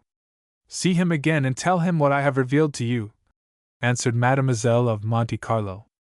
Who was it who warned me against you by that letter posted in Tours? It was part of Howell's scheme, no doubt. I have no idea of the identity of the writer of any anonymous letter. But Howell, no doubt, saw that if he rid himself of me it would be to his great advantage. Then Cataldi will not speak the truth because he fears Howell? Remarked the notorious chief of Europe's underworld. Exactly. Now that I can think, I can piece the whole puzzle together. It is all quite plain. Do you not recollect Howell's curious rifle fashioned in the form of a walking stick? When I halted to speak to Madame Berengar on the steps of the casino as I came out that night, he passed me carrying that stick. Indeed, he is seldom without it. By means of that disguised rifle I was shot. But you speak of Cataldi. How can he know? When I entered the house I told him quickly that I believed Howell was following me. I ordered him to watch. This no doubt he did. He has ever been faithful to me. But why should Howell have attempted to fix his guilt upon Mr. Henfrey? Asked the Sparrow. In doing so he was defeating his own aims. If Mr. Henfrey were sent to prison he could not marry Louise Lambert, and if he had married Louise he would have benefited Howell. Therefore the whole plot was nullified. Exactly, monsieur. Howell attempted to kill me in order to preserve his secret, fearing that if I told Mr. Henfrey the truth he would inform the police of the circumstances of his father's assassination. In making the attempt he defeated his own ends, a fact which he only realized when too late. Conclusion. The foregoing is perhaps one of the most remarkable stories of the underworld of Europe. Its details are set down in full in 3 big portfolios in the archives of the Charité in Paris, where the present writer has had access to them.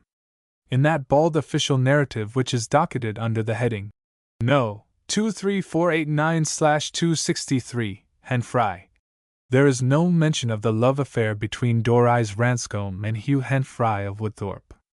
But the true facts are that within 3 days of Mademoiselle's recovery of her mental balance, old Giulio Cataldi made a sworn statement to the police at Nice, and in consequence 2 gendarmes of the department of Seine-et-Oise went one night to a small hotel at Provins, where they arrested the Englishman, Shaw, alias Howell, who had gone there in what he thought was safe hiding. The arrest took place at midnight, but Howell, on being cornered in his bedroom, showed fight, and raising an automatic pistol, which he had under his pillow, shot and wounded one of the gendarmes. Whereupon his companion drew his revolver in self-defense, and shot the Englishman dead.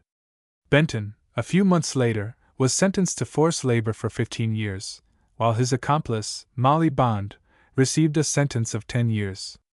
Only one case, that of jewel robbery, was, however, proved against her. Doris, about 6 weeks after Mademoiselle Yvonne's explanation, met her in London, and there she and Hugh became reconciled. Her jealousy of Louise Lambert disappeared when she knew the actual truth, and she admired her lover all the more for his generosity in promising, when the probate court had set aside the false will, that he would settle a comfortable income upon the poor innocent girl. This, indeed, he did. The Sparrow has never since been traced, though Scotland Yard and the Charité have searched everywhere for him. But he is far too clever. The writer believes he is now living in obscurity, but perfectly happy, in a little village outside Barcelona. He loves the sunshine. As for Hugh, he is now happily married to Doris, and as the probate court has decided that Woodthorpe and the substantial income are his, he is enjoying all his father's wealth. Yvonne Ferret is still Mademoiselle of Monte Carlo. She still lives on the hill in the picturesque Villa Amet, and is still known to the habitués of the rooms as Mademoiselle of Monte Carlo. On most nights in spring she can be seen at the rooms, and those who know the truth tell the queer story which I have in the foregoing pages attempted to relate.